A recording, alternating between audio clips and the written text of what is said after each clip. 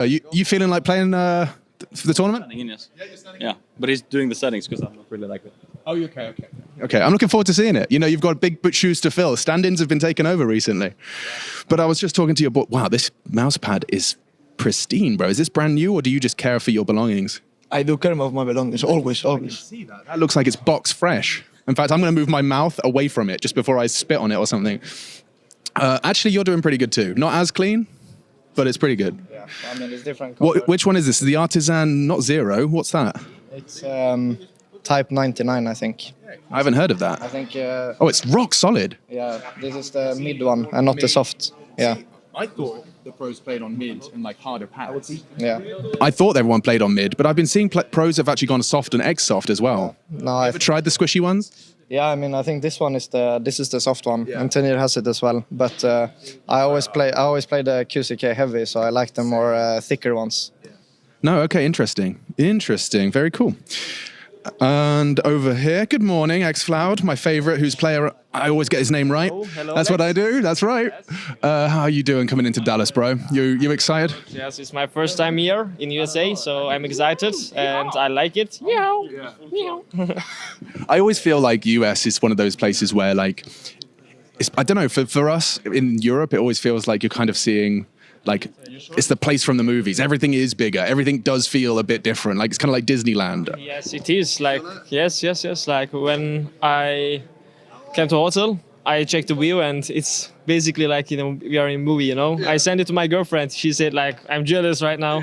And I said, unloco. Yeah, unloco. Yeah, well, definitely missing out because she didn't get to come here. But are we going to be seeing the boys keep this up? You're on like a crazy amount of wins at the moment. 2 trophies back to back, right? I mean, big names in your group. You excited to play against them? Yeah, right now we have a win streak, and we had before that we have 1 lose. So if you don't include that one, we have like probably 15 or 16 win streak right now.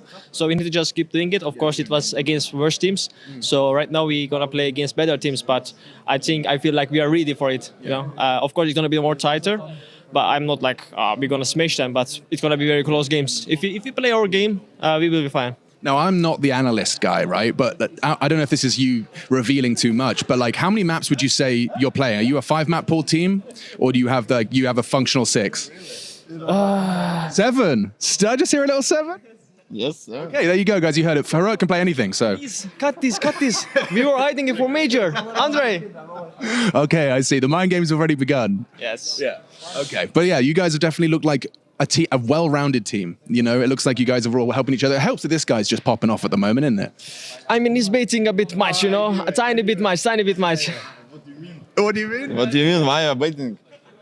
I think the rule is, I heard Carrigan say this, it's not baiting if you win the round. True. Right? That's the rules, Tanir, right? Yeah, 100%. Yeah. And I love how everyone else is tabbed out. You do most of your settings just through CS, just fiddling around, or did you not bring a config, or? Yeah. What do you say? Do you bring your config, and then you just tweak it, make sure it's perfect? I check my settings for all correct or not. Yeah, okay. Do you have to? Is there a particular rate for LAN? Do you have to change a specific number, or do you not bother? No, I have same settings like at home. Okay. It's fine. It's every time I talk to you, Tanir, I just realize like these are the people. Obviously, it's not him. I'm not high enough ELO to play against him. But these are the kind of people that just destroy me 13-0 on Face It without even blinking. It doesn't feel like it's like nothing to him. You know, he's not even like he's like eating his dinner and shooting me in the face. We have Belarusian donk in our team. Yeah, you do. Yeah, you do. Okay, well, I'm excited to see more from the Belarusian and see more from Team Heroic. I'm going to talk to John, my mate, first. How you doing, John? Doing good. How about you? I'm doing all right. You know what, John? I'm excited for you guys at this tournament. Are you excited? I'm pretty excited. Yeah, we got Sasha coming back from 2016 reunion. We got Skulls here. Maybe Howie if things go well. So yeah. Maybe Howie? Yeah, maybe. We'll see. I don't know. If things go well, will things go well? It's been a little bit dire as of late. Well, I hope not for Howie. For Howie, I think everything's going to go great. For us, I also think it's going to go great. So, yeah. All right. And you excited for Dallas home turf? Yeah. You won it before, haven't you? Yeah, in 2019. So it's been a bit. Yeah, it's a long time. That's like 20 decades from now, pretty much. So gotta listen. I'll go talk to this guy. He wants to talk a lot over here, apparently. Do you think you're gonna have a better time in Dallas? I hope so. I think it's exciting. It's very different. Of course, we're starting with Felipe now, even more exciting as well. Going to be a little unstructured the first few games, I believe. But I think the whole goal is to get ready for the major, take this tournament a little more relaxed and fun, and doing the best we can. We have seen magic happen before with stand-ins, so I think there's always a big chance we can make it far. See, there's two things I'm going to say under this throughout this tournament. One, that I've kicked you before. Obviously, you have to get that in. Yeah. Second of all, that I think you are probably the perfect in-game leader for a little bit of a more unstructured stand-in situation as you've shown it before. Do you have confidence that you're the guy to make that happen because you've done it before? I mean, there's always different scenarios, different situations, right? I think, first of all, everybody has to be relaxed in the team. And I think if we are getting there and the communication is good, I think no matter with a stand-in or not, I believe I can call and help the team to play really good. But in the end, I think with less structure, it comes down to more the middle doing the plays and taking initiative. And I think some of our players already have confidence, even though it hasn't been looked good this year as a team. But I think we with two stand-ins this event, I think it could be a very dangerous bump. So come Friday, you will be playing in the playoff? I believe so. I mean, that's. So you're not going straight to the semifinals? Is that what you're saying? That was a trick question. No, I mean the chance of us winning group stage is very small. I'm not going to be. I'm going to be honest with you, because we never do that. So, fair. But if we do, then it's very surprising for me. I'm welcoming that day. All right. Well, I look forward to see you guys play. Best of luck with it, Finn. I got to speak to the two new guys. Skulls, we'll start with you. How is it to be back, and how is it to wear a face-it, do we call it a bomber jacket? What do we call that? This? Yeah. This is a tracksuit. That's right. Yeah, Jesus, I'm not good with fashion. A tracksuit, a face tracksuit. How does that feel? Feels amazing. I mean, feels good also to play internationally again and such with such like experience and legendary arc.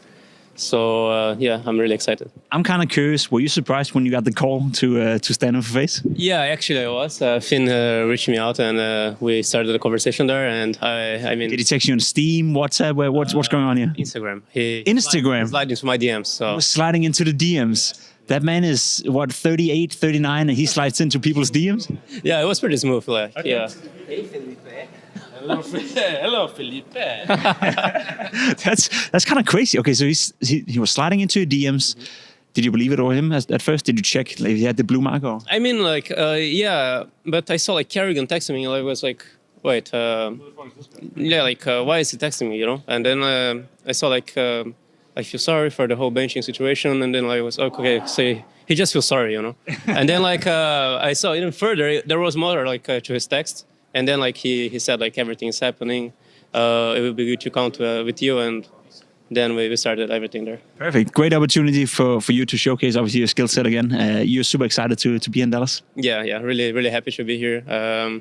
I mean, hopefully this time I can make it to the arena. It's been a while since I played in an arena, so I'm really looking forward to it. Now, you're sitting next to a guy that you may or may not know. How does that feel? I think this is Sasha. What is his gamer nick? Simple. Oh, you heard about him before? Yeah, I think he was pretty good at CS:GO, no? He won a couple of things here and then. Yeah. You think he can win something here? Or? Of course. Yeah. Simple, you're back. It's been it's been a while. How are you feeling? Good. I'm feeling good. Very good or good? Very good. Very good. Are you excited to show the world, I guess, that you can still play Counter-Strike? Yes, of course, man.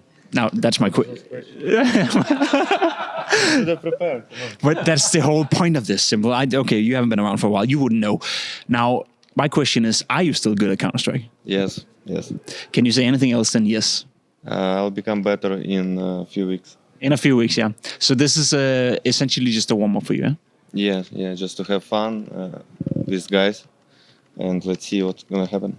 And be honest with me, how much have you missed being at tournaments? I mean, it's been your life for, 10, 15 years? Now you're back. Does it feel good? Yeah, it's nice. So hopefully we'll make through the playoffs and going to play in front of American crowd. You've done that before. How is it to be back in America? You like it here? Yeah, it's great, actually. I mean, there was some weird situations already, but we're not going to talk about that. Well, let's talk about that. What kind of, no, we're not going to, not a little bit? Give me a teaser. Dax did nothing. All right, I think we'll leave it with that. He did nothing. How are you doing? You're looking like you're dressing well, but are you fragging well? How are you boys doing? Qualified for Austin, that's hype. Yeah, we just finished another event back to Shanghai with ACL. Although we got second place, we lost to Tai Lu, but like our schedule is like super busy. We flew to Dallas like the day right after our final game. A lot of like the schedule is intense this year. Yeah, how is the team kind of feeling it, or are you just motivated to do your best? Of course, like we are like super motivated. Like our like competitive form is still like still in. Although we lost our streak, but like we're still like trying hard. You know, it's important not to get attached to those streaks. I bet like it could be easy to get like. To kind of feel extra down when the streak ends, but you guys kind of go straight back on the horse. Yeah, I mean, like, there's no team can just keep winning, you know, exactly. You know, like sometimes you're gonna like calm, you know, like they stop you, then you're gonna calm down. Yeah, and like Emilio was saying, I think we were too like being like playing scared or playing not to lose kind of thing. We're playing like too aggressive. Like we think like no teams can win against us in our region, and then we just like start playing around, and then we lost the game. Is there like an element of that where you want to bring that to any game? You know, where you kind of play like you're better than them, or do you play against some teams? You know, if you're in the server against a Vitality, you have to play differently because if you go, let's take Angels, you are just gonna get blown up. Like for different team, we have to like study them before like the match. Like we're gonna play like against them like according to like strategies and some setups. But like when we were during that win streak, like we just like if we met some teams that are like kind of like shit, you know, like we probably not gonna prepare that well, and it caused us to lose to another team during that playoff. And then we were like, yeah, maybe we should. Maybe. Yeah, we should like start doing well again, like preparing well again. Yeah. What is your typical morning routine? Come on, you can do something with that. Morning routine for Spinks.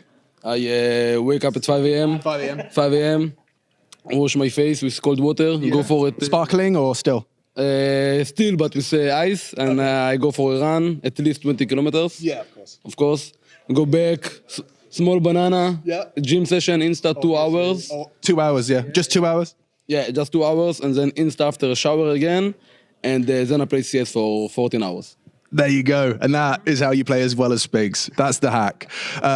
Brolan, you ever washed your face before? Is that a bad thing? Or? I wasn't trying to, it sounded really rude, and I realized that, but I was just trying to find a transition from him washing his face and starting his day. How do you start your day? I wake up. Yo, no way.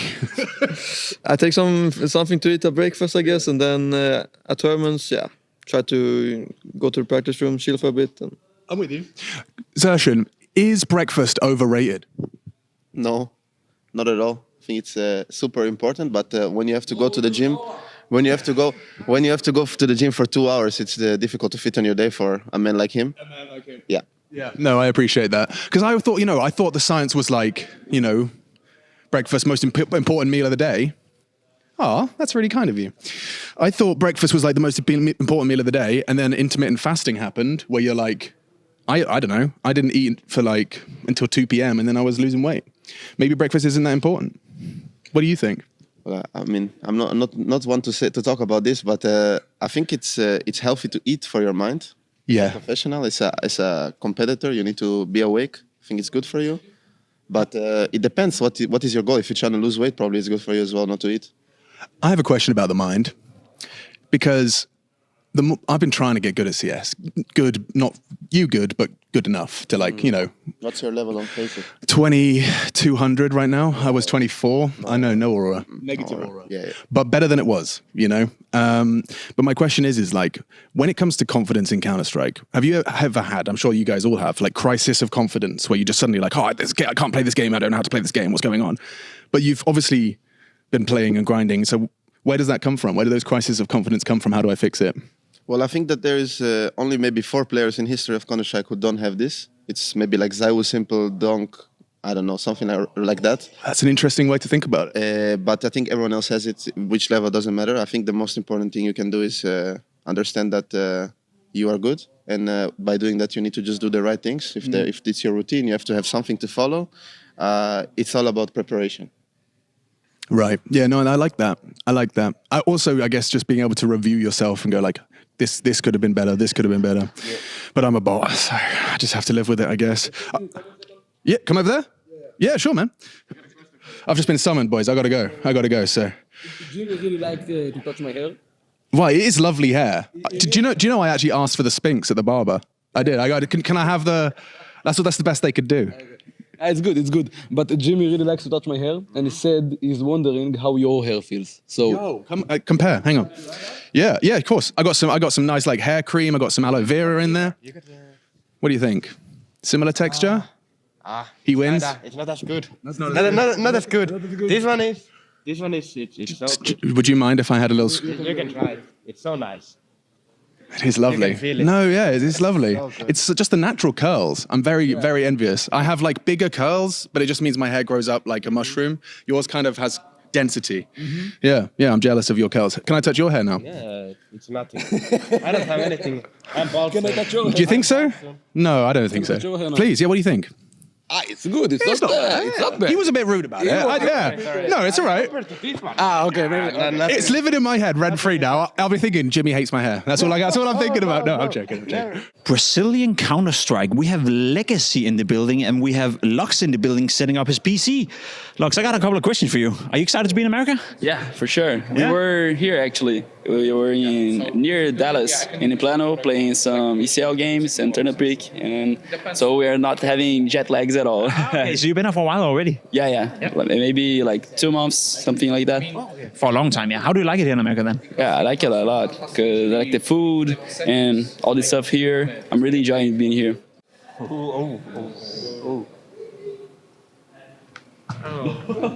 Well, that's impressive, you know? Very close.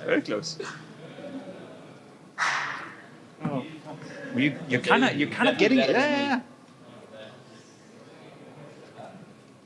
Okay. I see where this is going.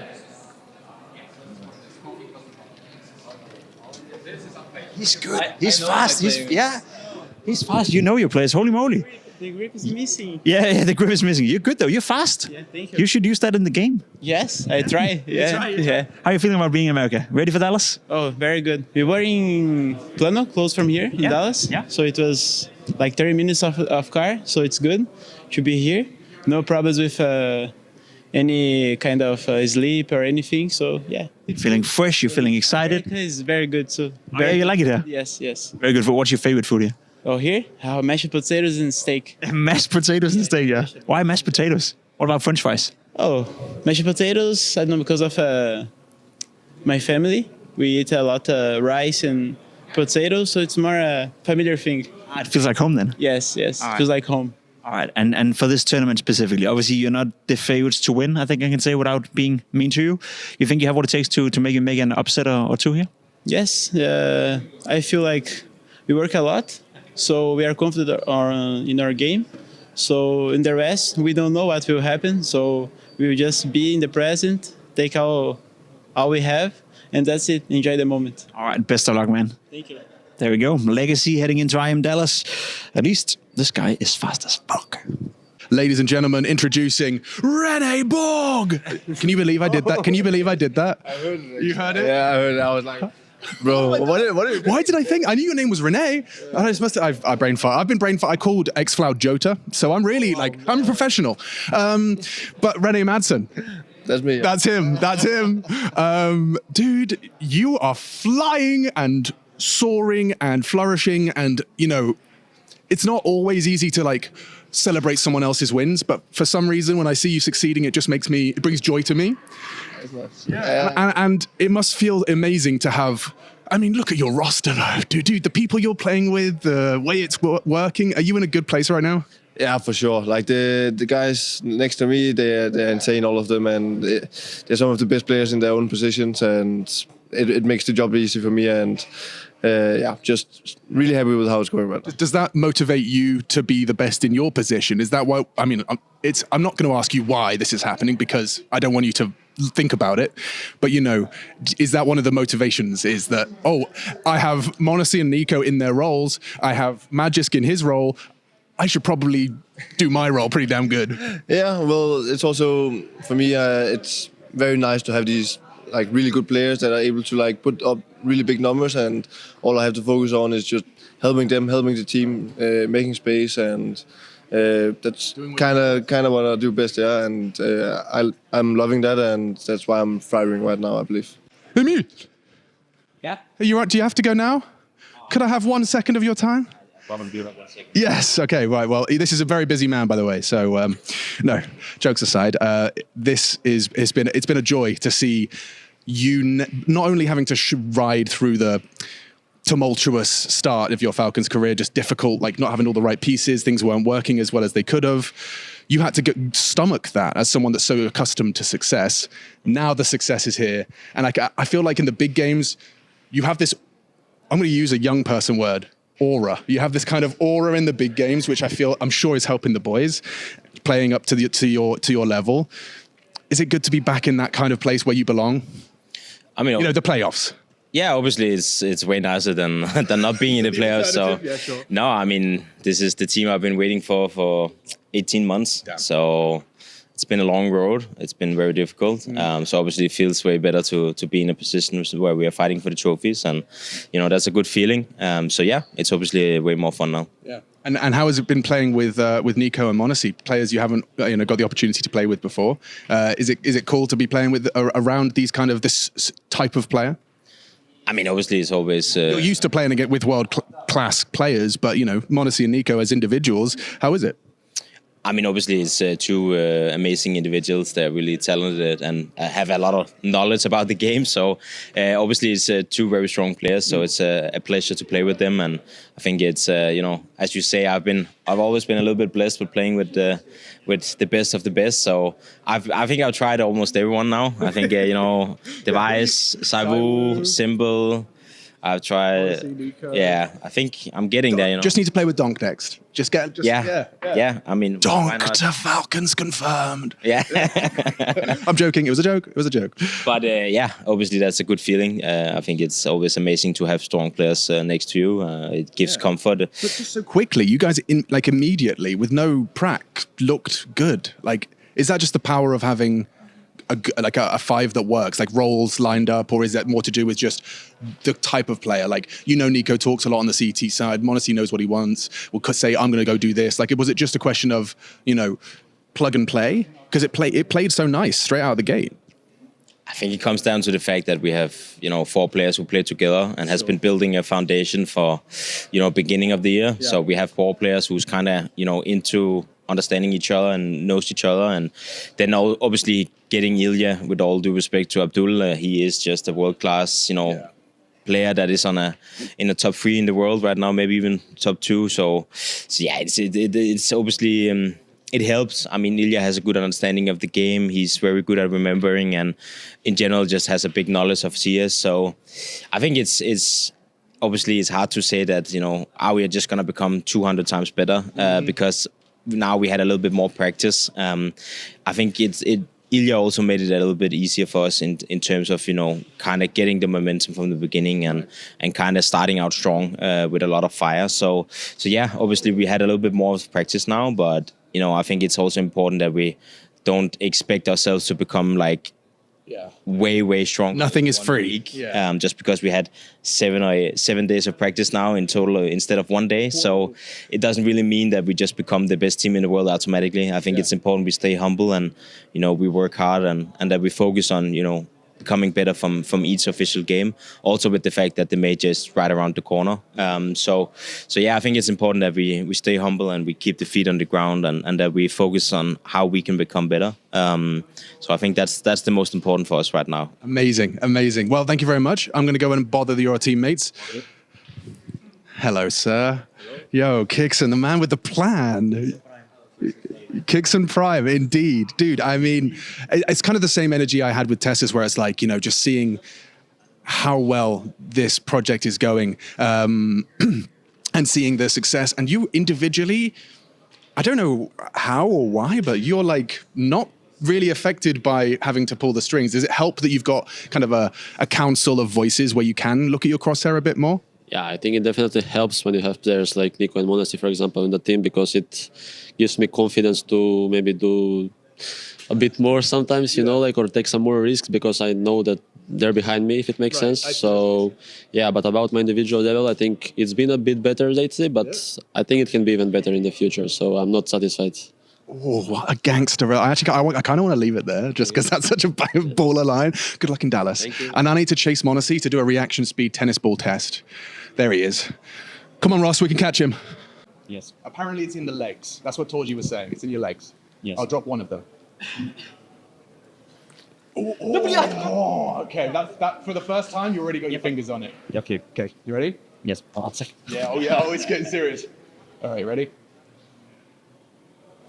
Nice. Okay. Okay, boss. One more for good luck. One more. Fuck, I'm not that fast. You are fast. No. Almost. One. One more? Well, let's go one more, please. I did only one. Make it two. Tak, what was for other offers? Zaka got 2, Torji got 3. Well, I had 4 attempts. You had 4 attempts. Yeah, have a good tournament, man. Thank you. Good one, guys. See ya. Bienvenue. Je suis ici avec 3D Max. Alors, Gravity. Ça va, monsieur? Ça va et toi? Pas mal, pas mal. Grand voyage pour États-Unis. I tried. Yeah, America, 15 hours, not too bad. How was your travel? It was okay. We wait 3 hours not moving in the airport. It was a bit an issue with the computer, I guess, for the ESTA. New haircut, by the way. I love it. It's new, but I don't love it. What's wrong with it? I like the front. Let me see the back. Okay, the back is a bit short. Yeah, like he could have been tapered a bit better. But yeah, it's a nice haircut. It looks good. No one's looking at the back of your head. Who's looking at the back of your head? Only exercise. Exactly. Yeah. Exactly. Exercise or exercise? It doesn't matter. It doesn't matter. As you want. Okay. Because I'm always like, oh, do I have to say it like fancy in French? Exercice. Oh, something like that. It's quite good, to be honest. Yeah, I like it. Merci. But yeah, I'm trying to work out who has the fastest reaction times amongst the AWPers. This guy, do you think he'd be any good at the tennis ball challenge? Have you seen this? No. Like the Formula One drivers? Yeah, we've been practicing it. You've done it before? Oh, okay. You think you've got it? No? Can we first, Ross, could you do like is it called a crash zoom? Could you do a crash zoom when I say something next? Are you ready? Into his feet. Are you ready? What are those? Okay, there we go. All right, you ready?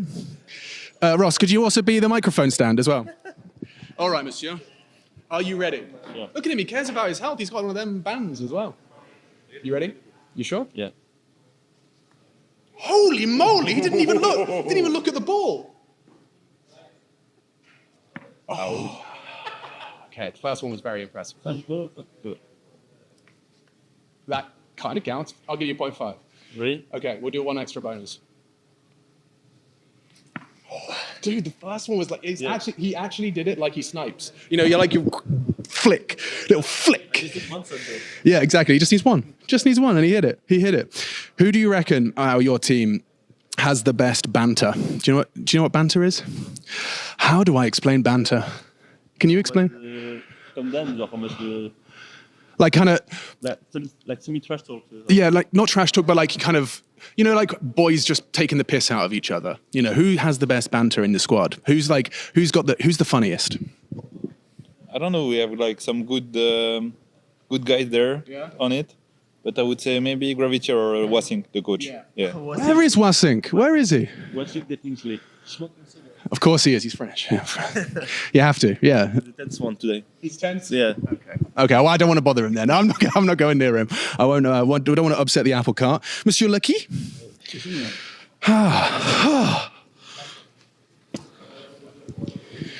How's life? It's pretty good, man. Yeah, right. Yeah, enjoying the US for now, and yeah, pretty good. What's been your kind of lead up to this event? I didn't look. What was your last event? I've done. Yeah. Okay. So we had like 2 weeks home. We were like playing like a lot. Okay. We were like just grinding to be ready for the 7th. Yeah. So yeah, we're ready. I'm genuinely, I don't know what to make of you guys. I'm a big fan because you make exciting Counter-Strike. You for a play-by-play caster who just has to say what's happening, you guys create chaos. It's so entertaining. But then sometimes I'm not trying to be rude, it doesn't happen.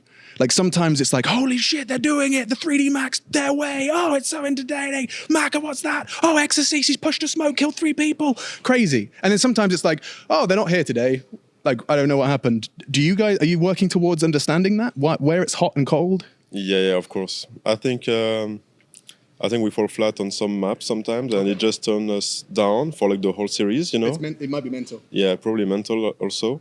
So we're working on like filling those gaps and trying to be as consistent as possible. And hopefully we can turn up like all the time. Well, I feel like I asked Zershan about this. I was asking a similar question about like crisis of confidence, and he said there is maybe 4 players or 5 players that don't get affected by it. That's it. Everyone else has the ups and downs. But yeah, I think that's probably the biggest battle for most Counter-Strike players. When you get to this level, like you can play and you can Then Zaiwu just kills you every round, and then your confidence is not there anymore. Alrighty, GamerLegion in the house, about ready to set up the whole thing. CTR, you're in America, you're in Dallas. How does that feel? Feels amazing. Was here like maybe 4 years ago or something like this, so it's nice to be back. It's good to be back, yeah. You like it in America? Yeah, so far we came a few days early as well, so been experiencing some of the culture. It's been good. No jet lag, no nothing? No excuses? Yeah, I guess you could say that for now. For now. What's the mood in the team like heading into to Dallas? You ready to make a big splash? Yeah, I mean, we're using a stand-in now, but I wouldn't say that it should affect us negatively in any way. And I think it can maybe bring a X factor to us. So I think we have a pretty good mood, even despite our 0-3 exit in the last tournament. I think, our mood is pretty good. Speaking of the stand-in, does that give a little bit of new life maybe and a little less expectations on your shoulders? Yeah, I guess you could say that. It takes the pressure off a bit, but I would still expect us to put up a good fight against most of the teams here. All right, well, thank you so much. Now, putting up a good fight, that means that the man right here has to play well. Res, you're back in Dallas as well. You're back in America. You've been there before, haven't you? I think like 5 or 6 times, so yeah, getting used to it. It's like your second home almost. Yeah, I would like to say so, but I like it there. Yeah, you like it there. You also have good memories from America, don't you? Wasn't there was it Oakland sometime where, was it an MVP or something? Yeah, it was like 500 years ago maybe, yeah. I think 10 maybe? 10 years, okay. I mean, maybe 9, I don't know. Yeah, it's a good time. I mean, overall, I feel like I'm always having a good time here and decent performances, so hopefully I can put up numbers again. Playing with a stand-in, does that make you feel good or bad? I think... Oh, none. None. I mean, I think the positive thing is you have no pressure, right? And we're just here to roll basically, and maybe we get a little honeymoon buff, with a new player, just play with the flow that kind of Counter-Strike, and usually that goes well. But yeah, no pressure, like I said, and it's gonna be, we're just here to have fun, basically. You got a Dane on your team, 1000 as well. How is he? I mean, I think 1 was enough. Now we have 2. I mean, it's gonna be rough. Two Danes in one team, yeah. I don't like it. You don't like it, no? Are Swedes better than Danes? Is that it? Of course. Why? Why? Do I need to explain? No, I guess not. 1000? Res just said that you are a terrible person. That's crazy to say about me. Based on your nationality. What do you think about that? I think he's a fool. I fucking agree. Yeah? Yeah, I agree. I think he thinks that just because he was MVP 10 years ago in Oakland that he's some hotshot. Missed a big time over here. Yeah. He's not, right? No, he's not. He should come down to earth a bit and relax a bit. Do you think, personally, this is my opinion, you don't have to agree, but I think he should retire. Okay. I mean, maybe after the season, we'll see. Maybe after the season. Now you're in Dallas, bro, and obviously here with a stand-in. You're feeling all right? You feeling good? Yeah, we're feeling comfortable going into this, I think. We have Aiko with us, a great guy. We have had the 2 days with him now, and he's a great guy. So you played with him before? Never in my life. So yeah, I'm looking forward to it. Have you had time to practice with him at all? We had 3 practice games yesterday, and we're gonna practice a bit more today. So yeah. And how has he been doing? Has he been dropping any 30 bombs or out-fracking West? So he did a 30 bomb yesterday, actually. He did a 30 bomb in practice? Yeah, versus Americans, but it's still a 30 bomb, right? So it doesn't count. It doesn't count. Be careful with that. But I kind of agree. Aiko, let's go talk to the man. Aiko, you're back. You're back playing Counter-Strike. You're back at a big tournament. Yeah. How does that feel? Feels great. I miss competing a lot, so it's great to be here and get a chance again to play. And is that how you pursue it? Like this is a big chance to maybe get back at it? Yeah, I would say so. I had a few offers that I said no to, but I just want to find the right team for me. Okay. And you think this could maybe be the right team? I like being here, and I like the guys. They're really nice to be with. So, and yeah, I wouldn't mind a chance again. And rumors has it that you dropped a 30 bomb in practice yesterday. Is that true? I mean, at least close to 2 times in a row. So 2 times in a row, yeah. But it was against Americans, so it doesn't count. Yeah, I mean, they weren't really the best. We couldn't really find any good practice, so we just had to go for whatever we found. That's still an issue in America, isn't it? Like finding practice. We searched for 3 or 4 hours and we found basically nothing. So we even thought about going phase to the Premier. So yeah, fair enough. Now, obviously, you're playing as a stand-in here. A lot of good teams, you know, a lot of teams that on paper should be beating you guys. You think you have what it takes to make a splash? I think so. Yeah. I feel like I can just like slot in or like fit in the all our tactics like pretty easily, and I'm just gonna play my own game, and we will just. I think we're gonna do pretty good. So yeah.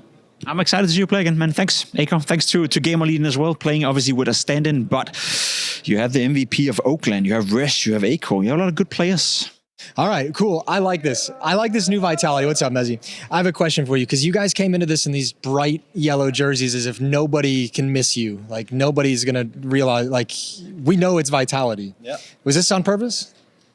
Yeah. That's what I'm saying. It's like you guys came in like big dick and like, here I am. We've won all the trophies. We've won everything. Come get us. It's like a big statement. I like it. We've got to stand out a bit more, make people know us even more. Like Dan said, I think everyone knows us already, so it's fine. We've got to look good, play good. Yeah, that's the vibe we're going for here. I like it. All right, cool. Well, I mean, I don't know. I don't really know what to talk to you guys about anymore because you won everything.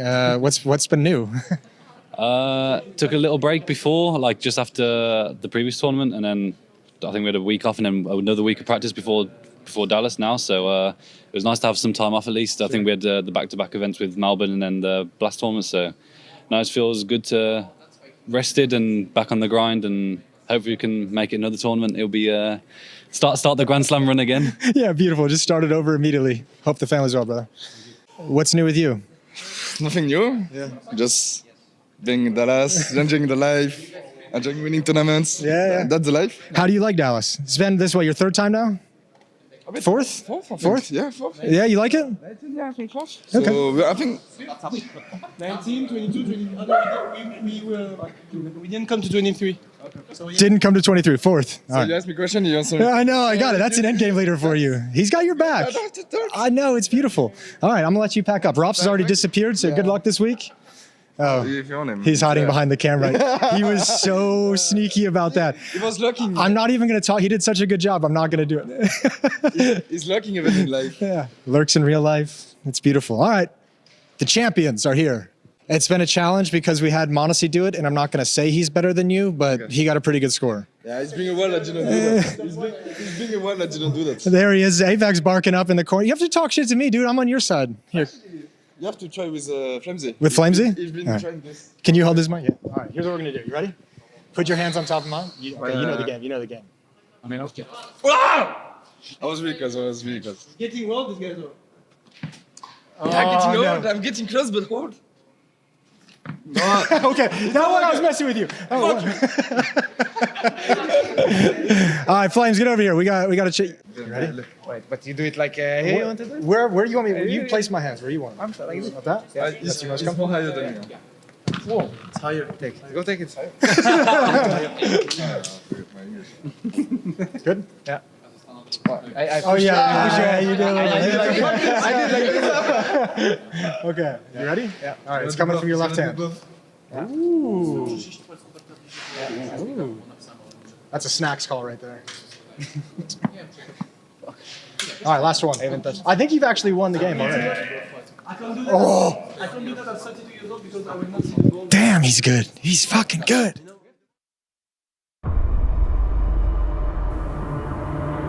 Don't move! Don't move! Chad. My name is Sponge! And this one is loaded. I can tell by its weight. I see. And that's your firearm, Birchill? You're sure? My initials are on this side. There's a dent in the barrel from where existence shot at me. You're not gonna fuck with me this time, Doctor! Then blast away, because that's the only way you're gonna get to live this lie.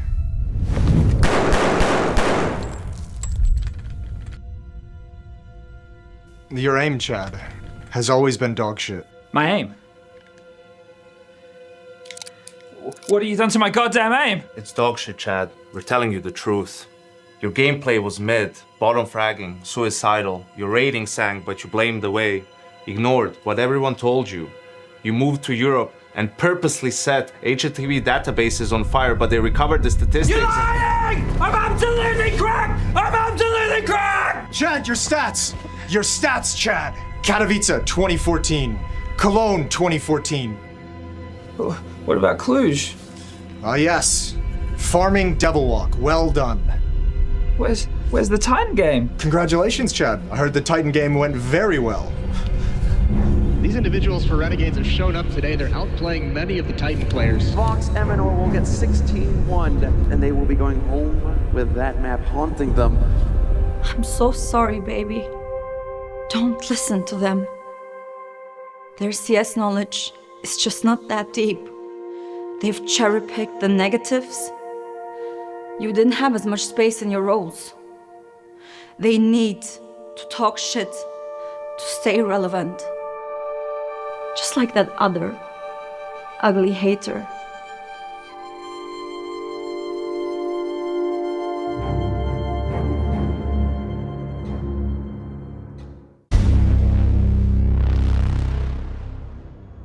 Constant bouquet. Let's begin. Recite your baseline. A thin black reticle began to spin.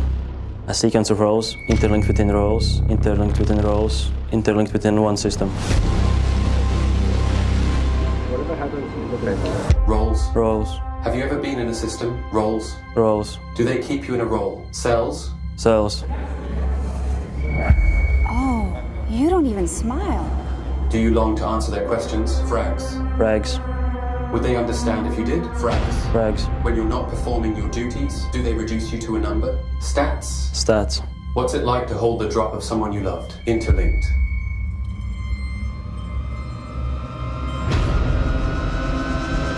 Interlinked.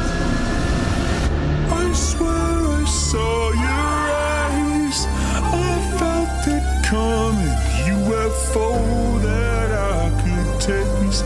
Only love can bring me face to face with you. What a day, You look lonely. I can fix that. I swear saw the sun in your eyes. I know black holes are on the horizon. So I called the doctor, said I need a gasoline dream that I get from my car. I swear saw the moon in your eyes. I saw eclipse. What could lie is true. I called the doctor, said I need a gasoline dream that I get. The Three Musketeers. The Three Superstars.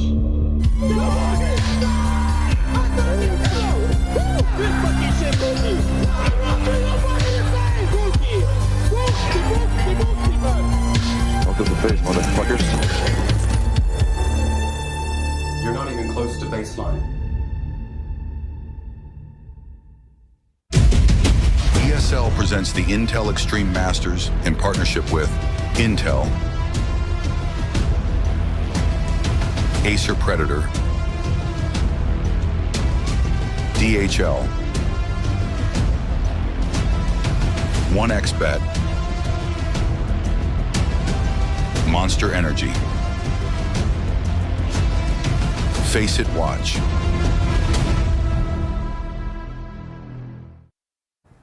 The Intel Extreme Masters returns to Texas, but being a Lone Star in Counter-Strike, that isn't going to cut it. Just look at Vitality. It wasn't just down to dominant form from Zywoo that saw them securing the ESL Grand Slam just 3 weeks ago at IEM Melbourne. It required every single player to step up to the stage to secure that $1 million check. Now, on the precipice of creating their own era, we reset for a brand new season of the ESL Grand Slam. But as one of Counter-Strike's most established veterans in Apex goes from victory to victory, another one struggles in the shadows as Karrigan looks to turn the fortunes of FaZe. Times of peril require a drastic change and a Hail Mary move in the form of bringing on CSGO GOAT Simple. But the question on everyone's lips, does Sasha still have what it takes to perform at Counter-Strike's highest level? We're about to find out at the Intel Extreme Masters Dallas 2025.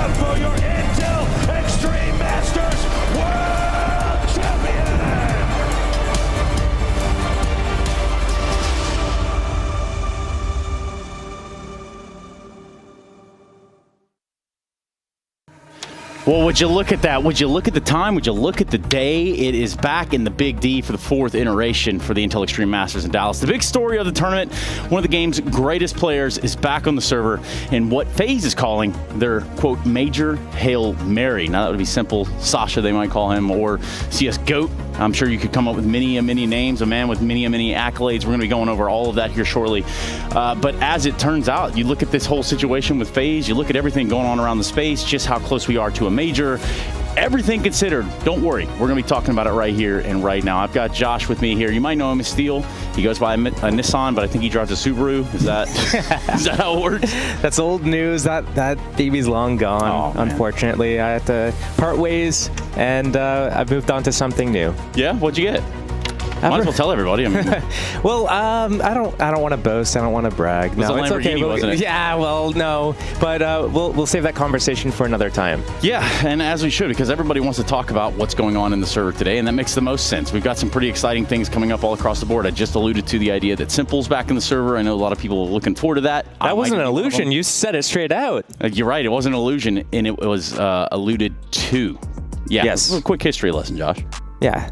Well, let's get it. You want to do that? Yeah, okay, well, let's do that then. Are you giving it or am I giving it? Well, I think it's going to be a little bit of a combination here. This guy named Simple, right now, if you've just been living under a rock, perhaps you've never watched Counter-Strike before, some of the coolest clips that you ever damn did see would be from this gentleman right here, Mr.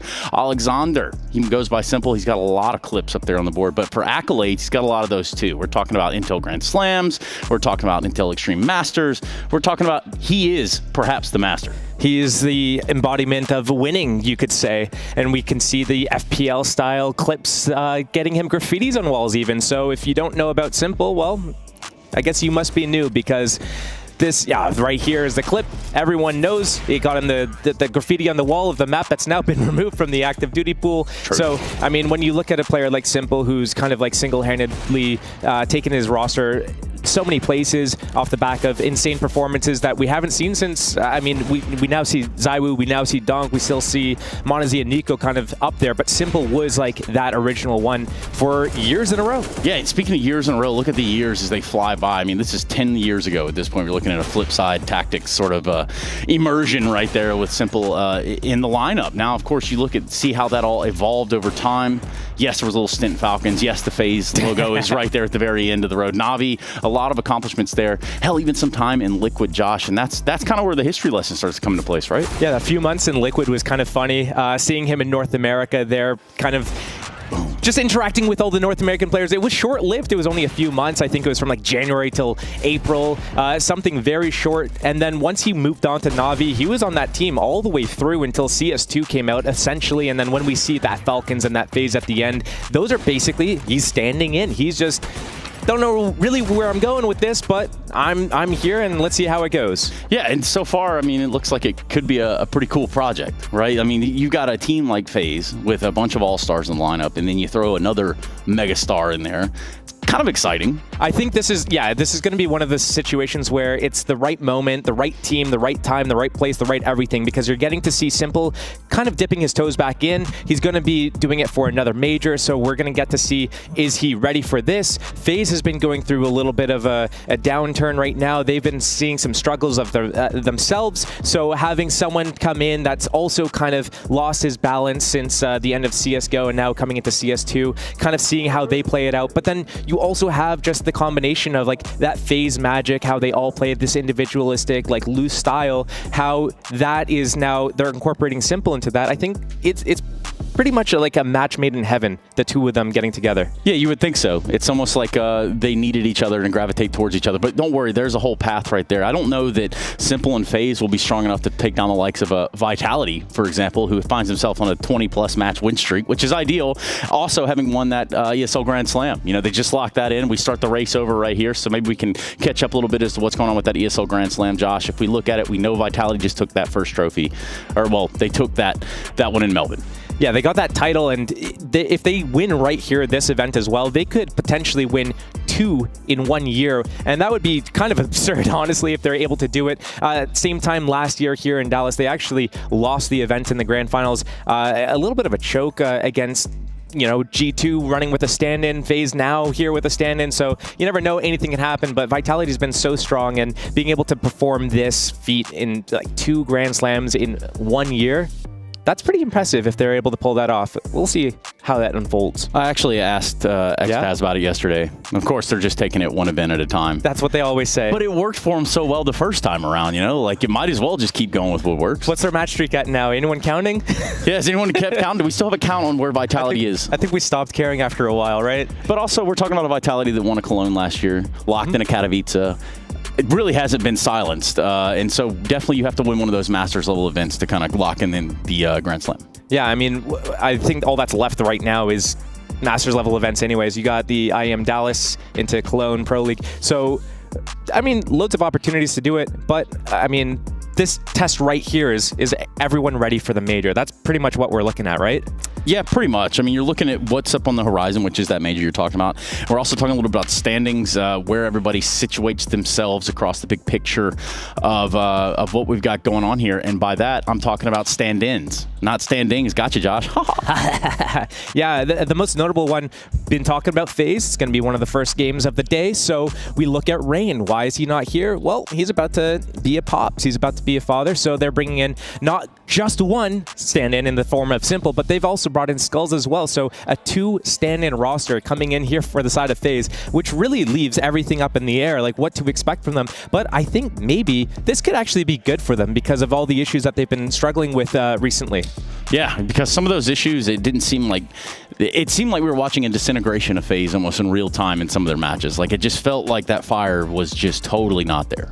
Yeah, it feels like, and we can talk about this later, like almost like a self-fulfilling prophecy with, the confidence issues that they've had and the types of losses that they've endured. And I think having 2 new players coming in, at least as a stand-in in the form of Skulls, could really help break them out of that mental pattern that they're in. It'll have to force them to play a little bit more loose and everything. So stand-ins not always the worst thing. I mean, FaZe, they've won with stand-ins before. Yeah, they have, and they are a team that can do it. They seem like a team that can plug and play rather pretty well, even plug and play. I guess that kind of works. Yeah, that's pretty much what they have to do right now anyways, right? Kind of what has to happen. Listen, we have to go to a quick break. We are going to be hearing from Simple on the other side of that. Yes, he's back in the server. Yes, this is the Intel Extreme Masters, and you better damn believe we're in Dallas, Texas.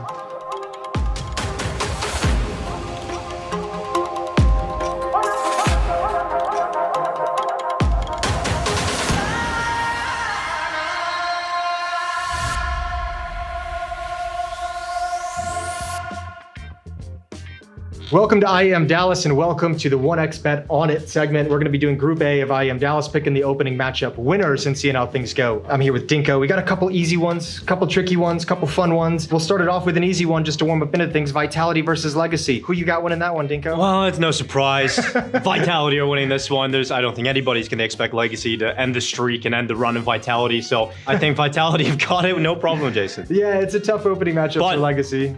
You know, quick 2-0. Sure, quick 2-0. I'm going to take 2-0 for Vitality as well. No reason to dive too deep into that one. They're looking too good. Legacy, not at their level just yet. 3D Max GamerLegion, the first interesting one. GamerLegion obviously been a fun team to watch this year. They have that heartbreak of not making the major. 3D Max also, I mean, both these teams kind of on this rise up, being impressive, but not breaking through just yet. Yeah, I think they're kind of on the same level for me, at least when they have their full rosters. Sure. GamerLegion don't have Slen, so that's a big problem for them coming into IEM Dallas.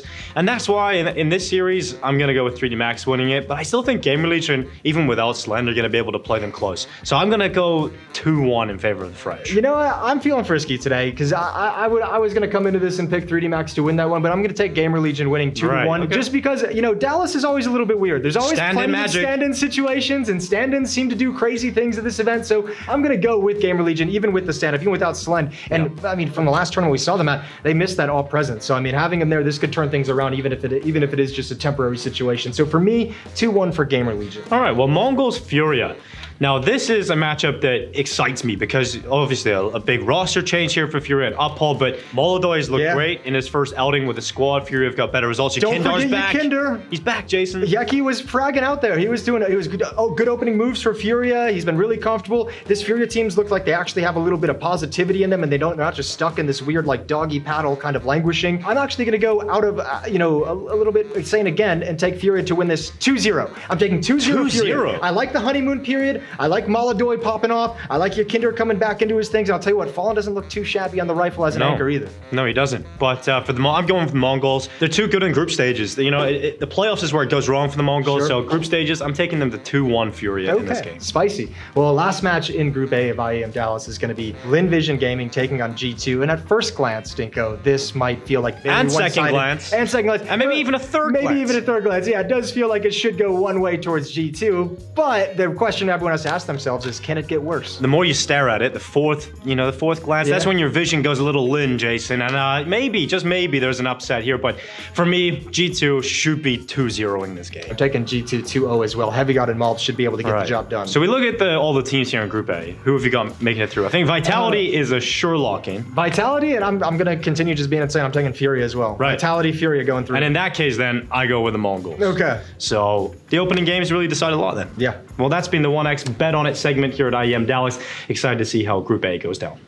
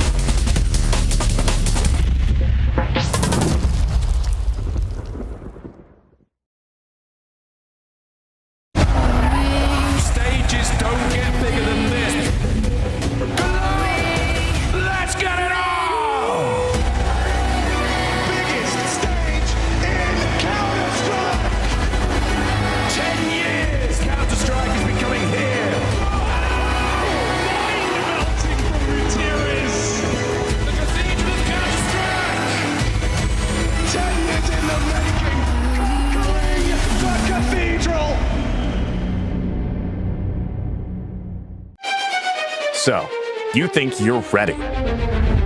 Are you in your prime? Can you become greatness? Because in Texas, everything is bigger. Bigger pressure. Bigger emotions. Bigger noise. Bigger beef. Bigger flair. We have our tracking and reactions. Good shot! Bigger reactions. The highest stakes. Texas presents a Counter-Strike Marathon, a trial of your determination and grit. You best be prepared. Being a Lone Star isn't gonna cut it. Bring your team. Bring your pride.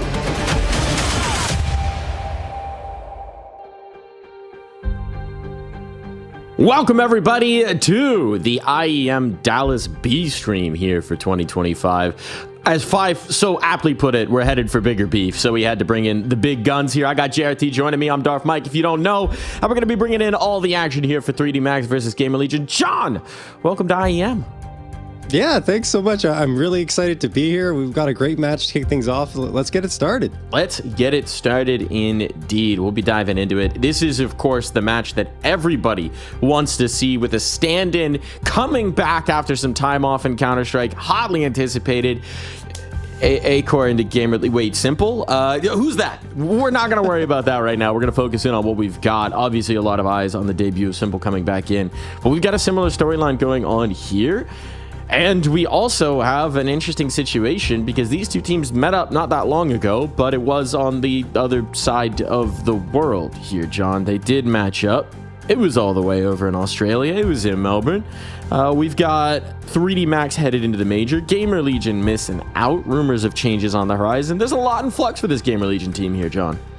Yeah, there really is. And I mean, like you said, rumors that maybe this visa issue for Slen might not be only a visa issue. Maybe they're going to be dropping him from the roster and picking up someone new. There are tons of rumors swirling. Again, just rumors. We don't know if it's true, but perhaps this could also be a tryout for A-Core. Maybe he's got a shot at making this roster. I mean, certainly things didn't go the way he hoped in his last stint with the squad, but still, there were some highlights, some moments where, you know, he did pretty well. Yeah, some very happy memories, especially around majors, you know. Good time in Paris, some good times with this squad. Part of the team that really put GamerLegion on the map and started to raise the standards of Ash's estimation in our eyes. Obviously, it's a very different team since then. It has been constant turnover, constant rebuilds, new talent found and brought up through the ranks. But still, there's going to be some familiarity with them. There's going to be familiarity with the expectations of what Ash is looking for out of that opping role. And I think, you know, for A-Core, we saw it a little bit in one of the lounge interviews. He's turned down some offers. He's been waiting for the right situation, and this one feels like the right situation to him.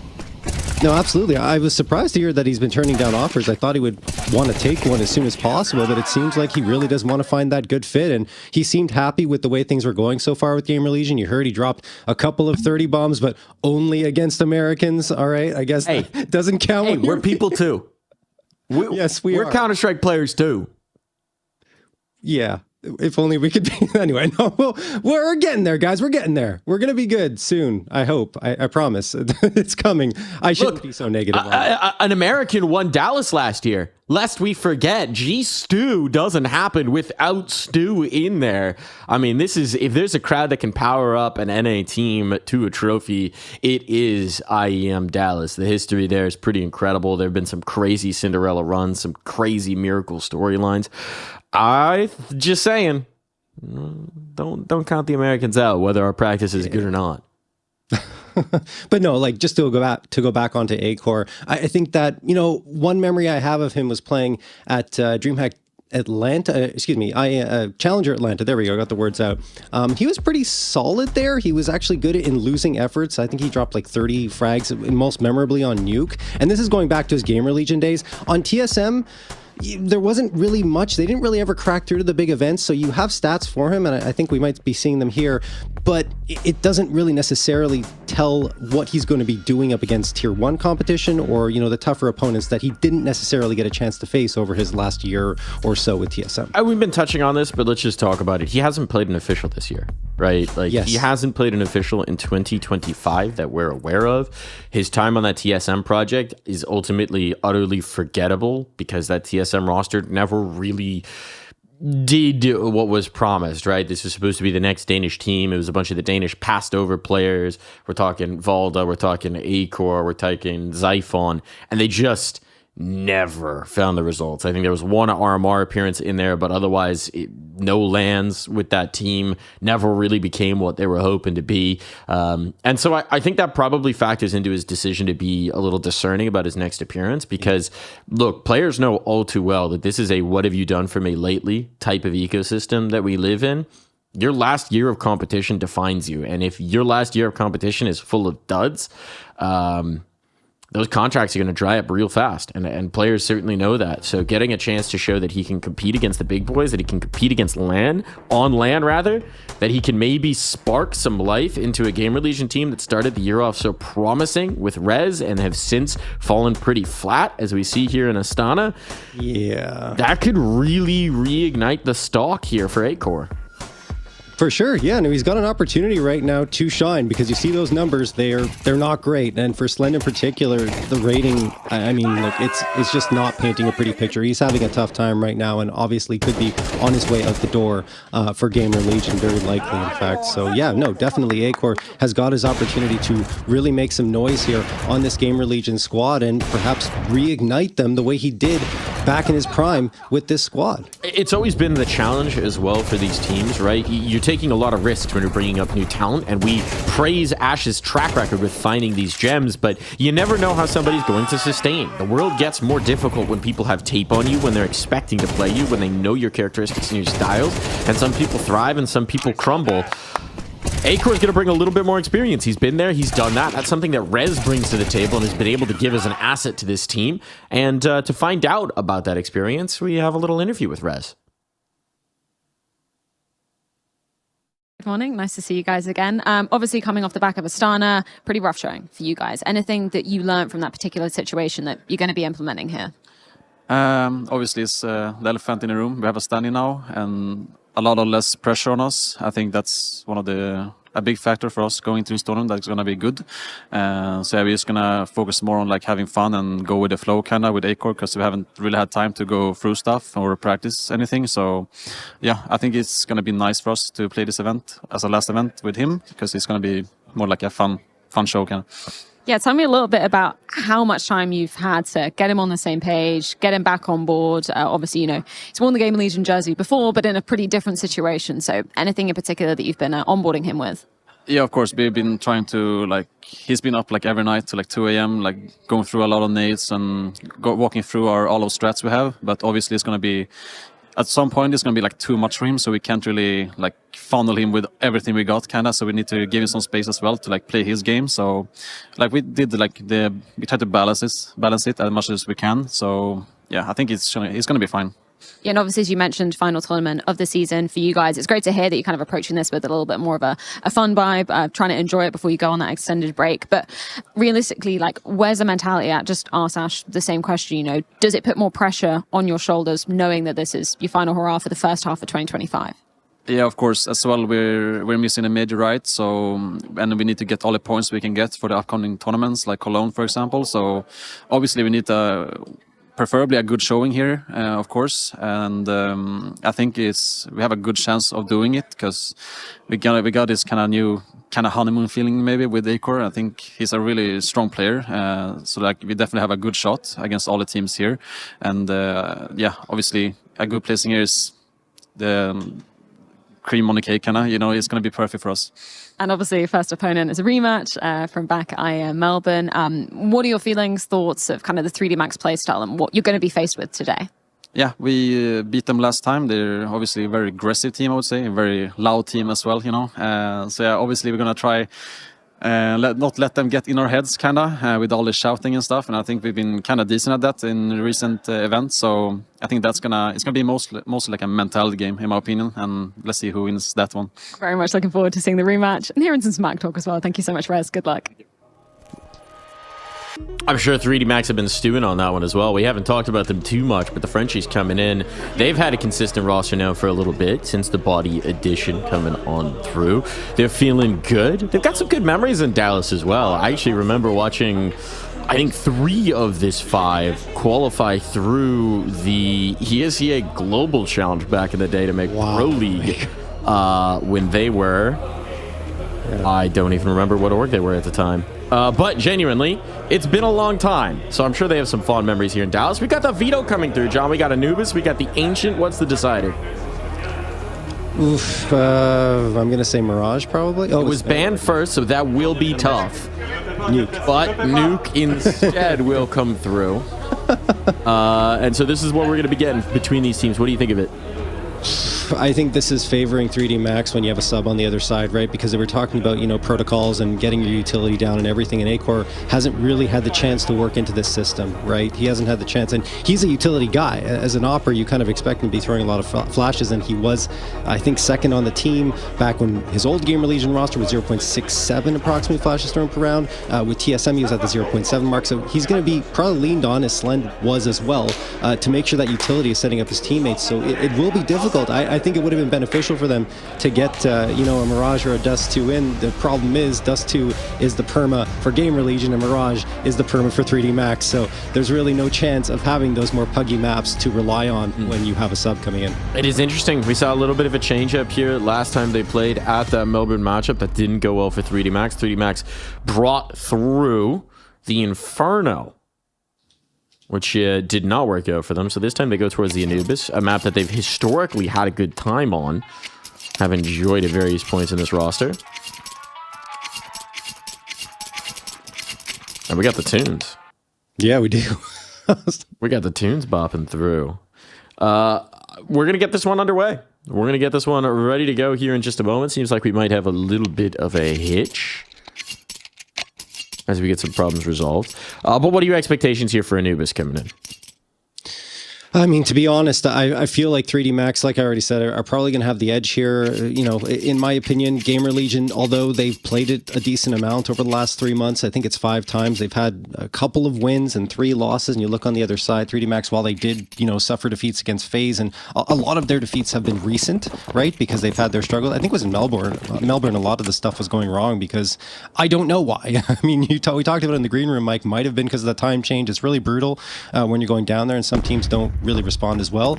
But I mean, look, we'll see what happens here if GamerLegion can come out with another strong start, or if 3D Max can finally get off on the right foot.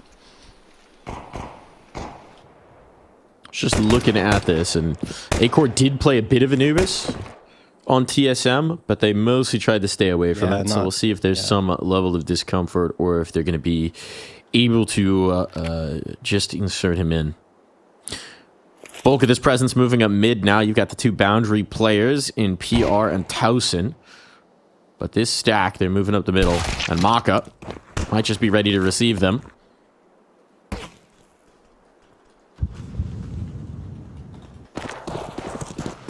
A little bit of a skirmish here as they've taken out that mid player. Now they're grabbing on towards the site. Lucky looking for the shots. Going to be able to find 2. That's going to make this possible for his team. But as players get plucked away, Exorcist has to hold on to this ground. He does so ably. PR is completely separated from the team. So while they drop the bomb on down, eventually they're going to realize this was a lurk. PR is coming from downtown here. Let's see if he can clutch this up. Just the clock, has the armor. The pop off a shot, reveal his presence, and now he's got 2 to contend with, and Exorcist will land the killing blow. Nice pistol round for him. Great pistol round start here, of course, coming through for 3D Max and PR in particular, excuse me, not PR, but on the other side for 3D Max, doing a great job. And honestly, I think it's always important to get a good start on that CT side, right? Because if you get that pistol round, you can build up off of it, get a couple more, especially on Anubis, because when you don't, the rounds can often pile up in the other direction very quickly, Mike.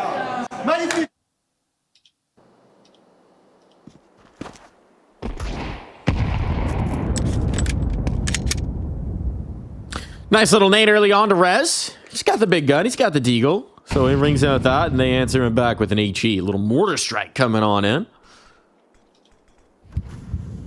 Just a straightforward 2-1-2 here for 3D Max. But GamerLegion without a lot of weaponry, opting to play conservatively here. Shouldn't have much of a chance to crack through. Might just be a death ball with Glocks and hope you take out the scout type of situation. And with the tag on a Maka, that would be a little easier.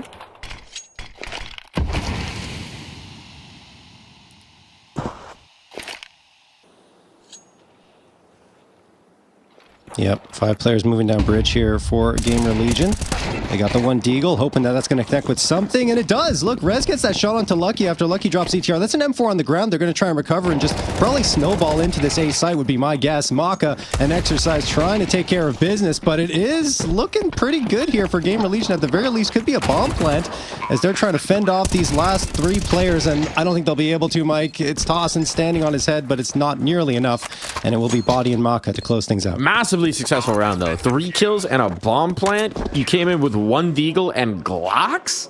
I mean, this is a victory.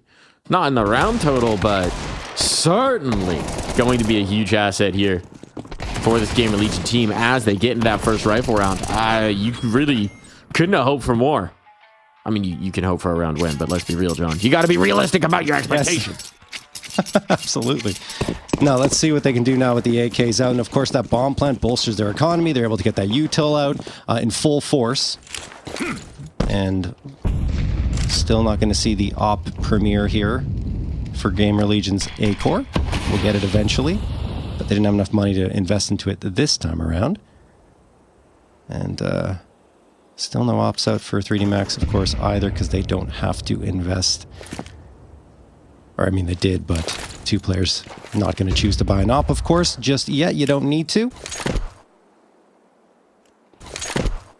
120 on the clock, Mike. Lucky's waiting around mid for Rez to engage with him. Rez thinking about it, just tossing that util forward. Rez likes to take a lot of opening engagement, 23.9% attempts, the most in the team over the last 3 months, and it's got a pretty good success rate, 53.5% and a 1.12 rating, so we'll be looking towards him to see what he can do to open up space for his squad. The interesting thing, of course, is also going to be just where is A-Core? Right now, moving about with the pack. Yes. Playing with the group, it's kind of what you'll expect for the Opper. Once the scope becomes an option, we might see him pick his shots a little bit more just to see if he can get some openers, get some space. Ooh, speaking of space, look at this from 3D Max. They've gained the canals. There's somebody holding the flank. ZTR, though, cannot win it. Now they're in trouble. Towson traded. Means that this Kate push is never going to come through. That's a very good timing coming through for 3D Max. Going to make this B defense a lot more viable. So they've gained the pizza. They might find that slice comes at a heavy cost. And look at the health. It's just gone. Annihilation.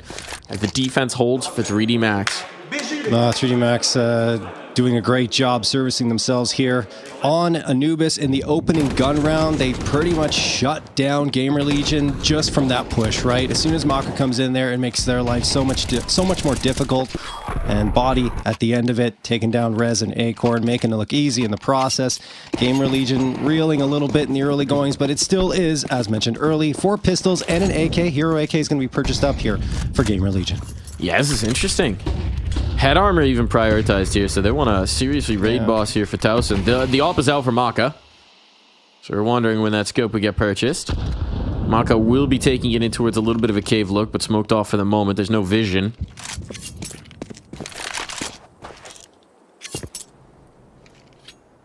And meanwhile, they've given some space in towards mid, trusting their smokes a bit more, and well, GamerLegion have not respected those.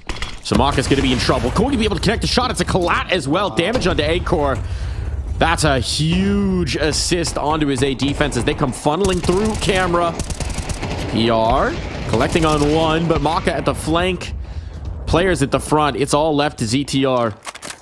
Picks up a rifle at the very least, but it is a total overwhelm. There was no getting out of that one.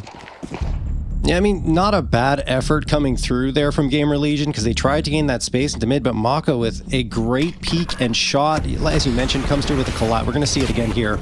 And I mean, it gets Rez, does 80 damage to the player behind him, and after that, he readjusts himself for another 2 frags. So that's a great job staving off the anti-eco, which is very difficult to do as an opper when those pistols are barreling down towards you. You can easily get overloaded. So, you know, great work from Maka, maneuvering himself away from danger and getting back into the B site so he's able to activate and support his team once more. So 4-0 for 3D Max, and GamerLegion need to talk things over.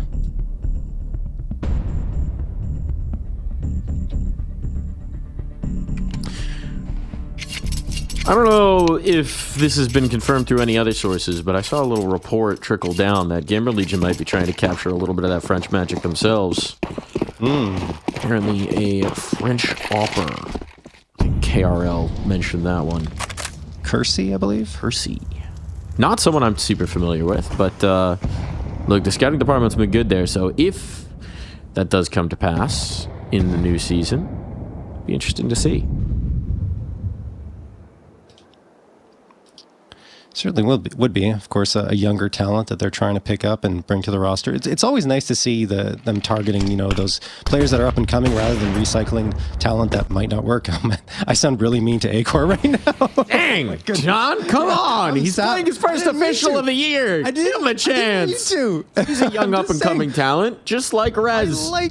I like the veteran players too, don't get me wrong. I just think it's always good to look in both directions there. Anyway, PR is going to get the opener. On to Body here, so that's a great start for GL. I believe the first time they've had an opening frag, at least in a gun round, but it will be Maka and Lucky right on back here to bring it in their favor once more. And they find the bomb as well. These responses from 3D Max are really cool to see. It's how you have to play Anubis, and it's one of the reasons why 3D Max is such a delight to watch on this team, is they're so proactive. And the CT side defense on Anubis is all about that proactivity, right? You cannot sit on your sights. They're just too unfavorable in the duels if they're going to exec into you.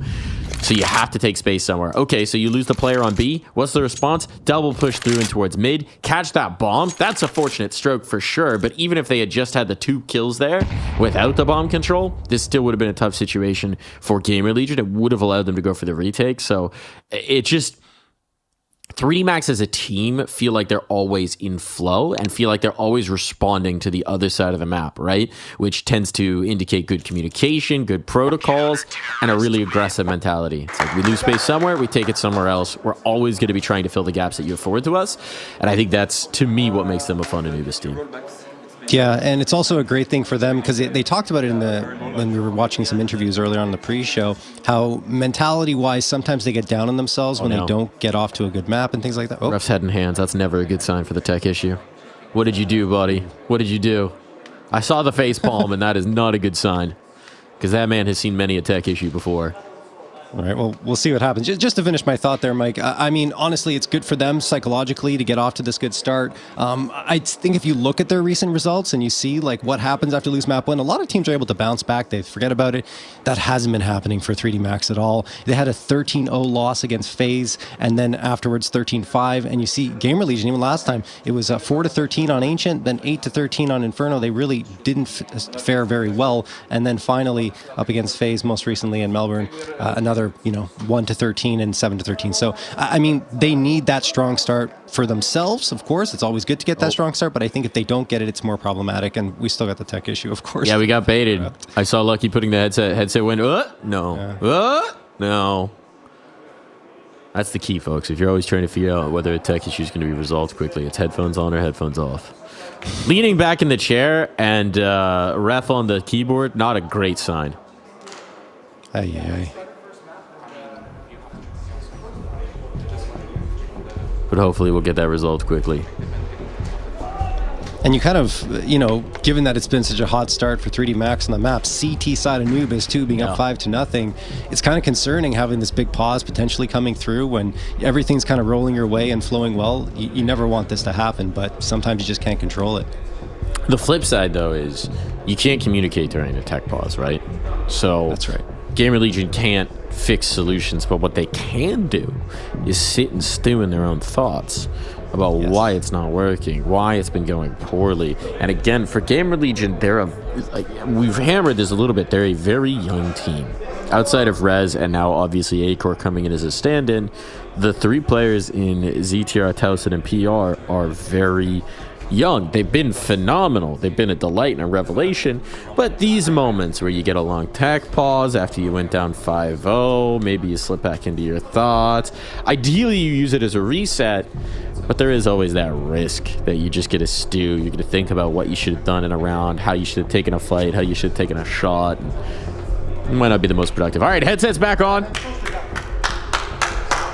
We got clapping from Blasink. He's clapping with a French accent. How do you clap with a French accent? You have to say "hon hon hon" with each clap. We're back in. You're from Montreal. You would know better than I do, John. Although that accent is not French. No, it's not. But it's okay. That is its own thing altogether. Hopefully we're going to be a little more synced up now. Yes. And hopefully for GamerLegion's sake, they can get a little bit more synced up as well.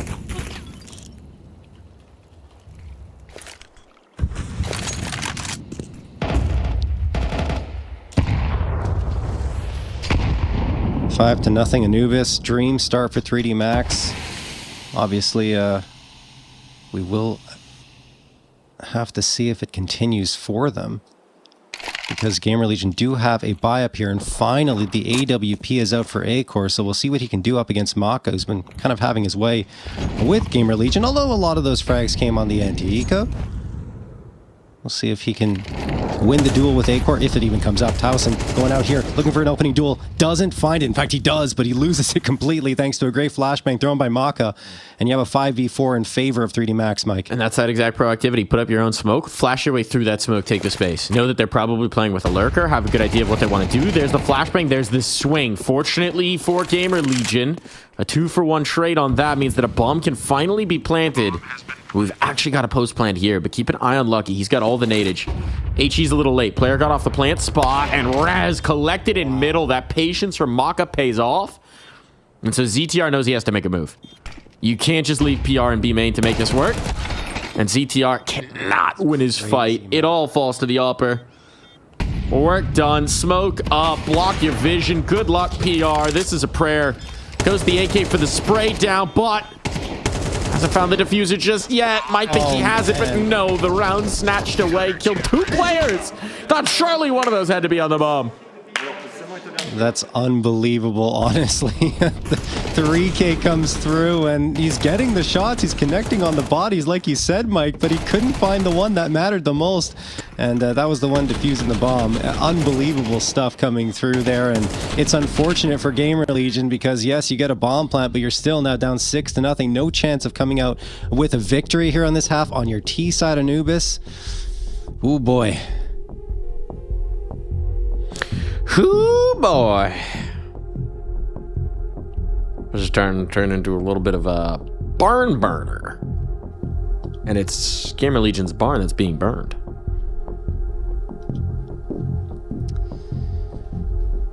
Yeah, just not what GamerLegion were hoping for as a start for sure. Of course, this is 3D Max's pick, but still, I think what's difficult, right, is trying to get that utility set up, in particular on a map like Anubis. And, you know, we were mentioning it before, Acor might not be as practiced there, might not be as prepped to make those set plays and set up his teammates for success on Anubis. Yes, he's played it before on TSM, but you already talked about it, Mike, not that much because they didn't favor it. So it's going to take time, and they don't have that time, unfortunately, with Acor coming in. They only played three matches, they were saying, with him so far. So it's going to have to be on the fly here. Maybe have someone else take that utility role, but that also would be just as difficult. So I think Acor is just going to have to try and make it work as best as he can. And you're probably going to see them working together, staying as a group, as you've already seen, to go for their executes rather than trying for anything too complicated, I would imagine. Perhaps. The one thing we can say that's going to be nice for GamerLegion is they do have Ancient next up, and that's kind of been their comfort pick for a very long time. So that makes life a little easier. A little bit better for them. And they did have that success last time against 3D Max 13-4 in Ancient, so they can lean on that a little bit. So Wasn't cooling down. That's the double up. You wonder why coaches have so many notes? It's to fan themselves. There's actually nothing on those pieces of paper. Nothing whatsoever. Purely to cool you down in the hot Dallas sun indoors. We got the nose strip meta coming through here. Yeah. What's up with that? Well, you know, Chopper was bringing them in. Was looking real good as nose strip Chopper for a little while. I know Machine has used them as a performance enhancing casting aid at times. The idea is generally to open up your nasal passageways, get that airflow going real good, oxygenate your brain, and just help you keep the flow going. Okay.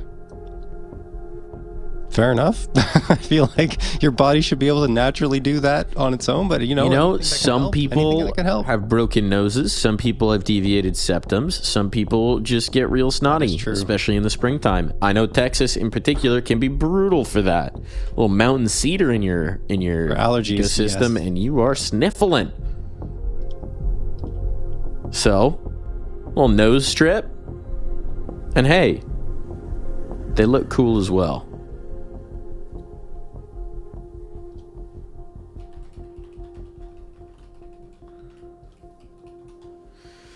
What about you, John? What are you allergic to? Nothing. Nothing? Oh, wait, that's not true. That's not true. I am allergic to medication. I can't remember. I think I can't remember the name, but there's a specific medication I'm allergic to. Outside of that, I have no like major allergies to any type of food or pollen or anything like that. I've got the same thing. I'm quite fortunate with it. Yeah. I have mine. I know it's an obscure antibiotic called Ciclor. Oh, that I only know because I was prescribed it as a child at like 3 years old for something, ear infection probably, and apparently made me swell up like a balloon. Similar experience for me. I was a kid and they prescribed medication. I have it written down, obviously, for medical purposes, so the doctor knows. But the same thing exact happened. Just a little bit of an allergic reaction. There you go. So for some reason, I guess we're fortunate outside of that. My parents thought it was an allergy to chocolate, and so they didn't let me have chocolate for like 2 months. It's tough. We were also in Switzerland at the time, the land of chocolate. So, look, I've forgiven them at this point, but it took a while. Being in Switzerland and being deprived chocolate is the worst. As a 3-year-old man, it's a tough time. Yes. Tough time out there on the streets. Tough time here in the server, but I am seeing at least hands on mice. But I'm not seeing a lot of locking in right now. A little squinting, some focus. Cheek chewing. You have any bad habits, John? Like cheek chewing, nail biting? As you can tell, we have some time here on this Tech Pause. It's going to be a minute. No, I can't think of any. Maybe, I don't know if it's a bad habit, but like if I'm, I don't know, like I fiddle with things sometimes, like my phone or, like, I don't know, just moving around or put the magnetic charger on and off, I suppose, on my phone when I'm sitting on my computer. So that type of stuff. Little fidget spinning action. Yeah. No, I'm familiar with that. I've got the little, there's like a little wooden box that someone sent me a keycap in. And I just take that apart and put it back together sometimes at my desk while we're waiting on these moments. Always good to have a fidget device. Those Warmly hand warmers are excellent for that. You can see bodies practicing prime technique. I do like to, so they're magnetic, right?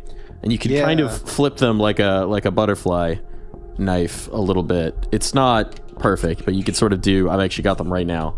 You could do a little hand juggling motion. Quite satisfying, even if they're not turned on.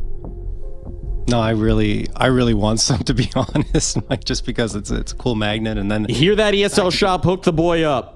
Hey. No, I mean, they're just awesome because you get that hand warmer too, that oftentimes for whatever reason my hands get cold and it messes with your gameplay. It's actually important, right, to have warm hands and not feel cold, literally cold in your hands and not just in the server, right? So it's it's something that you should probably check out if you haven't already. Absolutely. And you got them long limbs.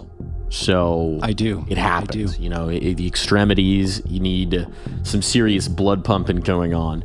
And sometimes them fingies get cold. My dungeon lair basement office turns quite cold in the winter. Same. Always need to be warming them hands. I like to go cup of tea. Sometimes you got the Warmlies out.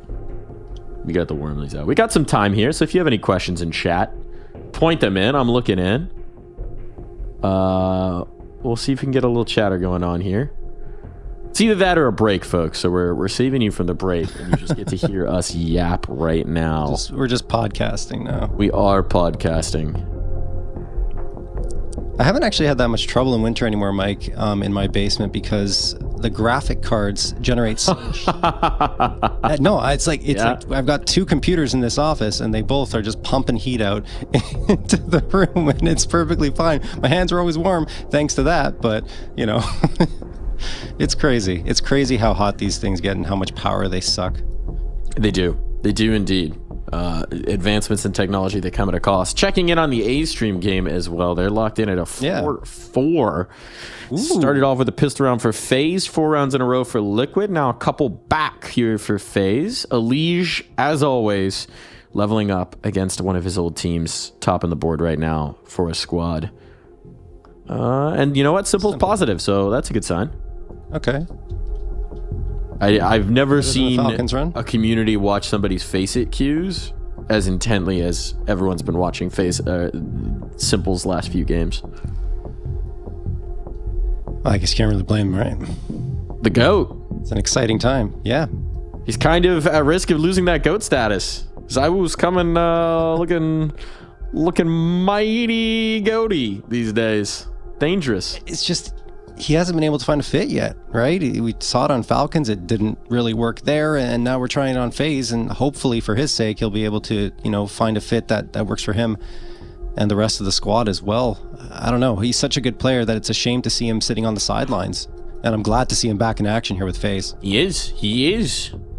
We're locking in. We're locking in, leaning forward in chairs. There's the clap, French clap coming through. That sounds like something you don't want to catch. We got action, folks. We got energy. We got some juice. Wassing bringing the hype. Ash still just sitting down thinking, man, maybe we should have vetoed Anubis. And away we go. Yeah, it might not have been a bad idea, honestly, thinking back on it. But hey, look, it's too late now. They gotta play it. Body. Maka taking the early damage from the util here. And you see Maka wants to go for this peek. Akor's waiting for it. Akor, can he get it? No! Maka wins the duel. Oh, that's so unfortunate. The first time we get to see those ops against each other, Akor loses it, and pretty handily at that. As it will be a 5v4 in favor of 3D Max. Bomb going to be recovered here by ZTR. And they want to reset a little bit, do GamerLegion. Understandable. Might want to reset back to 0-0, frankly, because this is just not on their way. Nothing like coming out of a long break like that, being like, all right, we have an op now. And then just immediately, Akor gets dunked upon. Nades are harassing here as well, just chipping them down. Body starting to drop. Rez at least gets one back through the smoke. Lucky out of play, but there's still presence here in mid, so they might think there's space. But Exorcist, he says no. A push out from Cave here. Tosin finds the first, but does he expect the second to be through? He does indeed. Nice clear out coming through from Tosin. And now it's looking very nice indeed. Space on towards B, a plant potential, and this is falling apart for 3D Max. Wow, it was a great start too. They got that opening frag onto the Opper, and all of a sudden Towson comes out, gets 2 critical frags, and they walk onto the vacant B site. Money-wise, it's not that great for 3 of the 5 players here on 3D Max, and my feeling is, given the posturing for Exercise right now, that they're going to go for the save, and it is the correct call. So finally, GamerLegion get a round off the board thanks to some great work from Towson. And we'll see if they can build up off of this, Mike.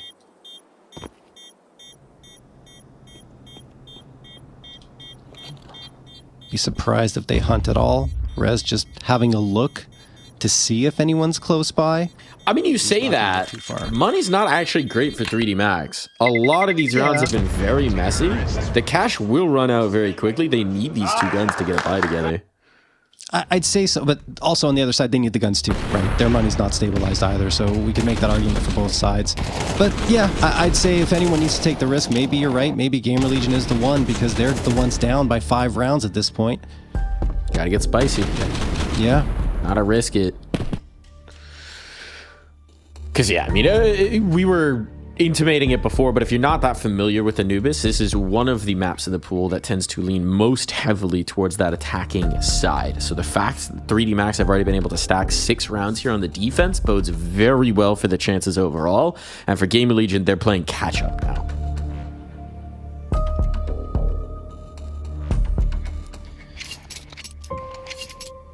Well, no better chance to catch up than to string a couple of rounds in a row. Got the op back for Acor as well. Yeah. And money's a little limited still, right? For 3D Max, they have to settle for FAMAS and an MP9. We'll see if Acor can connect on an op shot there. He was holding the right angle, it just didn't connect on the shot. A little faster was Maka coming around that corner, that peeker's advantage favoring him. But where's he going to stabilize now? It looks like Acor wants to play towards mid. We're actually outside of B. Yeah, he's holding for the B main push right in the moment. He's got a player playing anti-flash and PR, but that's not where the aggression's coming. A little bit of exchange here outside of cave, just utility skirmishing. And with that smoke down, GamerLegion want to test it. They were thinking about it.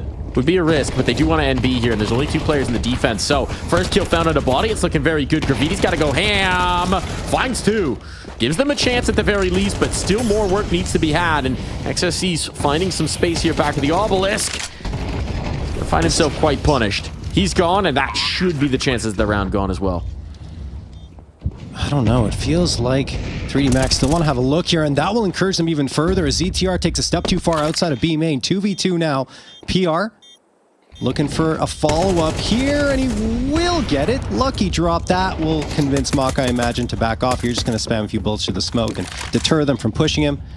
But that is him on a mission to save the AWP. So another good round coming through from GamerLegion, recovering well, getting control of that B site, and PR the one to deliver a couple of frags this time. Chaos at one point, though, and in credit to GamerLegion for fighting through it.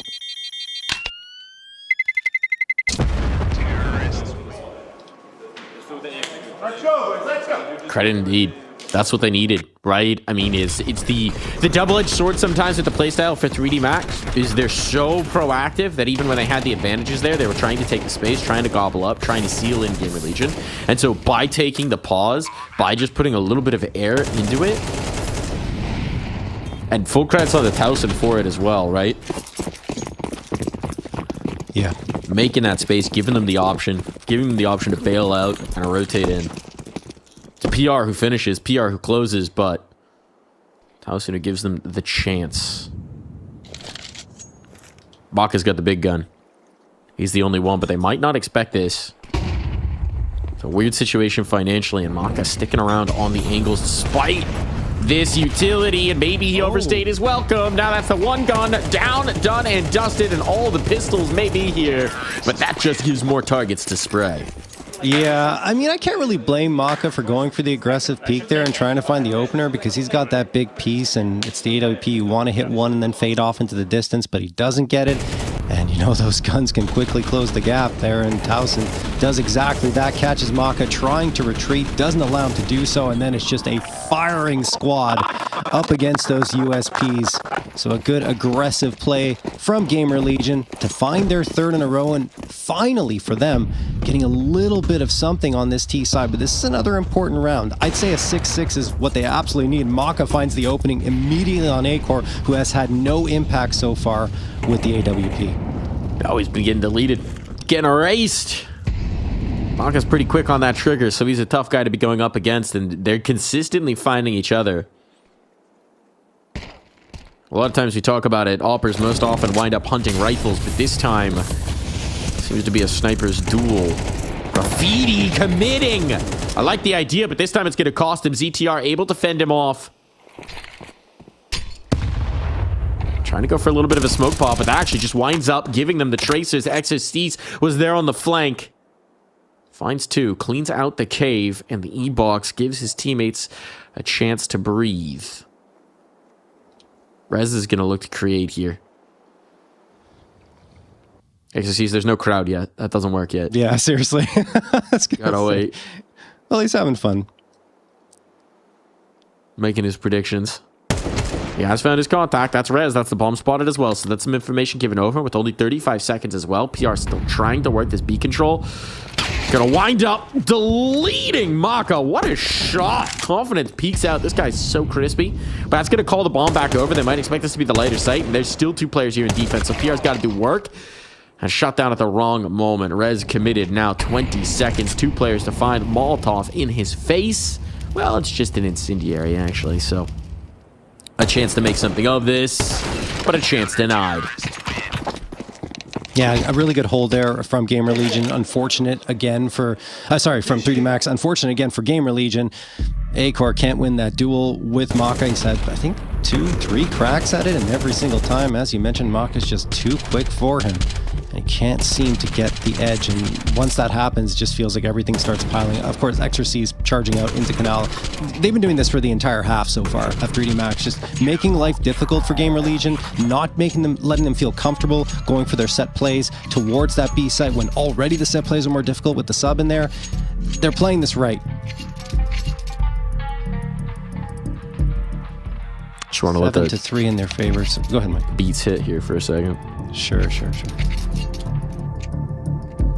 Oh no. We're back. No, I let the beats hit for too long. Yeah. No. Not again. What have you done? What have you done, Mike? All right. This one's on me. Whose headset's off? Who's looking where? In the what? In the when where? All the headsets are on. C'est bien les gars. À BG on fait des beaux roules les gars.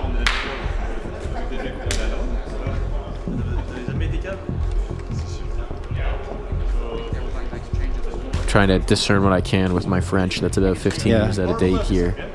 Mine's pretty good, so I'm trying to listen to Mike. You do live in a French-speaking place. Yeah. The only thing I'm hearing is les gars, which is... Yeah, that's all I heard too. I couldn't get enough audio on that. Maybe they can turn it up for us. Give us the leaks. Give us the leaks. Wesink, tell us the strat. Fairly sure they're just cheering them on. There's not much they can say, of course, in the tech pause, right, Mike? So yeah.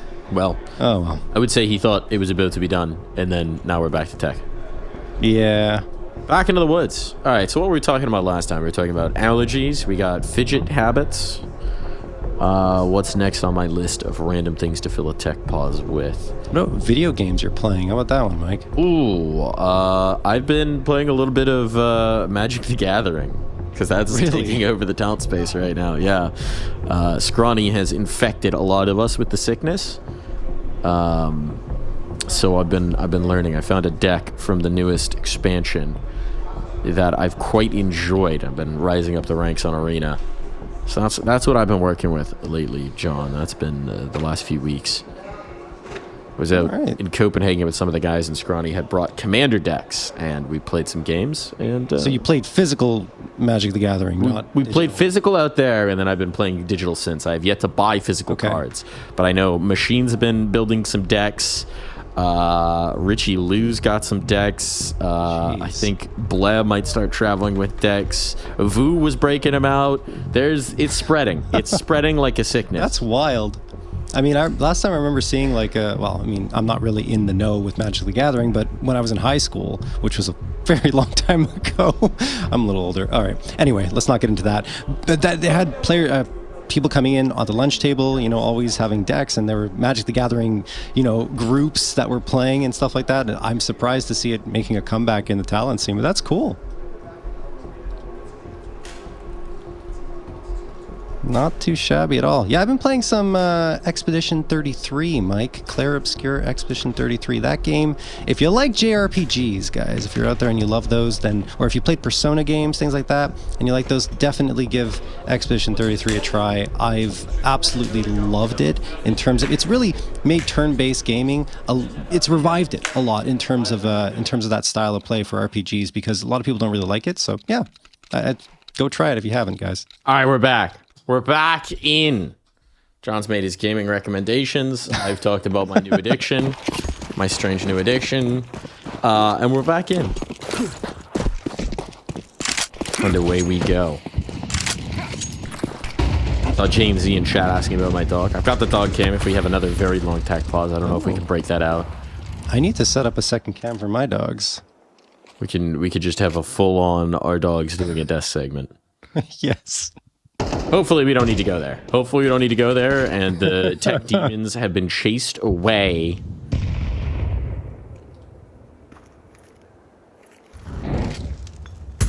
Aggressive control here from Exorcist. Gonna try and overwhelm him. They got a good idea, but there's that push out of cave as well, so it's a two-part approach. And GamerLegion deal with it ably. That's a tough setup at times, but they wait out the initial burst of util so that they've got a little bit more comfort to go for it. And the aggression is costly here for 3D Max. But when this team gets caught out in their aggression, well, they double down. That's what they're about. And Acor, now, there we go. First landed op shot. The juice is flowing. It's all you need sometimes, right? Just one shot to connect. He gets the nerves out of there, because certainly there's some nerves for him. He wants to perform when he hasn't been on a big stage for quite some time, and he wants to contribute to his squad. So finally connecting that shot will loosen him up a bit. Body and Graffiti are still here towards the B side. And this is where GamerLegion are executing towards. This will be trouble, Mike. Graffiti. Holding the line. Health getting very low here. This is a doable 1v2. Body finds the first. Now it's just Towson. No health, no bomb planted. No time either. Molotov spread gives a little bit of a tick. Makes Body uncomfortable, but he just needs to land one bullet and he knows it. Towson just trying to play peekaboo around the corner of this obelisk. Needs to find the flank. It's desperation here. And now out of time, out of chances. That's a wow. Round on an insult. The injury. Towson dropped. After time. Oh my goodness. That is so tough. Body playing hide and seek beautifully. That's 3D Max coming out with an 8th. And I mean, look, it was a great read from 3D Max. Last two players gambled right onto that B site. They were ready to greet all of GamerLegion coming in, and they get the first frag, which is most important. You see the celebration, as they should, given a situation that wasn't the best for them and a man disadvantage. But they still make it work. And at the end, the 1v1 we already talked about it. Brilliantly done from Body. And now they have a chance to go 9-3 on their CT side of Anubis.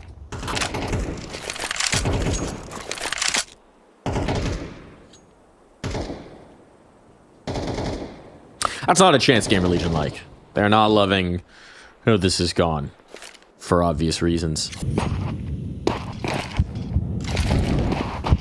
The young guns are hitting right now in PR and Towson, and you're probably not expecting that much out from the op input. We had Acor start to get activated last round, but really, if you're going to have somebody be the talisman to light the way, it might need to be Rez to tilt the scales here, but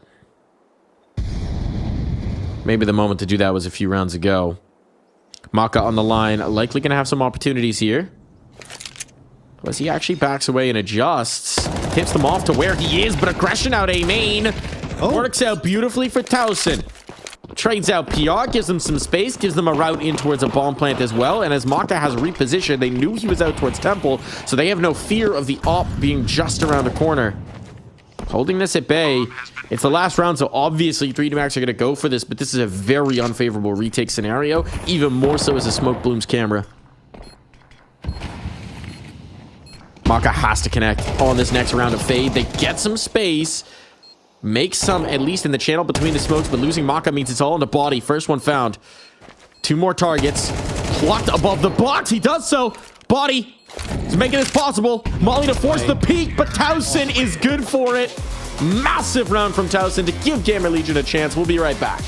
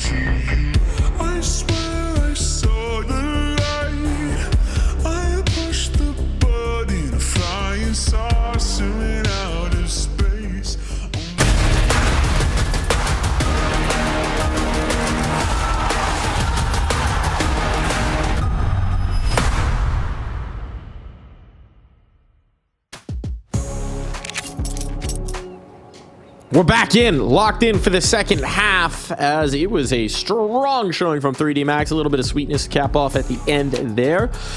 But GamerLegion, they get one. They get 3 more to go along with it. Is it enough here, John?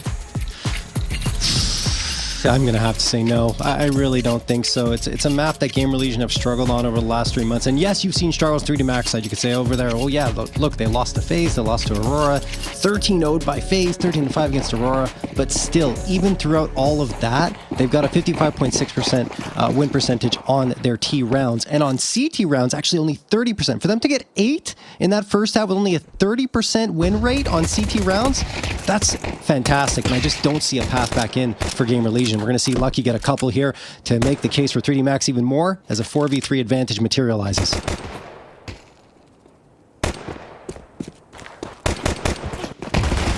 little bit of an exchange. Through the smoke they go in towards A. Towson can't hold on.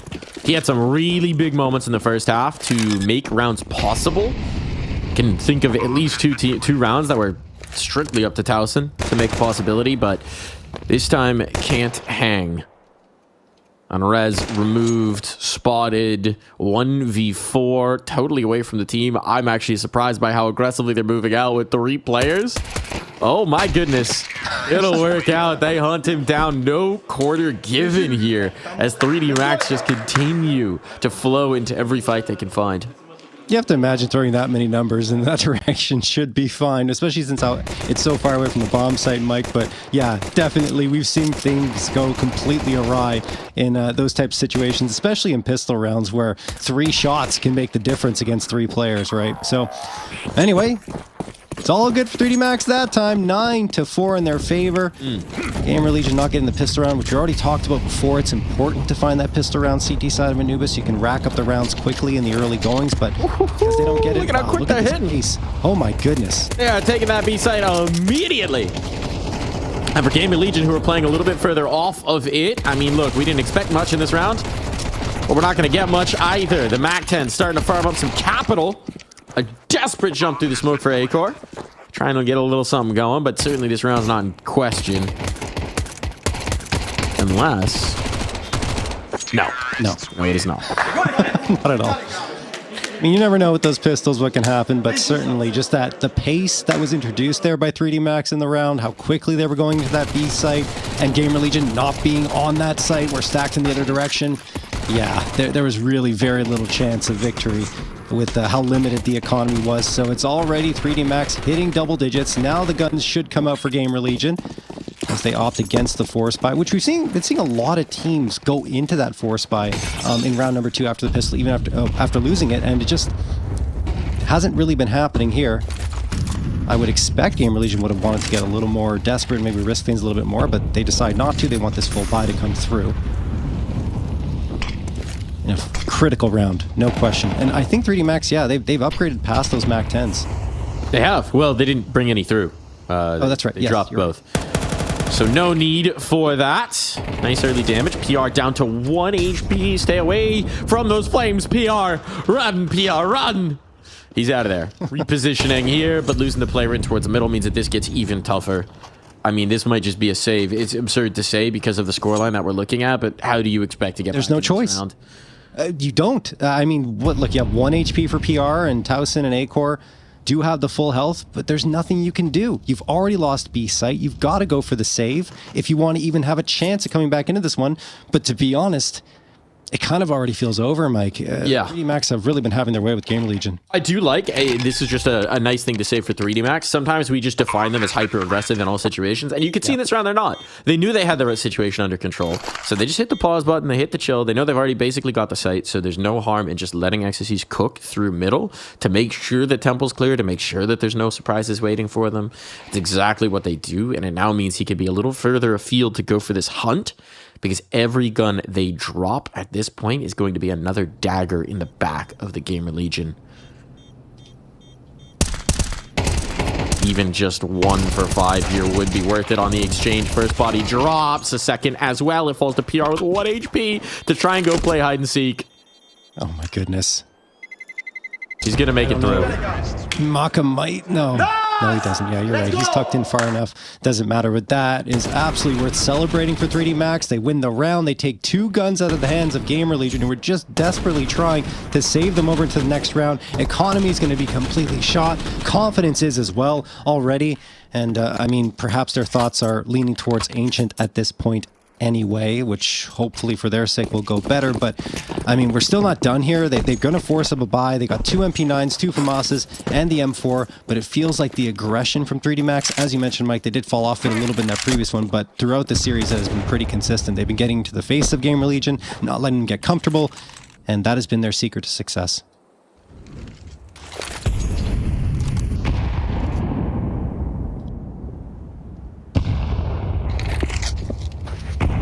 They're expecting something here. They're knowing that GamerLegion is starting to get desperate. This is why you're seeing them hold a little bit further back, anticipating some sort of aggression coming through. It's often what you'd see in one of these more limited rounds where you have the MP9s, where you have to try and give something. So now, having had that initial utility exchange, knowing that every bit of nadage that comes out here for GamerLegion is going to be so dear, now 3D Max start to work the control in towards middle. GL have stacked up 2 here. That Sprite doesn't find home. And actually, Rez is going to be able to catch the first. So a little bit of an off angle here. Unexpected, but as he tries to double dip, he finds his hand gets slapped away. Towson painted into a corner, eliminated, dropped down. Acor brings back 1 at the least. I don't know that that's enough here. And as Acor is taken out of play, ZTR feels he has to be the hero. It's been a quiet map, but if there's time to step up, it's here and now. Ooh. Bomb spotted, drop down, good damage done into a 2-on-2. He's giving them a chance. And burning, so he has to give up the angle. And look at this. They're not going to know that PR has actually slid into the gap at A. This could catch them off guard. This could be huge. PR repositions all the way out towards main. Here on the fountain. Just got to pick his timing. Got to find his moment. But if that bomb goes down, oh, they played it safe from him. Good awareness. So PR, he can punish as the player gets off of that bomb, but he can't hold on past that. And now it comes down to a duel. ZTR cannot hold on. Map point for 3D Max. Look, a fantastic effort from ZTR, especially in the mid-round when that smoke is up. He's trying to use the fact that they don't know he's there to his advantage. He does get 1, spams through the smoke. It almost connects on the second, but it's just a couple of bullets short from finding that frag. And, well, as a result, yes, they do get the bomb plant, but you see, 3D Max, they like to get loud, Mike, and they are celebrating every single round, hoping to get into the heads of GamerLegion. At this point, I mean, they've got every advantage they could possibly want, 12-4 in their favor, and here we go, potentially the last round of this map. Yeah, they're choking out GamerLegion at this point. I mean, we saw the last gasps. You could see them going for more aggressive moves, some more desperate individual plays, and at moments, it looked like it was going to work. So I think GamerLegion, they gave themselves a chance, but ultimately, the lights are turning out here for GamerLegion on Anubis.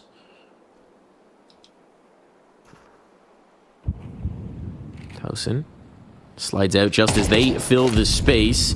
Able to get that smoke down somehow unpunished as well. No real damage lost, so that is excellently done from Towson. And a fight here in middle. It's a 1-for-1.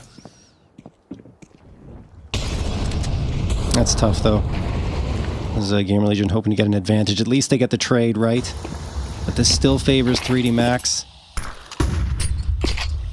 The question's going to be this fight between PR and Lucky when the smoke fades out B main. They're currently threatening A, and actually going through. That was so bold, but again, he manages to get the trade. And now they've realized where the light site is. Based on the numbers that were stacked up, based on the utility that they were seeing, they've got a very good idea that space is being afforded to them. And it is just PR. His vision slightly blocked by the smoke. Maka will plant that bomb around him. Does PR make a move now, or does he wait for his teammates to get here? He tries to make the move, tries to be the hero. And now they might just wind up with 0 in this half. Towson. Desperation denied. 3D Max smooth sailing through on Anubis. 13-4. It is dominant. Yeah, that was unbelievable. I mean, it looked like from beginning to end that 3D Max weren't going to be touched. Yes, there was that small 3-round win streak that came through for GamerLegion. They managed to crack the economy enough to make life difficult for 3D Max for those rounds, but outside of that, immediately afterwards, the advantages just started to pile in their favor, whether it be the op advantage, util, strat, aggression, everything. They were using the pieces they had to take advantage of the situation that GamerLegion are in with a sub in the lineup. So well played from 3D Max. And now we go over to GamerLegion's map pick.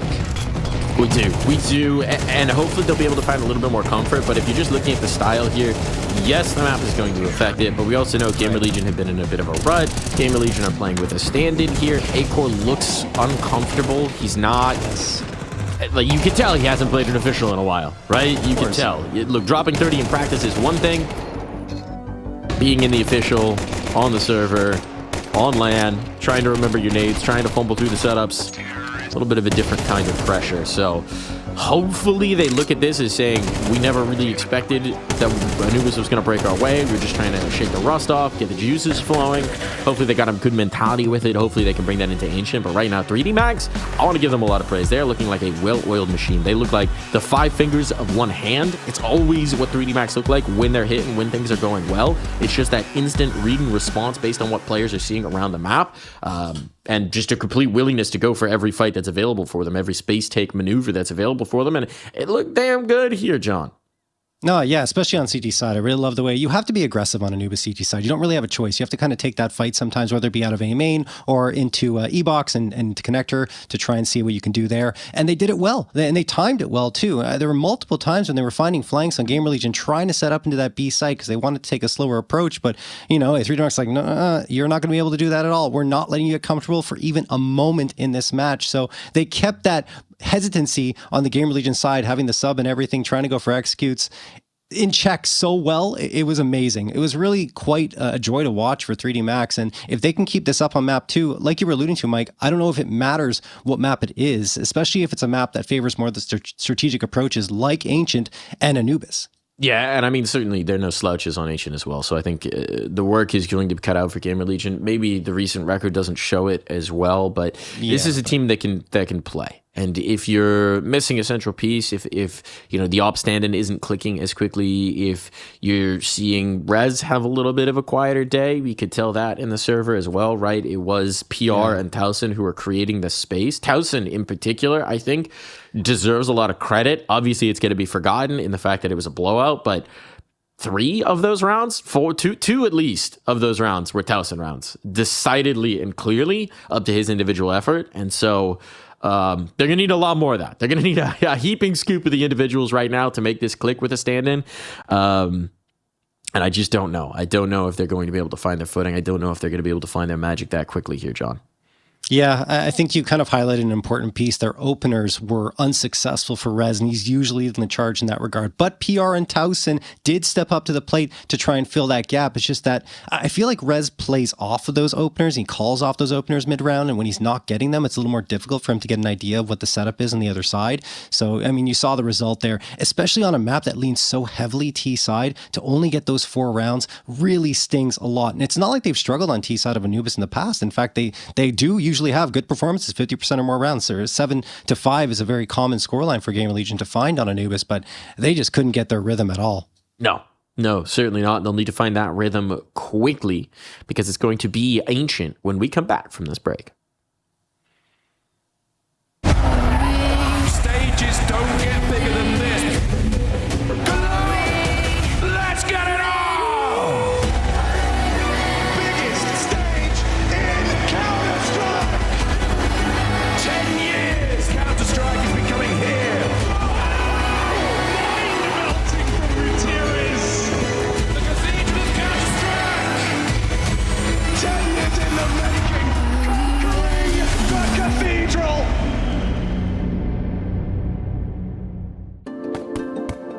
Hi, it's Bob with Face It. The official broadcast is better than ever on Face It Watch. Yep, that's right. Switch it up with the POV selector. 4 angles, your choice. From the main broadcast to your favourite player's view. And it's available on the Faceit app and Chromecast. But wait, there's more! Keep watching, keep winning. That's how we roll. Watch IEM Dallas while having the chance to get skins and Faceit points. Look at this beauty. Change the channel and control how you watch.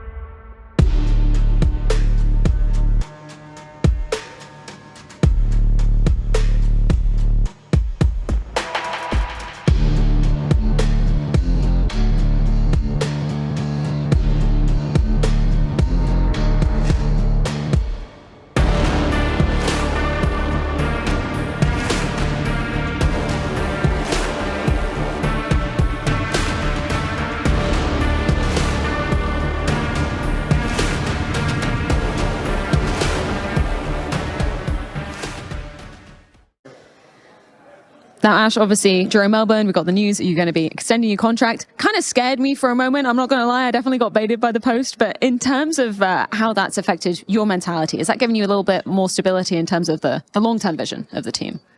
Yeah, definitely. It's always nice to have that reinforcement behind you if the organisation really believes what you're doing. So obviously it's helping things be more stable, and we're just looking to keep building. Obviously, coming off of the last event, I imagine that wasn't the situation that you guys wanted to end up in. Any key takeaways coming off of that? I think we just saw that we need to playing at a much higher level to be competitive. It doesn't matter who we're against, really. I think the first game we felt like we were competitive, we just missed a few things, and then from there we just kind of fell apart a little bit more. So we've had to go away and try and work on quite a few things. It's not been a lot of time, so the play break's going to be huge for us as well. I'm going to try and fix on a lot of problems. Yeah, because obviously, as people probably understand, this is your final event of the season. No major on the horizon for you. Where does that leave the expectations and kind of the level that you're expecting of the guys coming into Dallas?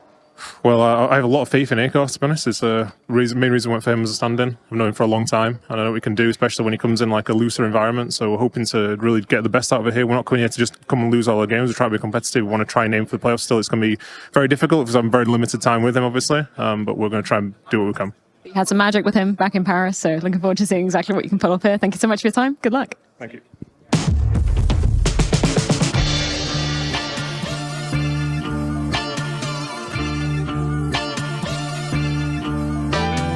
Playing with Symbol, obviously this is an all-in move. It can go both ways. We have been struggling, Symbol's been struggling, but I think in some way 2 perfect storms can meet and create one hell of a ride, and I'm just looking forward to play with him.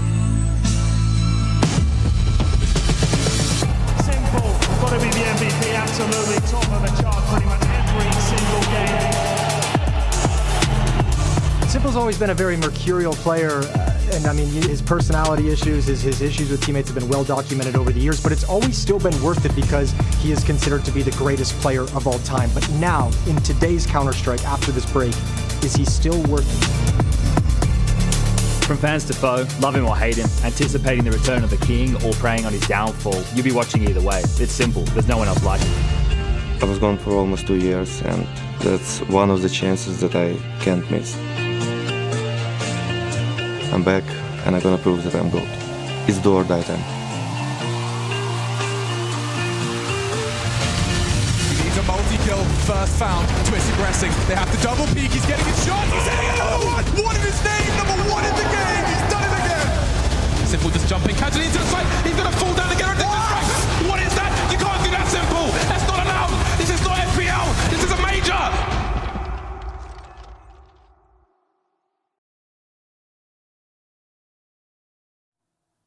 All that hype, all that excitement for Acor. Yeah! Standing nearly a year away. No, obviously the Simple debut is exciting. But it didn't save them from Liquid on map number 1. That was still a dub coming through. So we'll see if they can rebound map 2. It is their pick. Same question being asked of GamerLegion right now. That one looked limp on Anubis here, John. They got to get it done as we head to Ancient. Yeah, I mean, look, going on to Ancient, let's hope they can just forget about what happened on Anubis and say, look, it was their map pick. It was likely they were going to take it anyway. And given the practice we've had recently with Acor on the roster, it wasn't likely to happen. But they are far more successful on Ancient. 8-3 record, you know. All the numbers look good for them, except you look at the last 2 matches against Complexity and Hotu, which weren't great, but still, you know, you can just erase those and forget about them, as, of course, 3D Max did on Anubis. Their previous 2 weren't great, and they were able to come through and find the win. So I think that's going to be the same story here for GamerLegion. I think that Acor will also be more comfortable playing Ancient. I think he's been on Ancient a lot more throughout that TSM roster, so this will be a better matchup for GamerLegion. The question becomes, can they deal with the aggression that 3D Max is throwing their way? A 3D Max roster that looks like they're in top form here for Dallas. Yeah, decidedly. I don't know. I don't know if I'm optimistic for Acor here, right? Obviously, we are expecting a lot from him, and it's one of those situations where ordinarily when you have a player playing as a stand-in, in most contexts, you want to say, okay, the team's trying to take as much off their plate as possible, is trying to simplify things for them, is trying to make it as easy as possible.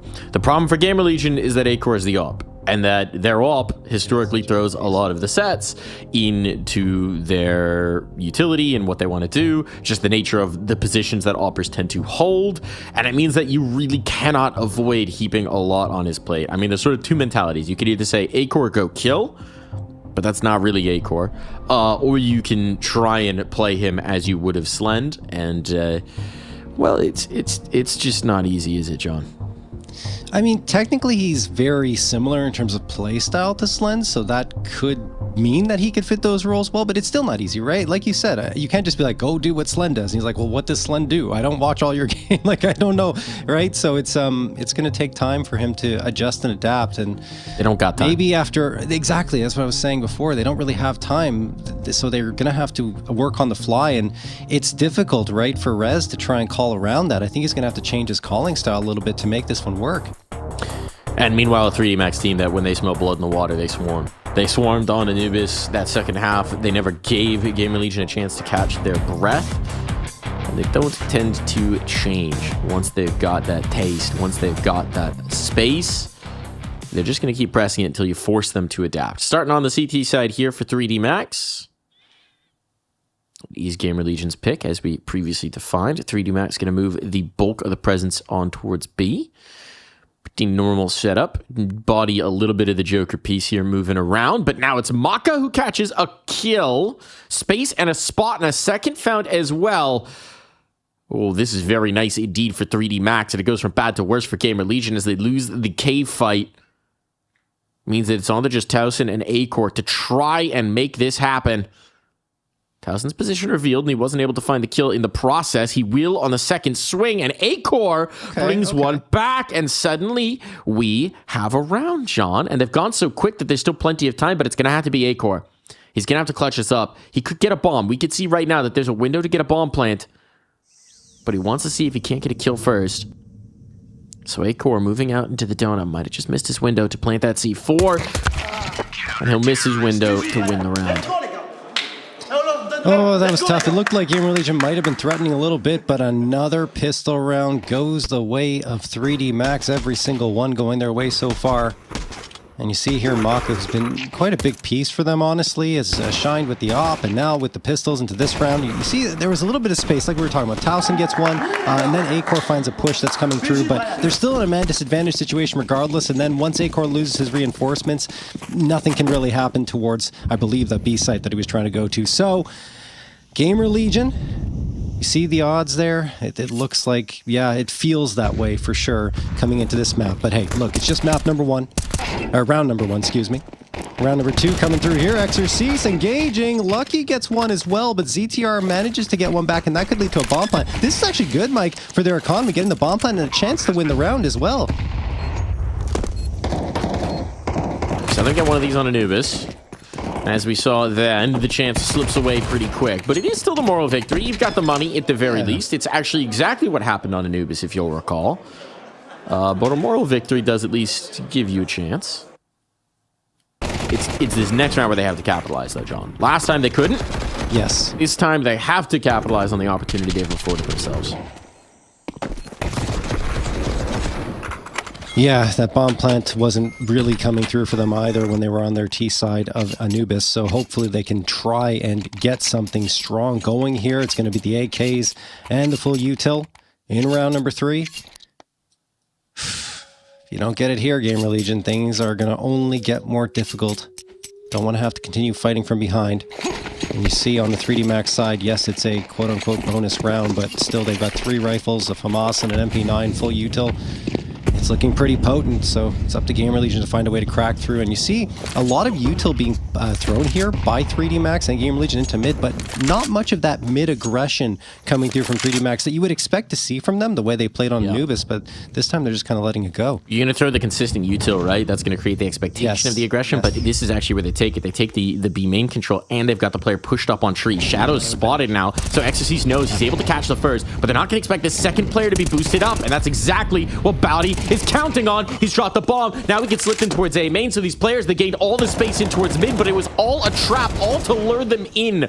Brilliantly designed, and it's up to Rez to now try and solve this puzzle in a 1 versus 3.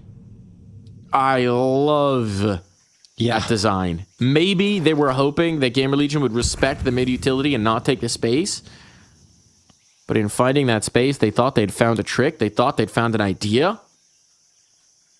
And it was all bait, John. Oh, it really was. Oh, that's so beautiful, though. Like, obviously, that second player not expected body, so he's good for at least one. You'd maybe think the trade comes through, but no, he even gets that second frag as well. And then they walk right out of Donut thinking, okay, we can engage with that guy. There's no way they have a third player on the A site, right? Wrong. Maka's waiting right outside the Catacombs exit, and he manages to get one. It's so beautifully done. We got to lock in. Rez is giving himself a chance here. The Molotov makes it difficult. Trying to recover this, trying to retrieve it, to get towards the C4, using his bullets just to pin in body. The plant is going to be the real test, and yeah, as he's wasting more time with this A-main fight, he lost his chance, and he'll lose the fight as well. That's so well played as well. You know, things got a little bit hairy towards the tail end. I think they were still in control for 3D Max. They realize it, and they just fall off a little bit further into the distance there in A-main, making sure that, yes, maybe if he tries to recover the bomb, he could grab it, but often the case will be that they can just peek around that corner and prevent him from doing so. They didn't even have to do that. He was hunting for that frag. He knew that someone was there, and it just didn't happen. So 3D Max win another important round, and GamerLegion are relegated down to pistols. They do have the hero Galil coming through, and body's already been dropped by said Galil. That's really nicely done. Maybe a misread, not expecting that hero rifle to come through, but still not having enough timing. Now it's dropped, but a tank landed on Graviti. The player's being plucked away in towards mid. Maka with that op. He was ferocious on Anubis. He's going to be much the same here. Lucky overextends, gets punished. Slapped on the wrist for it. You know, the Graviti's so low here. The HEs are risky, but they don't find him. It's Maka who's trying to come in to support his teammate. Graviti playing off the flashbang, beautifully spotting up the last. And that spot will let Maka hit the shot.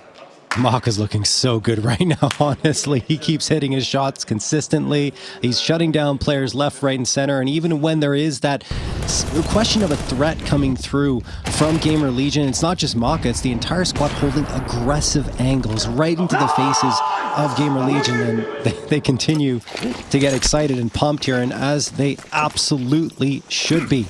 This is a great start for them on their opponent's map pick. 4-0 in the lead. Now the gun's going to come out for GamerLegion once more. The 4AKs and the Galil. And you thought, I mean, it was a good effort, honestly, with the Galil getting that opener. Sure. But again, the pressure continues to be applied. I mean, these are the moments where these young guns can create, but Mons can get stifled all too quickly. They gain space on A, but into the donut fight. A 1-for-1. Looks out in their favor. Do they expect Body to still be here? Graffiti plucked. The op still here. The bomb dropped down. Players in middle, but for the moment, Towson has to work as a solo unit. No. Back into Body! Oh, that's a disaster. There's nothing that PR and Rez can really do about this. They've got a minute to try and figure out how to get back into the action here, John, but they're so separated. It's tough for Towson too, right? Because he's trying to rejoin with his teammates, and he can't really get there. He knows that there's probably a fight waiting for him, and he's stranded with the bomb. In the end, Body outplays him there in Donut, and now, yeah, it's a real difficult task up ahead for PR and Rez to try and recover this bomb. Body gets mollied out of position, so there's a good frag to come through. Down to a 2v2, 40 seconds left. They've still got time, but they've got to get a move on, and Maka is holding the line here towards the A site, which feels like the ultimate destination. Maka misses the shot, has to retreat into Catacombs. This could lead to a bomb plant now, and look where Lucky is on this flank. Uh-oh. Oh boy, that's that C4 dropped again. So no chance at the plant. They had the moment. They created the space. Rez has created the window, but PR sticking around behind. Means it's right back to the drawing board. Nearly finds Maka. Look, the health is low, but once again, this is similar to that A main clutch. There's just not enough time. 10 seconds. 8 seconds. They might just give him the space, but he tries to slip into one more fight, and Rez, you just do not have enough clock. Counter-terrorists win. No! Oh man, that is a tough pill to swallow for the GamerLegion side, right? They finally get some space, have an opportunity at a bomb plant, and it's swiped away because 3D Max just don't stop moving. They don't stop hunting for that map control on their defensive side, and Lucky crept his way all the way into Donut. PR was looking for a potential flank, but there's no way he expected Lucky to be that far forward, and you saw it in his reaction. Lucky gets the easy one, and then they don't really allow the space for the bomb planter to get that down to dirt. So 5-0, timeout called for GamerLegion again. They called the timeout at 5-0 on the previous map. They're doing it again here. They need answers, but there's just nothing coming through. No. It's a tough situation, and I mean, they know it, but these are the moments where you do need some sort of resolve, some sort of extra spark coming through. You look towards the coach and Ash maybe to provide some answers, and not finding it quite yet. So it was looking like more traditional mid utility, but they don't actually go into it. Behind the smoke for the moment. Here comes the brawl, here comes the spray. Rez able to catch one. This hero rifle working out. Rez showing us what we needed. Talked about him being maybe able to individually light the way. And it's still going to require him. ZTR out of play. XOC's filling back in that space, and Rez gone. Those rifles dropped down, but they've rerouted. They've drawn everyone from 3D Max into this defensive B, and that means that there's a chance to get this bomb planted. Now, whether they can defend it once it's down, that's a different question, but at least for the moment, A-Core, if he gets a move on... Oh, no, he's coming back. Oh, no! The window missed again! And PR spotted. They know where he is. He's going to land that shot, but there's so much more work to do here for PR. That Deagle can be lethal. We know that. And they're going to give him the space to retrieve the C4. He wants a gun first, which I guess makes sense. I probably would have recommended something other than the op, but that's what was available for him. Let's see if he can get into the bomb site. Were those footsteps in Donut heard? I believe they were. Yeah, maybe. I think Body has Either awareness. way, he's still got such a tough path. No matter where he goes, he's going to run into someone, and Exorcist is going to have an easy one here. He's got all the information. That'll do it. 6-0 for 3D Max. Like, I mean, they can't buy a bomb plant at this point. I thought they were just going to rush right into the site, but they get caught by Maka, who's always on their tail. And they can't even get the plant. Rez got the openers. We talked about it before, right? Yeah. He's that player that needs to get into the opening duels and winning them. That was there this round, but maybe the fact they had the lack of firepower factored into their inability to really find a follow-up there. Well, it feels like the cohesion's just wrong, right? There's too many moments where they're of two ideas, where you can see one player starting to execute, and I mean, part of that might be the stand-in situation, just getting on the same page. That round, you certainly saw it, where if A-Core had been able to get in towards Donut earlier, but he's sort of between two minds. It's like, do I go mid with my teammate? Do I go Donut? Oh, okay, I'm supposed to go Donut. Oh, wait, I'm backing out. Oh, wait, there's an ult. The window was just missed. Body, that's a fortunate break for him. Okay, one back. Put an op on the line. Shot missed. Advantage here for GamerLegion. Desperately needed. If they split him towards B, well, there's not a whole lot of defenders left. Graffiti. Erased. ZTR. Putting the team on his back in this one. Amaka's just going to have to save. Unless. They're trying to fight him. Yeah, they do win that duel with A-Core getting that frag and probably going to grab the op off the ground. So there's the free upgrade to the AWP. That was the most convincing round we've seen so far from GamerLegion throughout this entire series. So good to see them finally clicking there, getting the opener they were hoping for. I mean, even though Body gets the first, it's ZTR right on back against Lucky, who's trying to boost over that smoke. And then you have Towson along with Rez activating in key moments to open up the space and leave really very little chance at 3D Max from coming through things. And we're gonna have another timeout being called here. Yeah, you need a lot more of that. I don't know if they'll be able to do this consistently, but that was one of those rounds where you talked about it, Mike. You know, it felt like the cohesion, felt like everything was a little bit off. That time, it didn't.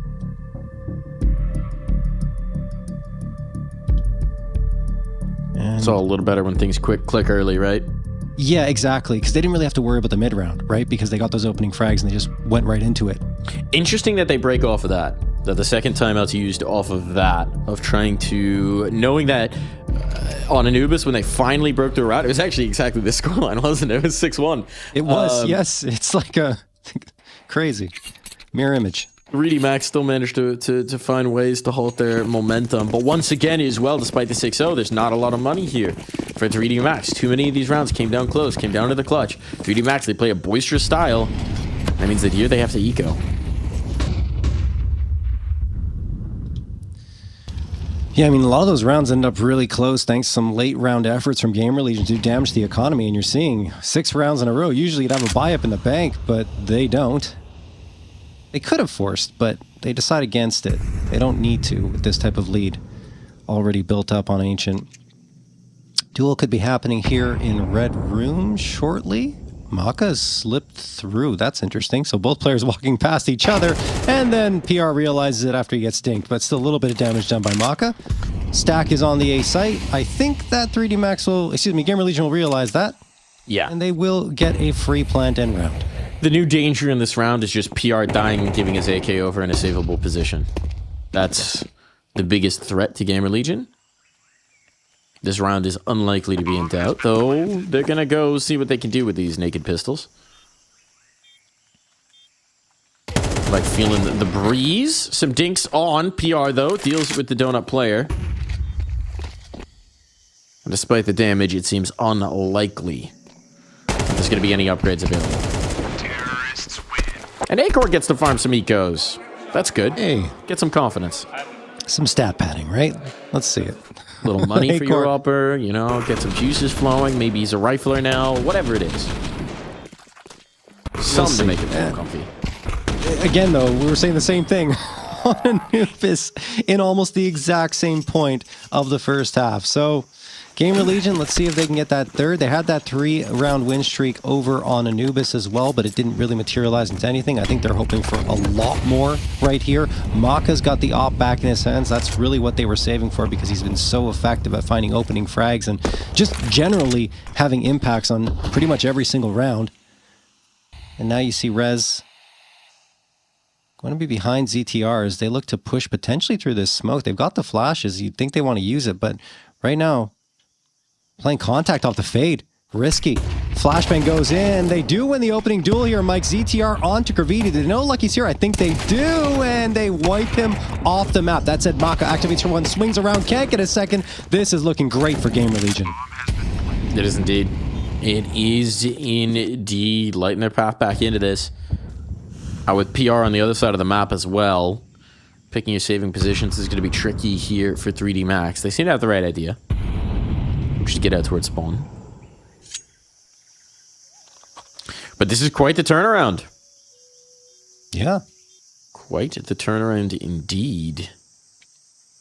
And the difference this time, of course, is that 3D Max chose to start on the defense. So it's not like Anubis where you're thinking, well, it's going to get worse when they swap sides. If GamerLegion can do enough here, they're giving themselves a real chance.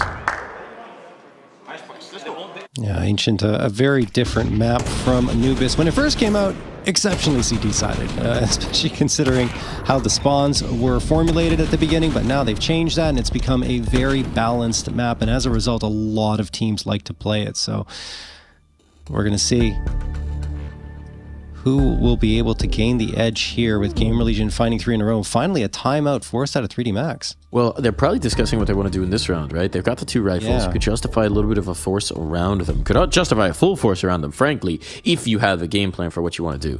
So a discussion between Buddy and Wasink as they talk through what it is they want, or if they're saving for the next rifle round, where theirs are going to go. Maka as well, of course, in the conversation here. That's the primary caller these days.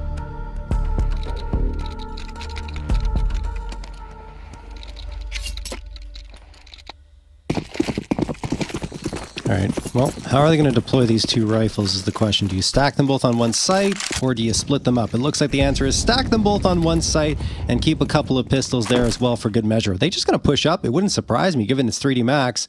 And it looks like they want to at least gain space into Jaguar and Cave. So that will give them some sort of information should they push out, which Body wants to do. He's not going to see anything.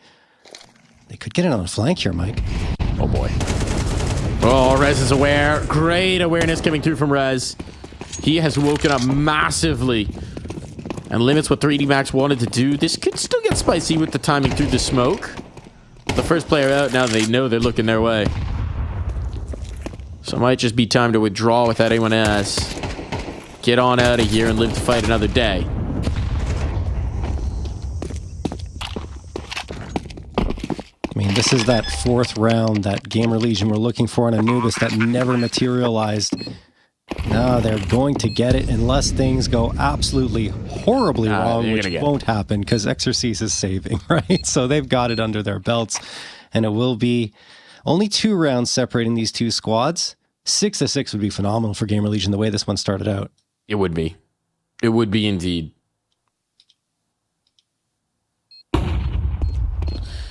It's maybe going to be reminiscent of Anubis, where the remainder of the game plan is like just maximize these last couple of gun rounds to try and sneak one or two more through the goalpost here for 3D Max.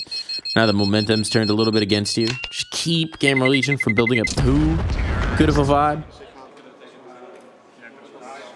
Vibe-based Counter-Strike, everyone knows, is the way forward.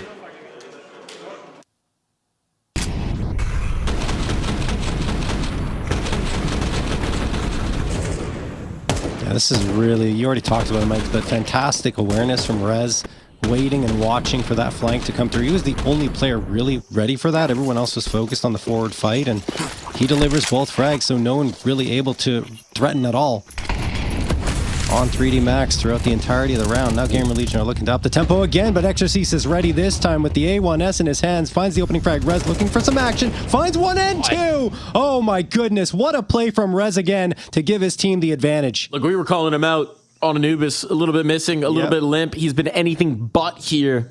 The X Factor, the commanding presence. Towson does get slapped on the nose.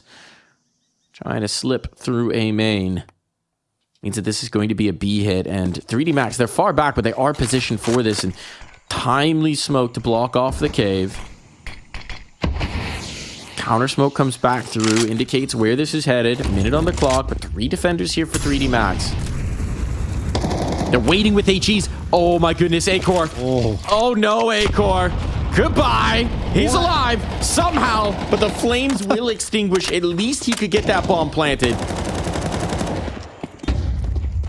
That was a crazy usage of pretty much all their utility to get rid of A-Core. Bomb is planted, and you got 2 players in cave, which is a pretty powerful position for... oh, CTR's in trouble. GamerLegion, yeah. CTR's in trouble. That Incendiary clears out one. Now it's all on to Rez. They've got a good idea where he is. He takes the Molotov now, so they know.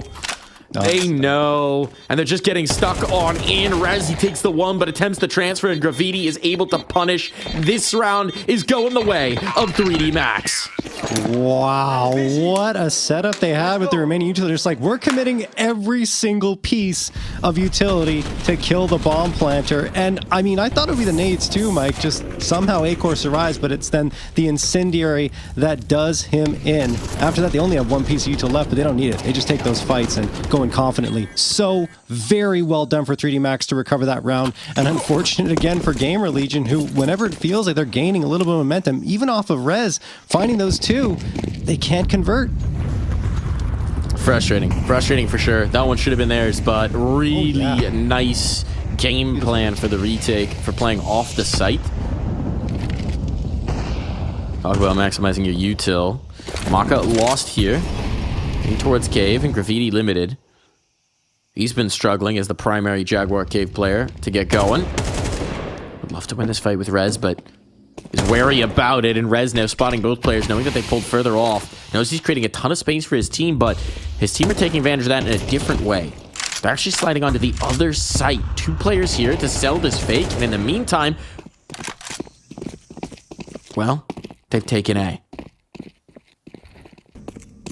That's a really gorgeous fake, and I mean, it keeps getting better here for GamerLegion. All the frags going their way. There was a single body. Kept fighting towards the B site, and honestly, it almost felt like for the entirety of the round that 3D Max were convinced that's where the hit was going, and it never actually was. Beautifully played by GamerLegion, and they do indeed find a 5th, so this back and forth play now is promising for the GamerLegion side.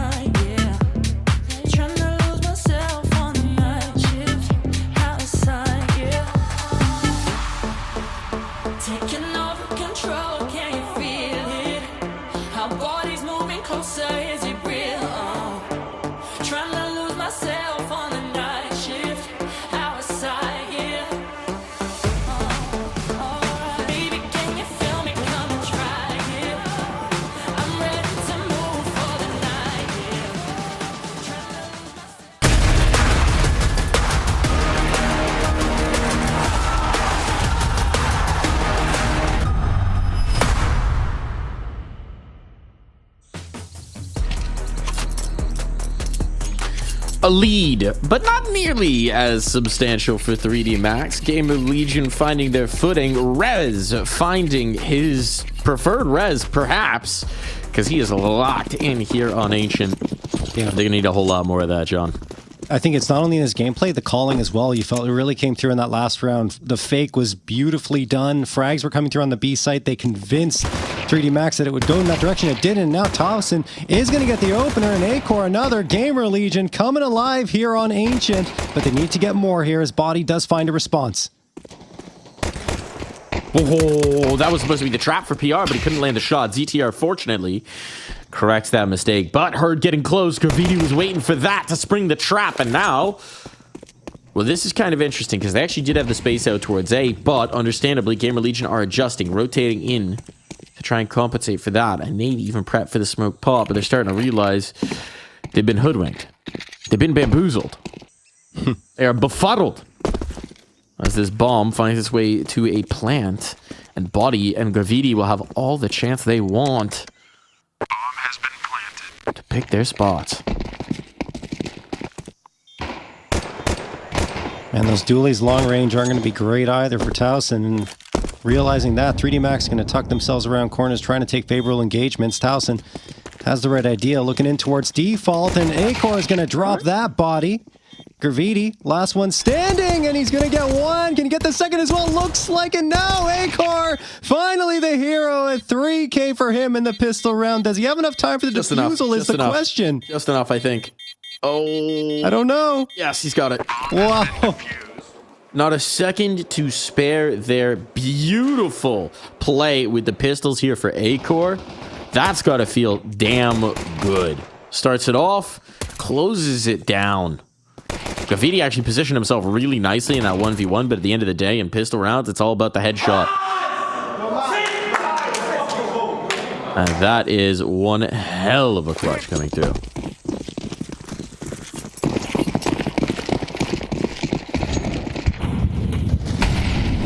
So you're telling me there's a chance? More than a chance, Mike. It's GamerLegion starting to really rock and roll here on this map, and we kind of expected it given that they've already been comfortable on it in the past. Now finding the rhythm. Acor getting a 3K, positive KDR, waiting here on the site for a chance to farm maybe a few more frags. Now just don't whip against pistols, and unfortunately that is easier said than done. Still a teammate here to compensate. The MP9 chewing through these unarmored players like a knife through hot butter. And Maka getting churned on up like the aforementioned butter. Means that the nice start to the A control quickly becomes a bit of a nightmare. All right. Well, Acor couldn't do it, but ZTR was good for it with the MP9 from mid-range. Still doing some great work and tied up at 7 now. So we go into round number 15. Here come the guns for the 3D Max side, 4 AKs on the Galil. ZTR already got that util ready. They're trying to get the incendiaries tossed immediately to stop some potential B aggression coming through in the early round. And I mean, it works, even though there wasn't that much presence. There are a couple of players hunting for some space.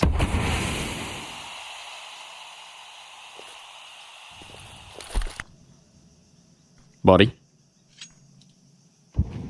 What you got? Tucked in the corner. You got nothing. You've been spotted. PR catches a body. And they've got some space in towards mid. This could be interesting. ZTR just has an MP9 to defend the angle, defend the corner. Thought Acor might have rotated back into support, but there's enough noise on A that he's nervous about it. Good damage, but the kill goes the way of Lucky.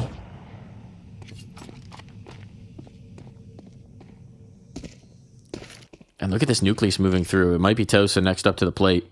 Smoked off. Risks the spam, lets them know that he's here, takes some damage in turn.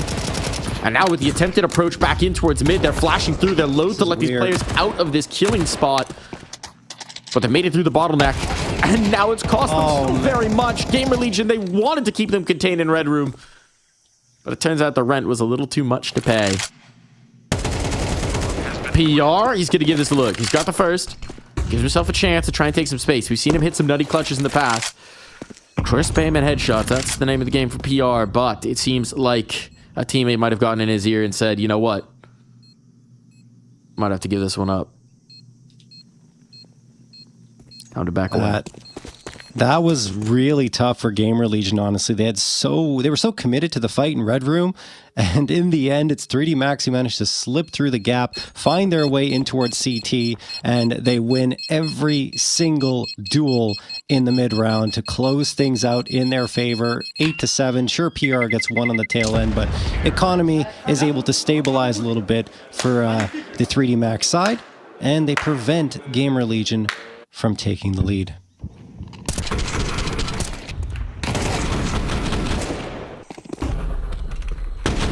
Just, you see them trying to get back in, but every time they took a step forward, 3D Max were right there to greet them with a few bullets from the AKs. You can understand the idea, which is that they have them contained. They know they have them stuck. They can collapse upon them, but maybe just a little bit of a mistiming between that flash through the smoke and the timing of the players up and towards mid. Might have thought they were a little closer to it. They committed. They committed, and 3D Max were prepared for it. Got a Mac 10 out here for Graffiti. Didn't need to necessarily do that. Rez finding an early opener as well makes life a little bit easier here. Okay, well, there's the upgrade. So Mac 10's not going to be a problem. PR deleted through the smoke. That's not going to feel nice. And now Rez needs to be careful, otherwise the same's going to be done to him.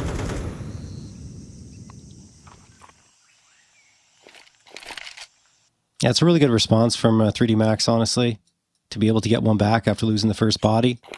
And now you see here, they're leaning back in towards a very lightly defended A site. GamerLegion feel like it's going B. You already see Rez fading off. He's still watching into CT, so he can support Towson if he needs it, but this is going to be so much pressure on his shoulders. He might even play for more of a passive/retake setup. He wants to at least make first contact before he makes a decision on how to deploy himself. They have a player up in tree. They've got a Molotov for this. If they commit the molly to the back of the box, as Rez is in trouble. Nope, they choose big box instead. That's an interesting decision. Blessing to them. Now let's see. Rez has an angle. It's Towson actually, behind the boxes. And they're going to be able to capitalize. That one choice seems so minor in the moment. No, it's not. But it gives the chance for GamerLegion to win the round. Yeah, I mean, I understand, right? There could be someone hiding big box, but it feels like they probably would have already activated or looked around at some point. You would have spotted them if you're so far forward out of A main. So might have been better to deploy it towards those boxes there on the bomb site. But I mean, look, we've got all the perspective here, so we have the advantage of looking through everything in that regard. But, you know, either way, nice shot from Rez to open things up there against Maka. It's GamerLegion who are trying to string together a couple more rounds here. Towson tested, has the answer twice, Mike, and Graffiti manages to string one together, but it won't be more than that, you'd imagine, as now he's surrounded. The bullets are coming through, and he will get one more. Okay, Graffiti slipping through long B. He's got to be greeted by Acor, and there it is. Acor going to give him an off bullet as a gift, and that will be the round for GamerLegion. And finally, Mike, the lead. The lead. Look, the damage done there, it matters to try and control the TT economy a little bit, but GamerLegion, they're starting to gain this momentum. They're starting to gain this energy. Acor's finding his form, which is huge. Had some big moments. That pistol round in particular, I think, has really changed the confidence level here. And your win conditions are starting to click in here for GamerLegion. So provided they can withstand these Tech 9s, the onslaught of the pistols attempted here. Footsteps certainly heard. Good flashbang to get back through, and PR.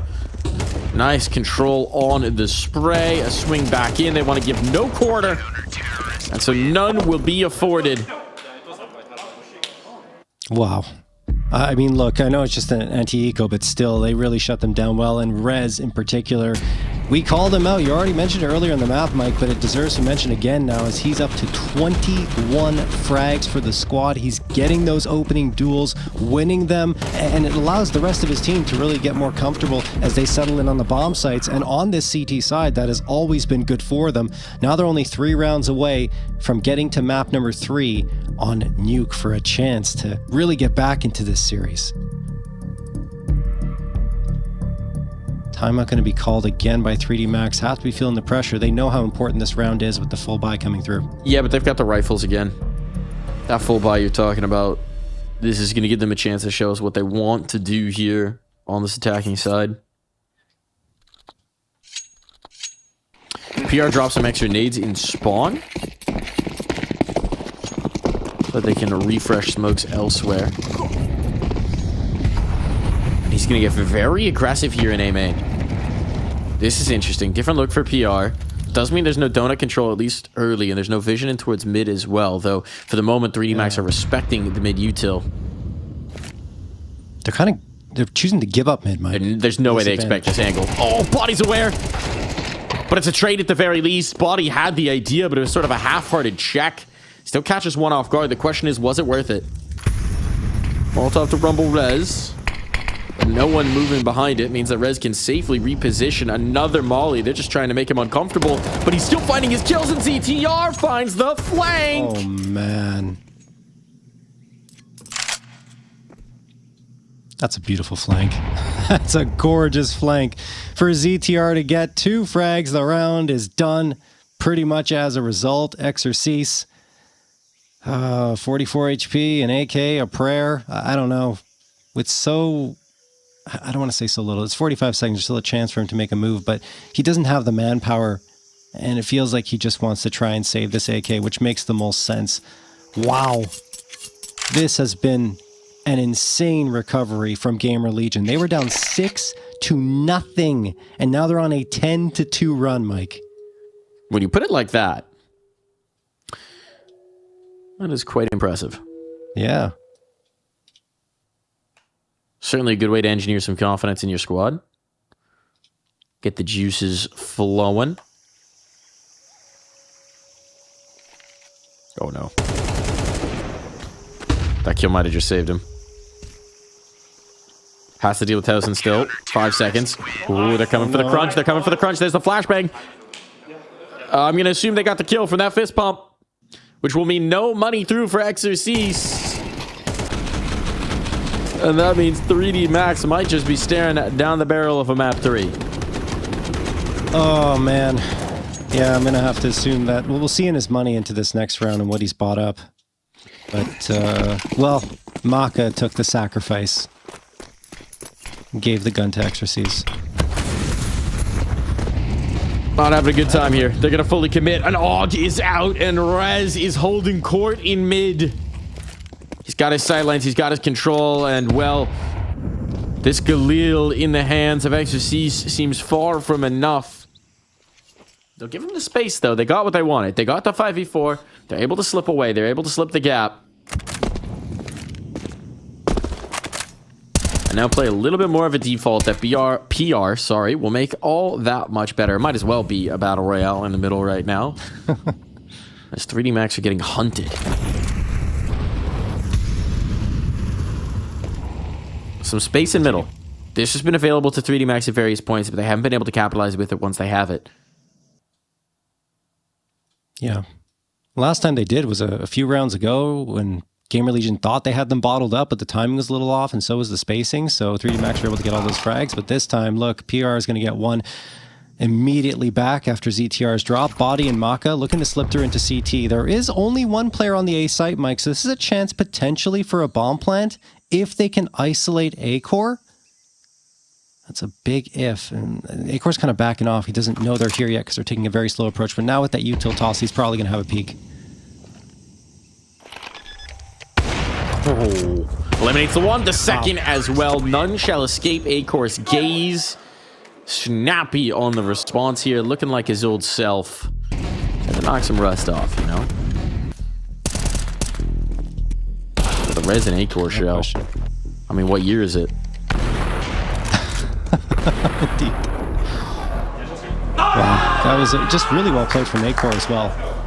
Honestly, like the patience and poise. He didn't try to force anything, didn't try to peek out. He knew they had the advantage, so he just had to wait for information to be given to him. And as soon as he got that info, he was great for the last 2 frags. And we talked about him not having that much experience on TSM. On Anubis, he played a lot of Ancient, 32 maps of Ancient with the TSM squad, so definitely more comfortable here. And it showed. And I mean, in general, for GamerLegion, they're more comfortable here as a squad. So I think they're really coming together.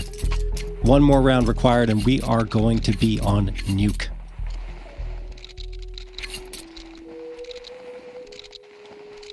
Just nose panpipes, 3D Max. Let them soothe you. Maybe playing your funeral dirge here on Ancient. But there's still more opportunities. I don't know. Util's so light here, Mike, for them. They have no real X utility at all. Means they're going to hit quick, which means that as soon as something gets seen, you can tell GamerLegion are expecting it to all be behind this ZTR. Lord of the Cave right now. Whoa, well, maybe Lord of missing his gun. Needs that back. A chance for the reload as they've once again gained the advantage. Pressure on for PR. But the P and the R, they're ready for the pressure. Lucky. Cracks him under said pressure. Apparently the PR stands for Pringles.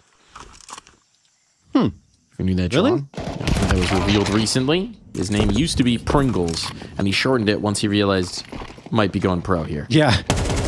Nice catch for Graffiti. Opens up the possibility of this round. Pulls 2 players back towards mid as well, and this space allows his teammates to get the bomb down. So that kill might have just given a second life to 3D Max in this round. GamerLegion are wary of a player mid, so they spend a lot of time trying to clear this up to make sure they're not going to get surprised. That flashbang certainly is a surprise. They're exchanging guns. Meanwhile, Xasis is exchanging life. Now the walk back in. This is all heard from Body. If they didn't already know, now they certainly do. Smoke to block 1. Start to get on that bomb. Start to threaten this on the spam. But they're off it. They're trying to lure them in. Body's position now revealed. Now they know where both are playing. But knowing and shooting, those are different questions. Towson, he's out of time. He knows it. This round's done. He just wants to take Graffiti with him. And no one will survive. But 3D Max at least live on here on Ancient. Wow, that was so well played in the post plant by 3D Max. You're in a 2v2 scenario. You have the urge always to peek around and try to get information. They deny themselves to following that urge and just wait and wait and wait until time is ticking away and GamerLegion have nothing left to do but fade off into the sunset in that round. Everyone dies, of course, but 3D Max don't care. Yes, it will hurt their buy-up a lot more than it'll hurt GamerLegion's, but they get a round on the board finally here. 3 more in a row just to push overtime. And again, there are those economic limitations. The MAC-10, 3 Galils, and only the singular AK in Exorcis's hands. PR looking to get aggressive out towards mid. He's got support as well from Rez's AUG, which has already delivered quite a few key frags. Lucky could be walking into his crosshair, Mike. I think 3D Max wants to try for this, going dry. It's not going to work at all. PR and Rez deliver the bullets onto Lucky, and now ZTR's found Graffiti as well. Could be over here. Could be indeed. Could be indeed. They need a hero. They need somebody to make some magic happen. It's Graffiti in the last round who found the kill that opened up the possibilities. But this time, those possibilities are looking slim to none. Tracked through the smoke. Maka gone. Falls to just these two. A smoke pop here, a tag up, and a frag to follow, and it falls to body. One man against the world of GamerLegion. They are many. And they are gaming. Body dinked. Body exterminated. GamerLegion came to play. Took them a map to find their footing, John. But now they brought us the distance. We're headed to Nuke. Yeah, and it's their IGL bringing them back into it in such a huge way. Rez never saying die. Came up with so many key openers when they were on their T side to bring Hope back alive after they were down 6-0. Also did it in terms of the calling. We saw at the end of that first half, that fake that came through after they had just lost a round. Really a fantastic call to make, and it looked so very clean. Then they switched sides and the momentum didn't stop. Everything kept flowing well for them. It gave a chance to Acor to really come back into it, Mike, and he made a big play as well with the AWP. Maybe not as big, of course, as Rez was in terms of his contributions, but still, it was good for GamerLegion anyway to see Acor getting comfortable and fitting into the system. Yeah, it's a good sign of things to come. Perhaps it's absolutely what they want. It's just more reps. Obviously, look, they were saying they were practicing, they were struggling to find scrims, they were fighting scrims, whatever it is, there's a world of difference between that and an official. Sometimes you got to get that off way. You got to just get it moving a little bit, get the juices flowing, get the feel for what it means to be live in a Counter-Strike server at an IEM once again. It's been a long time for Acor, and I would imagine this map of Ancient felt damn good. Yeah, and now going on to Nuke, Acor's going to be even more comfortable. He played at 60 times with TSM, and I remember, I mean, it was a while ago, but when he played on Nuke over at DreamHack Atlanta 2023 with GamerLegion, he was their best player. 30 frags on the board, and they ended up taking that map because of him. So maybe he can channel some of that energy from a couple of years ago and bring it forward here in map number 3, because again, you know, we're looking at the numbers on Nuke for GamerLegion. Those aren't that great either, Mike, because it's 2-8, similar to Anubis, but maybe, just maybe, Acor can provide that spark they need. Maybe he can. Maybe he can. They're certainly going to need it coming from somewhere. This time it was Rez as well. He was flat on Anubis, right? He was a big piece that was missing for them, not able to find this opener, not able to find the space. Was a revelation here on Ancient. He's somebody that we look to be talismanic for this team, right? Again, a lot of young players around him. He's kind of that rock upon which they've built their church. And right now, their prayers are being answered, John. Yeah, no question. And I think that Rez will obviously be an important piece as they move on towards Nuke. Who wins the knife round? I guess that could be integral because you get to choose CT side or T side. And obviously you want to start on that CT side of Nuke and rack up as many rounds as possible. It's going to be interesting. Also, the op can activate a lot more easily on CT side, and Acor, you want him to find that comfort zone. Again, on a map like Nuke, it's going to be tough. It's not going to be easy for GamerLegion, but they've at least set themselves up in a very good way. We were a little worried this was going to be a blowout. We're a little worried that this was just going to be a whimper of a BO3, but it's anything but now. It's all to play for on Nuke when we come back from this break.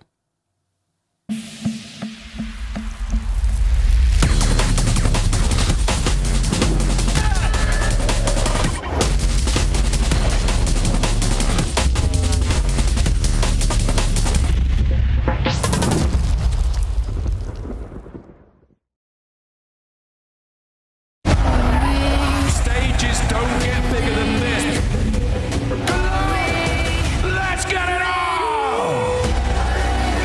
Biggest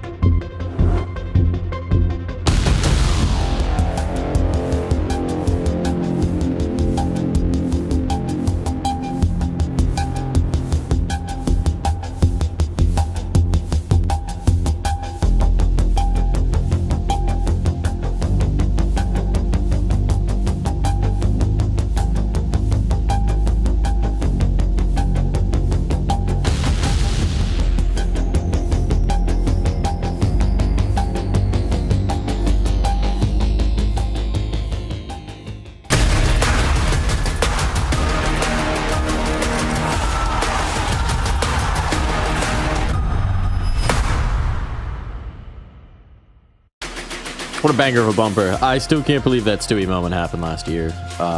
Truly iconic. I don't know if we're going to be able to top that this year, but the script writers, I promise you, they're hard at work. And maybe it starts in this matchup because we're going to a third. It was looking like it might be one-sided here, John, but now we've got Nuke and GamerLegion are looking much alive.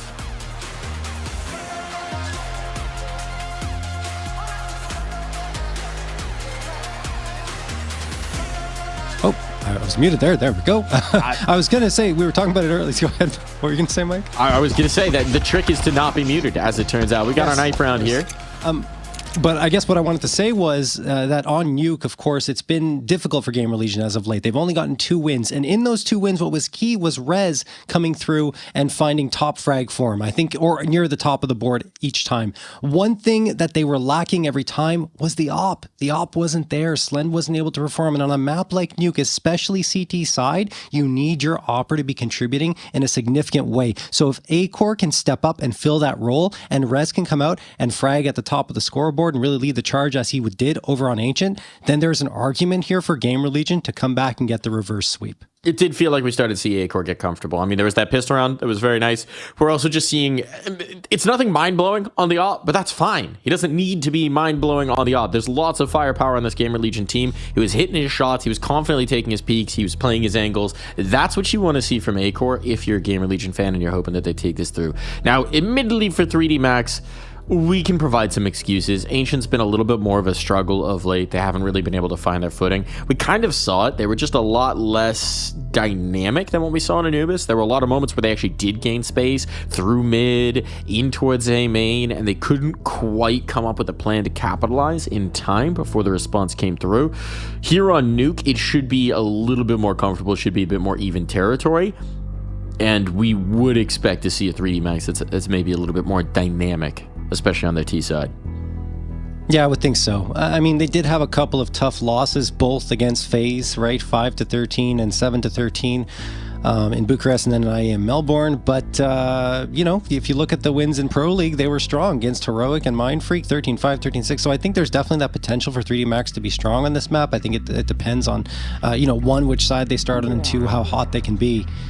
But, and if they can find that dynamism you were mentioning, because it was certainly lacking on Ancient. They're in Texas. They're all hot. I can guarantee that. Well, weather, I'm sure, is warm in Dallas right now. And so we're going to heat things up on the server to match. Smoking a flash for both squads as we head into this pistol round. P250 for Maka. Doolies for ZTR. That is the lay of the land here. GamerLegion winning the knife round. So typing. I hear typing. Smokes out. Damage done. There's no damage done. Well, I guess it's live. We're in. Ignore the typing. Away we go. Towson, PR, A-Core chiming in with kills. Headshots landed. But it's going to be up to Exorcist to try and get this one done. No way that that's happening there. Wow. Complete massacre in the outer yard. Like all the bodies there to respond on the GamerLegion side. The pistols rattling off. I mean, 4 players were watching yard. It was a nice defense, a good read coming through from GamerLegion, an adaptation based upon the util that was tossed forward. And they will get that first round. As I was saying, you know, they get that CT side start. That means A-Core can settle in with the AWP on the defensive end once they have the money to afford it. And then things could get very rosy for GamerLegion indeed. But that, of course, is dependent on 3D Max not coming through and disrupting that, which they have been very good at, in particular on their T sides. Let's see what they can do here with the Tech 9s. Well, so far, nothing at all. Towson gets 3, and ZTR drops Exorcist, leaving only Maka with a hope and a prayer, and that prayer is going to go completely unanswered. GamerLegion have a 2-0 lead. Run on down. It's like sheepdog approach. Funnel them right back into the flank that's developing, that's slipping through from Trophy. Just had a sneaky coach high five hand. Slip into the prayer can there. Right the high five for him. Nicely done. All right, 3D Max try and go for the explosive upper bust. But we're going to clap our way into the third. Blessing trying to rally the troops, trying to shake off any of that stupor that maybe had from Ancient. Get the energy flowing once again. Get them moving. It's a rough start, but it's far from conclusive. Oh, a shot. Might just light the way into something here for Maka. Maybe if he can get a follow-up afterwards as well. I mean, he's the only one in yard right now. So perhaps he can draw enough attention for the rest of his team to slip through into ramp, which looks like it's the idea. Again, this is just the eco round coming through for 3D Max. So look, someone's watching here. It is PR, but he's gone. Long range Tech 9 shot from Graviti, and now ZTR's under pressure. He managed to survive, Mike, but there's damage taken. There is indeed, and that might make him a little less confident about trying to deny this bomb plant. They got the window. Numbers getting punched in. And ZTR, not yet open single. It's a nice pluck away, though, from Towson on ramp. They need to find a fight. They need to isolate this. They know that. Rez is trying to hold them at bay. Let them chase him on in at this point with just a Tech 9. Nice. 1 kill and a gun out might have been the best case scenario, but Rez won't be entertaining it. That's really good work from Rez, forcing them to come into his angle and taking favorable fights in both situations. And that settles down what could have been a lot worse for GamerLegion in that round. Just off a couple of frags, and that was one of them from Maka. And after that, Graviti manages to isolate PR. Just his spray is missing from that MP9, which you kind of expected that range. Happens sometimes. GamerLegion, the important part is they finish strong. They get that third round, and now it's up to 3D Max to respond. Here come the guns for them. AKs across the board, full util.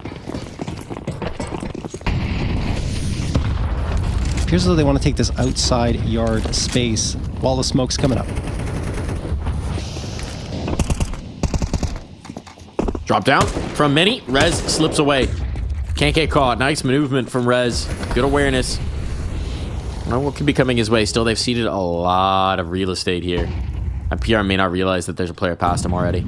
So PR looking out the lockers, but Graviti has gained altitude. Unless his namesake pulls him back down, now he's in a really tough spot. Oh boy. Oh no. Kill on the body. The bomb is down. That will need to be retrieved eventually. They wanted to leave it by the step so they'd have options to go up or down depending on what they wanted to find. Oh jeez. They're losing the numbers. Flank. Graviti's thinking, I've got all this space. I have a crazy spot here. I know where PR is. But I need my teammates to be able to do something if I'm actually going to be able to capitalize on this. He's trying to figure out how to get this angle. Come on, go a little wider. A little wider. Little, eventually you just got to body shot him. Yeah. 35 seconds. Let's see if this position in heaven is still so strong. And Maka from the T-roof now starts to thin the herd. Numbers are whittling down. And look at where these players are trying to go. They're trying to get into hell. It's going to be so tough for them to get stuck back into this round. Both rifles here. Sorry, no, it's a rifle in the AWP. Flashbang to set it up. He knew his angles, but Rez still is able to overcome.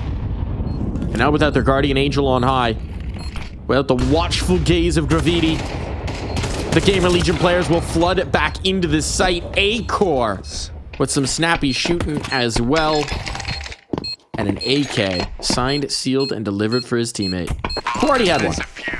Absolutely gorgeous retake util coming through from GamerLegion and Rez in particular, but that one toss, I don't think it was Rez that threw that flashbang because he was going for the fight afterwards, but that flashbang that was thrown in towards heaven was unbelievable.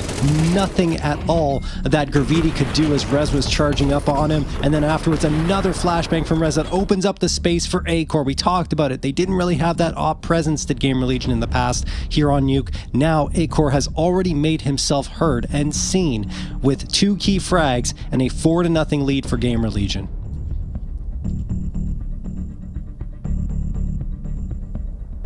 That is so good. That's got to be such a frustrating round as well, right? You had so much space. They allowed you so much room. They had no idea there was a player in heaven for so long in that round. And you couldn't find a way to put the pieces together to get the dub.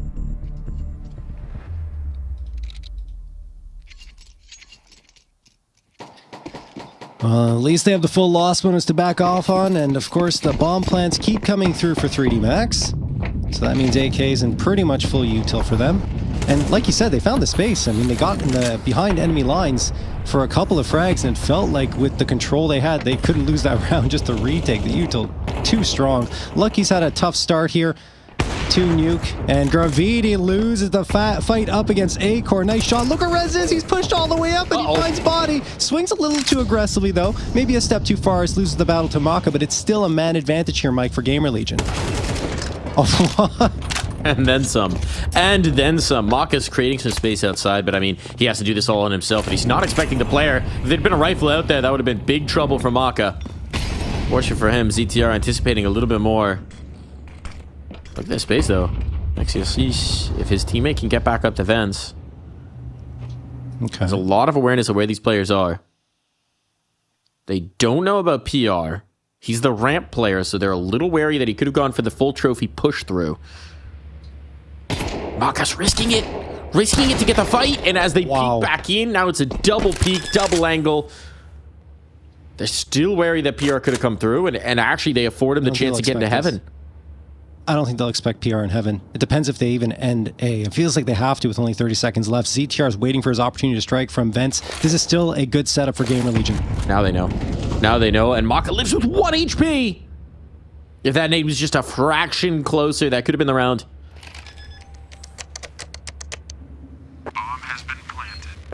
Bomb planted. ZTR is still stuck down the vents, but no one watching it, at least for the moment. ZTR has a window. An opportunity to get back up and around before they make their way to Squeak, but he's too late. Unless he still finds the kill coming off the ladder. That 1 HP coming back to bite. Still, first player off the bomb collected. PR is going to have to drop down. His position confirmed, since he's using the flashbangs well. Confirm his angles. Here comes the tap. PR's just going to stick. PR's just going to stick, but now he's been pulled. Is there time enough? There is. There is indeed. With the kit, PR has done this, clutched it up to keep the streak going. Wow. That is another impressive retake coming through there from GamerLegion. Not as clean as the previous one, of course, but they do get it across the finish line. Started so great for them, right? Acor and Rez getting those two. Rez didn't have to force the issue, but I guess he's feeling good. He's like, hey, why not? Let's try it. And it does cost him his life, and in the end, it gets a little bit dicey for GamerLegion, but they do isolate those fights well, and you saw PR dipping and dancing around the angle and eventually closing it out with just seconds to spare on the bomb defusal. And they do get their 5th. 3D Max. The good news again, Mike. Bomb plant after bomb plant. That means they can continue contesting here, but they have to start getting rounds because it feels like it could slip away if they don't find something in the next 2. It is currently slipping. Raz has an AUG now. Yeah. Which is what he buys when he's feeling luxurious. I've seen the AUG being played here from Big Garage quite frequently, and it works pretty well, Mike. AUG's kind of nice. AUG's kind of nasty with it. Yeah. Mid-ground between an AWP and a rifle. Been getting very popular. Call that the Grimfluence. Acor, this is a tough fight. This is a tough fight. Dodging the flashbang well, and he's around the corner. This is what we're talking about. Oh, dips back in, goes for the confidence game, and that will cost him. And ZTR down the vent will be taken as well. Incendiary to harass. Look at the damage. But we get a chance for a clutch from the young Frenchman. Plus the one, I think, saw an elbow coming around the corner. And actually, for a moment, they thought he might have been coming back up top, so he's got a chance to open the door. But the ruse is rumbled. Slips in towards the blue boxes. Finds the first. Towson playing ahead of his teammate. Means that now this is super isolated. Raz has to bring through the clutch. He doesn't have a kit, but one's down on the site itself. Will not matter. Graviti holds strong. 4 kills to the man. And a round that was desperately needed here for 3D Max. It felt like there were good pieces there in the retake for GamerLegion, but they all came too far apart, right? That flashbang was great, but there's no teammate to capitalize off it. And then the peak for information, also good, but they get too aggressive as they're coming from ramp, and that leaves Rez isolated. If you throw the flashbang and then Rez is right there, then we're talking about a different round entirely, because then Rez can capitalize, you can double peek, double swing, and use that advantage well. But because they don't, because it is delivered in such a piecemeal fashion, GamerLegion lose the round, and 3D Max, that's a breath of life they were desperately hoping to get. Oh my god, the boost. Snatched away though. You finally get life back in. Rez punches you in the diaphragm. Gotta be able to build on it, right? There's nothing worse than finally breaking a streak only to immediately get stuff back into the doldrums.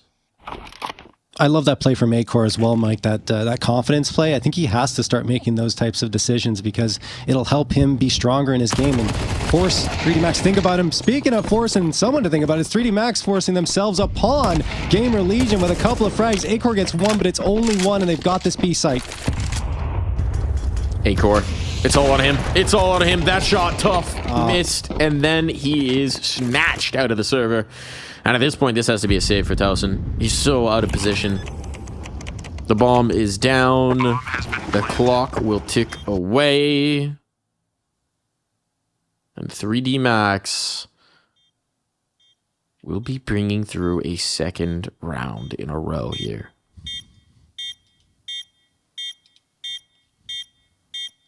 All right, disrupting the defense are 3D Max. That's what they're good at. Finding a way to get into the heads of their opponents, finding the gaps in defense, and exploiting them. It's unusual to see for a team like 3D Max. Usually it's, I would say, often a team effort on the 3D Max front in terms of the kill column. And right now we've got little 007 action going. Body only saved from it by surviving through this round. 2 players who have yet to crack into the kill column. Yeah.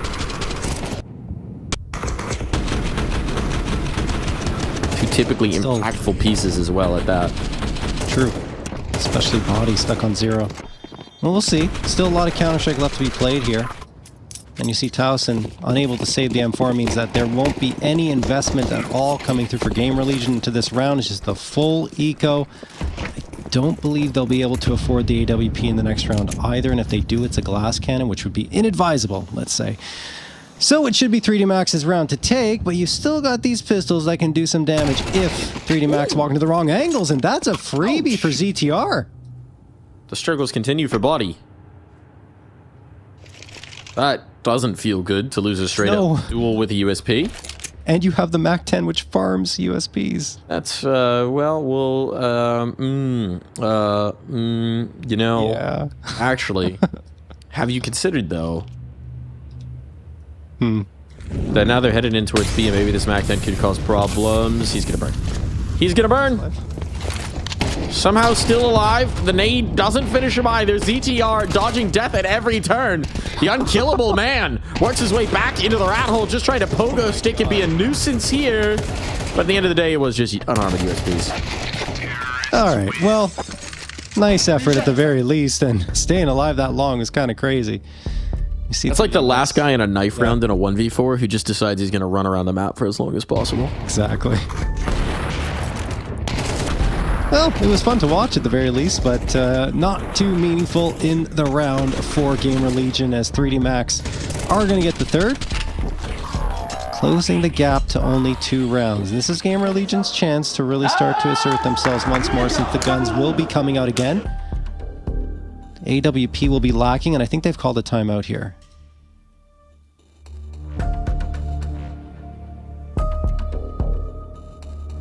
Seems to be that way. The music tells us it is so.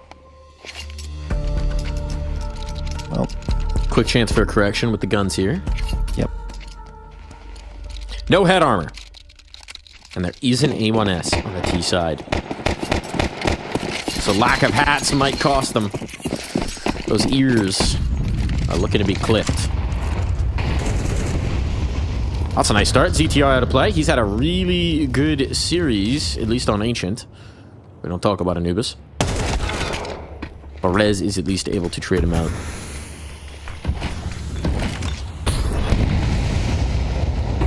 I mean, Rez has been that guy, right? We talked about it on Ancient. Now it seems like it's continuing here on Nuke. He's got 7 frags, only behind Towson, who's got 9.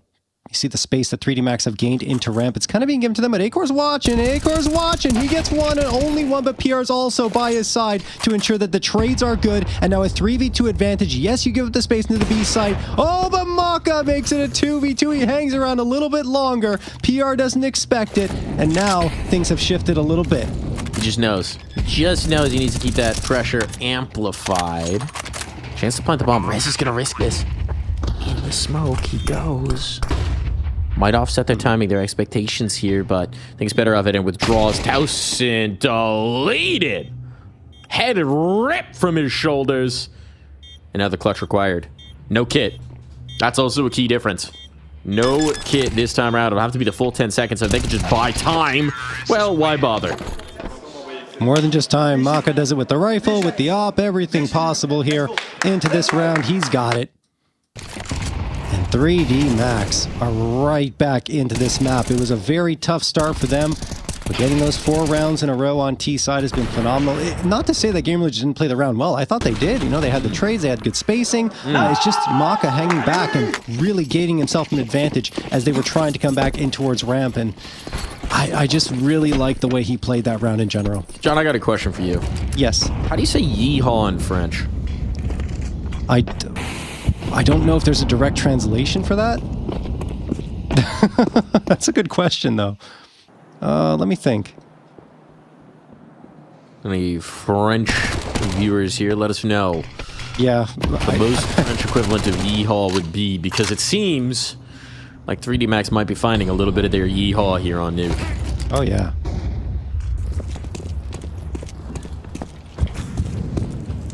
They're always asking yeehaw, but they're never asking haw yee. I think it would be the mascot for the baseball team used to be, it was called UP. You're taking this way too seriously, John. We're into the round now. The 5-7s have found a couple of kills. The action is afoot, and Towson, someone gave him a rifle. Oh. He's putting it to great effect. Forced out by a Molotov, at least for the moment, but back turned as the 5-7 strikes. It comes down to the clutch. Lucky, feeling anything but in this moment. Flashbang to get them over the lip, but Lucky, he cannot catch. That's crazy. What work from Towson in the round of 3K, and then the 5-7 coming in on that flank was so disruptive for 3D Max. They're trying to get a grip on what's happening in Towson, who actually started with that 5-7 himself. But then, as they are, the 5-7 strikes at the perfect moment, and Towson capitalizes afterwards by finding the 3rd on the round, and he's up to 12. GamerLegion back to their winning ways with 6. And round 11 now shapes up once more. And again, 3D Max have always been able to put themselves in good situations buy-wise because the plants keep coming through, but at least GamerLegion able to get a response this time.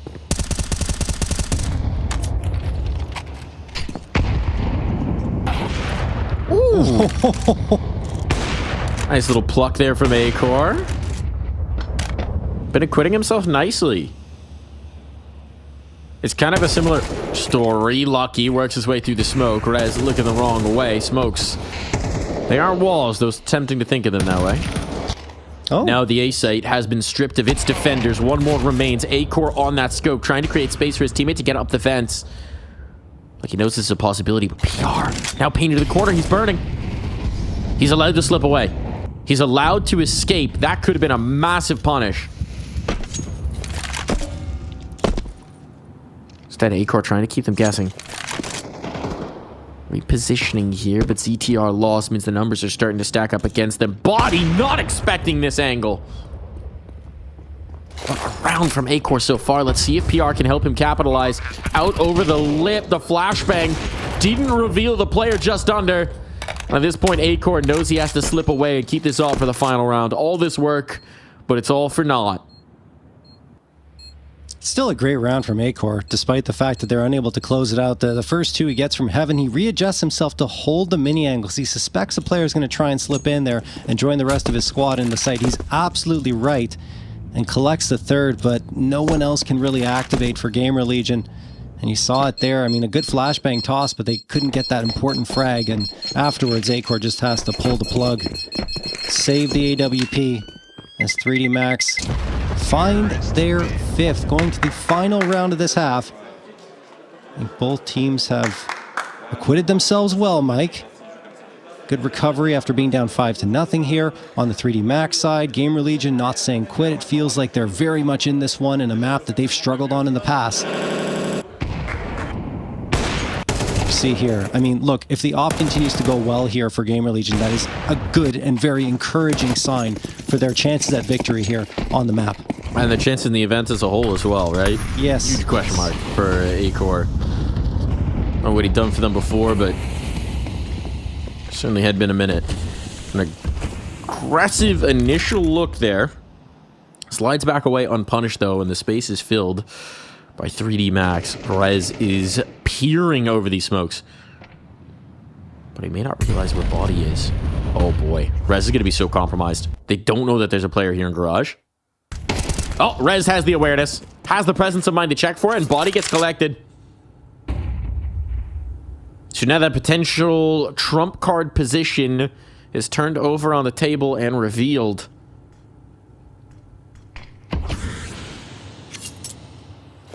That's good. GamerLegion hold that advantage. And I think GamerLegion realizing there's not much more to that. It was just a lurk. So they got the information, they backed off of it, and now 3D Max, as opposed to having that advantage that they had a couple of times in this round, this time GamerLegion aware of their tricks. Ooh. They're going to try and move in Graffiti. Ooh. This is looking like ZTR was thinking about opening that door. Would have been a bit of a rude surprise, but now he's throwing a little bit of a fake. This is just meant to be a distraction. Problem is ZTR sniffs it out immediately. Still does mean they're going to need to hold strong here on the upper side. They could do nothing of the sort. Great entries coming through from 3D Max. Bomb now planted. Health is dire, though, for Maka. And Lucky's not looking a whole lot better. That nade makes it easier. But Lucky forced out by the incendiary. Peppered with util. Really will need to be XFCs to give them a little bit of health backing. And it comes down to the clutch for him. Up against the off. Acor just trying to get on early. But ahead of the flashbang, it means we are all tied up here as we hit the break.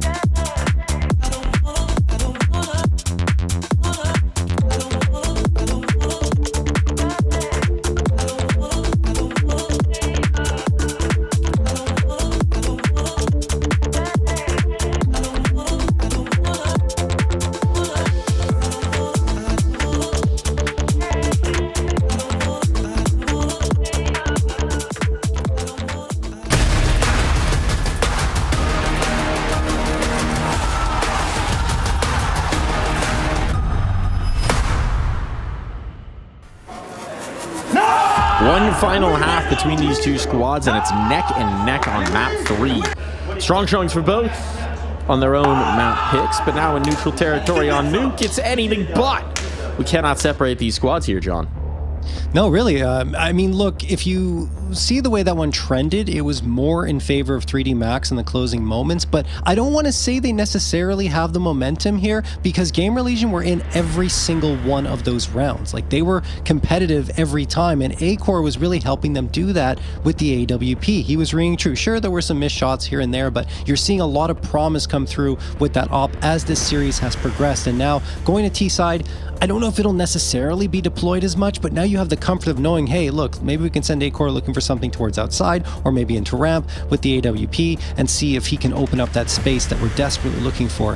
One interesting note here, Mike, is actually 3D Max are better on their T side of Nuke than they are on CT side. Their stats are lower. On T round win percentage is 52.6% and their CT round win percentage is 46.7%.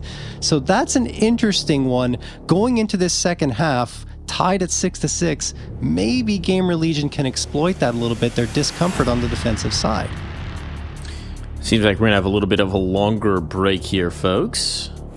Cousin stood up. They're unplugging, replugging. But hopefully we'll get it resolved quickly. Yeah. You can see Mouse waiting in the background. They're the next game. They're warming up, getting ready as they take on BCG after this. Don't worry, based on how long this game is going, we will not have long between these two matches. Be a quick swap. Oh yeah. I'm going to get them in and get them going. That's going to be an interesting one. We have a lot to talk about there, but let's focus in here. I mean, look, I don't know, Mike. If we're looking at the way 3D Max has been throughout the series, I think they've generally been pretty disruptive on their CT sides. They've been able to try and get in on flanks. In particular on Anubis, I like the way they were deploying themselves there, not allowing GamerLegion to get comfortable, taking the space into canals. Now they're going to have to try and do the same here, and I would imagine that that would be it outside, in the yard, trying to get aggressive. They're sending a couple of players out to disrupt, as GamerLegion did to them in a couple of rounds there in that first half. We'll see if they decide to deploy it, if they're going to play more passively. It's going to be a very important moment as well for them in the early rounds, because if they can't get off on the right foot, things could get really troubling quickly for them. Could be indeed. I like that Telson is taking advantage to get the blood flow back in the knees with this extended break, you know, get the stand-up going. It's always a good thing to do, folks. If you've been sitting for a while, I know I have, just stand up. Do a little stretching, get the calisthenics going. Gets the blood back in your fragging hand.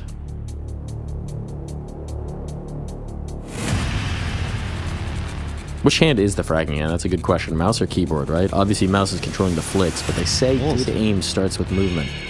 I'd say both for sure. You can't pick one or the other, right? A movement allows you the space to aim. If you're good at movement, you get that little extra half a second to find the frag. So, I don't know. It's equal parts. I'll do my best to be bad at both. Meet somewhere in the middle. What is that? I don't know. That's what you got there. Some sort of... Can you lift that a little bit? Can we lower the camera? Can we see what Rez is working with here? Some sort of tassel? Looks like a tassel of some kind. Talked about this. Oh, it's like a little guy. Oh, that's kind of cute. Little guy with a tassel on top? Yeah.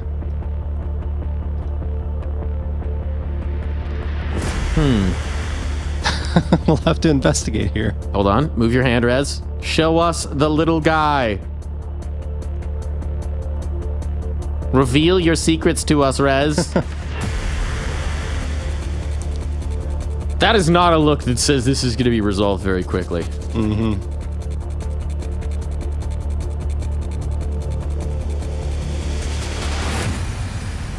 Someone needs to put Rez's little guy to work. Have him fix the computer. Solve the audio issue. Stretch. Ooh, get the wrist flex out. Here we go. Body showing you a good exercise.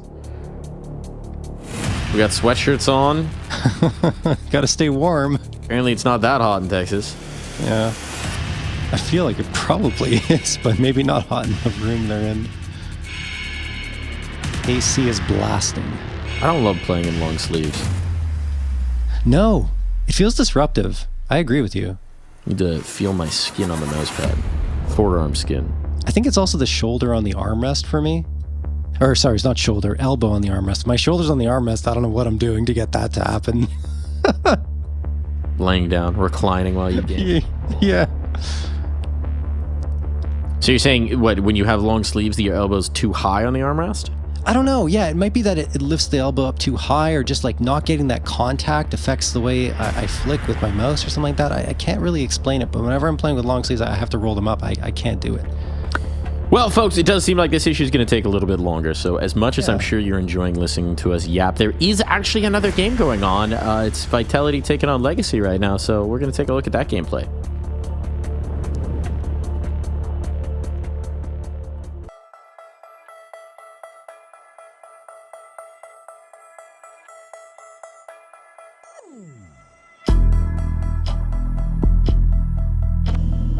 Last year in Dallas, they played against G2. Lost to the Stewie 2K stand-in, the miraculous story. I'm sure Apex has been thinking about that since last year. Want to get the revenge, get the title here in Dallas. Bet he's been playing those arena chants as he goes to bed into his headphones. Yeah. Just to get himself in the right mindset. Well, he was getting ready for it as well, because out in Melbourne they were doing it. Oh yeah, they were. it's spread across the world. B-hit. Yeah, B-hit and shut down. So nice and clean. I remember I was listening. Chad was casting the final, and he said, all right, Melbourne, this is maybe the last half of Counter-Strike we're going to have all weekend. Let's give them something they're going to remember it. Immediately, the FU Apex chat stars on like, yeah, perfect. That was a great moment. All right, so 7-3, easy round win here for Vitality, and it looks like the half might just be easy as well. A couple rounds left here. Legacy looking to scrap together what they can. It's going to be a timeout, their first of the half so far. Money's in a spot where they can buy AK armor and get a buyout around it, but they're not going to have the AWP they were wanting earlier on in the half. I mean, for them, it's just a matter of like, what's worked? Like, well, does anyone have a play they feel comfortable opening the round up with? Like, let's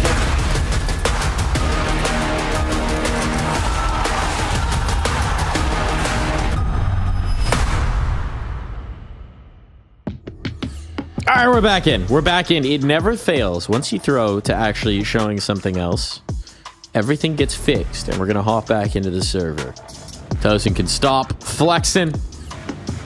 Can flex on the server instead. 6-all. And the second half begins here, John.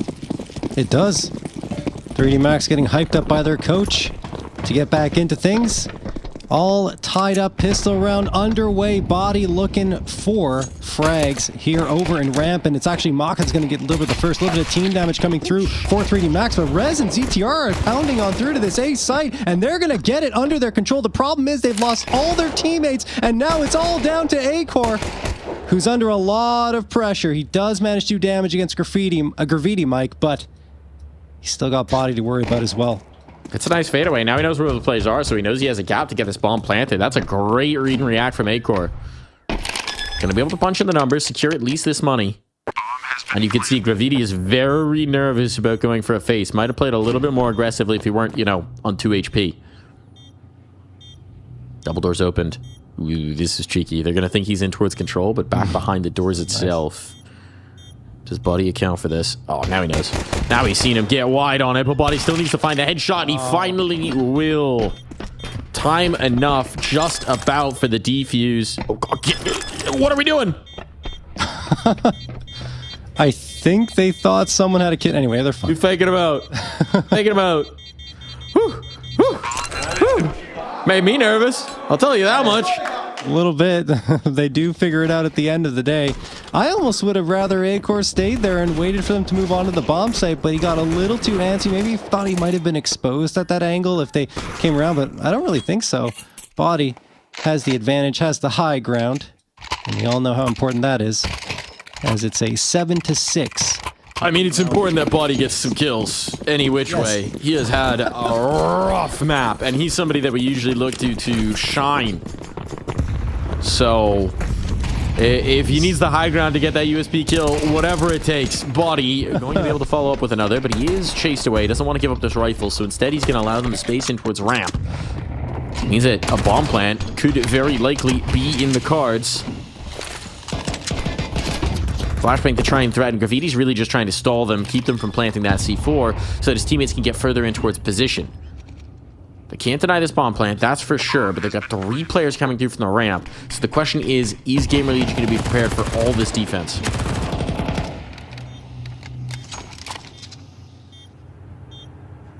I mean, 3D Max got a good opportunity here, but PR gets one. Lucky the trade. All right, now they can start flooding on into the site. They've got the numbers. They've got the advantage in that regard. Rez, ZTR, and Acor just trying to hold the line. Time ticking away on this bomb. Rez gets overlooked in the rat hole, but Graffiti and Body do manage to collect a couple of scalps, and Acor is found out as well. Diffuser should be plenty of time for that, and it'll be 8-6 in favor of 3D Max. Look, not the most dramatic of margins there. 2 of those players were very close to death. Overall, for a force buy, you'd like to take it through, but it is good impact. But withstanding it, surviving it for 3D Max, that's the most important part. The sustained bomb plant, the damage that they've done, I suspect we'll see GamerLegion come right back in. But they go for a half by this time. Hero rifle on Rez. We've seen this in a few rounds where they put the hero rifle on one player and they let him cook. This time, it's going to be their Swedish vet. Yeah, I don't blame him for this decision. Rez has been so very good for them. He's taking opening duels effectively, and he's going to do the same thing here.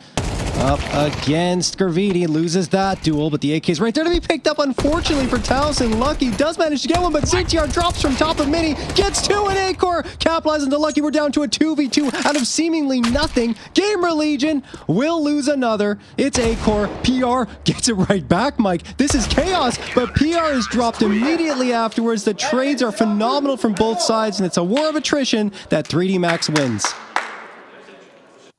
It's not the way you want to win, but a win is a win is a win. Oh my goodness, the PR Deagle is lethal when it comes down to that on 1v1. You're clenched up if you're supporting the French squad right here. Big tension relief, but that was just the hero rifle. That was supposed to be the easy round. Now they got the guns. CTR still on the techie. That's a sacrifice they made to have Rez have an AK in the last. And actually, L6 on the XM. XM L6, they call him. Towson collects on the first. Space opened up here in the outer yard. That is going to be Body peering on from heaven. Damage onto Towson, but they're still taking this space. ZTR has not slowed down in the slightest, and with the Graffiti lost. Now Acor starting to find the room. Body's in trouble. I don't think he realizes how close these players are. Well, it doesn't matter because PR kills him from below. So now they have everything. They have everything, John. They have all the control. Oh, yeah. The other 2 players are towards the B site for 3D Max.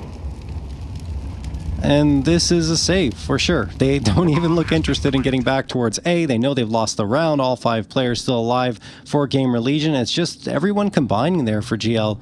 Coming through, getting the openers, and the space they absolutely needed to strike in this second half. The first round they picked up, but what's important for them is, yes, that previous round went 3D Max's way, but you only had 1 survivor on the CT side, meaning the economy was very rough coming into this one. And you see it, the numbers, $0 for Lucky and Maka, and only 50 for Extra C. So these guns are really important to save. Acor around the corner wins the fight, so the op is gone. And, well, Acor doesn't manage to get Extra C's as well, but there could be a player hot in his tail. In fact, it's the bomb that's hot in his tail. It will drop him. No guns saved through, and GamerLegion a chance to claw some rounds back on the board as a result.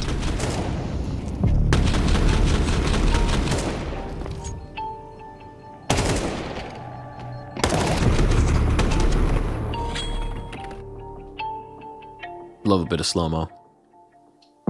Timeout taken here. It's 3D Max try and rally. Try and sort these things out. Knowing the cost of what they just lost, how expensive the previous one went. Now drop around here. The question is, do we go all the way in? It's double eco territory for a lot of these players. You have to invest here. It'll give you a better gun round eventually, but if you can't convert one of these unexpected rounds, scoreline's going to be tied up again. You never know what can happen with those pistols, Mike. That's true. That is true. A couple of 5.7s in the right place, and there you go. Like we saw for GamerLegion in that first half. It can be done. Lack of armor is going to make it tough. Yeah, XRC's boosted up here. Actually surprised they don't invest all the way in, but they don't. Here's your couple of 5.7s. P250 and a 5.7 as the case may be. But 1 for 2. Make that 3. Not the exchange rate they were looking for. Not at all. This round's done. Graviti and Maka might snow. As I'm saying that, Maka's dead. And the round is indeed done and dusted. Will be an 8th for GamerLegion, but Graviti's managed to find something on the ground. That something is an AK. Will he be able to hang on for it? Yeah. No choice. Don't know if he's going to expect him here. Indeed, he will not. Alrighty. As you like here for GamerLegion, likely to be another eco on the back of this. Which means that we are all but guaranteed a tied scoreline here late in the day on Nuke. You and I were having a little chat at half here, John, predicting our scorelines. And I'm just saying, I called OT. You did. I'm saying full 24, but no OT.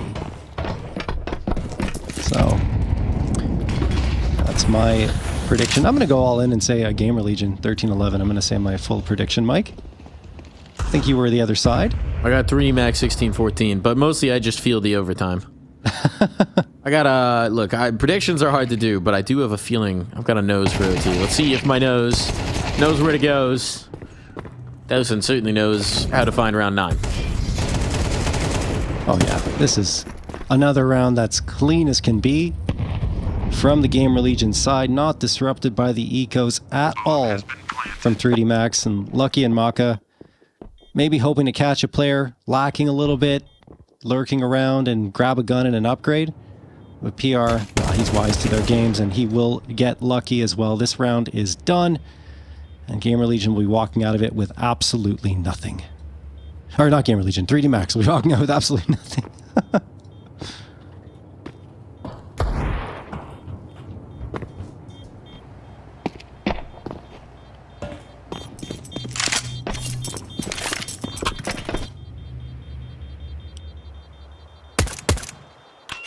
Oh, he tried. He tried to snatch one away. Just a little bit of sweetness on the tail end there. Would have need like the insta double dang. So that range ain't happening. So now momentum in their favor, wind in their sails. GamerLegion come up against a tougher task. The rocks arrayed around in defense from 3D Max. They've got the weapons. Can they capitalize? Where's Maka playing? Looks like in towards heaven. Pretty classic for an alt. Nothing that unusual. Yep, pretty bog standard. And GamerLegion are just taking their time. Now they've got the util finally coming out, that deep wall of smokes. That is now the standard. No longer do we see the wall of smokes from red box to mini anymore. They want to allow themselves more space to work, to every team on Nuke. A little bit of a smoke pop coming through there, but no visibility from 3D Max means they might know this is coming in towards the A side on inner. XRC's burning alive in that utility. Does manage to survive long enough to get one, despite the fact that he's blinded. Eventually traded out here. Maka's trying to have an impact with the 8 OEP. Drops all the way down to the site, exposing himself to the rifles. And he does still get the up-close shot with the op, but will be traded immediately. 3v2 with Lucky trying to eat with the numbers once more. It'll be actually Body who does that. 2v2, Mike. They're jumping onto the site. Now a 1v1. Does he know how much damage has been done? Goes to the sidearm, so seems to be likely. Could just go back to the rifle. Yeah, plenty of bullets in this gun. Oh, headshots are bust, so PR's trying to play the angle for it. Spots, knows that Body is out, but does he want to go for the swing? Predictive fire, but Body can catch the kill. swinging around the corner, trusted his aim, and when they needed him most, Body stepped up big. I mean, look at the battle that ensued here on the A site. Utility flying in both directions, bullets sailing past everyone, and you see the space that GamerLegion gain in towards this site. Maka takes a huge risk, honestly, by jumping down from heaven, but he feels like he has to try and disrupt because he might not have the angles to fight, and it was a good decision in the end because he gets that first frag. Yes, he's traded out, but he allows the space for Body to retake up into heaven and continue to rain bullets down on the GamerLegion side. Ended up being really close back and forth in the end, down to another 1v1, but it feels like 3D Max are starting to win more of these clutch situations than GamerLegion. It's not where you want to be if you're GamerLegion. It's a bit of a far cry from it. If you started watching after map 1, you would think that this has been a very good day for GamerLegion, but we still remember what happened on Anubis. They came out flat. It took them a little while to get the gears churning. You don't want to find yourself stuck in a rut here. Need another jump start. Still, because that comes down to the clutch, right? The money is not good. It's just so tough to sustain the defense here with limited weaponry. An A-core, hell of a shot. Takes out Maka, his counterpart. That's actually reminiscent of Anubis, where every time those two came up in a head-to-head duel, it was Maka who took it. This time, A-core, the res, finds himself plucked with that op all the same. Lucky's hands on the scope. Maybe that'll change his fortunes. And look at this. There's no defenders on A. There's nothing on A. 3D Max are taking some risks, and in the meantime, GamerLegion are poking their nose out of the hut and realizing, oh, this is for me? This is my bomb site? I mean, I think ZTR is getting the call as well. They're saying, no, don't fight any more there. Come back to the A site. No one's home. That's exactly what ZTR is going to try and do here. Genuinely, this is such a weird situation, but it almost feels like this might just be a save. Even more so, now that these kills are coming through. Definitely. But they were just so out of position. They took a risk. They took a huge gamble, betting they'd be outside or lower, and, well, as we can see, it did not pay off. Yeah, I think the thing that's hurting the most right now for 3D Max, you already mentioned at the beginning of the round, economy not stabilizing because of how many clutches have been required to get to those 10 rounds on the board. Lucky has the op and extra cease for the FAMAS. You'd imagine that GamerLegion want to hunt here and try to get these guns out of their hands because they know the type of advantage they'll give them the way this one has flowed. And they're heading in towards T-spawn, which, you know, would be potentially a location where they'd want to save, but it's not the case. They will stay at ramp and keep the guns in their hands at the very least. But man, oh man, GamerLegion are really hanging in there. It's starting to trend in their direction as we're tied 10-10. Back and forth, and here's the commitment. Ooh. All the way in with these saved guns. They are risking it. Okay. This is where things get spicy. If they lose, they're playing for overtime, right? Yes, absolutely. But if Gonna trust in the op. Gonna trust in the op of Maka. He's called his own number. See if he can deliver.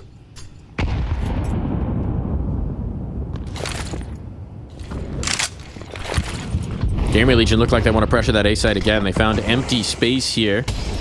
Gonna see if it's just as inviting. Not quite, but the flashbangs are good. The utility is good. XLC's on the edge of the smoke, though. He's not gonna realize that Rez has already wrapped a smoke pop. Perfect timing coming through. Calling for that nade. And these two players forced out in towards heaven. Can they even get stuck back in? They're dropping down. They're just trying to survive. But that kill outside, now that's going to invite them into the retake. PR wanted to end it. I don't know.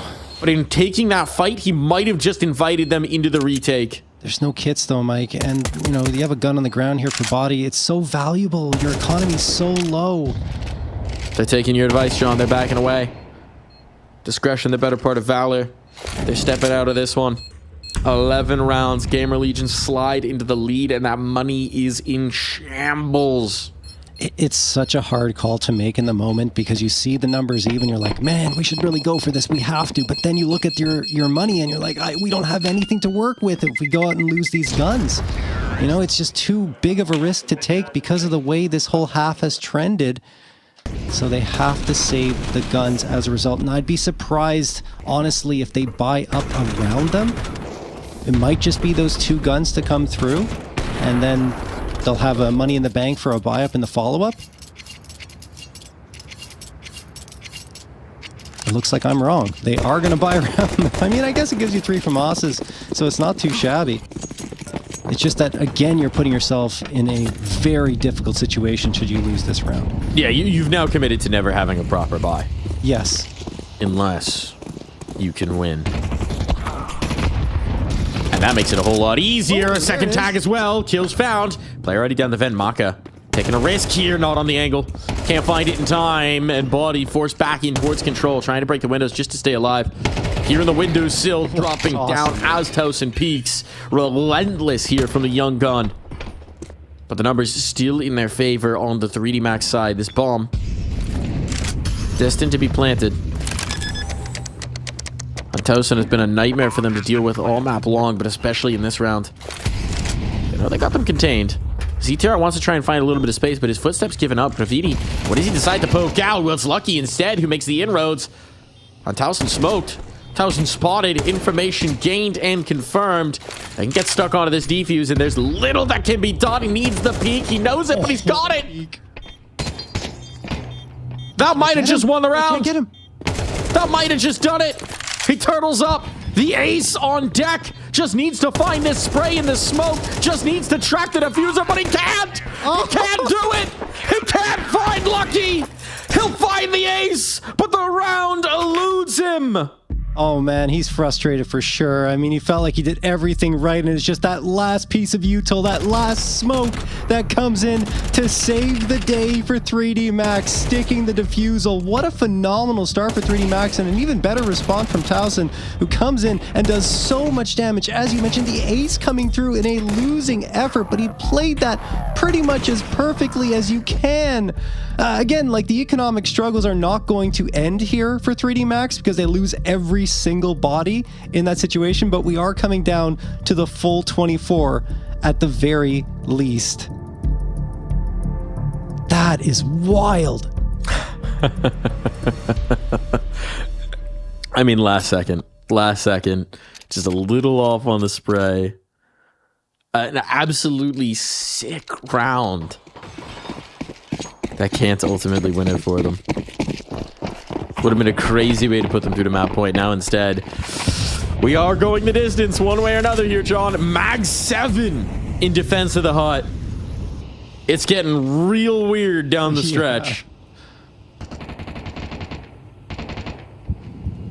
And again, one wrong move here for 3D Max, and they're looking at a very tough buy-up in that last round. Smoke fades everything. The smoke fade is everything. It is. Players are stacked up on both sides. It's all about this fight. And Rez tips it in their balance. Look at the damage, though. ZTR and A-Core are so low. Players already getting down the vent. You've already got Maka down lower. They're trying to bait them. And Exorcise no longer has a Mag 7. He's found an upgrade with that drop-down AK, but Towson is looking for this space. Oh, how does he turn? How does he turn? The trade is there. The trade is there, and that was one of the healthy players, but still, his teammates have come in from the heavens. This nade to harass. If there was any util for Exorcise, he could do so much damage, but there's not. And so on high, Rez peers over the smoke to see the path forward for GamerLegion, and he might just have sealed the round. Maka spots. Now he can get in towards heaven. There's still time. There's not much, but there is still time with an AK gain. A flashbang over. He wants to try and be the hero in this moment. No. Thinks better of it. Doubts himself. Withdraws of two minds. At this point, the time is gone. The clock is gone, and your AK is just too valuable. Nervous about the hunt. Panicked. Jittery. It is going to be GamerLegion to find map point. A chance to close here and avoid overtime. And the French squad of 3D Max, they are looking at pennies and sticks and stones to try and mount one more round. At least they got an AK out of it, but yeah, you were right, Mike. That duel beyond the smoke ended up being key, and Rez delivers 2 more critical frags. Throughout the series has been phenomenal, in particular on Ancient. Not necessarily as much impact here on Nuke, but that is what he can do for you if you're GamerLegion on your T side, is open up rounds effectively and get that space that you you need to work into the bomb sites. And, you know, while it does get a little bit hairy at the end for Maka, I think he might have overstepped a little bit by trying to keep them on the bomb site. I think that was his plan, but it didn't really matter that much for the economy of GamerLegion. It was more important for him to walk away with that AK. And you could also argue he's trying to make sure no one's on his tail, but, you know, someone could have peeked him. He could have been dead. Oh, no, this is not going well. Maka loses the fight with Acor, who's been another important piece here for GamerLegion with that AWP 5v4, Mike.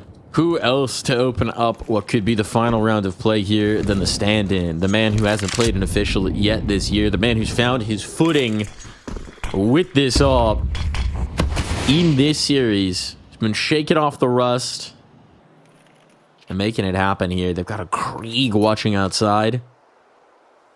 Peering from on top of the silo.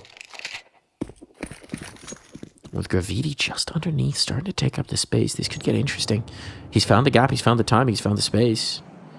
And he hasn't been perceived in doing so. So if they could contain these players in towards Squeak at all, that'd be miraculous. But Graffiti, instead, he's going to delete ZTR as he tries to set up the util. The Mag 7 rings out, but it distracts from the rifles. And now it's onto a 2-on-2. And from on top of the hut, Body brings it through. But PR finds the final kill he needs. GamerLegion are going through. It couldn't end any other way in this series. It had to go down to the final players. It had to go down to the clutch. It had to be the utter chaos between these two teams. I mean, every single round in that second half felt like it was down to the wire, and it actually was for the most part.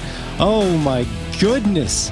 GamerLegion do indeed take it here, 13-11. They win the series 2-1. Man, they fought tooth and nail. And I said it from the beginning, Mike, the AWP of Acor could be the difference maker here on the map. And it was. Not to say that not everyone else didn't stand up and do their job. They did. It's that Acor in the important moments was able to ring true with the big green. And that has to give them a huge confidence boost going to their next BO3s. Yeah. Absolutely does. Absolutely does. They were right to bring him along as the stand-in, right to call on him in their big moments, and he's rewarding them for it. He really is. It's so impressive. I'll be honest, had no clue if he'd be able to perform still. It's been a long time, and certainly his last outing with the team was not a glorious one. So it's impressive that he can come into this situation and be what this team needs. Yeah, no question. You know, a whole dose of it. We had some highlight reel moments for sure coming through from both these teams. Real sparks. And we've been talking about Acor, but we have to give huge credit on the Towson. You're going to remember that ace that didn't win the round, but so many times in this series, he delivered. Even when we go back to Anubis, the few rounds that they did manage to bring through, Towson was a huge factor in them. Absolutely. I'd say over the entire series, he might even be their MVP, but you can't overlook Rez either, who also did some excellent work on the entries into Ancient. I mean, we could talk about almost every single player on this GamerLegion roster stepping up to the plate and delivering, as they kind of have to, given that the situation they're in. Also, I want to mention that Towson ace, Mike, even though it felt like it was futile in the moment for Towson, he was probably upset that he couldn't win it. It wasn't, because they kept that economy constantly on the edge for 3D Max, and in the end, they could never really recover and get that full buy that they desperately needed. No. Yeah, it's just the situation where at a certain point you've made your choice, and your choice is to chase the forest buy all the way down the line, and they kept managing to just sustain it, just almost. I thought that final round was going. I thought once everyone was looking mini towards the shotgun, I thought that was the moment to strike back in for the rifles, but in the chaos, it is in fact GamerLegion that overcome. So very impressive showing from them, looking like themselves to a degree. I mean, I think there's still things that they're going to want to correct. There's still things that they're going to want to work on. But for the most part, I think this is a very encouraging debut at IEM Dallas for GamerLegion, and has to have them feeling good about the Acor stand-in stint. Yeah, no question, especially being able to play on maps like Anubis, Ancient, that are very difficult, and Nuke as well, that are very difficult with a stand, especially Nuke, because it's hard to get those rotations through on your CT side and be more in coordination when you're trying to get your executes going on T side. There's so many elements to consider that a new fifth player who hasn't played with the squad won't necessarily be able to adapt into. But Acor never really looked out of place, honestly. He was always where he needed to be. He was coming through. I think the comms were excellent on the GamerLegion side. At least they felt like they were based on the way they were playing. And overall, they absolutely deserve to come out with this win. Yeah. It also felt like we visibly saw him settle in. Yes. Which is impressive across one series, right? It would have been totally justifiable to come in and have a little bit of a flat one, maybe regain in the lower bracket, but it's a lot easier if you don't have to do that.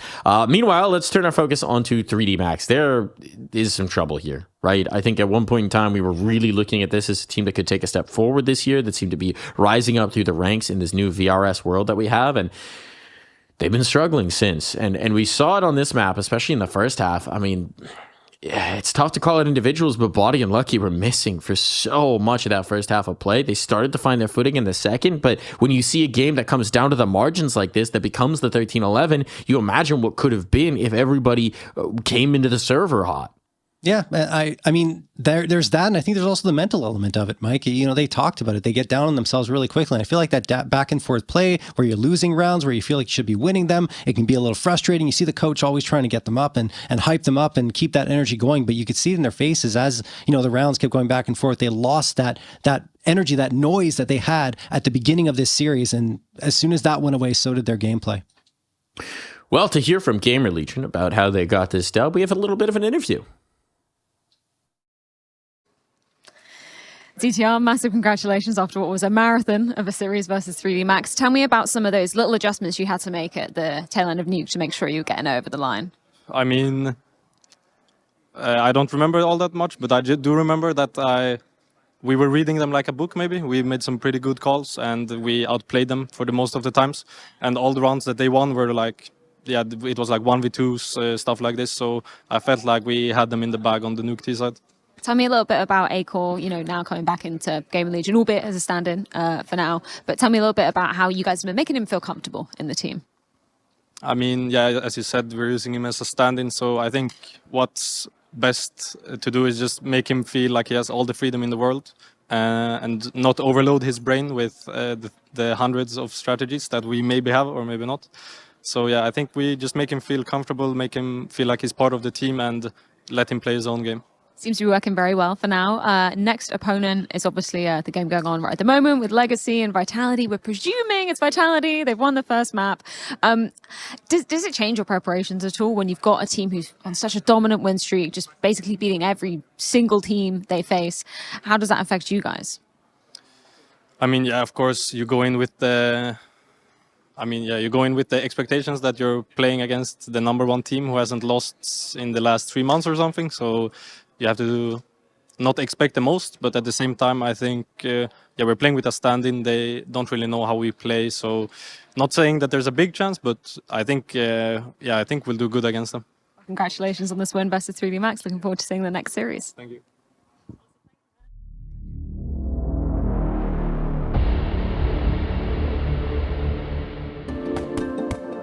Hi, it's Bob with Face It. The official broadcast is better than ever on Face It Watch. Yep, that's right. Switch it up with the POV selector. 4 angles, your choice, from the main broadcast to your favourite player's view. And it's available on the Face It app and Chromecast. But wait, there's more. Keep watching, keep winning. That's how we roll. Watch IEM Dallas while having the chance to get skins and Face It points. Look at this beauty. Change the channel and control how you watch.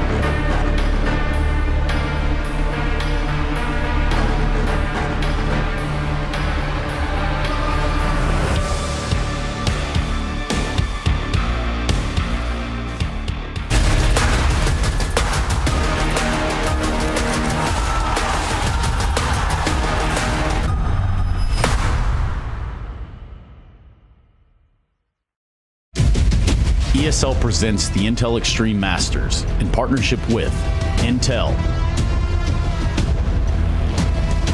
Acer Predator,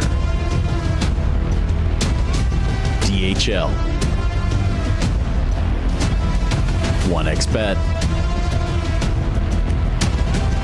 Monster Energy, Face It Watch.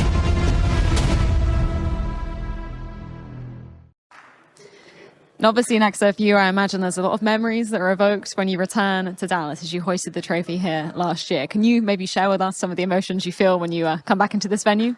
I think I'm really happy. It's the only S-tier tournament I've won in my career so far, and I'm really happy and excited to be here again. And yeah, of course, the scenery is a little bit different, you know, with who I'm playing with.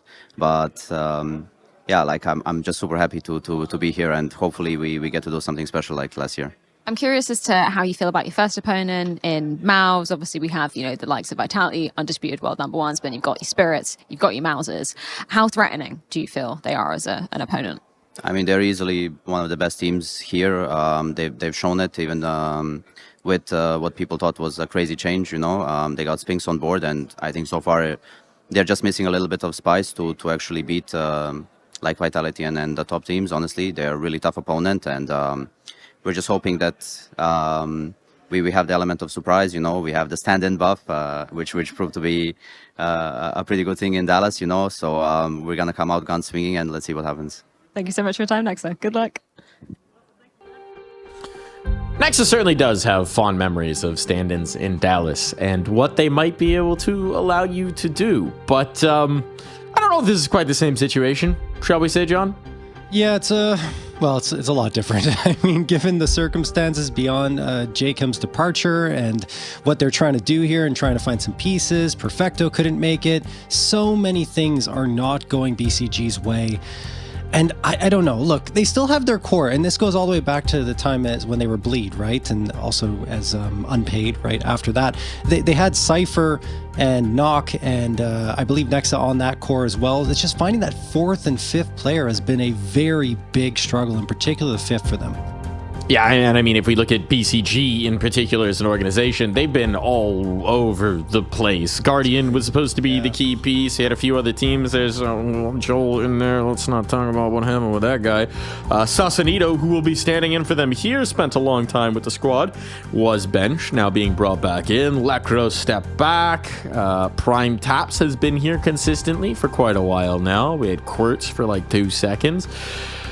On the Cube, Knock, and Cypher and Nexa rounding that one out. So it's not exactly been a lot of time to gel as a unit. There's been a lot of factors inside and outside of the server that have affected who is actually playing for this squad and who's in it. And now you got to find your footing. You haven't ever really been able to show yourself that well. You haven't had a whole lot of opportunities to play at events like IEM Dallas. But maybe having Nexa, who's had such success here in the past, maybe that's a little bit of a talisman to just raise the spirits, even with Sausalito coming back in, even with the unstable version of the roster that we're seeing. Maybe that's enough to just give them a little bit of juice, to have them play free, have them play unexpected, as Nexa was saying, up against an opponent like Mouse. Yeah, I think that unexpected element will have to be the biggest one, because looking at the numbers, looking at the squads, the way they match up against each other, you can't help but lean in the direction of Mouse, Mike. And we're going to talk about the comparison between IGLs, between Sui and Brolin, right? And so far, well, we've seen, I don't know if we've seen enough, Mike, to make that comparison. If Mouse win here, they'll have a little matchup against Liquid, if I'm not mistaken, if I've read the bracket here correctly, as Liquid did take the dub over FaZe early on. So that could be quite a reunion. I don't think we've had a matchup between Shui and Brolin since they took up leadership of their respective rosters. So old teammates showing your IGL 1-up. I gotta say, Brolin has really impressed me since taking up the leadership role in this team. I think a lot of us were very skeptical about that move when it was announced, when it came through. And Mouse were steadfastly confident in their own communication that this is what they wanted, that they believed Roland could step up into the role, that he could accomplish this, that he was capable of it, and he was ready for it. It was something that Cyclone's hammered again and again and again, and I think it's proven incredibly valid. I think Mouse do a lot of interesting things. I think there's some creativity there. There's still some question about, there's that next step of the long term when you need to renew and refresh between seasons. That's a point where they might miss some of what Shui was bringing to the table, but certainly this Mouse team is acquitting themselves nicely in and of themselves. We got our veto here. Dust 2, Mirage, Ancient. How do you feel about it here, John? I mean, look, no matter what the maps are, I think there's going to be a lean in Mouse's direction, but in general, going on to Dust 2, maybe there's something here for BCG. It's just, they have been very good on that map. Of all the maps they've been playing lately, you know, 14-4, and it's been a little bit of a struggle for Mouse, but I mean, you look at the level of competition, it's not really the same on each side of the server, so I feel like, again, you know, veto or not, whatever the map may be, I think that Mouse are going to have a significant edge. And if you look at the results recently, Mouse have been the far better team. It's I think a 4 BO3 losing streak right now for BCG. Losses to Partisan, Heroic, Bait, Bet Boom. It just hasn't been a good look on their side, and they really need to pull themselves together. And like Nexa was saying, maybe the sub will be that spark. Maybe Sassanito coming back into the roster can give them something that they need or that they were lacking. Yeah, maybe.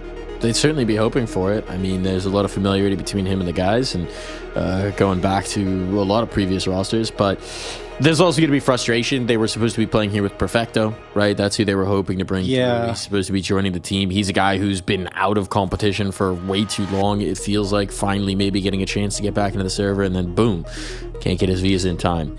Yeah. Just tough.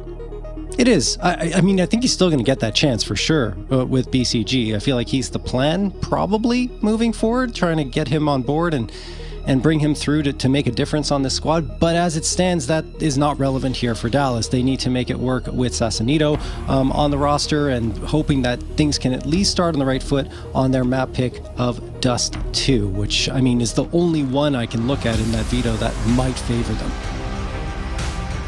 We'll have to see if they can do it. We'll see if they can match up against the firepower. There's a lot of ferocity over on this Mouse side, looking to show here in Dallas that they are very much in contention for the major. It's interesting, as we get into this pistol round, had a chat with Cyclone in Copenhagen when they were headed out of that event. And he was very frank about it, very clear. Their expectation is to win the major this year.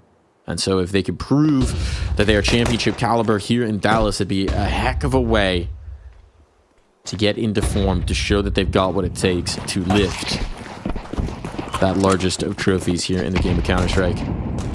Fast play up the catwalk, taking the space here for BCG, but it's a nade to clean out Sassanito, and now shots firing downrange from Brolan has given them a massive advantage. It's a firing squad, it's a shooting gallery. There's nothing that BCG can do.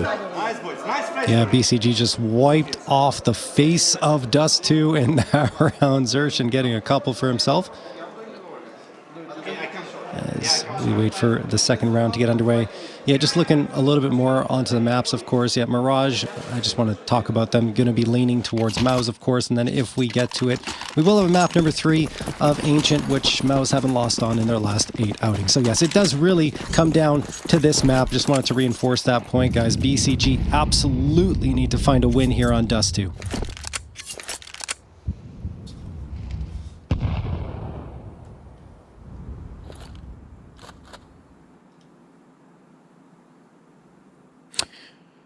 You know what I see right now, John?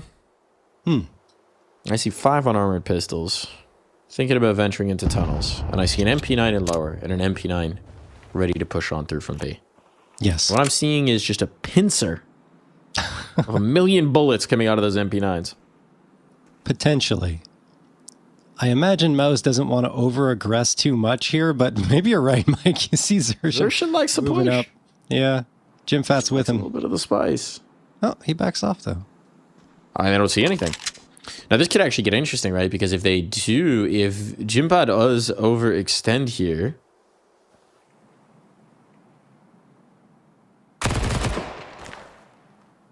Okay, just sees the one player, and at this point they realize that nothing else is out on the map because they've gone exploring. So Torshi's going to come back to support it, because where else could these guys be?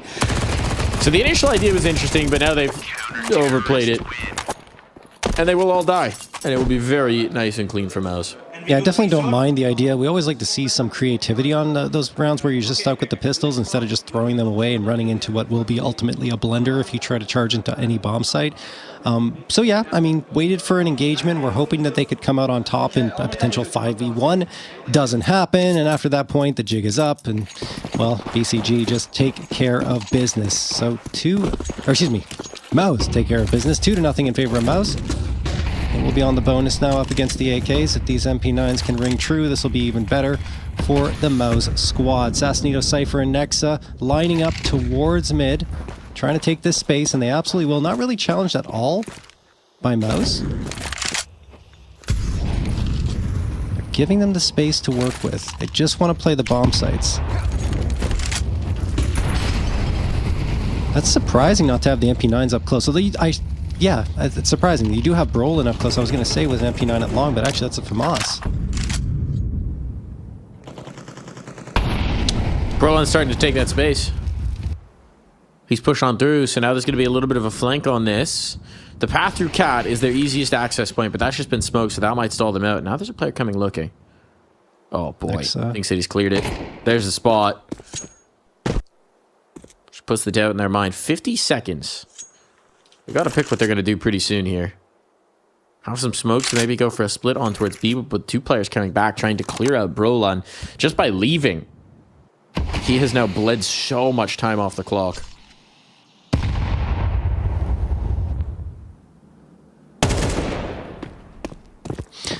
Next, there it is. All right, opener on to Brolin.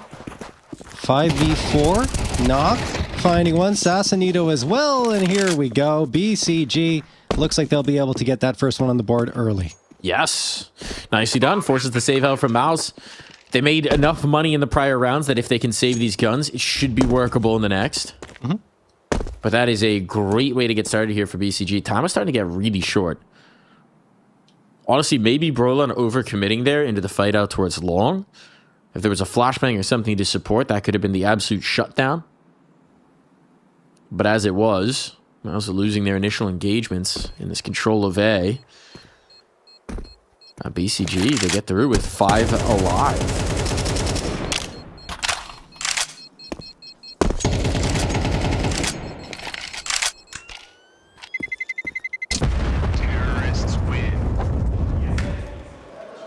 All right.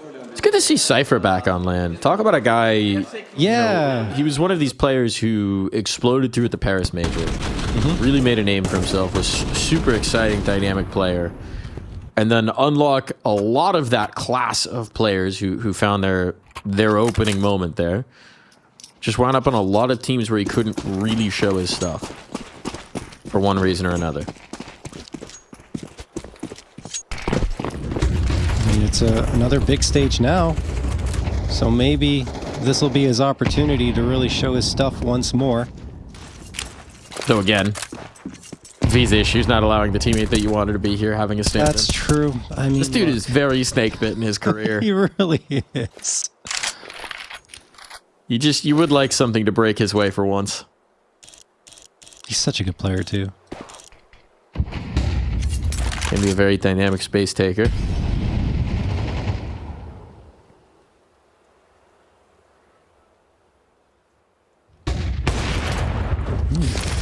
Missed shot there for Torji. Double dips, misses again. And he will not be afforded the third miss. So that is a troubling round for Torji. Let's see if his teammates can compensate for it. Damage done so far, but Brolin and Xerxin both a little bit low, trying to fight behind these smokes. Cashing the risk of a lot of spam allows Spinks to get closer. Now playing the angles. No bomb planted just yet, but retake util's not great. They won't have another smoke for this cross, so they need to make sure the C4 doesn't wind out in the open. It's actually no more util at this point for BCG, but they'll get it done with the guns. It comes to Spinks in a clutch. He's not got the health. He's not got the chance at the round. Nice kill from Nexa. And a nice scream from Cypher. Yeah, Cypher getting pumped up there, as he needs to be, right? Like, they want to try and get as much energy as they can in the early goings, especially as mentioned on Dust too. And this is just Torji looking really rough with the op, let's say, because you got to hit at least one of those 3 shots, and he can't get anything. Then he tries to fade away, and he just does not survive. His teammates cannot compensate for his loss, and I actually appreciate, yeah, it's a lot, yeah, really loud, our BCG, but I appreciate their patience as well, not trying to rush the bomb down, waiting for the smoke to fade, hoping and thinking they're going to have the advantage once it does, and they were absolutely right, rewarded for said patience, and they tie up the scoreline at 2 as a result and break the economy of Mouse. Chi boost. Not quite gonna find it. Have to immediately disassemble because, yeah, so many HEs chase it. You would have been vaporized had they stuck around.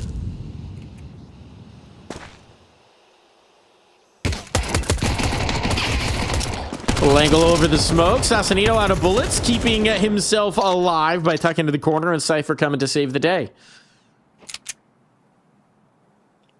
I think that was enough of an escape from death that Sassanito will actually be starring in the next Final Destination movie.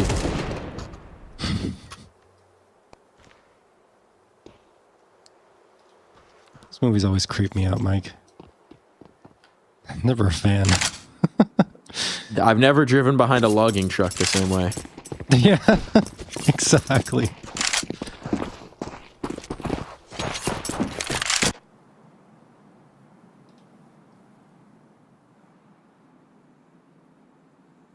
But have you seen the Jim Fott 1v5 USP clip where he hops up on the box, actually routes himself into CT, and dies instantly? I always love how you like to try and talk those into existence, Mike, but just look, absolutely no chance. For the 999 times where it doesn't happen, no one's going to go back and watch the clip. But the one time that it hits, that clip will be legendary. You're playing the long game, Mike. I love it.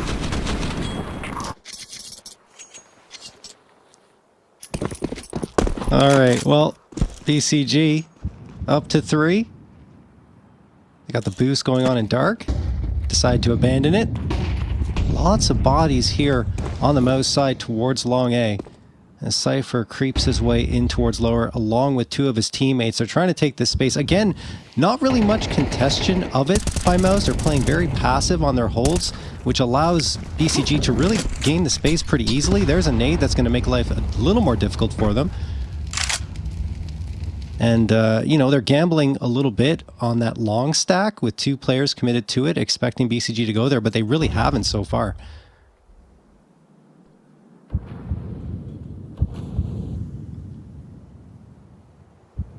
Hitting the pause button for BCG.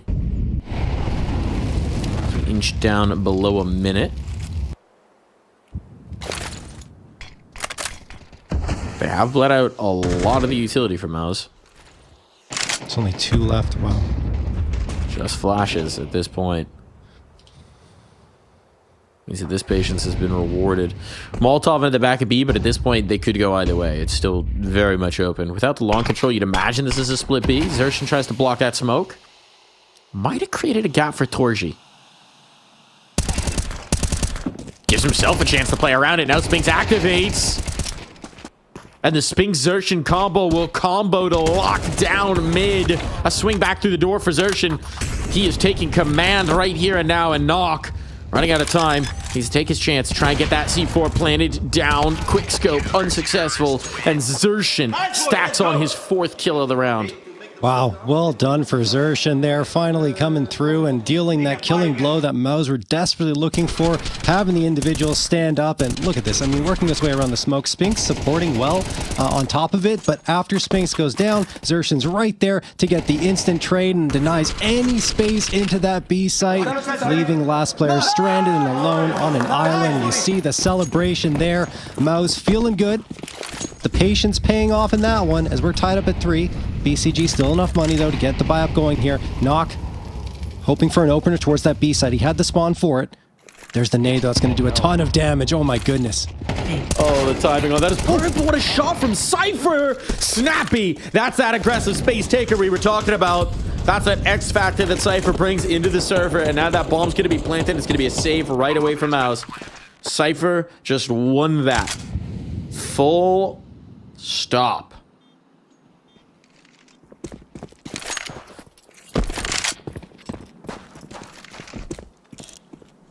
That's a brutal reality it does too. You lose the B site with numbers against you. It's over.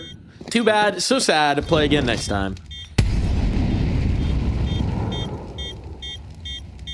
Feels a lot like Inferno in that sense, on that A site. Different letter, same result. As it's going to be BCG right back to the winning ways, and trading blows are BCG and Mouse, so it's a great start, in fact, here for the BCG squad, which are definitely the underdog. This is the map where we expect them to be punchy. They're is. coming out and they're showing that they're not going to play afraid. They're playing with the tempo. They're going for these faster plays. Cypher getting this dynamic entry, the straight up B play. They're getting these slower rounds where they take a little bit of control, then they sit and wait for Mouse to dump the util. They're playing with the clock. They're playing with the time. They're playing with Mouse's expectations. That's exactly what Nexus said. The element of surprise is their biggest asset here. Mouse, when they were prepping for this event, when they were thinking about their opponents, yeah, they knew PCG would be here. Oh, Cypher. Of course they do their prep. But their eyes were on bigger prey. Right now, Cypher is showing that he might just be a little too much to stomach. Nice response, though. Nade bot, take out that one player, reassert your control towards long. The response would have been to take space towards mid, but BCG haven't quite found it just yet, and now Torji's on the angle. Does he have vision on the Xbox jump up? No.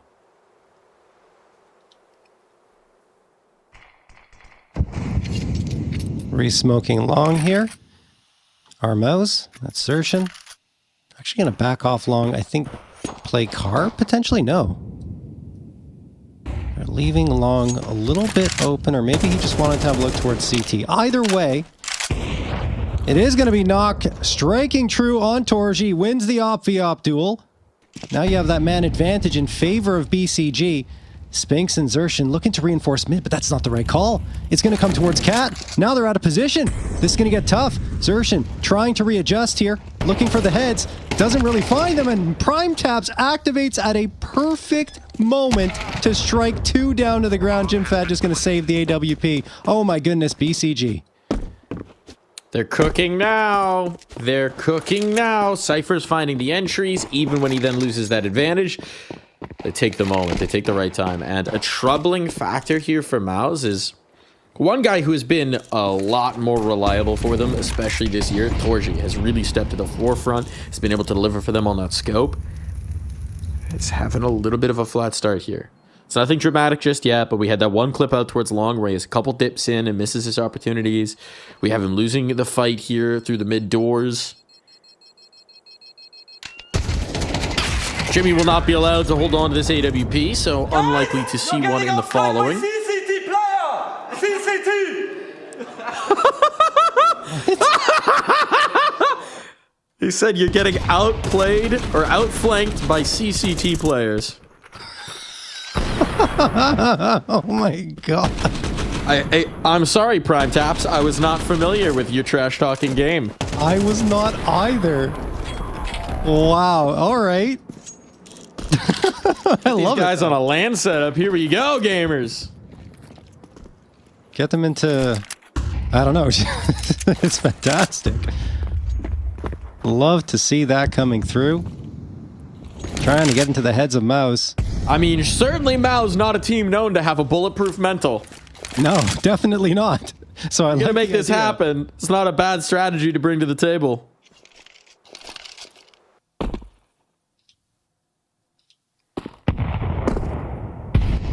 That is just so funny. Sorry. Prime Taps. Well done. My self-aware king.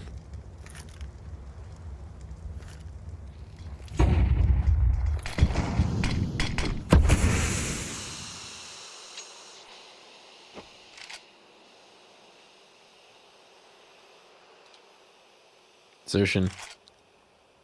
He's just playing the fade, or is he getting cheeky through it? They went for double push tunnels. They didn't see anything. Zershin actually backs away, expecting that maybe a player would have gone through, and then he would have had the opportunity for the quick flank. Instead, now it's just one pistol. Destroyed. The second. Deagle on the angle. Util giving them a little bit of a curtain through here. Prime Taps erasing his teammates. Bersertion has a chance to make a stand. That chance quickly slips away from him. Jimpot. He's got this AK. He knows they're going to hunt. Knows he has to fight forward, but doesn't expect Nog to be that close to the corner. Yeah, nothing really Jimpot could do in that situation. Just have to accept your fate as BCG pull even more into the lead. Obviously, that's just an eco coming through with some upgraded pistols in the mix, but it was well handled by BCG, finding the opener, and then Prime Taps takes care of business again for another double. Even though it loses the battle to Jimpot, at that point, he's done the damage he has to ensure that no one really can come through and disrupt that attempted take to the A site, so his teammates walk on. Yes, there's one player to deal with, but it's really not that much of an obstacle when you've got the numbers just blitzing forward in that direction.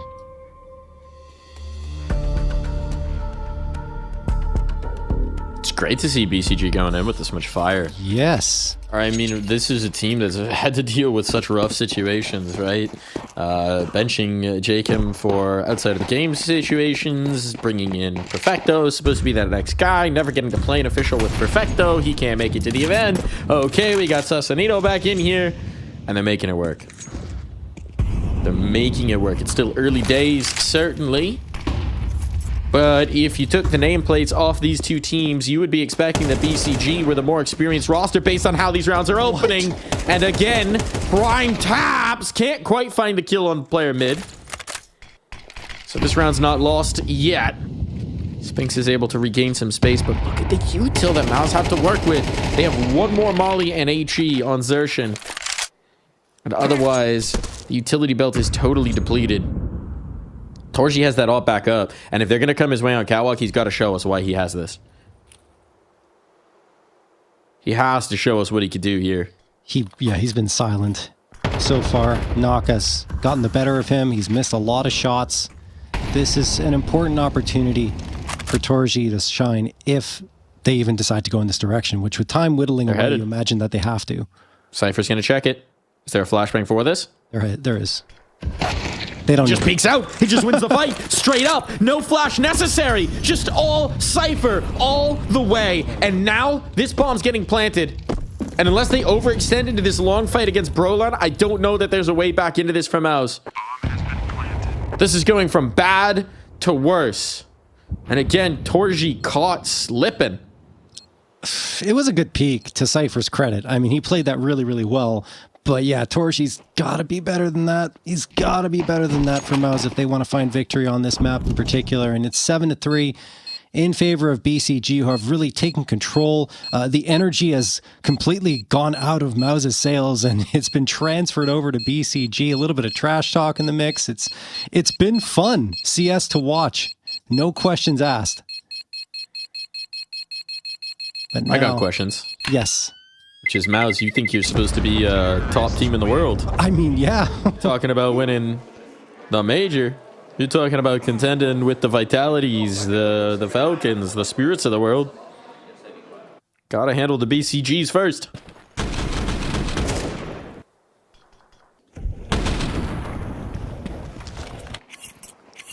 Look, we already talked about BCG potentially having a significant edge here on Dust 2.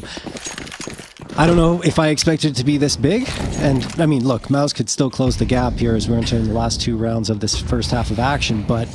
I mean, I think you couched it well, John, when talking about the difference in competition level. Yeah. It's one thing to be taking, you know, ecstatic to overtime in an online tournament versus playing just two against Vitality in a BO5 grand final. It's a little bit of a different ball game. Absolutely. And that's exactly the point I made earlier, and I was just trying to lead into it again. You took the words out of my mouth. Honestly, let's see if BCG can continue doing it here. Mouse. Man. I mean, you're going on to Mirage afterwards, and what better map to potentially find an upset victory as well than Mirage? Okay, let's get back on that, though, and let's focus. We're focusing on the here and now. We're locking in, because Spinks is trying to lock in some kills. He's been trying to reclaim space. He's been trying to paper over the deficiencies in this defense at times. And this time he finds some advantage, but he can't hold on to the space by the doors, has to yield it. And part of that is because of how little utility they have. This has been the perpetual struggle for Mouse, right? Once you get behind the pale on CT, it is just tough to get the nadage that you need. Spinks jump spotting here. Flashbang to go over, but a kill will do just fine. Brolon takes another, and this one's looking good for Mouse. Finally, we needed this. And Jimmy from the back of the platform, he finds the next. Plucks away Prime Taps, leave it all onto Nexa, who looks for damage. Damage matters here. And Nexa will be bringing some in spades, but Xertion stems the bleeding. Yeah, I think that's a great round from Spinks as well. I mean, really denying the space that was trying to be gained by BCG on those first frags, like right there. Just takes down Sassanito and then rotates around in towards window in order to drop a second one. Right when Cypher was trying to set up a pincer into that B site, one piece is lost and you're only left with Nexa, who does, to his credit, at least do a little bit of damage, but Mouse were in full control of that round from start to finish thanks to Spinks. So now we move in to the final round of this half. Cypher's trying for an opener and gets it again. Is that Molotov going to take care of him? No, it does not, but it does so much damage. Down to 11 HP. Are they going to expect Xertion? They do, but Cypher loses the battle, and all four players are stuck here. Xertion has the nade as well. Oh my goodness, this is going from bad to worse, but Nexa does manage to get him. But look at the HP bars, Mike. They're trapped. They're all hemmed in. And now at this point, Spinks is up on the flank, which is why Torji backs away. He knows he just needs to play contain here. And another nade sailing through. This one can't escape. But maybe sticking around a little too long in that fight. Spinks gives them an opportunity back. That may not expect Jimmy to be back on the same angle. That's what he's counting on. He's hoping they'll try and reroute. They still have a minute. They still have plenty of time. They could leave. There's still two mollies here. Torji committing into the car, but this one won't spread quite deep enough.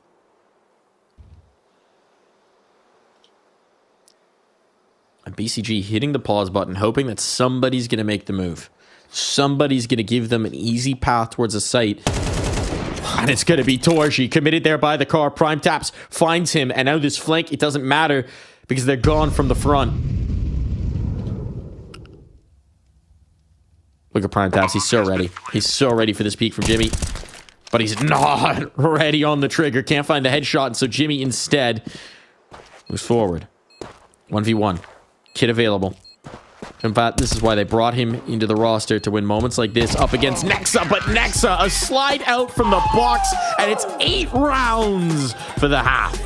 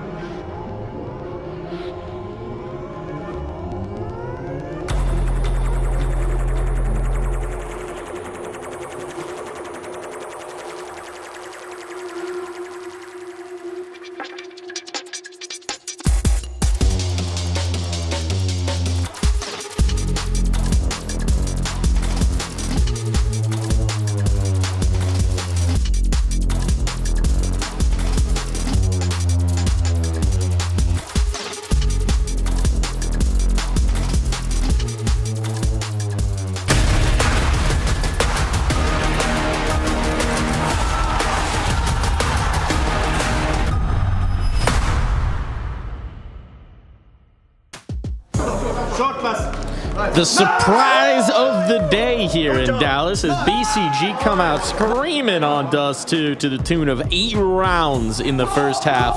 Mouse under pressure here, John.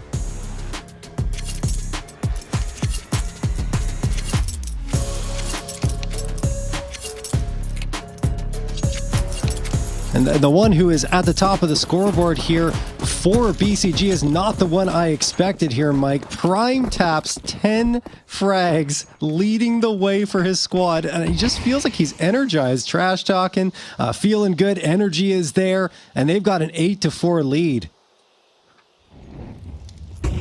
It is unreal here. Nexa hoping to find one. He does not. Zershin going to take him down, and that could lead to an A execute off of the opening frag. It absolutely does, and this is trending pretty well for Mouse. It is indeed. They came out hot in their last half too, right? Yeah. Firing the pistols, making some noise, which makes what BCG did all the more impressive. However, if they were going to get back through, this would be a way to do it. I think Speaks might have had enough of that in the first half. And there is just no mercy given. Zershin fast into the fray. He loves a little bit of the T side. Talk about space takers. What Cypher was doing in the first. Zershin will be attempting here and now.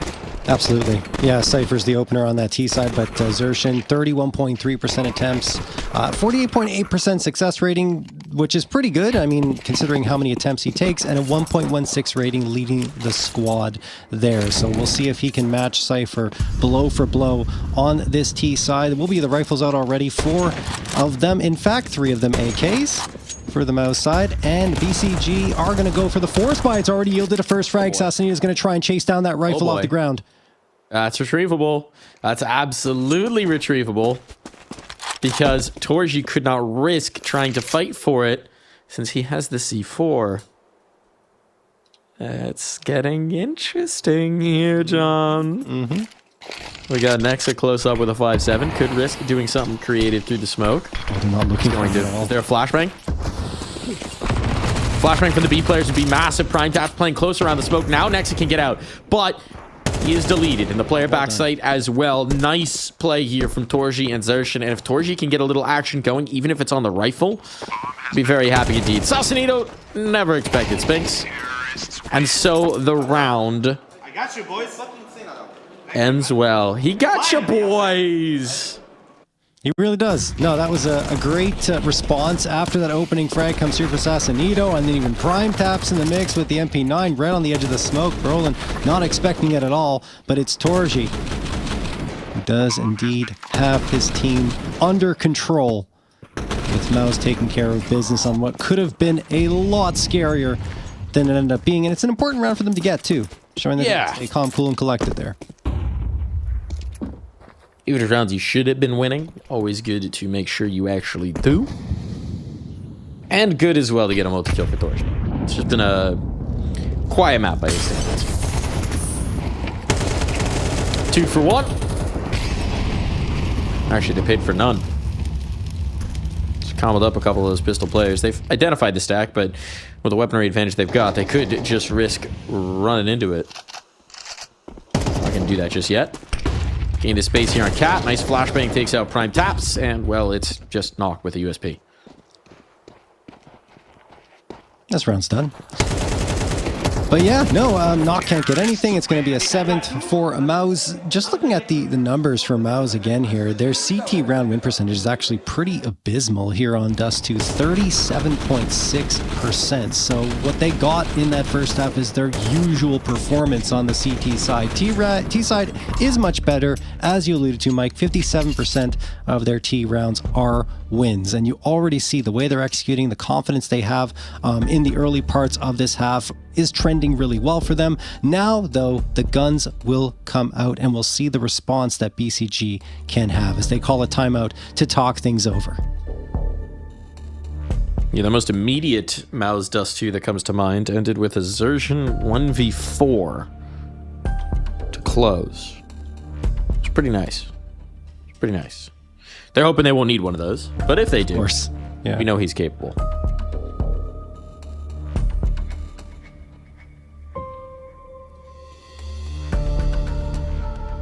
You know, one thing that's fun to track is the habits of coaches as they stand behind the teams. Some coaches like to sit on the chair. Some coaches pace. Cyclone like a statue. Always ready. Comes in for the shoulder rub sometimes. But Prime straight back to coaching form at all times.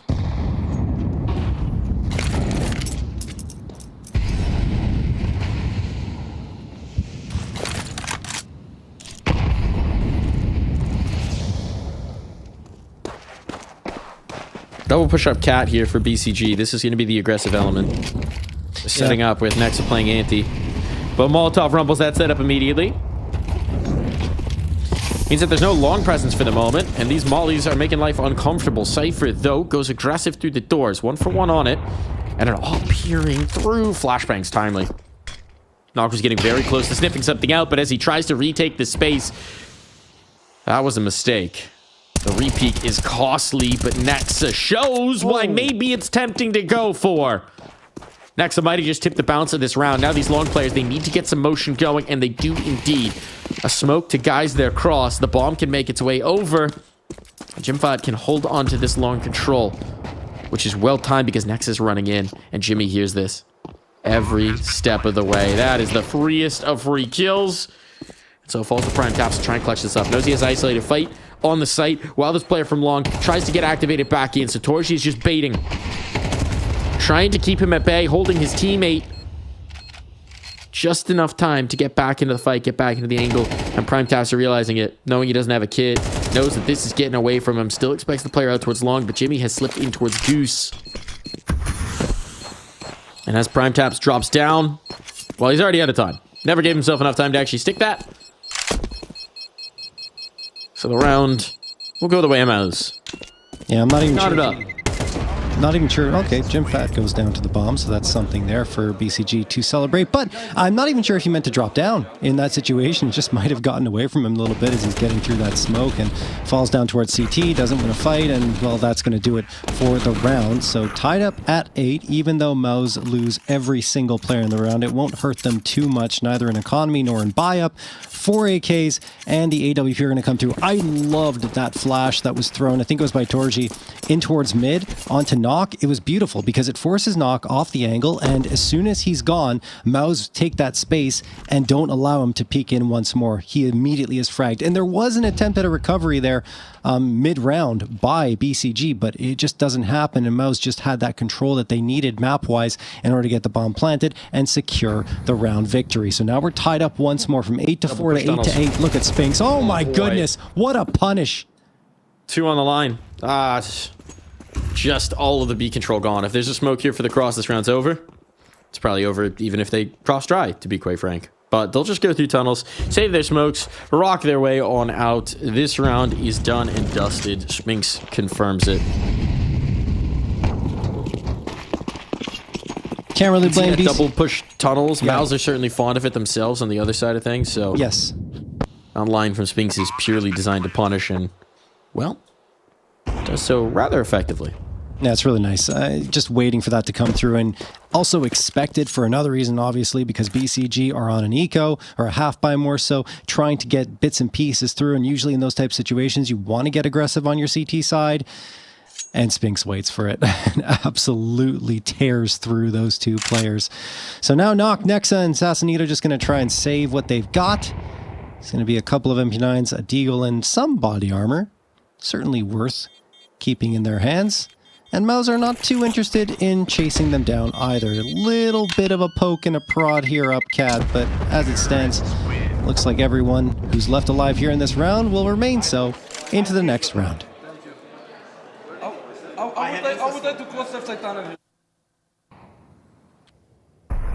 Mouse had their first lead mic since their early start here on the map. It really was BCG taking control in the latter part of that first half, but this half they have been denied even a single round victory so far. 5 in a row. But the guns are out. The AWP is out for Nock. And the boost is up for Torji. He wants this fight. Give it to me. Swing me. Peek me, he says. But the peek will not come. We'll smoke instead. You can tell Mauser expecting some sort of an aggressive maneuver, potentially coming through from BCJ. BCG, rather. That's the one. The other guy plays a different game.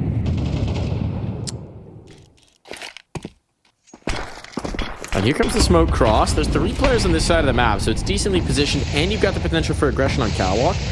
Players are in the right place to do something about this. But as they assemble this boost up over the cat smoke, damage on a Brolan, but no kill found just yet. Torji instead finds the opener. Prime taps. Shut down this control, and time is starting to become an issue. 50 seconds, they don't have a lot of information. BCG continuing the aggression, though, on catwalk. That might have just given up the farm. As long as this bomb makes its way up cat successfully, this is surely going to be a save. Yeah, they have to save it at this point, because look at Nexa and Sassanito. They have 3K, 3.2K approximately in each of their bank accounts. And okay, I guess Prime Taps didn't expect Spinks to be there. As he walks out into the upper tunnels, now this AWP, an important piece, and Nock realizes that he might have to fight for it because they are hot on his tail. This is going to be difficult. I mean, there's plenty of cash flow at this point. These are some very rich mice.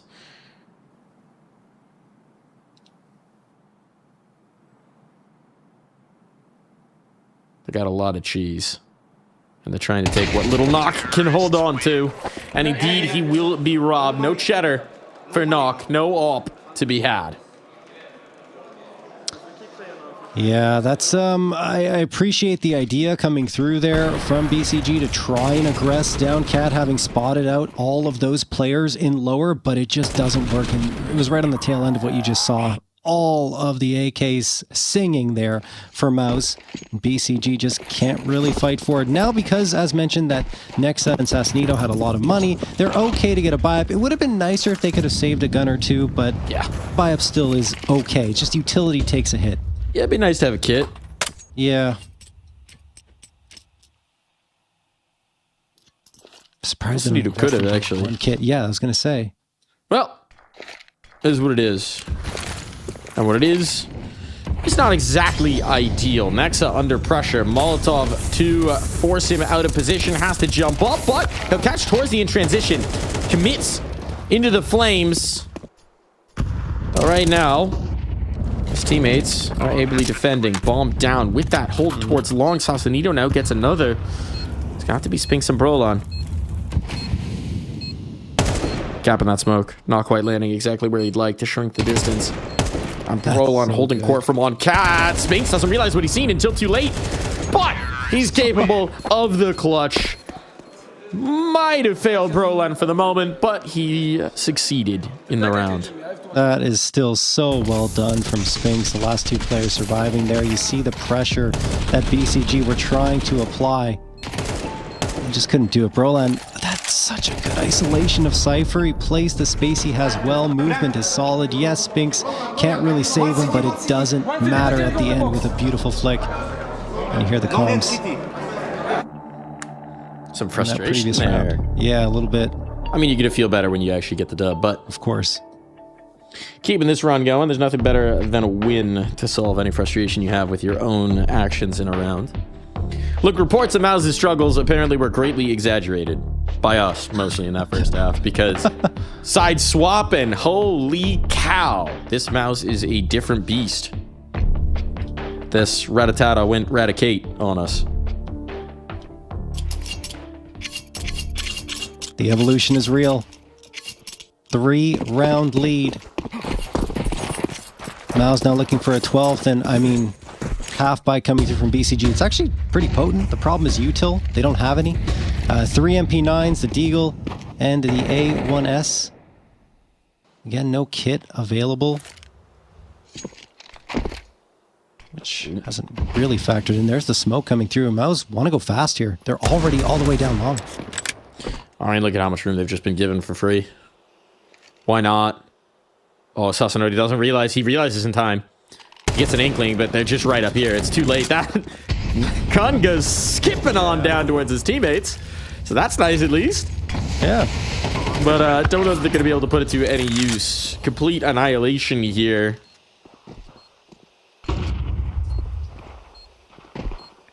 Well, I mean, at this point, it's just about stealing away some guns to try and fight against overtime. because they've been totally blanked.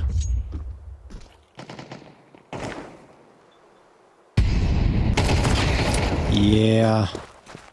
Nothing doing. Nock doesn't even have anything worth saving. Just a deagle. No sense throwing it away, I suppose. But he's gonna have to. Dorji, use Hyper Fang. Okay. A little bit of a laugh there. They're cackling. Yeah. It's a cackle, John. That gun flying is crazy. The physics in CS2 are pretty wacky sometimes. Look, you've seen a kickflipped AK, but have you seen a full 360 vertical rotation, whatever that's called, up the pipe? Just make up words, Mike. That's what they always do with those types of tricks. Sasanito trying to make this one possible, but an even exchange out towards long is not going to be exactly ideal. Nock will hold court, let them know that there's presence here and they can't just take long for free. I don't know that he exactly wants to dip back in for a peek. Cypher's trying to give them a little bit of space, but that smoke's a touch too wide. And now Spinks flashbang through, spots two. Can't kill either. But the nades can chase and make life very uncomfortable here for Nock. A swing in for Cypher. He had to collect, but he's burning. He's dropped on down. Had to give up the space. Cypher wants to make a play in the smoke. He's lost his upper. But Cypher, can he find his timing? Can he find his room? Prime Task might have made it possible, and Cypher can close. It comes right down to the clutch, but finally, BCG get their first round of the half. That is just crazy. It's chaos, honestly, in the latter part of the round. You see them. Cypher was waiting in that smoke for a chance to strike. I thought for a moment he might be waiting for a bit too long and the rest of his team just going to melt around him. And the trades were really solid in the early goings, in particular from Mouse. But it's this prime taps, like you said, finding Torji, opening up that space for Cypher to come through in an unexpected engagement, and it wins out the round. So life is here for BCG. Look at the util damage, Mike.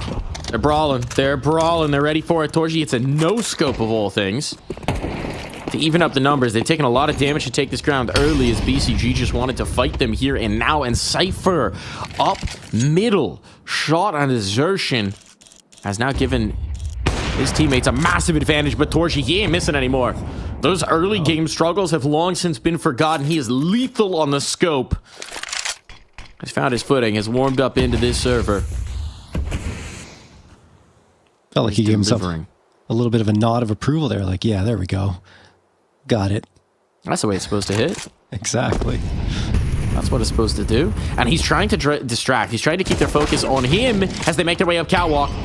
Nock, critical kill. Had to be done. Player on the site, forced out. And Jimmy collects. But Jimmy's low. Without control of the catwalk, he has to just drop the smoke and trust. The prime taps go straight through. What?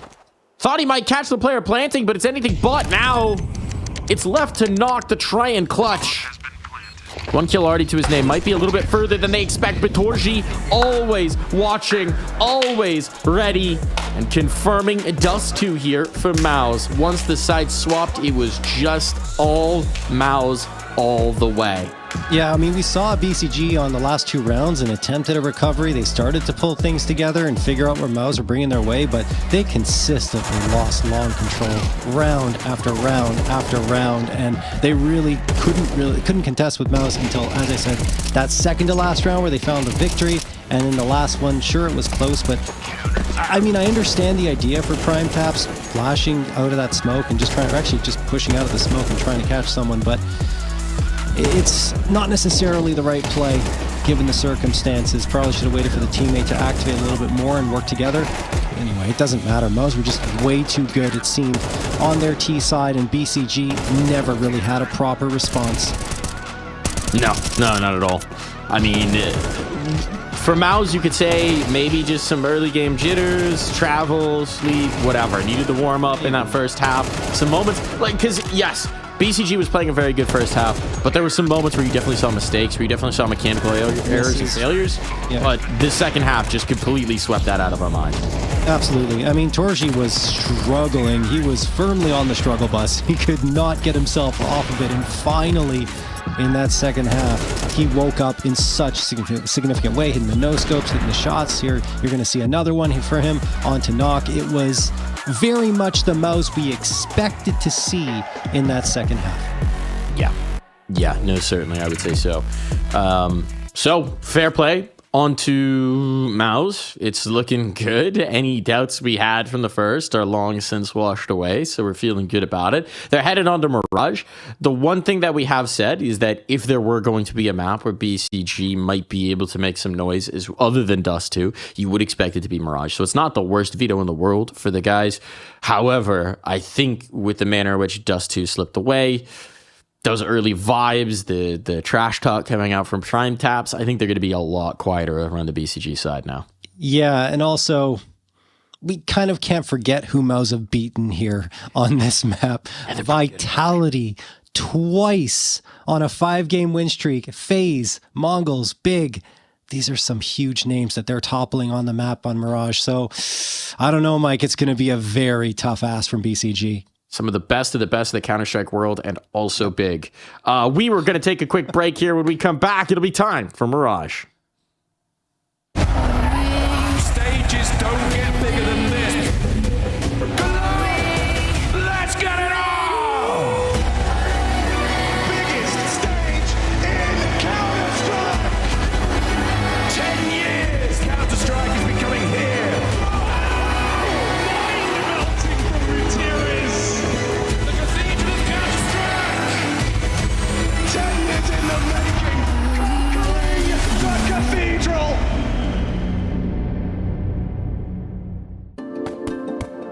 Hi, it's Bob with Face It. The official broadcast is better than ever on Face It Watch. Yep, that's right. Switch it up with the POV selector. 4 angles, your choice. From the main broadcast to your favourite player's view. And it's available on the Face It app and Chromecast. But wait, there's more. Keep watching, keep winning. That's how we roll. Watch IEM Dallas while having the chance to get skins and Face It points. Look at this beauty. Change the channel and control how you watch.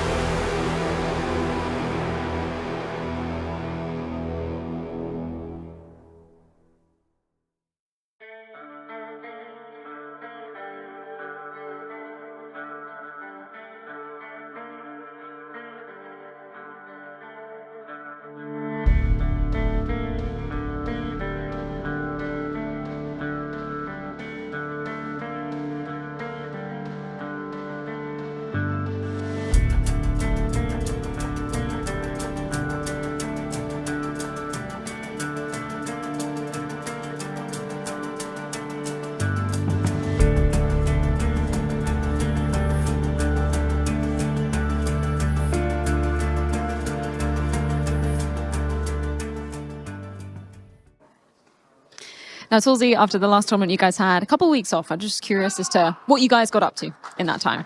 Yeah, we had some time off. We skipped Astana, so we had time to practice a lot, and get prepared for Dallas and the major. And we worked on a lot of stuff. We know we had some work to do, so we were just trying to get better on our map pool and things like that. Now, speaking of majors, I know we haven't even got to the first one of 2025 yet, but the second one was announced. It's in your home country. How are you feeling about that? Yeah, I'm really excited about the Budapest major. Obviously, I still need to focus for the first one because it is sooner and it's coming up soon, and we need to lock in that because we want to win that one as well.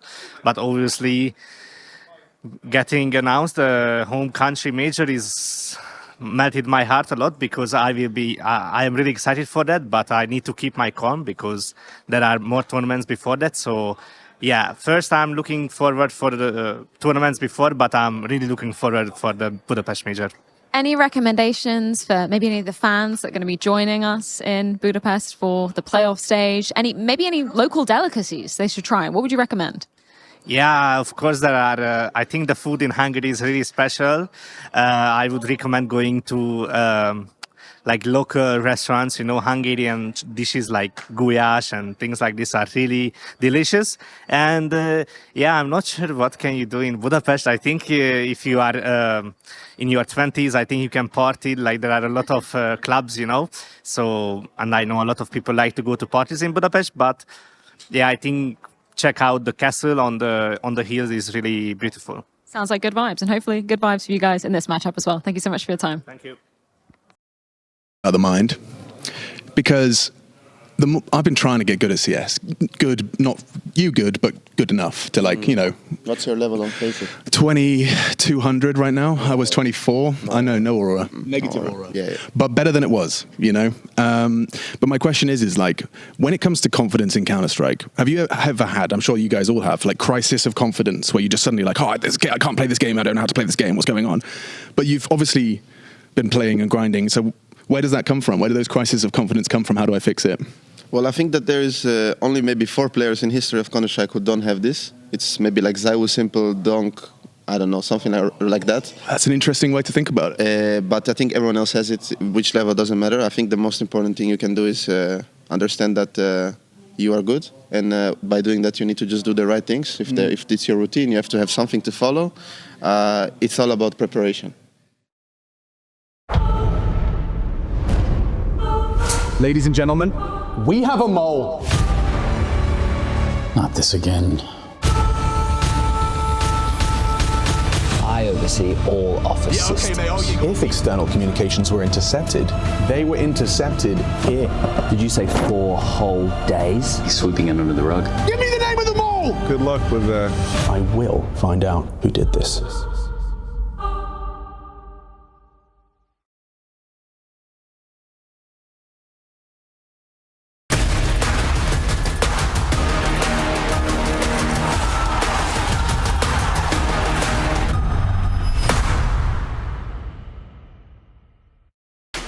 I also have them all. There's like one here, there's some here. They're all over the place, really. I think a lot of us do. Look, I know if I would have been Budapest, I'm heading up towards you for the restaurant recommendations, because it seems like he's got some good ideas here. But I think in the meantime, we got to get his recommendations for how you dine on BCG, because he was doing a lot of that in the second half of Dust 2 here, John. Yeah, no, he looked fantastic. He stepped up his game in such a big way, and I think everyone looked better. Spinks as well was coming up with some big plays, and in general, Mouse took control in that second half on a map that had to swing BCG's way if they had a hope of coming out with this series. Now, things look very, very dire, as we already painted heading into the break for them on a map that Mouse has beaten the best in the world on. So BCG is used to more of that tier 2 competition on the map, and it's not going to be an easy task for them, because not only are they used to lower level of competition, they don't play well here. They're 8 and 10 over the last 3 months. This feels like mission impossible for BCG.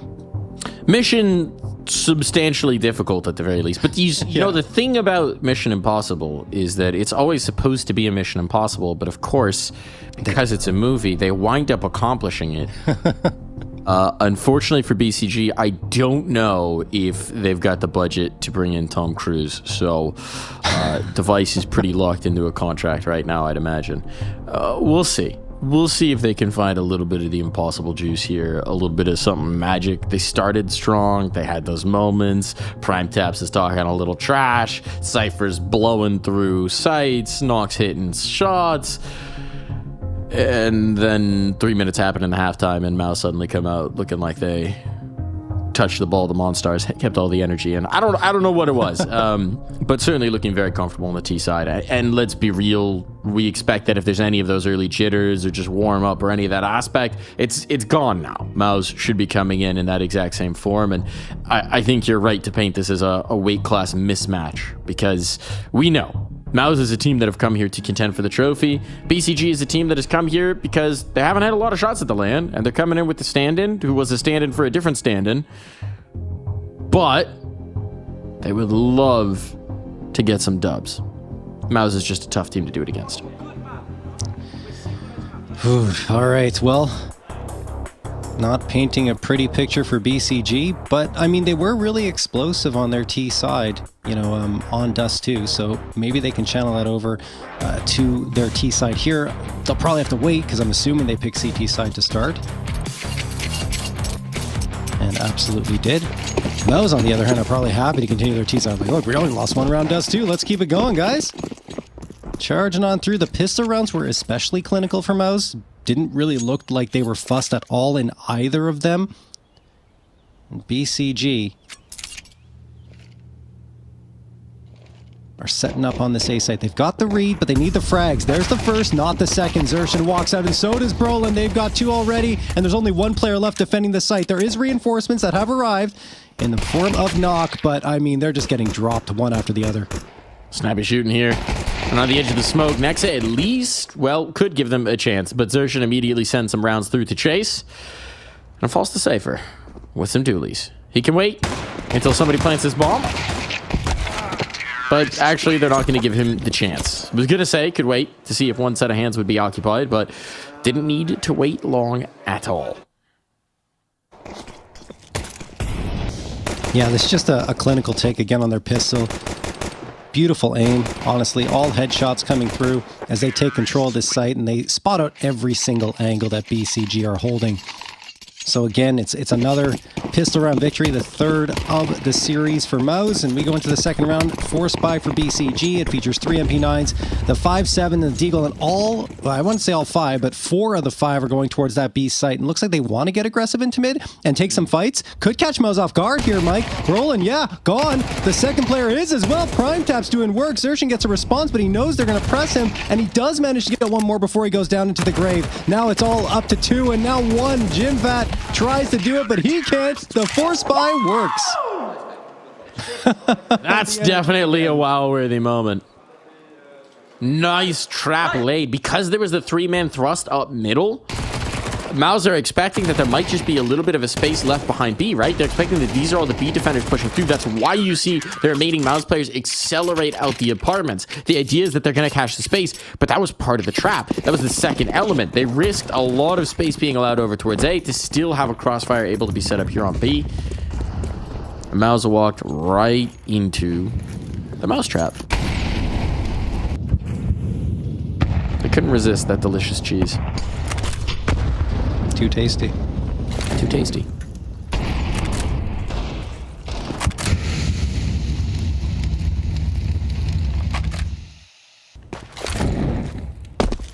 Still, mid's been afforded to them in this round for Mouse. Knock might pick his timing here. Has revealed himself. Cypher lost. Don't want to give this one right back. Certainly don't want to give this one right back. Oh, no. On. Couldn't get out of the window. Starting to get a little dire here. BCG. They're on their haunches. They're on their heels. And there's guns being picked up by the members of Mouse. I mean, technically both are recoverable, but they choose not to go into window. I like this decision. Go for the stack. You've already messed up in this round. If they hit A, you're going to have a real chance to still win it. If they go B, oops we're saving? Looks like it'll be the oops we're saving. Seeming very oops we're saving here. Yes.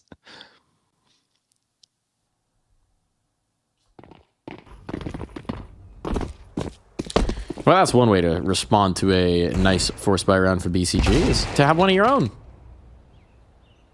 Well, Zershin knows where Sassanito is, but it cost him his life. Guys, I found them. Boom. I doubt Mouse will do much more here. Maybe you have Spinks and Jimfat looking for some frags here and some upgrades. Yeah, I mean, you're kind of playing with house money, you know? Yeah, exactly. There's that BCG gun in would window. know something about gone. that. Oh, no, it's there. Sorry.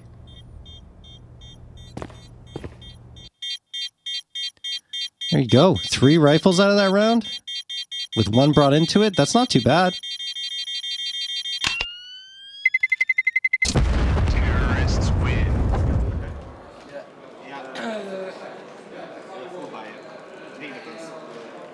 That one's going to sting a lot for BCG, right? Because you're going into an anti-force buy situation. You just got the force buy victory on your side. You lose the first 2 bodies, and obviously you figure, okay, we're going to gamble towards the A site. Maybe it's going to work out. That's crazy from Brolin, by the way, through the smoke to get that one. But, I mean, look, at the end of it, like you said, they keep those guns alive. It makes another force buy very justifiable.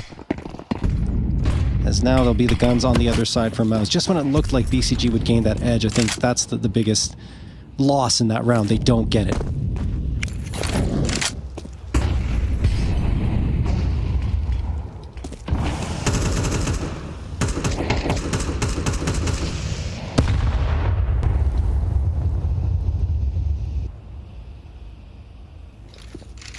Brolin's a little tagged.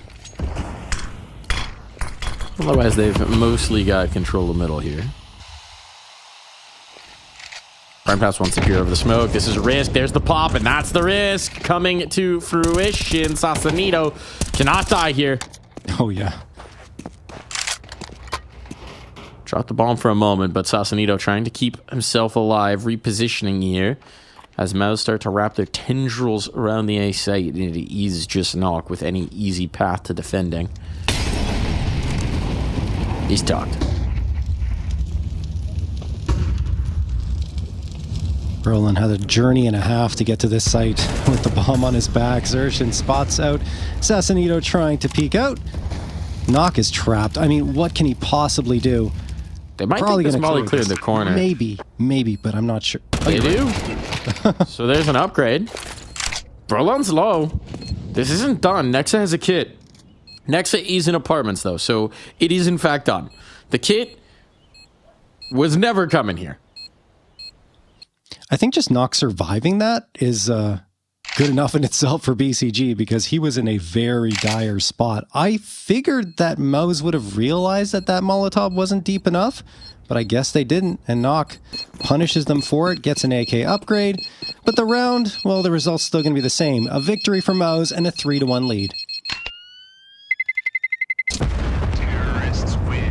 2 and 4 saved again.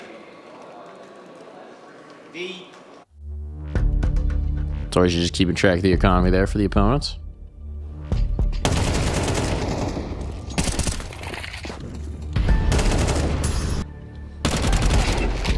It is always interesting to get a feel for who are the vocal players, because as much as we talk about, you know, obviously the focus with the leadership in this Mouse roster has been on Brolin's shoulders. But the reality is, in the modern game of Counter-Strike, there are very few teams where there's one true mastermind puppeteer. Yeah. There's a lot of information and leading by synthesis and calling mid-rounds by synthesis, and especially you want your AWPer to be one of those strong voices, because so often it's going to be about how to enable that first strike off of the AWP. So Torji very vocal. You definitely hear it from Spinks and Zershin as well.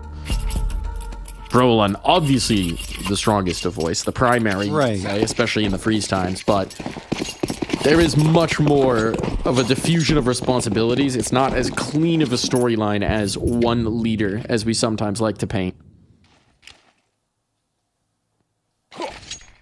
No, for sure. I think that mid-round calling is very much distributed across the board. There's usually a couple of players who can come in and chime in those key moments, and I'm sure Brolin is one of them, of course. But anyway, it looks like they're going to get full control of this A site. Great set piece coming through. There is some damage done by Nexa. He gets one, but right back through the smoke. Jim Fat will punish him over onto Nexa. And that'll make it a 4v4. Molotov sails into jungle, and this is looking pretty rough for BCG. Obviously just walking into it with a couple of saved rifles, and everyone else is on an eco. So they are going to post up on the periphery here. Uh-oh, MAC-10's up close. This could be damaging here for BCG. And, well, they only lose one, actually. But there's Brolin right around that corner to deal another blow. 3v2. BCG still have a taste for this site. You'd think they want to save the AK. They're buying in the next regardless. Yeah, still it's an AK. He's trying to make it expensive. Oh my goodness, Nox got all the kills. He's got the kit. He has the kit. He has time. He absolutely does. I think he got there in time. What? He did. Nox snatches it away, and that's exactly why he stuck around. Called his own number, bet on himself, knew they'd be thinking it was a save, knew they'd be slipping off the site, and Maus getting a little ahead of themselves, leave the window open for a round to be stolen away. I cannot believe that. And they all lined up for him as well. Knock, unbelievable play. I should have never second-guessed him. He knew what he was doing the entire time. Comes through and gets that second round on the board. Just unbelievable that we're even talking about a 3-2 scoreline when it absolutely should have been 4-1 in favor of Maus. Yep, he was looking locked in. Unacceptable for Maus. Gonna stick in the crawl a little bit for Maus, but just get the dub here. They can forget about it immediately. Spinks out of play. Cypher getting aggressive here. Cypher gets a second, a third. How on earth has he done this? How has he stayed alive? God. So many crosshairs looking his way, and now Maus experiencing a full-on collapse. Life is back in this BCG roster. And Torji desperately trying to limit the damage, can do no such thing. Wow. How quickly fortunes have turned here on Mirage. We were talking about Maus really taking control, and look at the kill feed, how quickly it came through for BCG. They just lined him up and knocked him down like dominoes. And we're tied up at 3. Eco for Maus. I mean, that round is just a gut punch for Maus. You gotta have your protocols a little bit better on the post plans. That's just ridiculous that 3 players are left alive and they're all not even watching the bomb or not even watching to see if someone's going to peek out in that angle. Anyway, look, Cypher's going to get another couple here. It should be a clean anti-eco for BCG, you'd imagine, even though Torshi does get one on Cypher. Yeah, the question is, do you want to risk peeking back into this with the block? He does. Ouch!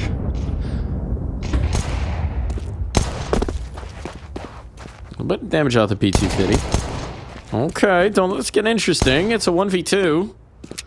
This is suddenly very interesting. Needs to chase. To try to just hunt this down. Oh boy, Prime Tap's got very low there. Considering that was just pistols. A little bit too much intrigue for BCG's taste. I think they're really trying to kind of try to assert their dominance here on the map and get really aggressive into the faces of Maus in these types of rounds. And yes, I agree, it almost costs them, but at the same time, you want to try to make Maus feel like they're on the back foot. So BCG taking that risk cost them a little bit of money, but they're fine here heading into this round. At least 3 A1Ss, the AK and the AWP. And they want to try and have a peek towards mid again. No one really spotted yet, and of course no one's home. A heavy lean for Maus in towards this A site. 3 palace, 1 ramp. They're going to try and pop out here and surprise this BCG squad, and they do. Jimfat gets the opener over onto Prime Taps. Reeling a little bit are this BCG squad. Nexa and Cypher, though, they're not reeling at all. They get 2, and Sassanito finds a 3rd. It's a 4v2 just like that. Not done, though. Not done, though. Berlon looking to make some space, playing around the edge of the smoke. We'll find another. Here with Spinks, but the hop over that cost him, and now it falls to Spinks, who hasn't been able to get going on this map at all. The swing on out means he will be denied that much more. Okay, well, I mean, this is the strong side for Maus as well here on this map. BCG 1 step closer to making the maximum amount of damage they can suffer, being 6 rounds. Of Of course, they're not thinking that. They're thinking about how do we make this 9-3? How do we get a stranglehold on Mirage? Pistols are out for Mouse. Vortex, the Glock. 5 pieces of util to work with. Had 7, but they already used a couple of smokes from mid, and they're trying to charge it. Hey, already it's working. Brolin finds the opener on Prime Taps. Waiting on the site, I believe, is Nexa, but it's going to be Sassanito to find the frag onto Brolin. Jimfat's charging to the Tech 9s are sort of working. In fact, a lot of work going through here. 3v2 and trades are back and forth, Mike. They are indeed. They could just leave. They could just leave. Torshi's thinking about it. But Spink's now committed. Here on the Tetris. Okay, in quarter. Are BCG going to trust that the players are still here? Or do they get nervous? Ult out for the firebox. They're clearing it out. There's the swing. Tech 9's out, and Spink's sticking around in the angle. Sets up Nexa for a very nice 3K. Feels like it's quieted down a little bit on the BCG round wins, of course. Just against Pistols, so... You know, do it. You don't want to also remember how Dust 2 started in it. Yeah. maybe that's factoring into it as well. Counter-terrorists win.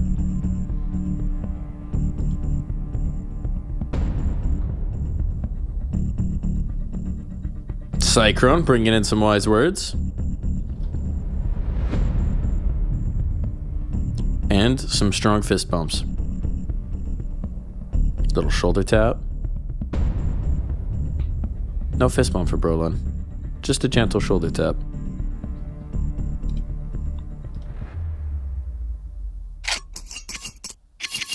We didn't see Cube's routine there. Fist bump was.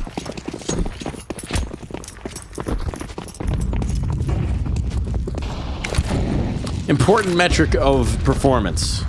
Fist bumps on land per round for a coach.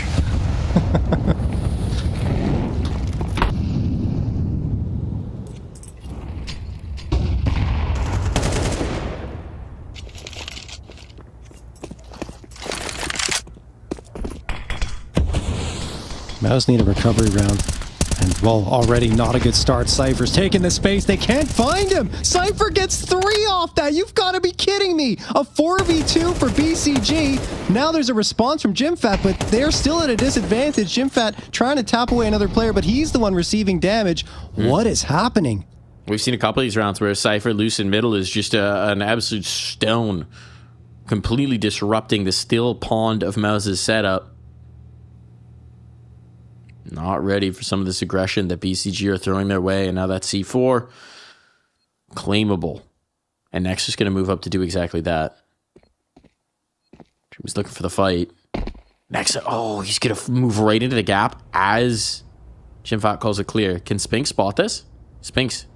Oh, now he's seen. But too late to tip off his teammate. It has to fall to Spinks to find the clutch. Already doubled up his kill count. Might just bring it all the way. Knock, though, will not give him the chance. Make sure to press the issue. Make sure to never let him turn around. Oh, it's crazy that Mouse even made it that close, given the way the round started. But yeah, it is Knock at the end, ensuring that the trade would be a certainty.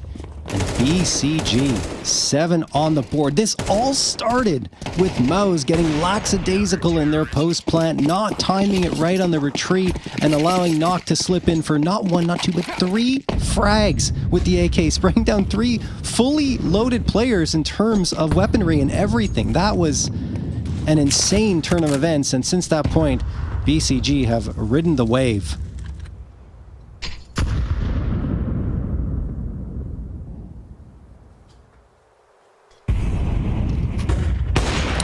Looking for a fast play. Brolin's ahead of his teammates, though. Not going to work out.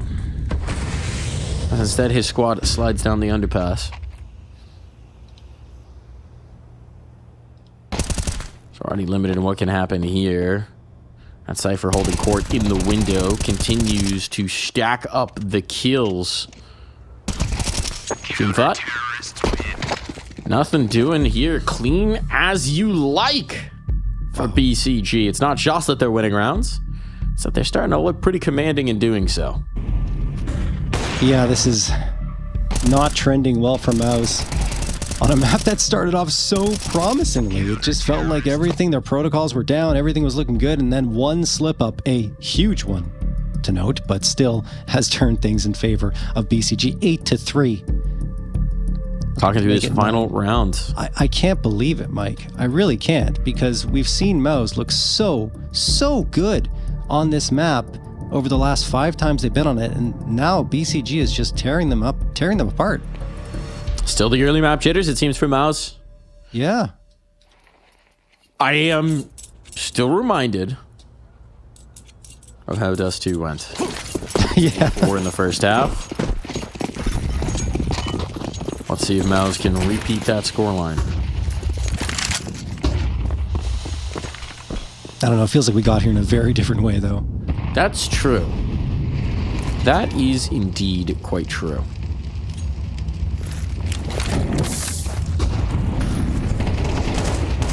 Roland able to collect.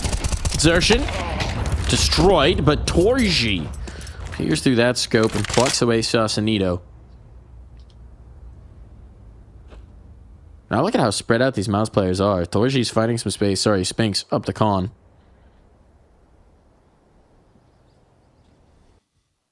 When Primetop's coming back through, might not expect a player to already be all the way into jungle. Timing on this is going to get very weird because Nox rotating in. If he goes into market, would have been a blindside shot onto Nox, but instead now he's scoped up, looking for this. Nox has no idea. Spinks realizes faster. It falls to Primetops, and Spinks will be confirming a 4th round for Mouse.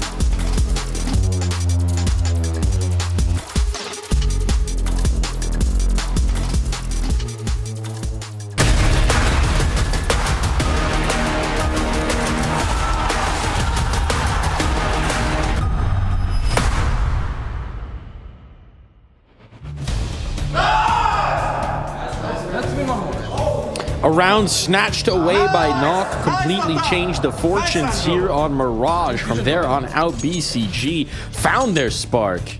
And now that spark might have ignited a bit of a revolution here. We were quite dire about their expectations headed into Mirage, but yeah, BCG changing the script. Headed into the strong side here. Look, one thing we haven't... Fact-finding mission. He's found those facts now, John. Here comes the hit. It's quick.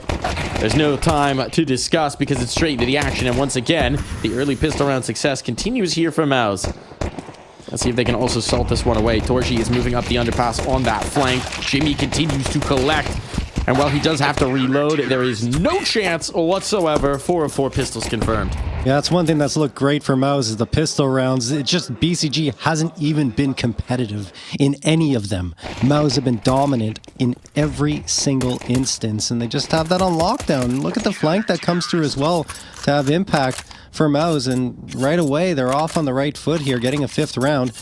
And we talked about, you know, BCG looking strong in that first half of action, but I mean, you already mentioned it, Mike. It was 8-4 over on the previous map of Dust 2, and Mouse just went right to the finish line and only allowed BCG one more round afterwards. We'll see if we get a repeat here. BCG really hoping to flip that script. Yes. Can't say I think it's going to happen in this round. This is, again, actually very reminiscent of that Dust 2 second round, isn't it? Where they sat outside of tunnels for the entire round and then all died. We're all gonna sit top mid for a while. Time to make a move. Okay, we're gonna do something. Into B. Minute on the clock. Some of the logic of these kind of pistol rounds where you just wait in a round where you have nothing invested really is just to hope that they drain utility. What they didn't know is that Mouse don't have utility. So there was nothing to drain. They committed to the guns instead. Jimmy detects. This is maybe a chance for a bomb plant. No, never mind. It was like a moment. Chance. Half a moment. Completely erased in a moment's notice, right? And, well, I like the effort there with the pistols trying to come through with something, but the guns overpowered them. And I also don't really mind the investment into the guns and not necessarily favoring the util in an anti-eco situation, because usually you're up against those pistols and there's not really much invested on the other side. So it works out, and then you don't have to upgrade in the follow-up round, so the bonus kind of doesn't become as much of a factor, aside from the MP9 for Jimmy. Smoke's going to come out there immediately for BCG. Oh, look at the space gain here. Oh, great flashbang, but it kind of blinds both players. Back and forth we go, and finally that first frag comes through. A little later than expected, but it's Zershin onto Sassanito. Smoke pop works out for BCG now. Prime tap, some space gain. Back and forth we go. Still a 3v2 in favor of Mouse as they're trying to hunt down Knock and Nexa. Spinks nearly gets caught off the elbow. Just a bit wide. No, great anticipation. Head on a swivel here. But Nex is still so far away, so Knock needs to make a move solo. Spotted slipping out towards the pillar. They know he's low. They know he's low, and eventually they will collect. It falls to Nexa. Into the clutch. The leader's got to do it all himself. As he peeks straight into the spray. Util not what he needs right now. It's the AK instead, and Spinks maneuvering, sliding away from confrontation there, keeping himself alive, all to find that final killing blow. Yeah, that was really nicely done by Spinks. It didn't even matter if he really connected on the shots in that fight on site, because he knew Brolin's right there to take care of anyone who tries to sideswipe around Market Edge, and there you go. Brolin does exactly that, and Spinks gets the last. So while it does get a little threatening for BCG, Mouse get it back under their control, and they always did have it in their control technically because they had that man advantage gained early on that they continued to trade back and forth with. Sassanito wants to find some space top mid. Incendiary is thrown immediately for those top mid boxes, and I think he's been spotted. He has. Brolin taking a couple of shots to the shoulder, but Torji under pressure actually towards this A site. Has to hit the shots. Now he will. Doesn't hit the third. Cypher is able to trade that out at the very least and grab the op for himself. That is space gain into A. I don't know if it's going to yield a bomb play, but Sassanito with a massive play into connector. Brolin and Spinks are gone. 3v2 for BCG just like that. Pants completely down there for Mouse. Totally surprised. Had no idea where the contact was coming from. They're overlooking Jimmy, though. Didn't realize how close he had gotten, and now they know where Sausalito is. They know where he is. They have this confirmed. A smoke up. This is going to be very difficult for him to deny the bomb defuse. Yeah. There's nothing he can do here. He knows it. And the Tracers give him away at that. Tremendous effort from Sausalito. Made that possible. But unfortunately, they could not hang on.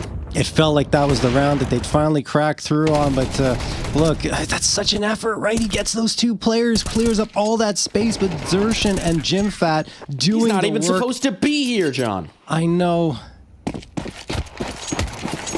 All right, well, that's true. But he is here, and he's doing work. But he is here, and he's delivering. Spinks. No, not gonna make sure that he's not here for the moment. We'll have to wait his turn for the next one. Ooh, but maybe a little overextension back into the fray. Zershin trying to continue up that fight in towards middle. Now the advantage has totally been given away here by Mouse. Not playing coordinated, not playing together.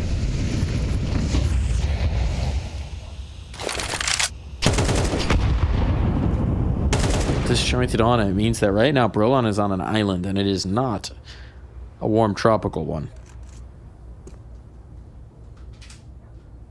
Jimfat's gonna paddle over to him. Yeah, it felt like Mouse were upset with the way they lost mid in that previous round and tried to push aggressively in both instances for Zershin and Spinks. And yes, they get one, but they really went a step too far.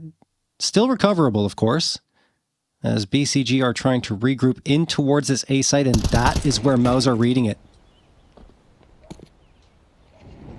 Got the numbers in the right spot. This late play from Cypher, though, reminiscent of what Sausalito did with the Tech-9, could be a problem. You can tell Mouse are paranoid about it this time, but he's been so patient. Huge first kill from Torji, and yes, now their backs turn. That's when Cypher strikes. Brolon, though, able to stem the bleeding to just one this time. And Torji, as he slips back, denying these windows further. Nice play from Brolon. The chance, the time, it's gone. There's no time to plant. Not possible. Prime Taps at least will be able to keep his AK up as Torji withdraws, but the glut of rounds continue here for Mouse. I mean, look, BCG are so involved in these last two rounds, but they just cannot get it across the finish line. Mouse hanging in there, even in man disadvantage situations. Making it work. Brolon, one of the big pieces. See Cypher there, try to activate, but Brolon's right there to get the immediate trade and silence him. 9-8 for Mouse. And history is repeating itself in the worst way for BCG. Sausalito waiting in ramp, trying to get the jump on Brolon. He does. Zershin around the corner. Does he expect that? No. Couldn't have expected to. Torji connects on the Cypher as well, who is trying to slip out of Palace. Now a 4v3 advantage for Mouse, and I think that BCG are just going to try and push out here, Mike. I mean, they feel a little desperate. Yeah. But Zershin, I mean, it's lucky that they did not go through the smoke, because that would have been the initial plan. That would have been the idea. After the ramp thrust goes through, the util comes over. And if they had Zershin, well, he had his crosshair in the right place. So now they put a little air in this. A little pause on. We've only got the one smoke left, but they have a bevy of flashes.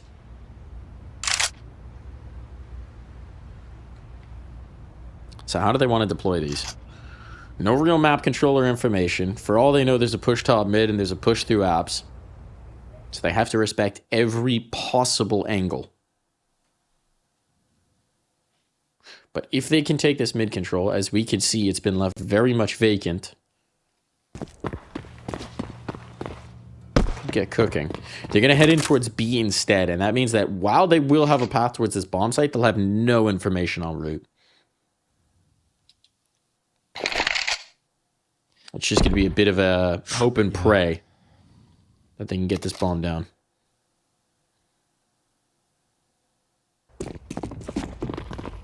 Now they're going loud. Now they're making their move in towards the site, into destruction. Jeez.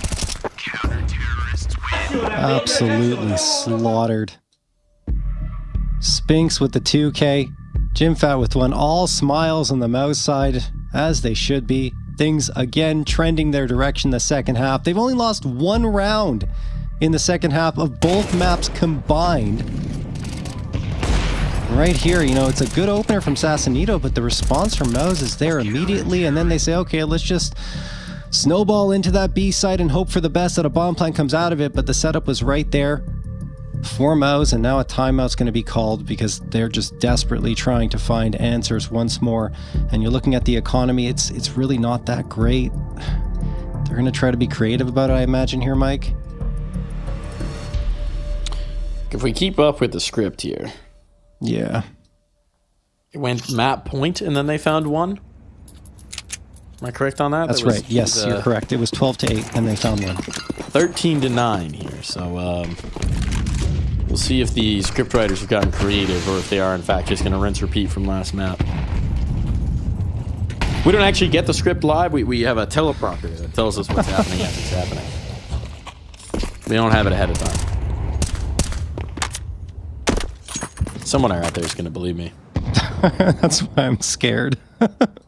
Someone's got their tinfoil hat and just said, I know it! They revealed the secrets! No, we didn't. It's not true. Or is it? You'll never know. The only way you can find out is by spending vast amounts of time training a skill set to work in Counter-Strike production. And then by the time you find out the secret, you'll have dope skills and a cool job. So, it's all worth it.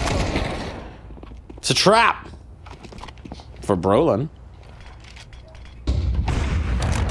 Call the ambulance, but not for Mouse. As Torji just continues to knock down bodies, confirming the C4 at this point, and eliminating any hope BCG had in this round. Okay. This is crazy. Just to see the same thing happen in the second map as did in the first. Torji on lockdown on CT side right here. Sphinx and Xertion chiming in for the last 2, but this is Mouse not allowing BCG to get even near the bomb sites. No bomb plants to help support their economy means that util is a little bit lighter than they'd like, but they still got a decent chunk to work with in this round. 4 AKs in the Galil. Mouse have some presence in window, actually a lot of presence in mid right now. There's Xertion. Oh, he lines 2 up. Oh my goodness, bad to worse here for BCG. Brolin sees Cypher back turn to him. Prime Taps gets 1, but it's not nearly enough. Knock, last one standing, has to try and win a 1v4. He does get the first, throws the smoke down on the ground. They're probably going to chase him out, but they don't have to. They can wait for him to make the move. He's stuck, and he knows it.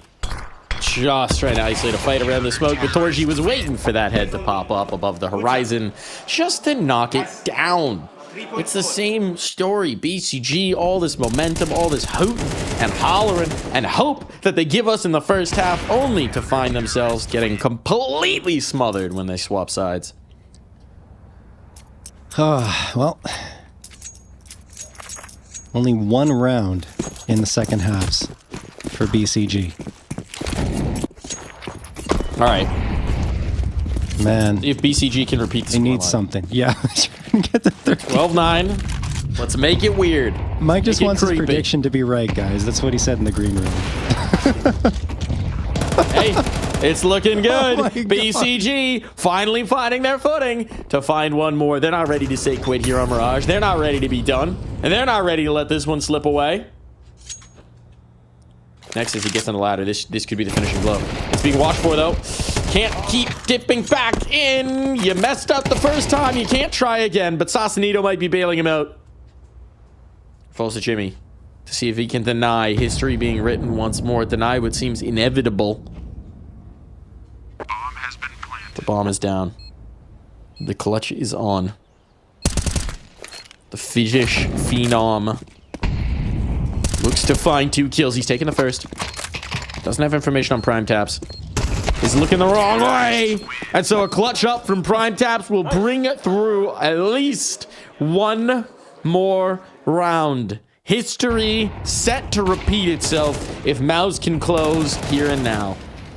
That would be ridiculous if we get 2 13-9 recoveries from Mouse in almost identical circumstances. Not almost, actually. It was identical. Yeah, the rounds were identical at the half. I think identical. The first half was pretty identical too, actually. Yeah. A little bit of a mishap, of course, that we didn't see in the first half, I would say, of that Somebody first map. has glitched out the Matrix. Please unplug or replug. One call Anders. Matrix is taking over.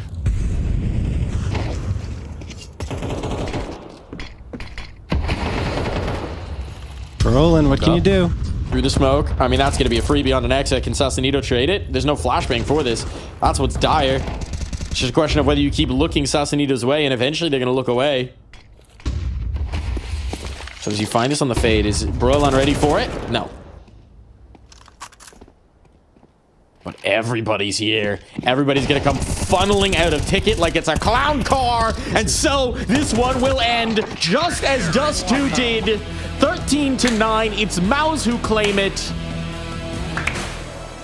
In like a lion for BCG, but out like a mouse. Wow, that is absolutely insane from Mouse, honestly. Like, it looked like they were out of it in both of the first halves. Mistakes were coming through, getting a little sloppy in their play.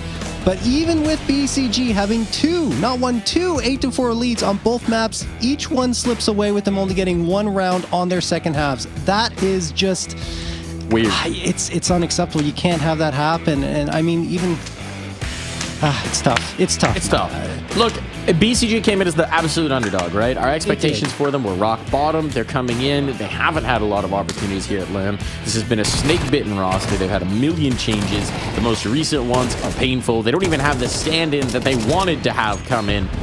Like, this is a nightmare for them. Yeah, it is. So they come in and they're up against one of the best teams in the world. Look, say what you will about Mouse's place, but they're pretty indisputably top 4 right now.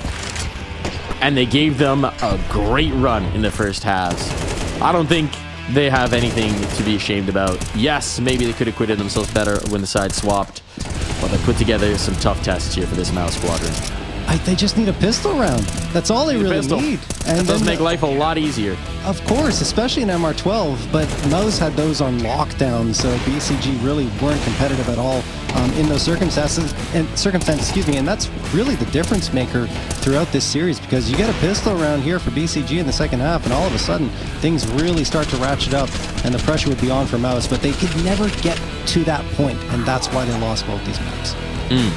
Now, the question we do have to ask for Mouse as well, right, is with those first halves against what we would consider less competitive opponents, does that tell us any sign of trouble here for Mouse with the early game, with getting started, right? Obviously, if you have to go into those situations where you're playing back into second halves against the Vitalities and the Falcons of the world, it's probably not going to go as well. I think it's one of those situations, Mike, where you play down to your opponent, right? And I think that's what was happening for Mouse in those first halves. For whatever reason, they were getting a little sloppier than they would have been against the Vitalities and those big top teams in the world. And eventually they managed to close it out and looked more like themselves in the second halves. I don't know what it is. I don't know why that would have happened, but the fact of the matter is they still found a way to win. And I'd be surprised if we saw that type of first half struggles going forward. Yeah, I would say so as well. And I think one thing that's going to be very encouraging as well is when you talk about the individuals, we had some players who had really quiet first halves and then they cracked in the second, right? They switched on, they found the big moments, the big plays that we expect of them, which is a good sign for mental resilience. And there's always going to be these challenges. So having that ability to flip the switch and be like, I'm laughing, I'm having a good time, we're back in it, even with a tough first half, it is a good sign for Mouse. Obviously, you'd prefer to just skip the tough first half in the first place. Of course. But adversity happens. It always does at every level of competition. So I think that's a fair point there, John. And yeah, I think BCG have shown us that they have some able players. I think that we were pleasantly surprised with what Cypher's bringing to the table, with what Prime Taps was able to do. Knock looking ferocious on that AWP, and Sausalito looking like he was contributing well as that stand-in. So we'll see what they can do in the lower bracket. But for now, it's time for us to take a break. And when we come back, it'll be Fi and Exner to take you through the next one.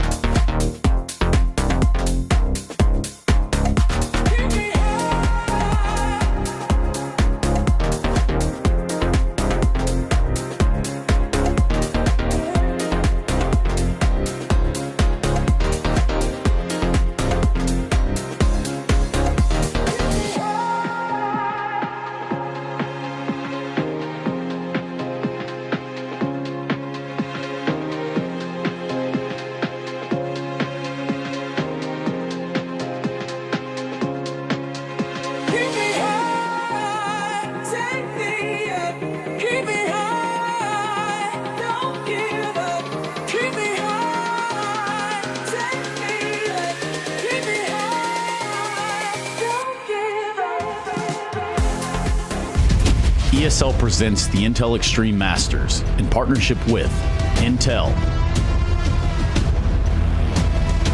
Acer Predator, DHL, 1xBet, Monster Energy, Face It Watch.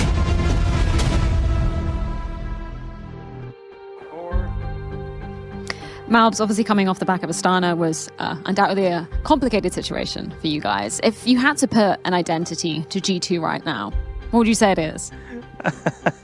Funny. Funny identity, but it was just fun. You know, we could see some of the bad things we have because we lacked our big boys on the team, and then we kind of got to see what we were lacking as well. So we got some good fixes for us as well. So it was a good disaster, I would say. I love that you're able to kind of take a silver lining from it as well. When you're in situations like that, with your role in particular, how much extra pressure do you feel like is being added on? You know, when there's instability, maybe a little bit of chaos going around, does it make you feel more pressure in game, or is it a bit of a relief? It was funny a little bit. Like, the whole thing was just funny, but for me, like for CT side, for example, I was just more free, I would say.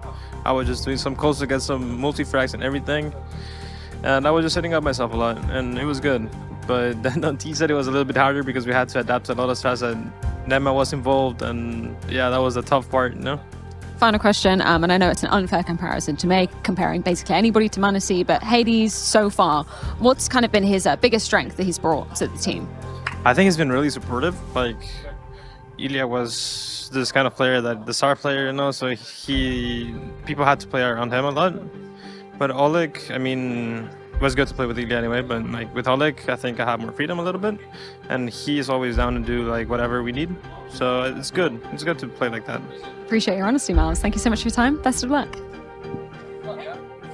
And we are halfway here through day one of IEM Dallas. We have Vitality extending their win streak to 26. We have the debut of the GOAT returning back into Counter-Strike, but no upsets yet. Welcome down to the B stream. I'm Fi with Cole X, McHenry, and maybe this matchup can provide some interest. It's G2 versus LinVision. What's good?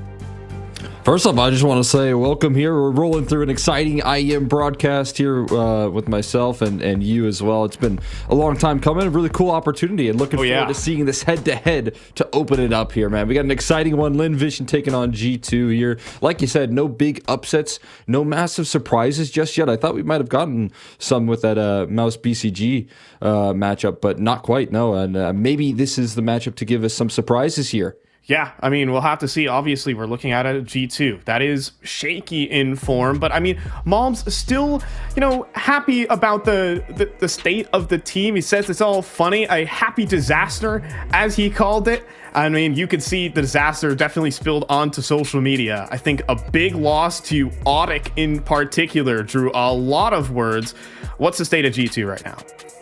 Yeah, I mean, that's a good question here. We're looking at a G2 team here who's trying to take a big bounce back from Astana. They had some very frustrating, challenging results. I think most of all, you know, mentally difficult losses here for them to bounce back from, and not a huge turnaround time here to try and get back into the swing of things right now. I mean, we talked a little bit about Malbs saying in that interview that it was a good disaster in terms of taking lessons from your losses, but is that going to be able to translate quickly back into the server here for a difficult matchup in Dallas? Yeah, I mean, he's definitely brought his team back on his shoulders as well. A 1.09 rating in the last 3 months, but over there at Astana, talking about how he was calling himself into some success, and he decided to just win some rounds on his own.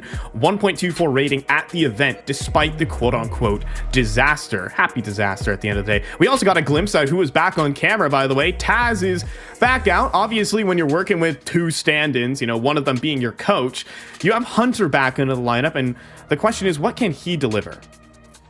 Yeah, I mean, obviously, again, I still think that the future of this roster, in terms of the firepower, it kind of rolls through Malbs, it rolls through a player like Heavy God. There is that 1-2 punch that can be very powerful for this team. And now Hunter being back into the server, you do have maybe some weight off of the shoulders in terms of, Malbs talking about how he was doing some of the calling here for this team, maybe benefiting himself here. But if you can build a structure, if you can have Hunter bring back into those good CT sides like we know this roster can develop, it can make for a very interesting story of, again, the firepower here rolling through the likes of those two riflers here in Malbs and in Heavy God, and then again Hunter kind of being that tertiary factor. I hope that he can reach those peaks. I hope that he can be a big element of this team in terms of supporting those two. But those two players are the players I want to see having the most impact out of the rifles. I mean, yeah, that's a big expectation here. The two younger guns here for G2 and who have been touted as the future of the organization really need to deliver and avoid, well, what could potentially be another Audic moment here, as they're definitely taking on an underdog in the form of LinVision, but for Hunter and company, a quite familiar opponent. G2 versus LinVision is a matchup that happens, well, far too often for their liking, I'd have to say. I mean, we could take a look at some of the stats over there as well for the side of G2 and LinVision, the same, but almost every S-tier event besides majors, LinVision find a way to play G2. Yeah, it is kind of a shock to see these teams go head-to-head as often as they do here. But, looking at in terms of what these two rosters bring to the table, right, LinVision does have a lot on their plate. I think, in terms of causing big splashes, the last look that I got out of them was in Season 21 of Pro League, and that a bit of a disappointing affair, right? You get your chance at some international competition back once again. Huge opportunity. It didn't quite go as well as you had hoped for. And in terms of these head-to-heads here, it's very one-sided, as you would expect. In history here, you look at G2's kind of reigning success consistently over LinVision over the last couple of years, and this is a team they can pretty consistently beat down. Yeah, but you can see in those score lines that there's definitely a couple of content maps weaved in between those, I'd have to darn say, and some of the same elements here as well for LinVision. Players like Zacher, players like Starry, and Westmelon as well, have been playing versus G2 for a long while and have been developing as well. And the biggest question is, what will this matchup look like without m0NESY? Because of course, G2, it's definitely noticed there at Astana, they're missing out on a lot of that firepower. I mean, it's been touted across Twitter and all the internet that m0NESY is a generational talent. You can't just find a plug-and-play replacement for that guy.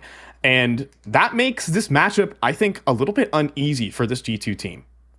Yeah, I mean, some of those matchups here, having both m0NESY and Nico in terms of the head-to-heads, you lose out here. And again, it's still about building up that identity as G2 right now of what this team is going to be without those two very key pieces of the puzzle here for this roster as of old. And I know this is something that G2's been kind of haunted by over the last couple of months with the results not necessarily being where they want to be. But the answers, they do need to come soon. I think there's expectations kind of reaching a boiling point, whereas maybe for our side of things here, without those superstar players, they need to be answered. They need to be called upon here. Yeah, we have a lot of stats that kind of favor LinVision and just how they could beat G2 in the firepower game, even despite, terrible LAN results, considering they have to play versus the top teams at majors, top teams at these S-tier events like Pro League. They still maintain some of the best firepower stats across the board as a team. And that's what makes this matchup really scary in my eyes, because I feel like in a certain way, LinVision can kind of bully G2 and some of the players and some of the stand-in situations as well. Yeah, I mean, again, seeing what Zacher has done in the past, watching him in a couple of these Pro League matchups, I feel like sometimes he's not often able to bring the full fruition when he's playing out in, regional competition. But sometimes when I watch this guy perform at Pro Leagues, he just unleashes a new level to his game, man. He's been a beast at Season 20 where he got them through a couple of big wins. I think he can really step it up here and potentially prove that, you know, he's an Opera that's looking to dominate in the server in a head-to-head versus Hades. Yeah, Hades in his own way. As we go into the veto, there's actually a really big surprise that Dust 2 doesn't come out here for either of these two teams. I think it's one of their more confident maps. I mean, it's one of LinVision's best, speaking of which, and G2 are going to go ahead and ban it out and not even bring it onto the server. LinVision coming through with this nuke pick could come up as a little bit of a curveball. If LinVision wanted to pick some strength, they could have ran with Dust 2. Yeah, I mean, I'm right there with you. If you wanted to play to your own strengths right there, picking into Dust 2 definitely would have been the case. You're also picking into G2's strengths, so I think when you're kind of leaning in on that, you think that's probably going to be a decider there, but G2 banned that in the second phase instead, so a very interesting look at the veto in an interesting direction in terms of where we're going to be playing things out on right now. Not necessarily what I expected right there, but G2 definitely, with the changes in the roster, with the new introduction of this op and Hades, it's a whole new look here as to how this roster runs, and that could maybe change the vetoes as well long term in terms of what G2 are aiming for. So we'll start off here on Nuke, see how things are shaping up, and we're already rolling into a very quick pistol. Glocks are out here, the dual Berettas are the same. Welcome back, Hunter, with a quick double up here, but the trade's back in return as well here for the CT side. Snacks keeping the site safe. And now into a 2v3, they slow things down a tad. Yeah, you know, they've drawn all the rotations here onto the site, so Westmelon's still looking for a duel. Zacher is on the smoke. Fate is going to catch Snacks. That is an open avenue to the vents if he wants it. Hades is cutting it off for the moment, but not quite. Zacher has a lot of room to run. Got this one a bit isolated right now. Zacher, he is aware of Heavy God's aggression through mini. Now he has the chance to route this one into the lower side. Fakes it, though. He wants the fights instead. He wants to meet this one head on here. Hades will give him a challenge on top of the hut, but instead drops him right back down. Sends him packing, and they will close out here. A nice old smile there on Hunter and Hades as they close out the pistol. Yeah, very close, though. The headshot connects for Zacher. He knows where the next is in mini. Either way, I mean, that double kill. Welcome back, Hunter. That's for darn sure. That a rattle off of 3 dual Beretta bullets gets 2 kills. Love to see that kind of fortune for G2, who have had quite the unfortunate month. Yeah, that's exactly what they needed right there. Good start for Hunter. Get the ball moving here on the CT side of Nuke and set the tone for how this matchup's going to be. They want to head into this one and build up some confidence, a much needed confidence right now for this team here. As they said, I mean, it doesn't seem like the spirits are very low right now from that interview, but they know the situation that they're in. Looking to build that up here right now in this opening matchup would be a good way to make it through. I mean, I'm sure there have been a lot of team talks over there for G2 because the Audic loss over there in Astana, and yes, they did come back in with 2 more BO3 wins, and dominant ones at that, before losing to the Ninjas in Pajamas, but the idea that you just lost to Audic, a team who probably isn't even top 5 in South America, all things said. And it kind of brings the thought into your mind that we could lose to anybody, but not this round, I'll give you that. Flawless anti-eco there for G2. And I think this is the exact tournament start you need. Just some confidence, just a nice breath of fresh air. Yeah, absolutely. I mean, this is exactly what you're hoping for. Build up a little bit of momentum with this opening matchup. LinVision, you know, a target that we know is not easy for this team often. They play them close sometimes in the past when they were dealing with the best of this G2 roster, so they know that this isn't just going to be a breeze past this competition. So got to bring in that game plan, bring in that structure. The biggest new face to LinVision being Call Me Sue, a North American alumni. Yeah. I was saying earlier, you know, this guy was putting crazy numbers in Philadelphia for frags in the past, so it's cool to see him now with this LinVision roster. Obviously, I was a little bit later down the line going to be competing at the major as well. 80's in trouble right now, jumping up right now. Westmelon gets behind the AC unit. This is going to be an unexpected angle, though, and Hades does convert eventually. Amelia dealing with the flank, can't handle Snacks, but Call Me Sue is an unknown quantity. He needs to try and find this angle. It'll be Starry instead to collect the headshot, but surely not ready for Heavy God. Doesn't check behind him. They both walk past each other. Hello there. But he's not going to go for the kill. Instead, He lets 2 go by. Heavy God gets gifted a miracle in this round. Going for the reload, though. That will be the end of him. We're back to the 2v2. Still uncertainty about where they want to finish this round up. They've got control of hell, but at heavy cost right now in the 2v2, and G2 kind of getting themselves in place. I mean, Hunter, though, tucked in towards the back of opposite vent right now. He's going to have a really challenging time making it work, but there's still proactivity from Snacks as well. He's still in motion, trying to cover off his heaven side. So now Hunter can set his focus towards midi potentially. Becomes a game of timing, and they're not going to check Hunter here. Back's turned, and 2 of them for the double up here once again from Hunter. Completes the mission and puts him up 3-0. I wonder what made them think that Hunter wouldn't be at that second vent position. Either way, Hunter's just collecting double kill after double kill on his grand return. And this right here could have been the round ender, to be fair. It's incredible that Heavy God doesn't find 2. But Hunter is putting in the work. He's turning out to be the star early on. This map a nuke. Yeah, relieving them of a very tough situation right there. I'd like that Lin Vision even wrapped towards Mini. Try and throw them off guard, but Snacks going on a fact-finding mission. Not standing still. Prepares Hunter a little bit better for that attack. And right now, G2, they're playing to win at the moment. Very active on the CT side. We saw Snacks pushing all the way past lobby into the outer yard. And that last round as well, so they refuse to sit still. So does Hades. He's repositioned just in time for this ramp room hit where he needs to be. He's got some extra help with the rifle, but he on scopes into a little bit of an awkward duel here. This rifle has his back, though, and Heavy God spraying them all down. This round nice and safe here as he closes out a nice 4K there. Hades backing him up right there, and again on the scene. We were talking about mobs in the pregame, but everyone else but him is putting in the digits. This time it's Heavy God to put in some work. 0 kills for mobs and kills for everyone else. The curse of the pregame continues. Yeah, no kidding. A lot of focus on a guy that we know can just provide so much impact. Still a whole lot of game left, but his teammates have come through and offered up a lot of support here in these early rounds. He gets to take a back seat, which I'm sure for him is kind of a nice, a little bit of a luxury to start off a game here, not having to feel that huge weight on his shoulders to be the big piece that he's been talking about for so long. We know he understands the shoes that he has to fill, switching up into Nico's roles here on this team, but feels like a little bit of a pressure relief having your team perform this good. Got the outer yard scale though right now. Starry made it down in towards Secret. Hasn't really been identified right now, but G2 is still aware of that possibility. They pluck Hades up down and towards the lower side. He's got coverage here. Now they look to test mobs here. He might get a chance to shine.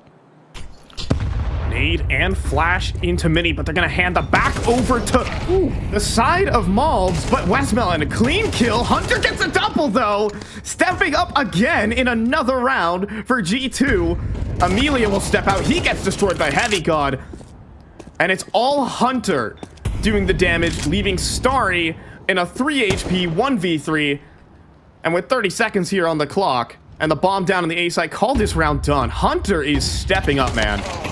Dude, I mean, just call him good for 2 right now. Every time he gets a chance, he's going to find his multi-kill and shutting that play down from the hut side, especially with an amazing opening pick from Westmelon to kick it all off right here. Look at this opening duel.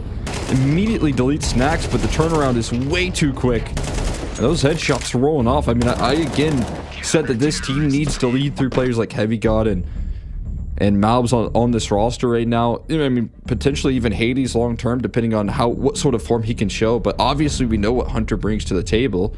He doesn't maybe always bring it in these matchups here. You can't consistently put out the numbers of old Hunter, but obviously that game's still in him.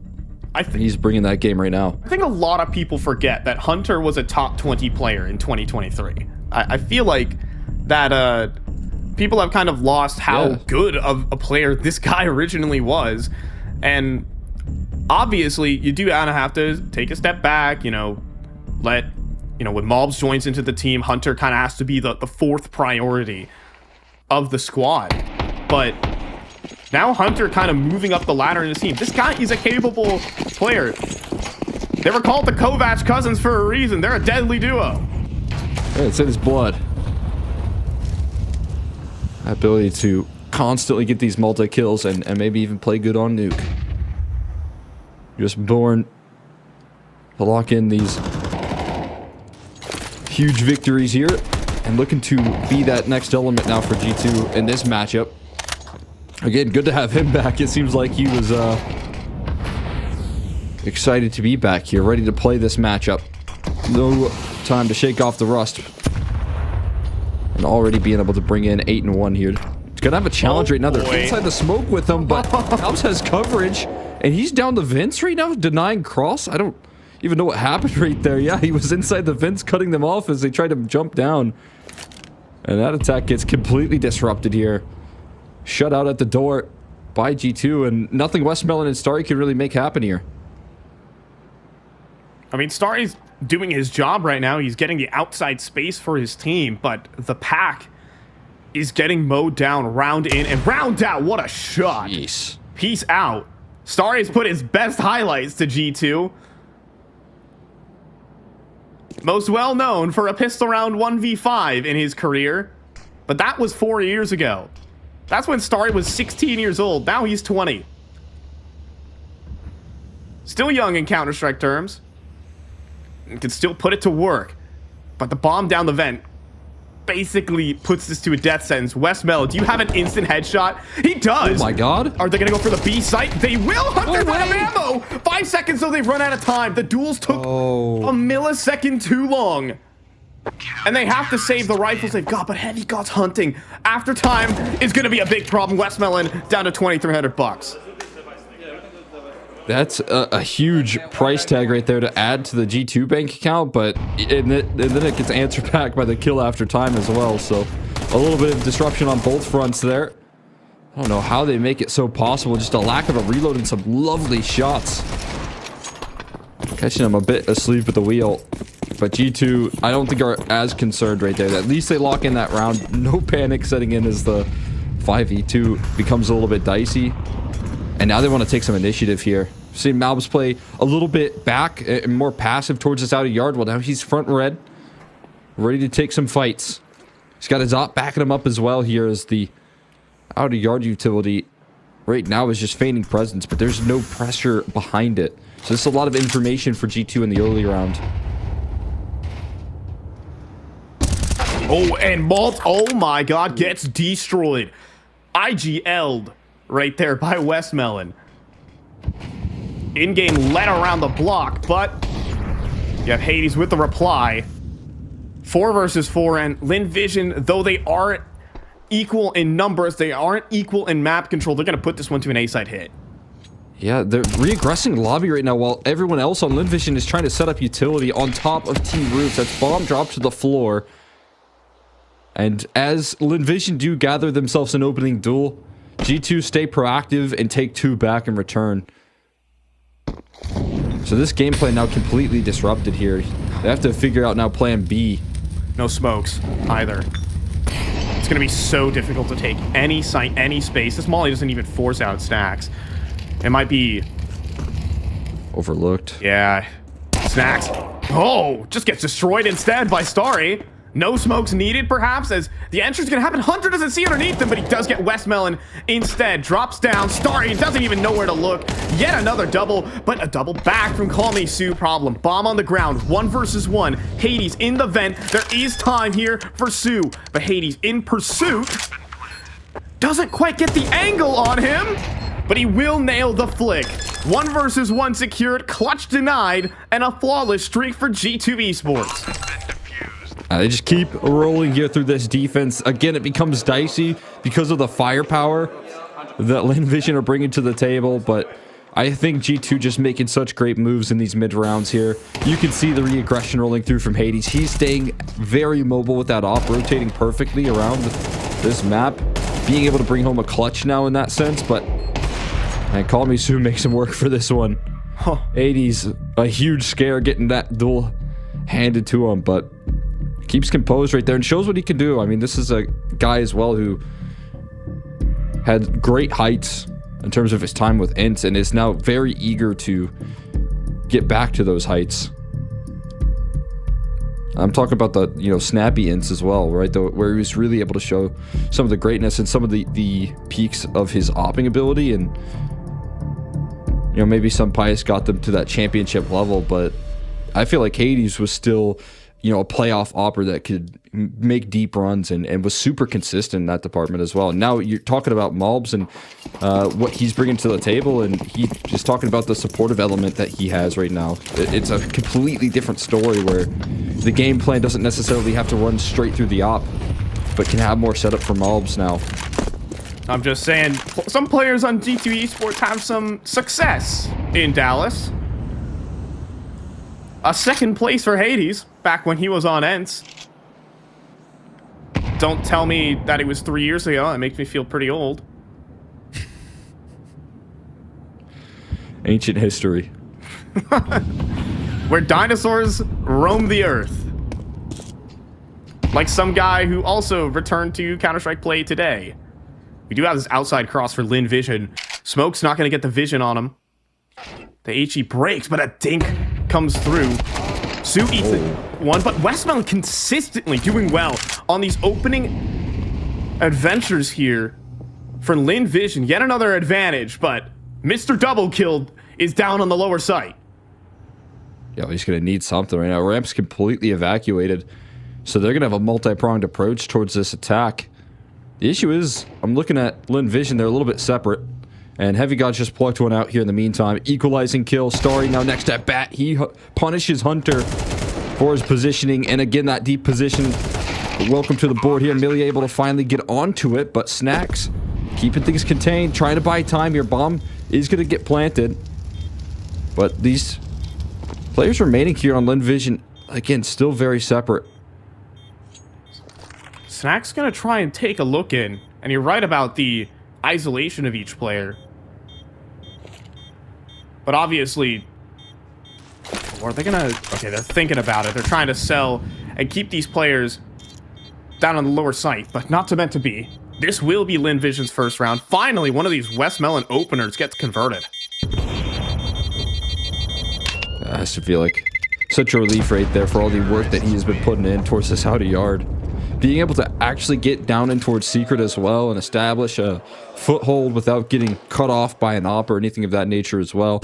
That Westmelon pick here of dealing with Malbs, not being able to do it, rather consistently, is rewarded in a big way. It's a little wake-up call for Hades. He got dinked through the edge of the box, millimeter away from getting absolutely Ferrari'd, but there we go. Zen Towers is also just landed, by the way, down here in Dallas, so I suppose a little element of him in the server. It's funny, I was over there at the venue, and just as I was walking out, Aurora walking through the door. They're coming up next here on the B stream. They've got quite the day right now. It's just Lin Vision if they want to try and pull things back. Execution in, and a hiding Heavy God right now, not showing his position whatsoever. They're going to feel like Ramps is a little too free. Surely going to feel like they need to check this. Or are they? All of the backs turned right now. Oh my Heavy God's going to have a field day. The lineup is beautiful. And they all fall. Oh my God. Snacks comes in with the closer. But they just destroy. They tear through Lin Vision. They never clear Heavy God. Oh my God. It's the lineup of dreams right here for Heavy God. It is just completely unbelievable. I haven't seen anything as perfect as that in like a decade. You don't see that in Counter-Strike anymore, folks. You just don't see it. Only in Dallas. Dude, what a gift right there, wrapped up. And you don't get those sort of lineups at all, man. Just free range to rip that round away here. Now Lin Vision gonna give him a tough time. Malbs still able to fight here, this time through some adversity. Zach comes in with a quick trade. It's just a 1-for-1 though. A lot more spotted towards this outer yard. Gonna cue up the focus of everyone on G2 trying to take this duel. Snacks might even look to get past this smoke. Smoke's gonna fade away in his favor as he lands a headshot deal with Westmelon, and there's so much more resistance close by. Hades long range with the op. They overwhelm the outer yard attack with equal numbers, and come out on top. It's just going to be Amelia getting in towards the Heaven. Snack seems aware, but does fall. Everyone's attention turned towards Heaven now. Wonder if Amelia can isolate where Hades is. He spots Hunter. Question is if he recognized it was Hunter or not. Hades is still posted up here on Mini, however, but does miss. Amelia given some space now. 40 seconds on the clock. Molly at his feet, but not sharp enough on the headshot. Hunter has been reliable and keeps this game easy for G2. He's just pumping out some quick kills when he needs to. Being able to help out. And again, you know, if you talk about the diligence being done right now on this CT side, G2 are floating everywhere on the map. And being able to meet LinVision, it just seems like they're so well prepared for this matchup. And if you talk about what they're dealing with from their Astana performance to now, you have to think that it's all systems go. You're working very hard to try and turn some of these results around. They are so laser focused in on the setups here. They're so aware of what LinVision are doing on this T side. They're meeting them at every punch that LinVision try and throw.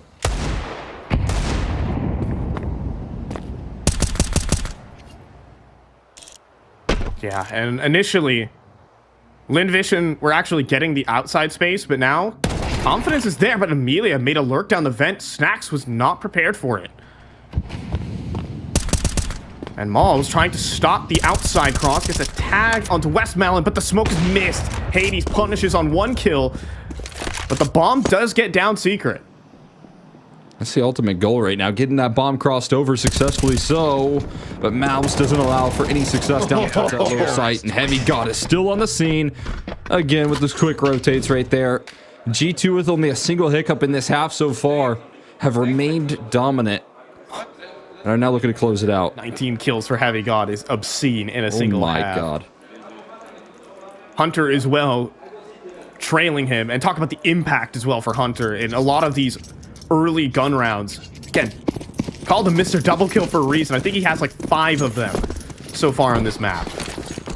It's not 6, right? No, He's got 12 and 4. It's not. It couldn't be that perfect. If only. Of course not.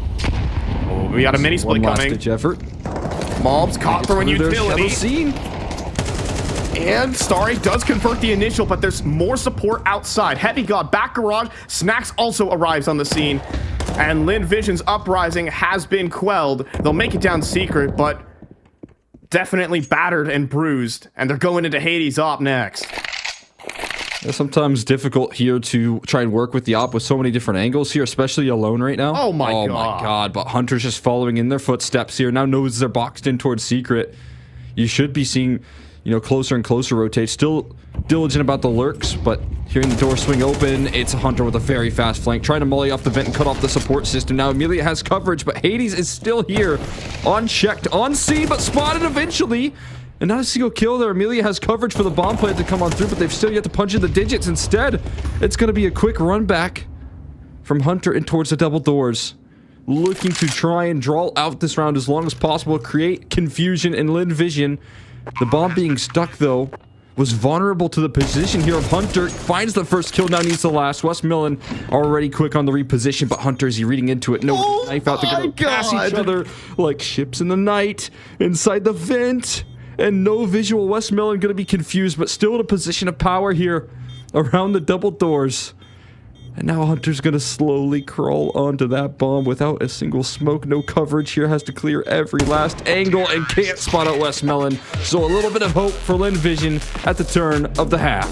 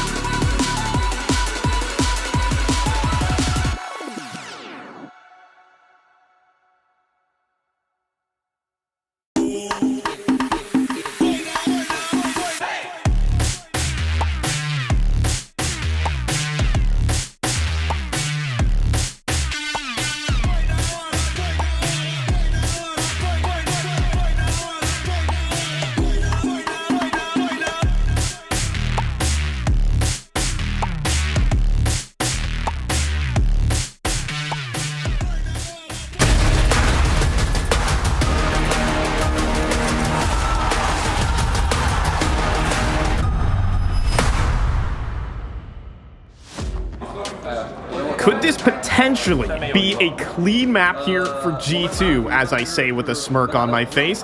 It's 10-2 right here, as G2 have been absolutely dominating here versus LinVision on their map pick. Insane spray downs, and Hunter finding a double kill in literally every other round. Yeah, it is looking unbelievably clean right now, that's for sure. This is tidy Counter-Strike from G2. Rotation's perfect. This one not. Everything you could ask for, but now we're seeing missed smokes and missed shots. So nothing maybe comes through for free here. Starry continuing to fight towards that outer yard, maybe for a little too long. It's called Misu looks to join the fray. Don't want to give over answers back, and Malbs is looking to heat up in the second half right now. Close range headshot, looking for a bailout option. Gets a P250 as well, but his teammate getting run down is not going to do him any favors here. Shots and opportunities, again, gifted back to Malbs here, but he's so low on health. 18. A shot will do him in right there, especially one to the head. And Amelia, he will aim a high here to close out the round. 3 on the board here, and again, as we talk through a clean half, things get a little bit challenging in the last couple of rounds here for G2. Yeah, this is going to drag out the game for a little bit, you have to think. Especially with no bomb plant, of course, so likely a full eco and some economy stabilized for LinVision. I say that. We have 2 Desert Eagles bought up for, well, some Desert Eagle players. Malbs and Heavy God will be armed today. Malbs, known as the Doctor for his signature Desert Eagle incision. And that's not looking so good in this round, though. It is a pretty fatal procedure, though. I don't know if I'd trust his practice. A whole lot of casualties to that gun right there. We'll see if he can try and muster up something. Same is true for Heavy God, who just had a monster half. 21-7 right now. Was a big piece of the puzzle of them closing out, making it look comfortable, but just as quick as you say. Malbs here, he gets shut down. Trying to be recovered now as the Deagle. Hades holds onto it for a split second, but these headshots come back quickly. Heavy God finally able to provide some sort of damage here in this round, but only a single kill before Starry completes the ace. Takes everyone down here. Big confidence building around here for him. He looks to carry that forward for the rest of the half. Congratulations, Starry. That is now your second ace versus G2. Of course, mentioned it in the first half, but most well known for a 1 versus 5 versus G2 back in 2021. At age 16, you can look up G2 choked round and you might be able to find it, but you can also find some other results there as well. Sorry, content. Anyways, back into the action here. It might be on page 2. You have to go to the dreaded Google page 2. That's terrifying. Either way, not looking to choke this one. I like the split that they're going with here. Heavy rotates down in towards the lower side for LinVision. Opening pick manufactured, though. Double up in towards the secret. This does leave vulnerabilities for the A side of the map right now, but will they be able to capitalize on this? Instead, looking for a bit of a wrap in towards the heaven side here. Snack's got to dance around the op presence, and Zacker's on the scene already with a pick. Yeah, but could be a timing not to be. Zacher is sharp. He is the guy who will carry them through for upsets. We do have a kill back there from Hades, but Westmelon is being watched currently by Hunter. This round's still very much live, but G2 out of utility. This will take a mistake from LinVision. I need something to break through this round. I mean, you wouldn't expect Westmelon to be here, but Westmelon's not continuing his aggression. He's going to keep it parked right now. Now he's moving. Oh, could cut off the mini presence here. Going to miss it for now. Going to leave vulnerabilities on towards the A side, but covered off. So Westmelon finally seen. Takes a little bit of damage for his trouble, so lower side is evacuated. Complete rain here for G2 to take this space. Now, can they get the bomb down in comfortable positions? That's the big question now for G2 as they look to float throughout this map here. And the retake in the meantime is taking a long while to assemble. And it's being heard. Hades hears multiple footsteps heading over towards the ramp. He's going to be tasked with a couple of kills here. He needs to deliver one, and he does on the offer. That's actually Heavy God at that range. Are you kidding? Then Hades with a headshot too. It's Call Me Sue, picks up the AWP, and I think it might just be a save. Those 2 headshots could have been enough. Westmelon will make a play for it, though. Through the doors, but Heavy God can play the time. Westmelon with the kid. He dodges the op shot for Heavy God, and it's looking like the 2v4 for G2 Esports. Heavy God will go down with the ship, but he's captained it well. Yeah, he kept it steering right there all the way through with the quick headshot. I bet you Hades even thought he got that kill as well. But Heavy got at range, instead finding it, providing a little bit of extra coverage for Hades to do his job right there and hold off the ramp side. Gets a little bit dicey, but Heavy God, he's just become a monster in this map right now. Continuing to find impact, continuing to keep his teammates in good standing here, and closing out a 1v2 clutch, being able to seal the deal. Just a beautiful sequence avoiding that op shot. And a very frustrating loss right there for LinVision, who definitely went all in, right? It was a bit of a bonus, but they even prioritized getting an op out there in the mix. And, you know, Zacher providing an opening pick, putting it into a 4v5. Even finding the 5v3 initially as well. I mean, LinVision had a lot going for them, but missing out in the 2v4 at this stage in the game, it does feel like it could be the nail. Yeah, it was that extra risk from Heavy God to put his back towards that potential secret lurk in the form of Westmelon, right? He said, you know what? It is what it is if they have the big flank. And he focused to help his teammate because he made footsteps on that ramp rotate. They told Hades that, hey, 3 people are here. He called for backup. He sure got it. Heavy God up to 25 kills, by the way. Those situations, you just have to take calculated risks. And being able to read correctly there off the back of that Hades information, can see some great unity in this G2 team already. They talked about having a lot to fix up, a lot to patch. After Astana, well, seems like they've been able to plug the ship here quite quickly. But again, LinVision, these cross smokes into double lower rotates here. They have very clearly identified how they want to structure this defense around G2's default, and it is stacking it towards side. Westmelon deals with a boost. That is ridiculous. The Deegs have been deadly here from LinVision. Again, some of their players so individually sharp. And Starry baiting in. Excellently done there. Snax just walked up to try to close the door. That was his last action in this round. It's a 3 versus 5 here. The force buy for LinVision necessary. We got to capitalize on these advantages here. Difficult duel there. Zacher can't quite track it with the rifle, but Westmelon's Deagle is the one that instantly trades. And Malvs is down very low. 2v3, but some serious challenges. Heavy God yet to activate through Squeaky. Constantly met by smokes right now. And he's getting met by a bit of a flank here as well. Smoke just faded. Call Me Sue does make a play, but Shirley shot in the back. Yes, Heavy God in the clutch, but only had seconds on the clock there anyways, and Amelia will end it quickly. So, LinVision with a force buy. Gonna keep this game interesting, and as long as it's interesting, as long as it's with G2, you never know. What a shot right there from Westmelon. Not only one, but the quick trade on his rifle. They expected that re-aggression. Hunter was right where he needed to be, looking primed up for his signature 2-piece, and instead gets immediately dealt with. Those Deagle shots just completely round saving. I got a full eco. I wonder if G2 are going to start to become aware of the heavy rotates now as I was looking to slide on into this round. Oh my god, he did find the shot.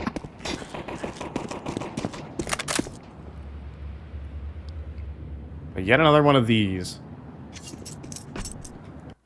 2 kills, and G2 are happy with this. You can look at the money, left side of the screen. 3 players on $100.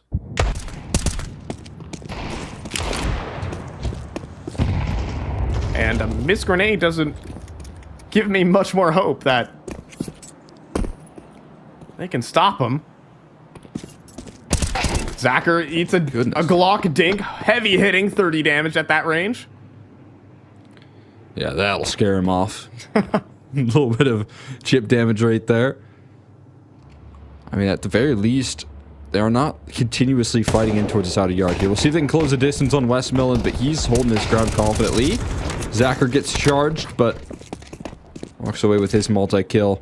Dives up in towards heaven, calling in for a little bit of assistance from the rest of his team, in which Starry, once again, in such a prime position to catch these sides turned. Snacks looking for anything extra there. Not going to happen. We're going to see a bit of a clawback effort, including a chance to at least get an op back in Zacker's hand, see if he can't continuously start to provide these opening duels on this defense. That'll be a huge ticket back into this half. I feel like Zacker's opping is just so sharp. I mean, we were talking in the green room, and I think Zacker is the best opper in the server. Even when Hades was in his heyday, Zacker's got really good mechanics about him. We've already seen some of the good flicks. And I think his big highlight, at least this year, was that 13-1 map versus Pain Gaming, where he just went 18-2 and flattened that squad. And we're so close to eliminating Pain 0-3 at ESL Pro League. I think he can keep up with, you know, the level of competition as well. You know, sometimes struggles to show his peaks in terms of the competition, you know, in the Asian scene, but being able to bring that more consistently now to international competition, that's where I feel like I've watched some of his best work there, and some of his most explosive power. I mean, this guy can bring a whole lot to the table there. He's very flashy, and he's just consistent on some of these connections. So that's Asian Counter-Strike right there. It's mechanics, but sometimes there are mistakes made. But this one, well, almost turns into a double. Amelia charges at the team and gets arguably more than what he's worth. And now Hunter can't find his kill, but Westmelon down in towards the vent already. He's beat the Molotov, but hasn't saved his teammate. Call Me Sue caught in the open. Westmelon activates, but Hades prepared for the run through. A 2 versus 4, and what could be the dagger for the map. Yeah, looking to be just that. Avoiding the Zacher op there. And really just calling the bluff here. Lim Vision have been sending so many players towards Secret and down in towards those lower rotates. And G2 are saying, I don't care if you've done it a couple of rounds. They just keep on challenging towards that Secret side. A quick trade, and they don't slow things down. Instead, they just speed it up with that opportunity. There's such a small window of opportunity when you find that opening pick down and towards that lower side. And you have to be able to close the gap. You got to get those vent mollies in. You have to beat the rotate in ramp, which feels impossible in certain situations. But G2, they take the power of that opening duel all the way to the bank. They won't be able to take their guns into the next round, though. 3 players fall to the bomb. Wow. It's called Nuke for a reason. Everyone, I think, was outside, and I mean, we'll take a peek out here. Yeah, I was playing in the back of Silo, so I bet you're right. They were all towards Secret or something. I think they were like garage outside hunting players, and then as it goes off, bye-bye. We got an A-site rush. Will they take it to the house? It looks like it. Mobs going through, back turn, double kill for the Doctor. He's looking for extras as well. As Starry pulls out the pistol, he does finish the job there, but a 3 versus 4 with a bomb plant nonetheless. Lin Vision in trouble. Starry's still on that P250 right now, and his teammates are falling. Before the flash can even pop, Amelia falls. Zacher trying to make a retake through a smoke with an AWP, hoping his teammate with just a pistol can provide something, but nothing gonna come of it here. Zacher looking to enter into near certain death as he tries to fly out the heavens. I mean, there's nobody watching his back right now. Headshots rolling out even through the smoke. They want to try and end things as soon as possible, and it's only a matter of time. Zacher gonna fall, and G2, they're just gonna close out with dominance here on the opening map. I mean, that's a breath of fresh air right there for G2. Coming back off of tournament like Astana, and just having rough maps versus a lot of teams that they should have just been destroying. And this one, a nice pick-me-up, a nice 13-6, comfy clean with spray downs for everyone who got a piece of the action.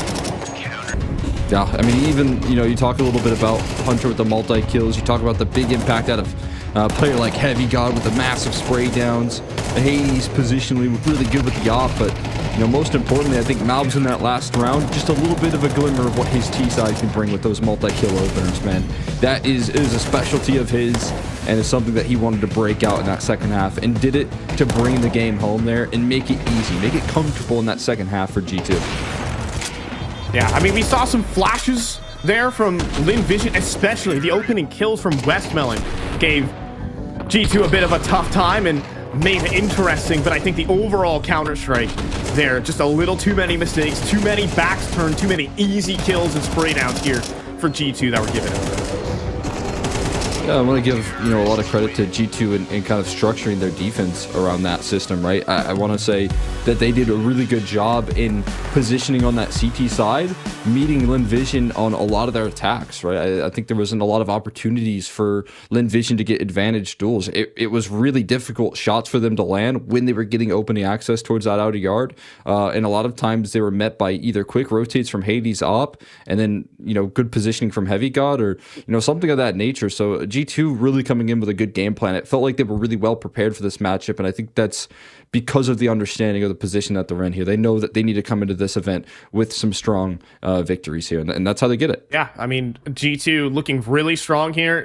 I was worried as an onlooker, like, maybe this game could get interesting here. But that's the pick of Nuke down the drain. Up next, G2 will be moving to their home turf over. So we're going to go ahead and toss this one off to a break. G2 versus LinVision coming through. Hi, it's Bob with Face It. The official broadcast is better than ever on Face It Watch. Yep, that's right. Switch it up with the POV selector. 4 angles, your choice. From the main broadcast to your favorite player's view. And it's available on the Face It app and Chromecast. But wait, there's more. Keep watching, keep winning. That's how we roll. Watch IEM Dallas while having the chance to get skins and Face It points. Look at this beauty. Change the channel and control how you watch.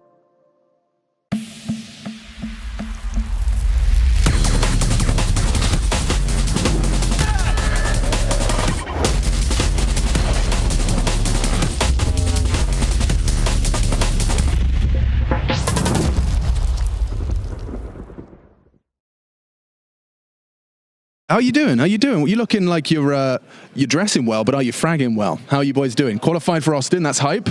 Yeah, we just finished another event back to Shanghai with ACL. Although we got second place, we lost to Tai Lu, but like our schedule is like super busy. We flew to Dallas like the day right after our final game. A lot of like the schedule is intense this year. Yeah, how is the team kind of feeling it, or are you just motivated to do your best? Of course, like we are like super motivated. Like our like competitive form is still like still in. Although we lost our streak, but like we're still like trying hard. It's important not to get attached to those streaks. I bet like it could be easy to get to kind of feel extra down when the streak ends. But you guys kind of go straight back on the horse. Yeah, I mean like there's no team can just keep winning. Exactly. Like sometimes you're gonna like calm. Like they stop you, then you're gonna calm down. Yeah, and like Emilio was saying, I think we were too like being like playing scared or playing not to lose kind of thing. We're playing like too aggressive. Like we think like no teams can win against us in our region, and then we just like start playing around, and then we lost the game. Is there like an element of that where you want to bring that to any game? Where you kind of play like you're better than them, or do you play against some teams? If you're in the server against a Vitality, you have to play differently because if you go, let's take aim duels, you are just going to get blown up. Like for different team, we have to like study them before like the match. Like we're gonna play like against them like according to like strategies and some setups. But like when we were during that win streak, like we just like if we met some teams that are like kind of like shit, like we probably not gonna prepare that well, and it caused us to lose to another team during that playoff. And then we were like, maybe we should. maybe. Yeah, we should like start doing well again, like preparing well again. Yeah. Vicious Fish. Snappy. He's done well. Hex down to m0NESY. He's just everywhere, isn't he? He is, and he's going to get this one. Hi. Bang! Ooh, jiggle out from George. Good work. Okay, so he gets a chance at the 1v2. m0NESY with a Molotov will limit his options. Yep, there we go. Through the flames. Heard. 75. No kit. Really is stacked against George here. Kixon holding the perfect angle for it. Gets his fight. Kixon wins it out. 7 already for Falcon, so flowing nicely on this T side for that 2-0. I am interested to see the type of Counter-Strike we get out of Furia as well as Aurora, based off of the flight Yeah, oh, that will be intriguing. Fortunately, they both get to play in the final slot of the day. So there's that. Yeah, and I think that allowance was made because of the travel. Yeah, I mean, Chad, we did the same flight. I tell you, when we got in about, what, 5 p.m., which is probably not far away from when they got in. Yeah, that was after the snafu in immigration. Sure. With the servers going down. Yeah, but it's slightly delayed. Regardless, we did that. I don't think playing Counter-Strike at 7 p.m. would be on my immediate desire list. Of course, that is just a product of the schedules of these events being so close. Did they fly in business or did they not? That's the question. That is actually going to be the question. And Zentaras, they're in business. Okay, that's in. So we should do a check of every player. Did you fly in business? Yes. Molodoi, new boy, he's probably maybe not splurging on business. Probably not. Fallen, though. Fallen owns the plane. No question. Oh, barrage of HEs don't connect or find any damage. Monacy goes for that early line. Squeak will be smoked off, but he's certainly peaking with conviction, is how I'd probably frame it. Well, when I was going to call him a sword, a spear. Yeah. When your weapon is delivering, right, is finding just set him up for fights. Why not? He's sure he's had a couple of misses, but he's definitely had more hits than it. Oh, great molly! Get out of hut. That's going to be heard. 2 players singed as Magisk. Surge. There's a ramp push coming. There is. It's OC's AWP. Monacy. No, he's not ready for that. Is he? Yeah, of course he is. Of course he is. Just seems to be ahead of every play they make. Hex gets leg shot on the jiggle out. Monacy continues to hit and hit hard. George asking questions of Hut. One directly above him, but as the Magisk investigation continues, he's posted up and George recedes. Look at just this space. Yeah, mate. They got all of Yard. I mean, he still hasn't cleared red pole, so slightly cautious, but it looks like it's a guaranteed frag on this.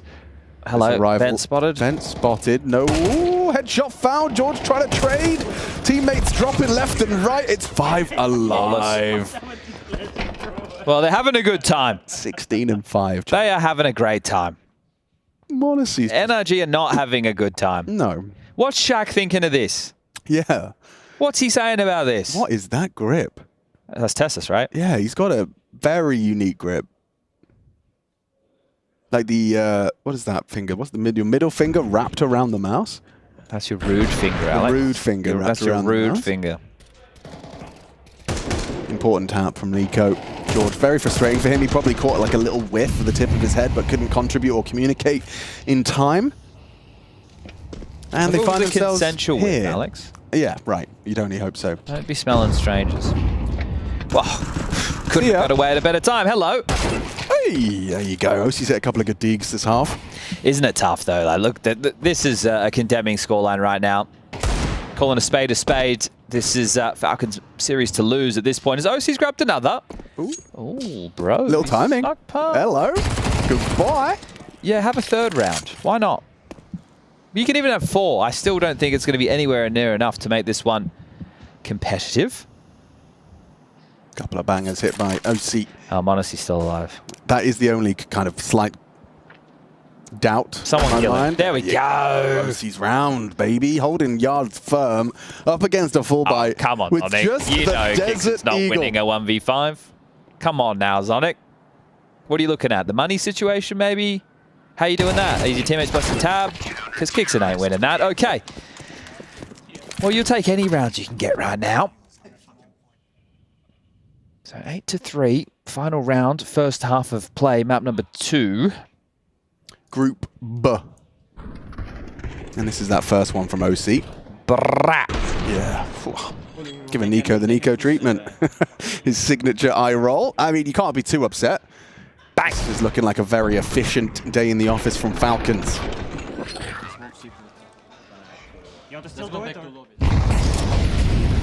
Will they leave with a little bit more hope? Will it be that 8-4 that you've just mentioned? Still hanging in the balance of Tessus with some aggression over the top of Nitro's head, just dunks on him. Oh, hang time on that one, huh? Oh, OC, yeah. Oh, takes out Nico on the reposition, caught by Tessus. Double trouble and already threatening the heaven position. George forced forward as a product of that. And kick. Oh, wow. Yeah, bro. He took a gamble that, on the other side of that smoke goes waltzing through it. Kixon can't believe his luck. Play him off. Yeah, this one certainly does look like it's... Someone get the soundboard. Time for the keyboard cat to start tickling the ivories. Timing is a thing. But yeah, this is a 9th for Falcons unless Hex can do the improbable. Kixon's even going to catch a nice little timing on the flank, as it currently seems.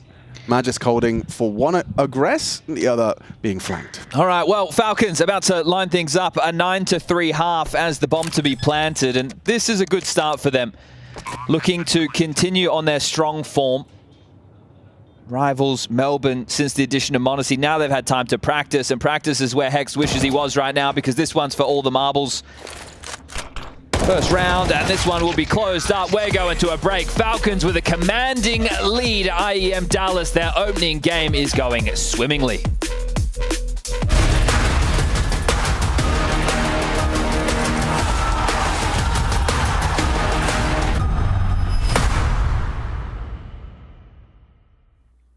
Will it be one of the very few smooth rides G2 have had in the last month? We'll have to see. A clean map 1, 13-6. They lost the second half pistol, and that's the only reason it looks remotely decent there for LinVision. We saw some excellent performances individually here from G2, but also some surprises as well from the Chinese side of LinVision game. We'll go ahead and check into our little top fragger head-to-head here, as we have Heavy God putting on his best map in a G2 jersey.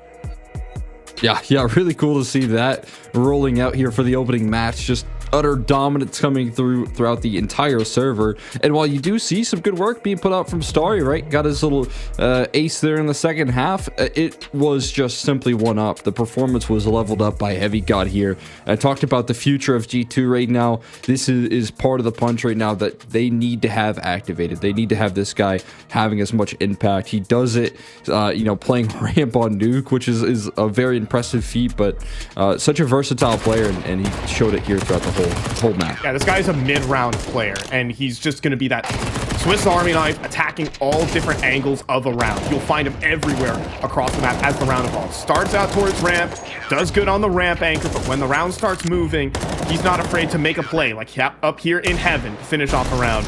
But Starry had some good moments in of itself. Even on the T side, he got a couple rounds downrange and made them competitive, made this game interesting and all around very fun. But at the end of the day, Heavy God was handed so many spray downs that, this top level map was almost gifted to him. Yeah, absolutely. I mean, he was constantly in a position where he needed to be. Talking about the efficiency on G2's positioning on that defense, they were so mobile. They were floating everywhere and meeting LinVision at the fight. And not only that, being able to bring home clutches like this on the T side, you can just see the influence that he's able to bring to the table. Starry, on the other hand, here, I again want to give him a little bit of credit. He had a very similar level of success when it comes to positionally just having very comfortable, easy kills set up by his teammates. That's an impressive feat, but it has to be a full, it has to be a full team effort right now if you want to try and pull off these upsets. I think you're going to have to be able to bring in everyone involved here. Much more impact out of players like Call Me Sue heading into this matchup. Needs to come through here. Zacher with a lot more rounds on an op could be good here heading into this next map, but the challenge is definitely going to be felt in terms of what LinVision can do to try and answer back this series heading into G2's map pick. Yeah, heading into Inferno, which is definitely more comfortable even for the stand-in situations. This is one of Hades' better maps, at least that he's had on G2 back in Astana as well. Just a little bit more comfort here for the G2 side, and I mean, we didn't even see the full might of G2 come through as well. We saw some rounds from mobs towards the very tail end, but it was Hunter in the very start of that half that really got things going, and he's showing some prowess. He has a little bit more space given to him on this team.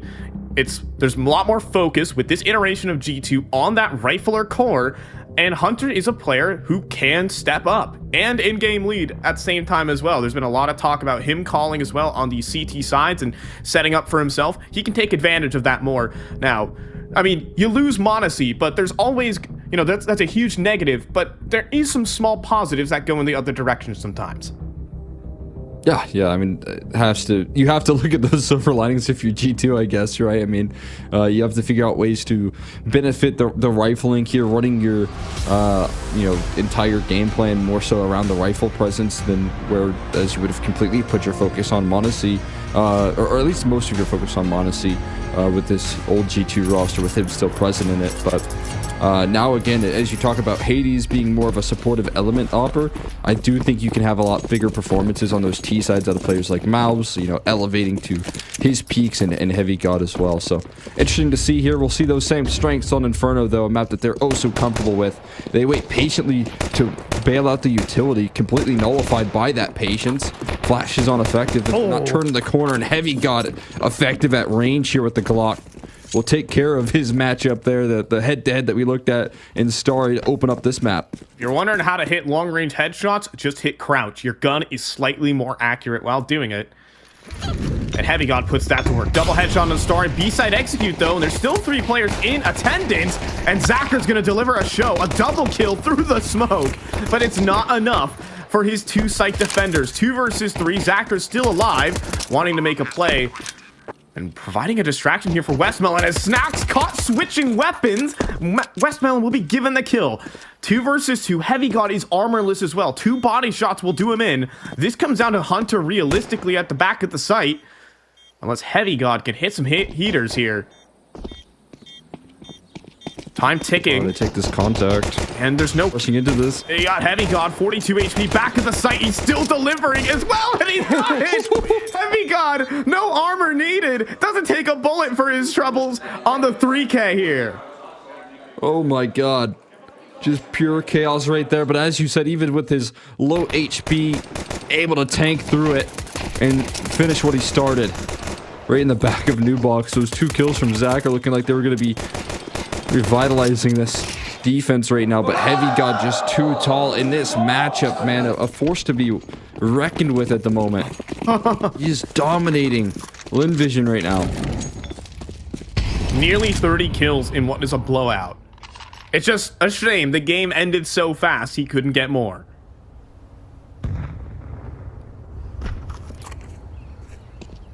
Picking up right where he left off, that's for sure. 3, man, maybe looking to up the performance. As you said, the best map he's had in that G2 jersey so far. Played out on Nuke. What if he's able to beat that record here, map 2, with already 3 kills? And he might have the chance for more lined up. Opening pick going his way. Shutting down the aggression, perfectly timed. At least that gives the information right now. A bit. I mean, it has to cut noise. This is such an early call to make right now. A complete gamble from LinVision. And the bomb is heading away as the execute is played out towards this B-bomb site. This just seems like Snacks is going to send in as a probe. Smoke over to Coffins, nade to Dark. Not sure that was the intended target for the grenade, but whatever the case. He will step forward for 1 and spring the trap, but Mobs goes down as well. Those will be some guns handed over to the side of LinVision. They're charging down Banana, but miles away from the site. It's going to be a save, you'd have to think. Yeah, you just got to look at the reward there of picking up a couple guns there, AK included in the mix. And fall back into T-spawn, lick your wounds. As much as possible. It could be a bit of a concern with Heavy God. Or for Heavy God, there's no way. They're looking to play a bit of a contained game, which might offer up some opportunities. But Heavy God realizing now that the round is over, it's now about pathing out of this position. Oh, he is. Might get caught a little bit. Heavy God. No way! It's the duel, man. Of course he does. Oh, God. Now Starry's the next fight there. AK dropped. The only thing they hold on to is an MP9. He was the furthest back. Called Me Sue is playing it safe, saying, I'm going to keep my gun. Everyone else sticking around there and perishes. So AK and Galil is what hits the deck. How does Heavy God win this, man? Difficult fight right there. Makes it look easy. Frustration in for the LinVision camp, that's for sure. My God. I mean, Heavy God was aiming in towards the halls, and someone just swings right into his crosshair. Vigilant.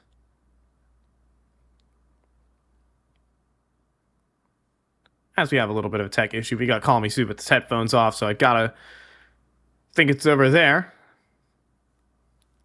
But once Panthers chairs get scooted back in. Looks like we're back live. Hey.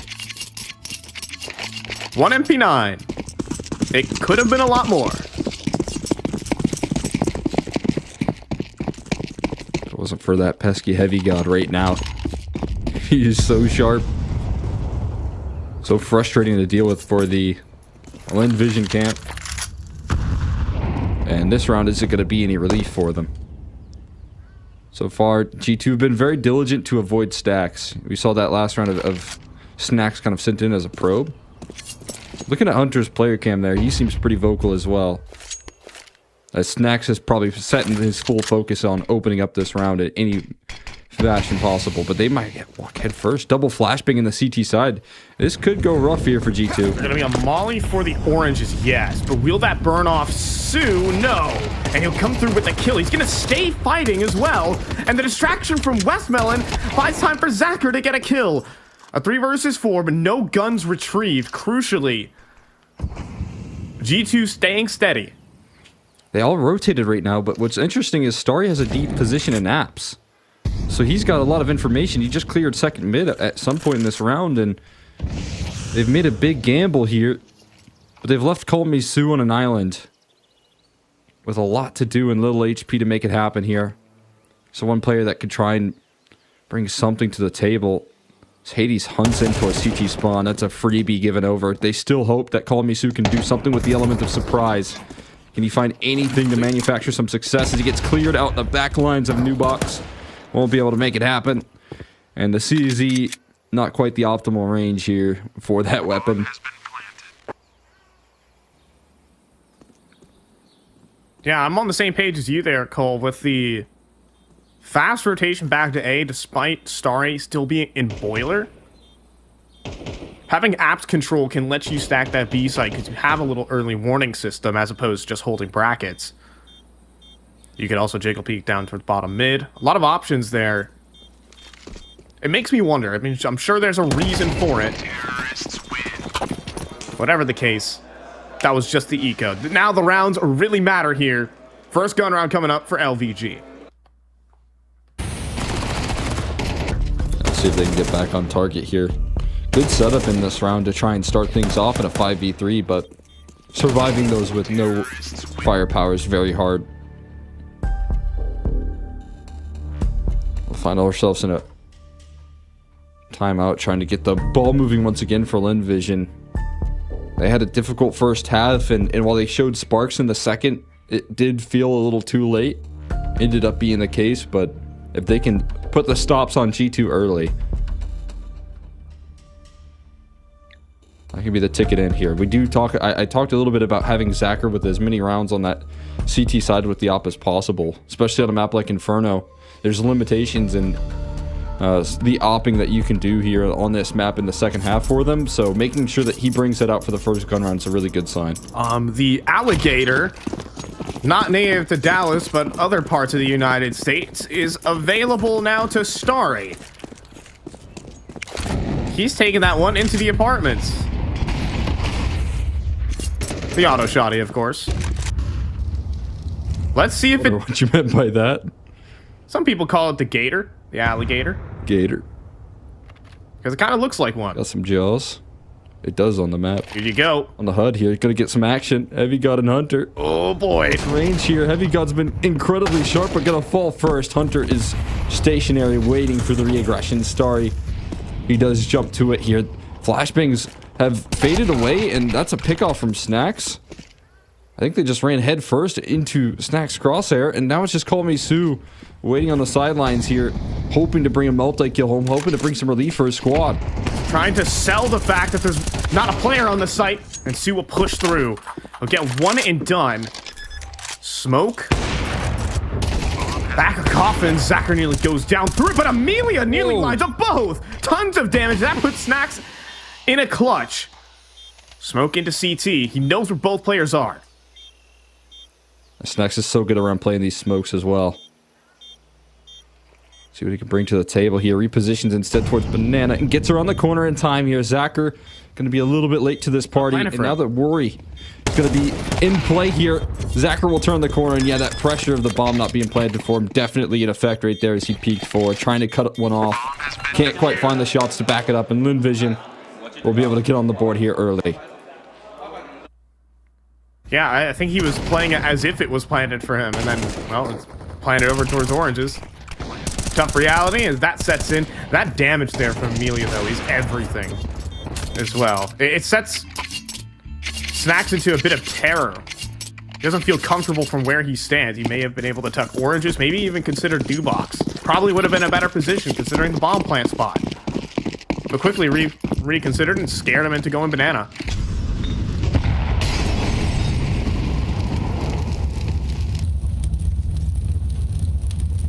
Seen a whole lot of early B-side targets. He's back again. He's rocking the auto shot. He's maining it right now. It's his weapon of choice here versus the MP7. Oh! What is this lobby right now? Heavy Gun able to run past it. I guess we have our answer of what beats what. AK gets bested by the auto shotty, but an MP7, well, that's got enough mobility to run right on by. And an opening pick here this time, a little bit of revenge for Heavy God. Oh my goodness. And the ferocity of that kill is insane as well, but Zacher needs another. He goes for the no-scope instead. And Snacks will complete the kill. And that's round. Amelia unable to deliver anything there from the pit. And the apartments pop, the perfect call for the round. It is perfect right there. And the flashes that they threw to back it up were even better. I mean, there's nothing you can do there from Amelia if you're getting path like that from Heavy God. So your Opper is dead. Even though he hits a miraculous shot to get one right there, you know a trade's coming up and there's not a lot you can do about it. And then the flashes just nullify Amelia completely. So perfect call from G2 on their first, start of the round A-side target right there for them. Okay, Snacks picked up the auto shotty there for a moment, but yeah.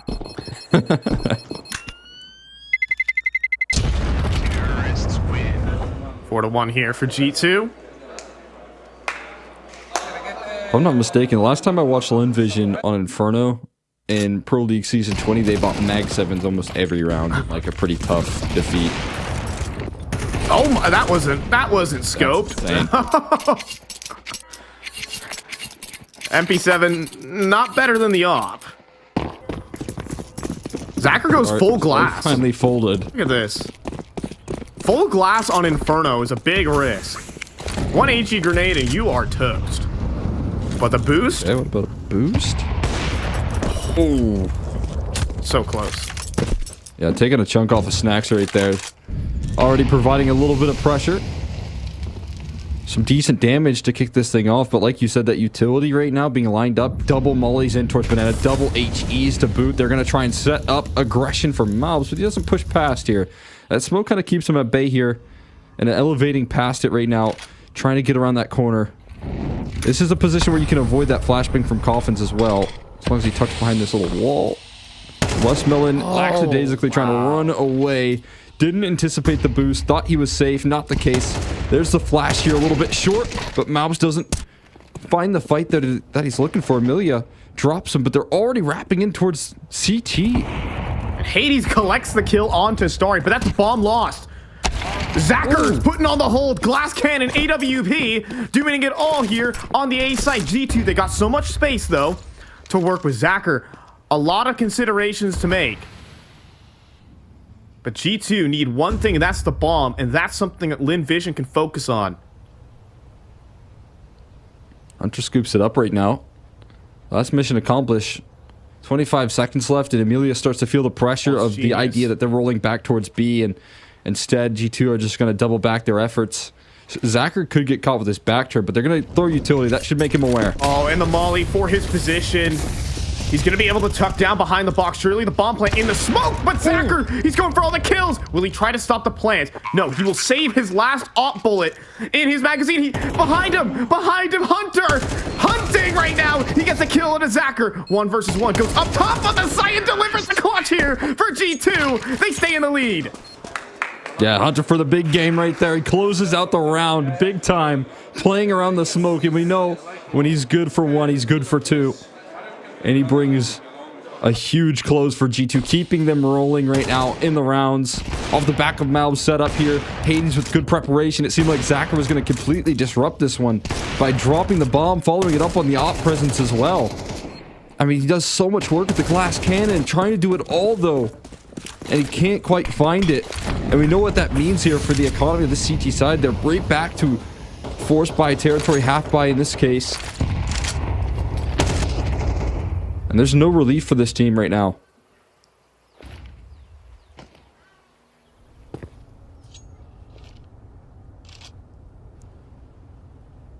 Man, even despite these rounds from Zacher, man. With the triple kill, dropping the bomb, doing everything. Solo A-site defense. But G2 are coming through with some brilliant reads. That 2 versus 2 could not be better played. Even though Zacher, again, try as he might. This comes down to Starry. A-site solo is going to get some backup. Oh, God. Hunter looking away right now. This is very stressful. There's just such a weak A defense, but everyone's in rotation right now. Looking for the spot out. Snacks having a whole lot of fights on his table right now. Not sure what he's going to aim for here. Where are you going? He misses out on some opportunities. Hades going to turn the corner as well. They're trying to brute force this fight, and the HU's finally going to put Amelia down. CZ on the site, boy. and a lot of resistance to roll through here. Trade necessary and manufactured from Hunter, and Snack sneaks the bomb through the smoke to leave Westmelon alone. And Hunter has coverage here. He went for the all-in play. It couldn't have been an immediate sideline. Instead, he's going to have to wait the smoke out here and allow for G2 to stabilize their positioning. G2 going to fade here. Forcing the play onto the A side. Will it cost him? Can Hunter win this duel? No. 5-7 headshots, clean smoke. Available for a fake defuse too. It's planted a bit awkwardly though. It's planted a bit open there for Snacks. Will play his hand. Oh, 3 HP, but now out of time. Westmelon had his moment right there. Onto Snacks. Fake defuse will not be enough, and he doesn't even get the final kill. The full run and gun BM from Snacks. On the fly right there. Knew he had the round in his pocket. Just needed to close out that last kill. And things look a little bit scary for G2 as they wrap their way through and are super committed. But, you know, crucial trade from Hunter onto the site. And Snacks coming up clutch. Being able to fly out of apartments. Every gun's a Mac 10 if you try. Yeah.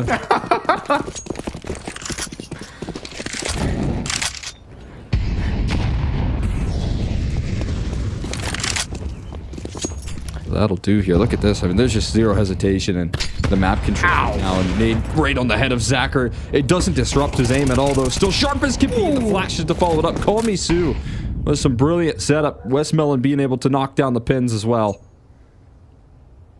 And Heavy God and Hunter certainly not right. Last standing. Themselves a good couple of 2v4s. What's a 2v5 to add to the tally? Really, like, Heavy God doesn't walk out apartments and just, like, kill 3 people. That just couldn't happen. It's not like he's just come off the best map of his entire G2 tenure. All right, no, I don't think he's winning the 1v5. All right, now. Let's try to speak into existence. See, I'm all for entertainment and story. Yeah. Fortunately, sometimes you have to go off script. I don't have power enough. I gotta be on the A stream to do that. To unleash the real caster's curse. Yes. My necromancy. I bring rounds to life. We all do. We have to get, like, to become a caster, you have to, you know, pass commentary, witchcraft, and magic. That's why it's called casting, because you also cast spells.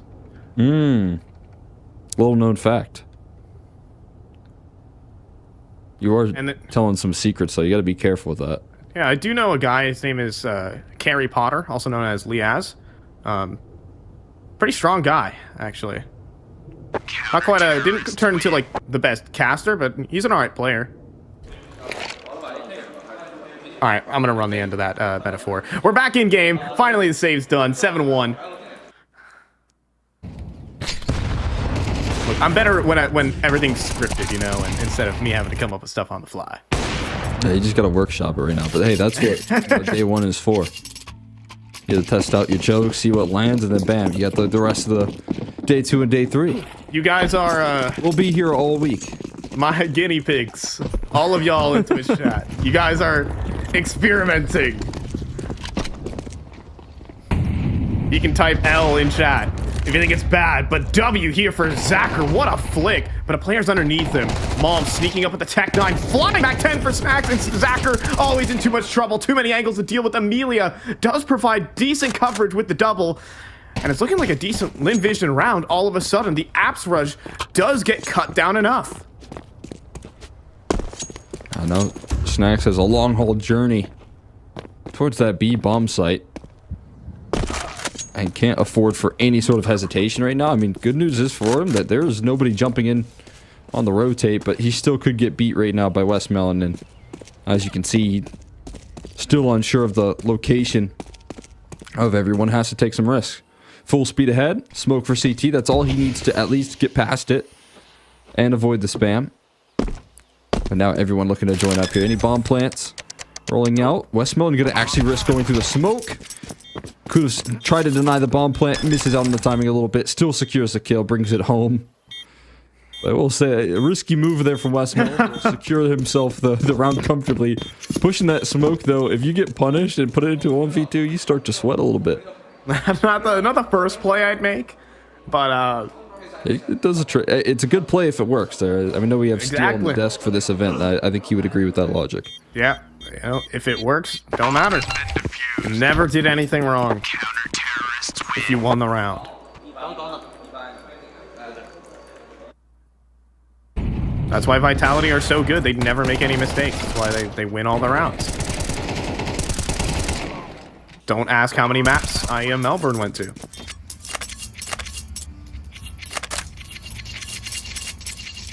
As we got our first eco here for G2, we actually have an interesting game here. Zacher's been delivering on the opping over there on the A site, and Amelia is coming through with a big time step up compared to that previous map. Yeah, absolutely. Started off really slow. Oh, okay. Now being able to step it up a little bit. Starry and Amelia peeking down towards the middle. I thought that was a spray transfer with the A4. It still was. Oh, he was the guy that got the player in pit? Yeah. Oh my goodness. Amelia stole the first kill. Oh, okay, spray so transfer the second. Harder shot. I see. Yeah. Nice. Can't do that with the auto shotty. Yeah. I just see incredible. Snacks. I see Snacks waiting in T bedrooms right now with a just devious smirk on his face. With a deagle, no less. Like, you could realistically do this with any other gun. Just gotta really make sure. It's a one-shot headshot. Okay, he gives up. After a minute of waiting. In T-Apps. He's done. Time to run it down. Time to get this little timeout over with. A dink, I guess. Just more kills for Starry. And Snacks. Best of luck, Chief. Come on, put a highlight. Just one deagle headshot. Not meant to be. Just 2 body shots there for Westmelon. And we've got 4 rounds here for Lin Vision. This is going to get interesting. Last 2 rounds of the half kind of decides the tempo of this game. G284 is obviously what they're looking for, but money here for Lin Vision is actually pretty good, so they can actually take a loss here and continue buying. They won't have to fall into that little CT cycle. I got the timeout coming through here. Finally necessary. We see Taz trying to get everything back aligned. Want to make sure again that this is a comfortable sweep here for G2 to open up their affairs in Dallas. There's been a couple really nice set plays from Lin Vision, especially that top banana round, where they had the flashbang through to completely full send it from the B site all the way down to bottom B, and they just collect 3 kills on the way to doing it. Lin Vision has some pocket plays that have actually caught G2 off guard. And we'll see if they can keep doing that as we head down the stretch. Yeah, I mean, dedicated moves for your aggression is a really good sign, and we're going to see a little bit more of that right now. Amelia flying down middle. Trying to take some information. Deep flashbang goes in as well. And a quick flank. Zacher has his teammates back as well. More impact out of this Opper. This is crazy aggressive though. Amelia fighting on every front right now. Knows he has to do a whole lot. And they're going to crunch in on Banana. Malva's going to get flanked through if it's not for Call Me Sue, who finds it initially. And Amelia's just given a path to open up towards a B-bomb site for safety. What an insane route to run down middle, up Banana, and take a 5v3 now. And he wasn't even a part of it. He was just a distraction. In the world tour, he just went through enemy lines and escaped out the other side.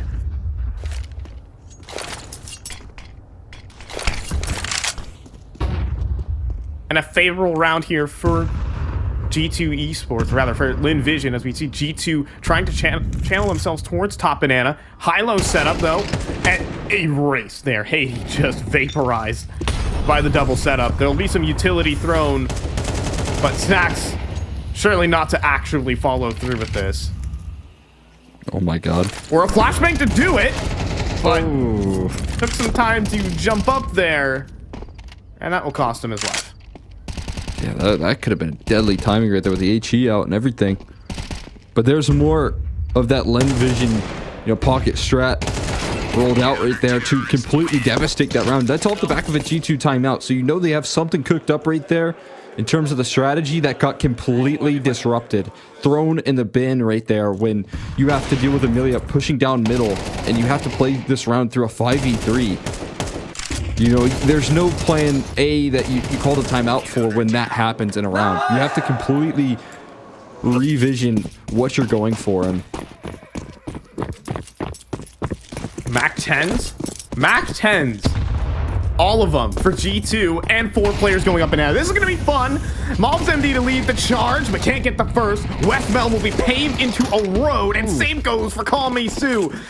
And now the Mac 10s, hey, they upgrade to AKs because CT's all had them. We got a 3v4 on the B site. Yeah, we got deep control towards Coffins as well for Hades. Smoke goes in deep in towards CT, so they're going to be disrupted before they even try this retake off. Trying to get past this utility right now. Amelia kept at bay here, playing inside the confines of this smoke, though things get just so awkward in separation. I don't even know how you start this retake. Yeah, I mean, there's just a wall of smokes put in play that you have to run on past, hoping that this flashbang can do a lot of heavy lifting and that you can create weaknesses on the site. But the coverage here from the MP7 from Heavy God is great here, and a transfer with that gun. Unbelievable. Zacher not long lasting either, as Heavy God good to close, and so will G2 here with 7.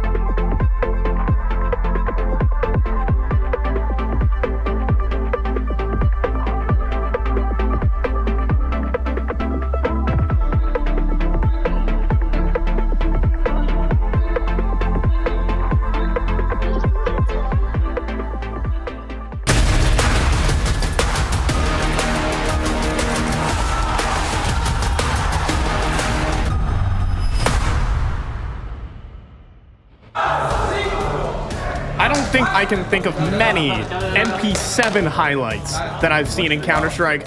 Well, we've just witnessed one. A triple kill there from Heavy God to lock in a 7-5 half for G2 and to try and lock up this series clean 2-0. Although, Heavy God, yeah, not so happy with his, how this half is going to be starting off. Yeah, I should be happy with how it ended, though, man. We haven't seen many MP7 highlights because no one uses that gun, but he might be trying to innovate right now. He might be a specialist when it comes to the MP7. It's trying to take notes from himself and make new strides here. It could be the new, Krieg or AUG. We could all just be missing out. So it is just a laser beam because its recoil pattern is so easy.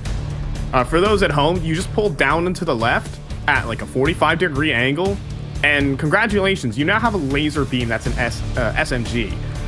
And, down to the left for 15 bullets, all right? It's an upside-down 7. But... So then it is the new Krieg.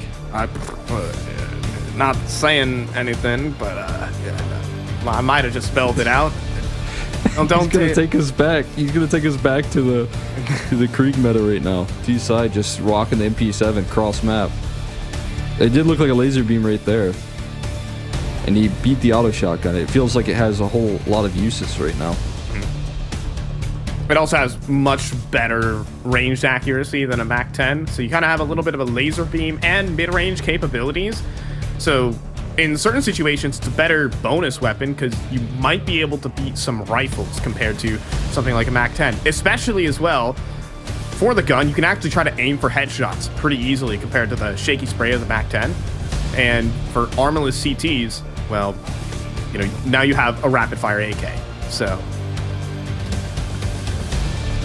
just some of the benefits there of the MP7.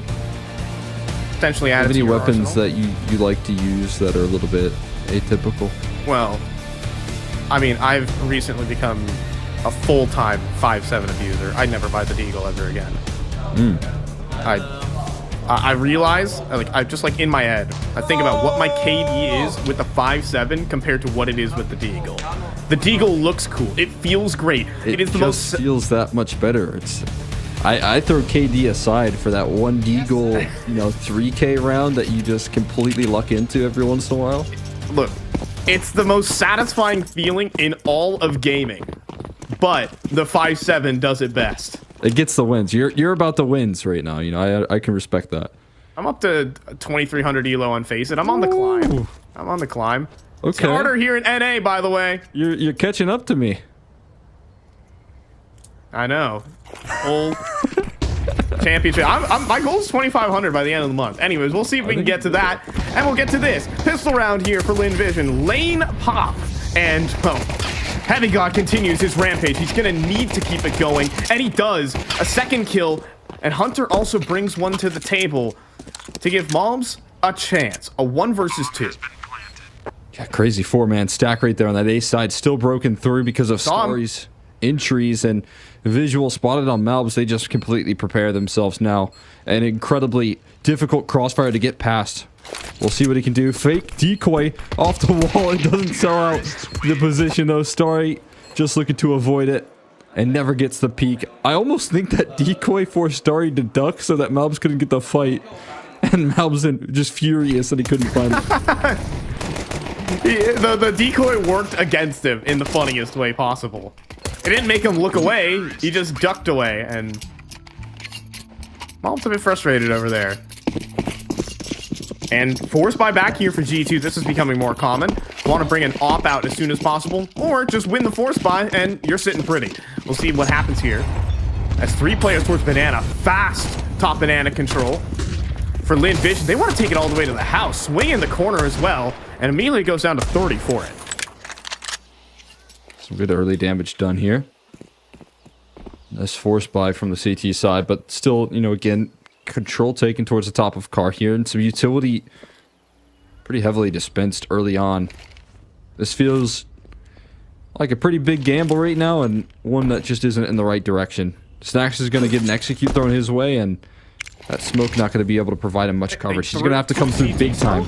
Okay, well, 0 coffin smokes, weirdly enough, and Snacks delivers 1, but it's not going to quite slow him down. They threw 2 CT smokes. I'm very confused.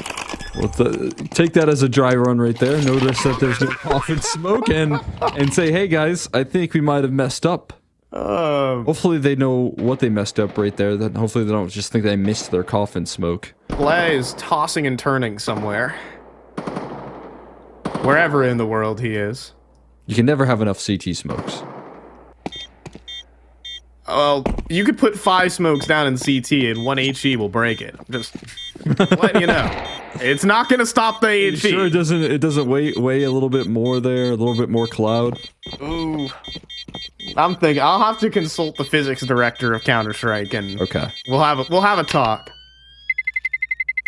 I'm not like Ross. I don't actually know people like that, so. Ross, of course, well known that he is the developer. I can tell by the way you said physics director, like that's a role there. Director Probably physics at Valve. At Valve, like a college. Oh, over here at Valve University. PhD. I mean, you've seen the Vitality's new jerseys as well. I wouldn't call it college. It's more the American style high school varsity dealio.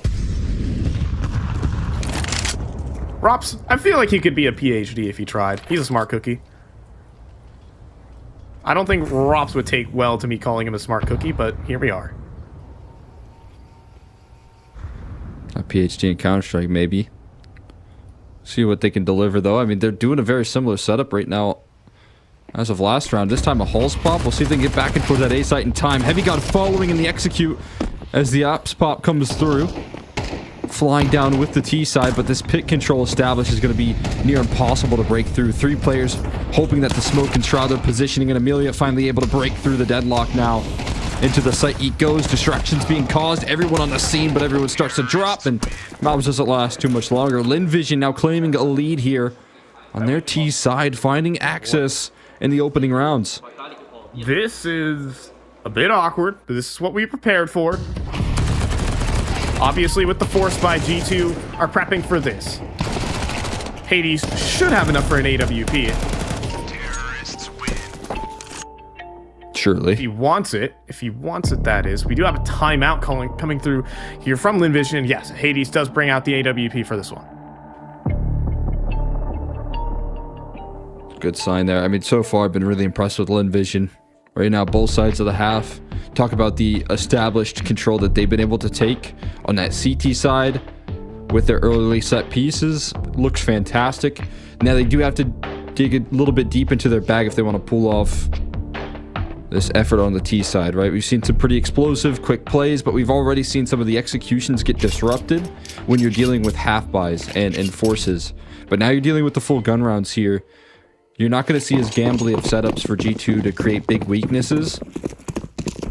So this is where you got to button up a little bit on this T side right now. I think that's what this timeout's for. Get the ball moving once again. Op down middle here. The CT side opping available for these sort of moves, often because there's not an op to deal with early on, and Hunter's crawling down middle as well. Been able to split the gap right now, and Hunter falls. Starry deals with him. He reads into that play so effectively, and excellent coverage from LinVision to open up the round. Now more pressure on Hades to try and find this fight down middle. Putting a lot of pressure on himself to hit a difficult shot. If they come through the underpass, but as the smoke fades and Boiler has to back away, and G2 are ceding a lot of ground. The only piece of map control they have is Mobs jump spotting top banana. This is really important. But he lets go of the line for just a little bit and goes back into a more passive stance. This comes down to Hades here on the A side as the bomb moves over in 40 seconds. They're going to have to do a whole lot right now. Hades trying to force a fight right now. Zachar prepared for it and gets caught. An equalizer found from Hades as the rest look to pop out through the halls. He goes and clears out brackets. As much as they try to sell a fake towards B, the weight of this round remains on Heavy God's shoulders as they try and inch their way Out of apartments. What's the cue? 20 seconds left. No utility. A contact approach, hoping to get them while they're rotating in, but a quick trade from Call Me Sue to break through. Hades still positioned to try and deny the box, and a tough shot connected. 9 seconds left. He's trying to buy time, but sprayed down inside the smoke. Is there enough to get onto the site? He did it! 3 seconds. Does he have time? No, not quite. G2. They steal the round away. Malps and Snacks get to take a seat on the B site, as Hades has done just enough to win the round. I didn't even know that angle was possible, but here we are. Hades, through the thread angle, takes down the bomb in lane. With less than 10 seconds on the clock, it wins the round. It doesn't matter anything else that happens afterwards. Now, they do lose a lot. That round is expensive, but a round on the board nonetheless here for G2. Well, these can create, over the grand scheme of the half, fantastic round from Hades to close out, but nightmares and a half in total. When you come down to less utility, less firepower, this becomes a much-needed win here. Malbs to kick us off with a boost. Trying to figure out ways to open up the round right there. And up high, he's able to strike down for the pick.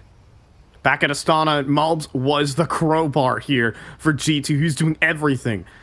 He took opening duels in 35% of rounds. Oof. Just keep in mind, the average is 20%. He was nearly doing double duty on that. He said, we're gonna win.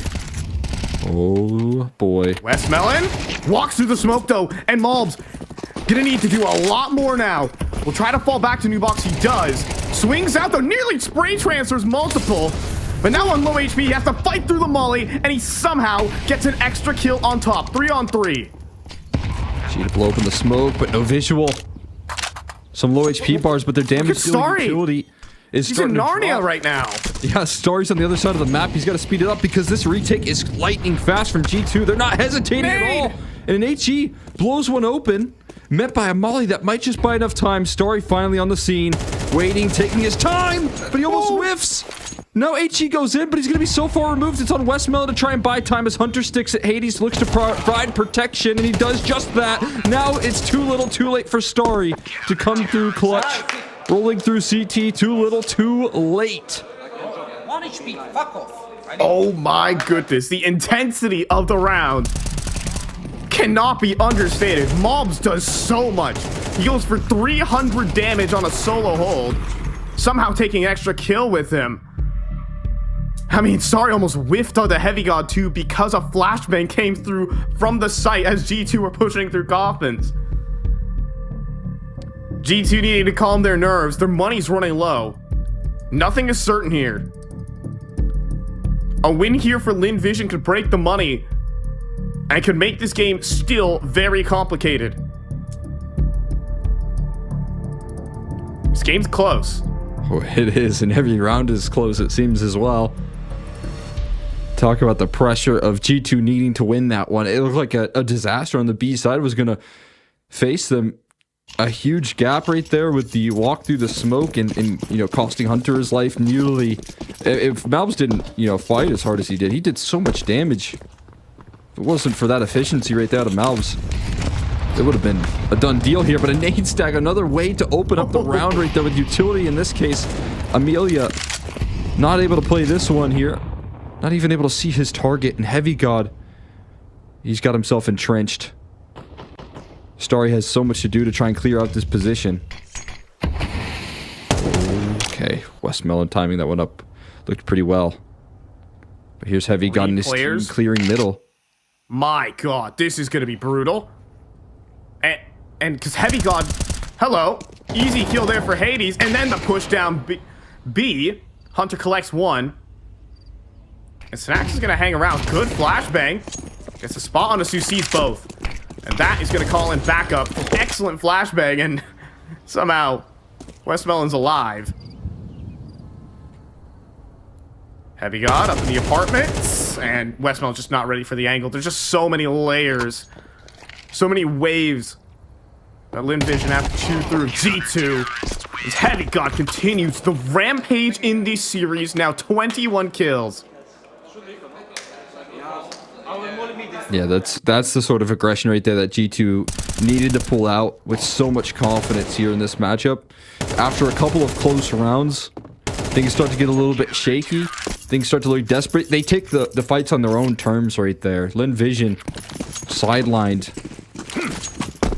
And now that's the big,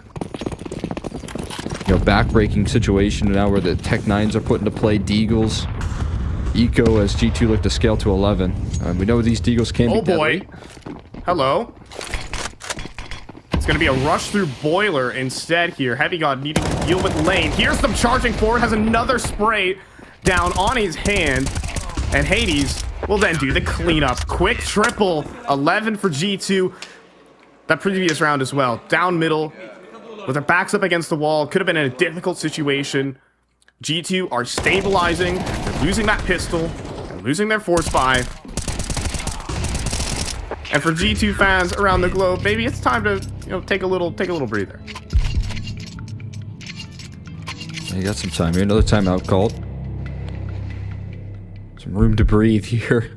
A little bit of relief for G2. Things getting way too close for comfort. Mostly because of the economy there. We talked about, back-to-back close rounds there. Hades being able to win it by time alone expiring, and then the very next getting a defuse late into the round, coming down to a 1v1. But finally being able to bring in some comfortable victories here. G2 demanding success.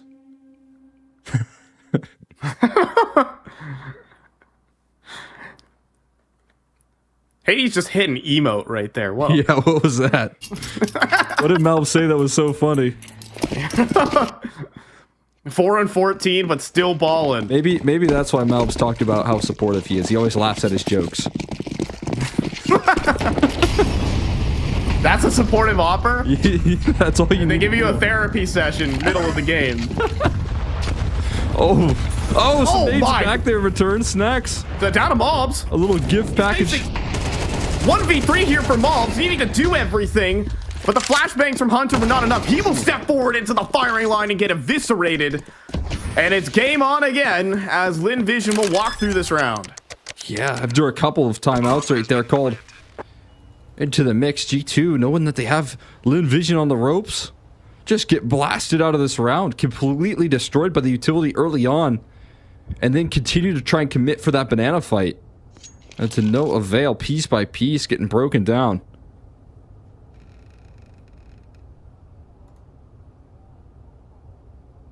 Yeah, real rough map here for Mobs. On T side, just couldn't get anything going, was the victim of Zacker's op round after round. And on CT side, well, he finally got one of the plays coming to him. Needed a multi-kill and potentially an avenue for frustration, but G2 still have cash. So this loss won't hurt too bad. It's this round that turns this map from simple and comfortable into a content map. Absolutely. So, I mean, some good utility right there as well from G2. A game plan with Vision behind it to try and take that banana control, but Vision just shoot their way through that situation. They toss utility back. That's all the more effective. And this second half coming down to a lot of these early banana fights. Another nade stack on location, on target. Chunking off a little bit of damage here to the defenders. As I said, the emphasis on banana, it remains true here for both these teams, and the CT side now looking to queue up the opt position at this department to take full space. There's that deep utility on in. Molly's to follow it up. They're going to try and push past this. Amelia making a huge move, trying to blow past the utility of the defense, the smokes that were put in play, and well, both teams kind of handshake that they don't want to take that risk anymore. As two mollies goes down, he tries to flash through the smoke. I think that wasn't going to work. And now as the utility fades away, and critically, the last Molotov has just been used for Lin Vision. And quickly running out of utility, Hades off gains more and more value by the second. We've seen time be a factor here for Lin Vision, leaving it a little bit too up to chance. Snacks. Going for a clear. He doesn't see anything, though. That is false information right there. And it instantly queues up a rotate. Hunter's leaving. Smoke's deployed. And since Snacks, or rather Hunter, rotated, there's only 2 players here on the site. The off angle, though, from Heavy God is excellent for the first, and then Hunter pushes through his smoke, collects a couple here, especially Heavy God in the pit. He keeps putting in the work, and then Mobs comes through to finish the round. Understaffed site doesn't matter. Yeah, and Hunter just makes the move when necessary right there. You have to figure out a way to help your team. You guys know you jumped that rotate just a tad early, and it could have cost him severely off the back of that misinformation from Snacks, but the fact that Hunter does make that move just in time, just when he needs to, protecting his teammate in the backside, the fact that Heavy God stays alive in the pit, taking that very passive off angle, same is true for Snacks. A lot of value in him being able to stay alive. Everyone doing their jobs here on G2 for that 12th round. Calling in their final timeout now. Looking to close this thing here and now. They don't want any complications. I mean, Heavy God putting everyone in the back of the big rig here and hauling his whole team. He gets 2.5 in that round.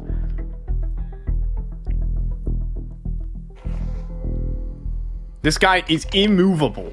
25 and 14 after what, 27 in that last map? Yeah.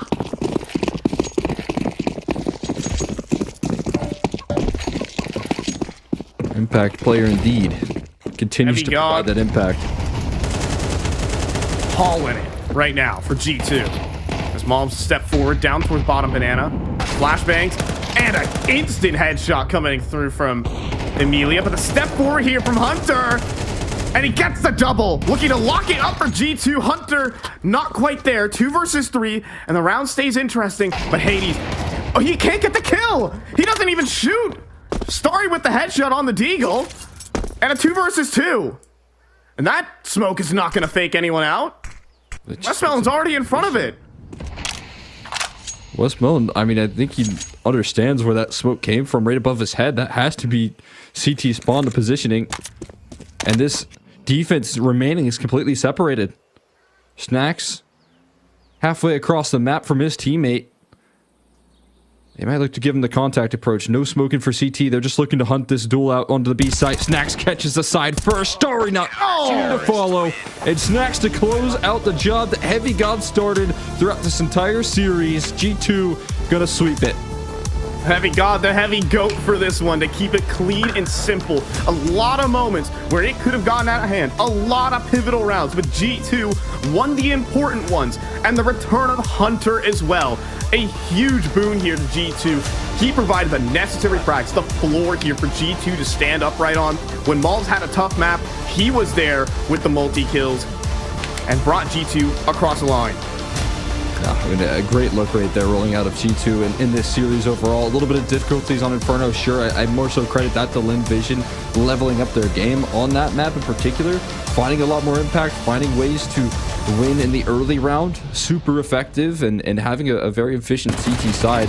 Unfortunately for them, they had to play up against a consistent and dominant force in Heavy God, man. He didn't let go throughout this entire series, figuring out ways to impact every last round with, you know, monster moments here over and over again. And being able to do that throughout a whole series is so difficult. Keeping up the pressure throughout the whole series is not an easy task, but Heavy God, he takes it up a notch, and that's exactly what G2 needed from him. Yeah, I mean, a big step up, though, here for Lin Vision, especially for keeping it interesting. Zacker's opping is always a treat to watch, and I hope that he delivers a lot more down the stretch here in the tournament. If anything, potentially a winnable matchup, considering that they'll be facing off versus the loser of Mongols and Furia, and hey, Furia just got off a round-the-world trip, so we'll have to see if that can come into effect here in Lin Vision if they stand a chance here in Dallas. I mean, it certainly can make things interesting here. Looking interesting. I mean, I don't even think we saw them necessarily on their best map either, but we saw them play some of their best CS in rounds in the mix there in terms of how they open things up, in terms of Zacher with the AWP. I liked a lot of what I got out of Lin Vision despite the sweep. They still look to set their sights forward here into some matchups in the future. Meanwhile, G2 doing exactly what they needed to do today, right? They need to turn the tides here, get some victories, get on the board, and you know, set themselves up nicely for a potential playoff run. I mean, we know what this team can do in terms of damage here, and we know that they're better than what they performed on Astana. So being able to bring that to the table here now is exactly what they hope for. Yeah, after the catastrophe in Kazakhstan, you have to think that this is just a clean slate right now for G2. You know, anything that they do is just, you know, a win is great. And, you know, they just need to reset their tone. They need to reset their expectations. We all need to reset their expectations here. G2 don't have Monacy anymore. It's hard reality, folks. 3 years, wave it goodbye. But now, this is a new era for G2 that we're all going to have to, as a Counter-Strike community, go through. And we'll see what they can continue to deliver. As, well, Heavy God brought the goods, and he's the future of this team, man. What a series from him. Yeah, I mean, especially if you talk about that 1-2 punch and Malbs and Heavy God right now, you did see a bit of a tough day at the office. Just Malbs not really getting a lot going for himself. Heavy God picked up the slack in a big way. So did Hunter, for that matter. There, you know, those were the two that really stepped up to the plate. I mean, I know you were bringing up questions here as to whether or not Hunter could bring that top 20 form in to the mix here with this current G2 roster. I wasn't so sure it was needed, but most importantly, like, he just found a couple of really important multi-kills throughout this map and did it in a consistent fashion in which, you know, G2 was able to dominate. I think that's a really good sign for how things are going. If they don't have Malbs having this level of impact, if they struggle to get him going, they have other ways to win rounds here and games. And this puts G2 one best of 3 away from playoffs as well. And that would be a huge breath of fresh air for the G2 team, who has been through the washing machine of Counter-Strike in the last month. We'll see if they can do it as they advance further up into that upper bracket. While Lin Vision face elimination tomorrow, we're going to toss this one off to a break and get set up. Heroic and Aurora are up next.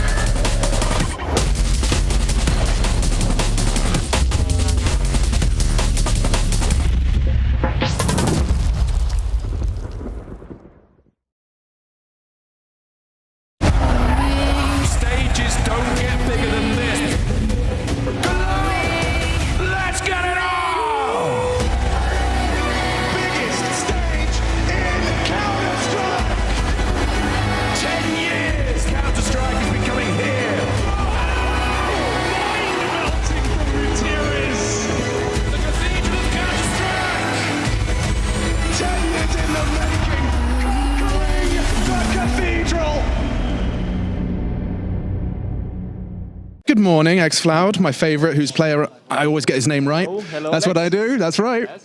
How are you doing coming into Dallas, bro? You excited? Yes, it's my first time here in USA, so I'm excited and I like it. Meow. Meow. I always feel like US is one of those places where, like, I don't know, for us in Europe, it always feels like you're kind of seeing, like, it's the place from the movies. Everything is bigger. Everything does feel a bit different. Like, it's kind of like Disneyland. Yes, it is. Like, yes. Like, when I came to hotel, I checked the view and it's basically like, you know, we are in a movie, you know. Yeah. I sent it to my girlfriend. She said, like, I'm jealous right now. And I said, unloco. Yeah, unloco. Yeah, well, definitely missing out because she didn't get to come here. But are we going to be seeing the boys keep this up? You're on like a crazy amount of wins at the moment. 2 trophies back to back, right? I mean, big names in your group. You excited to play against them? Yeah, right now we have a win streak, and we had before that we have 1 lose. So if you don't include that one, we have like probably 15 or 16 win streak right now. So we need to just keep doing it. Of course, it was against worse teams.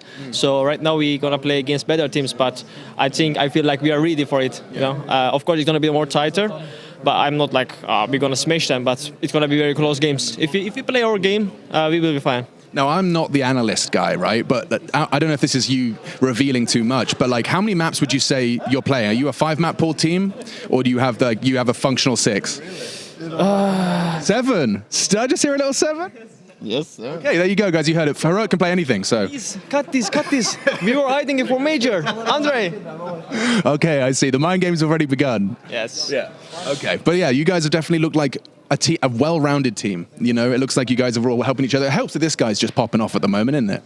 I mean, he's baiting a bit much, you know, a tiny bit much. What do you mean? What do you mean? What do you mean? Why are you baiting? I think the rule is, I heard Carrigan say this, it's not baiting if you win the round. True. Right? That's the rules, Tanir, right? Yeah, 100%. Yeah.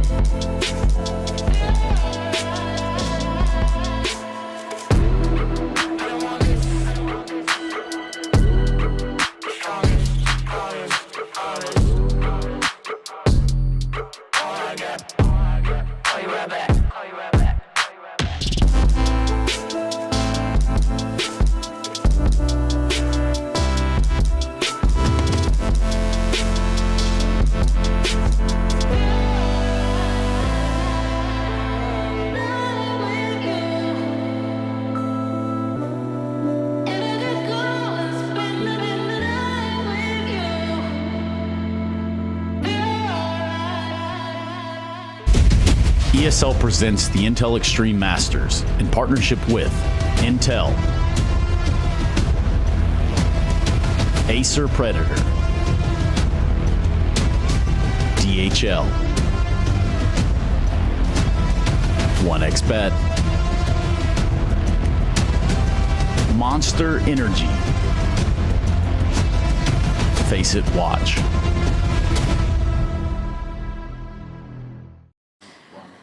Now, Sampayas, you're a bit of a Dallas Hall of Famer, right? It's one of the trophies you've lifted in your career. What kind of memories do you remember when you walk into this building?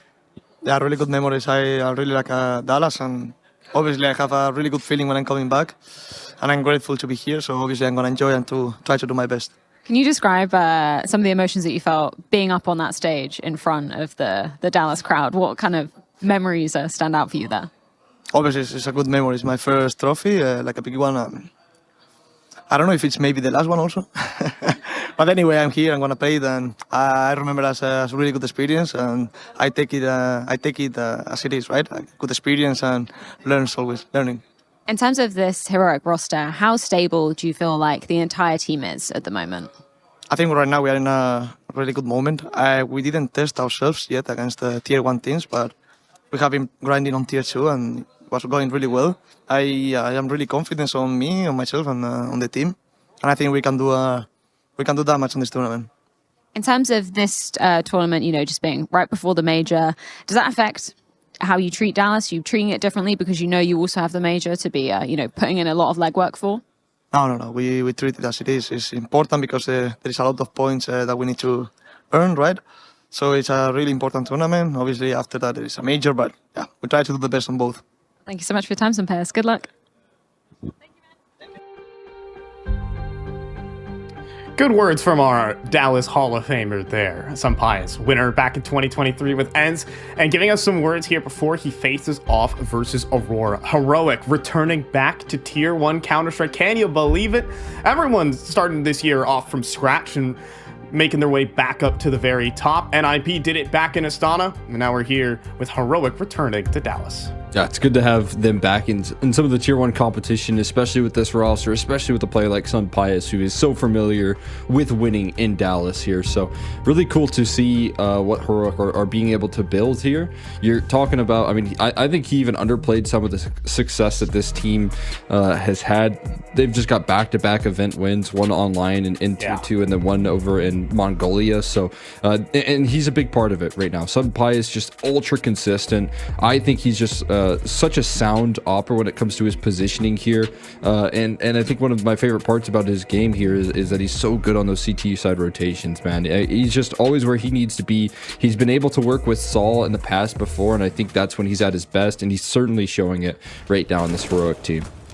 He's such an incredible player as we take a look back at the highlight reel at Dallas for Sampayas and what he was able to deliver on the stage. There's so many cinematic moments. Talk about the matchup versus FaZe Clan, taking home the grand final and the MVP of this event. And not just that, sure, we're talking about results 2 years ago right now here for Sampayas, but he's bringing it back here in 2025 after that year, a dismal year on Falcons. Let's not get that wrong. That year on Falcons, I want to erase that from my memory because this guy was the number 6 player in 2023, and I think he has the ability to break back into the top 20 again if he continues to have good performances here with Heroics and appear at the top level of Counter-Strike. Yeah, I mean, as he mentioned, right now this team a little bit unproven when it comes to, you know, matchups on LAN versus tier 1 teams, right? That's what they're hoping to do. They've got some of the online successes I highlighted earlier. You know, since Pro League, you see some of the work that they've been done. They breezed past it, the competition to the major, as you can see.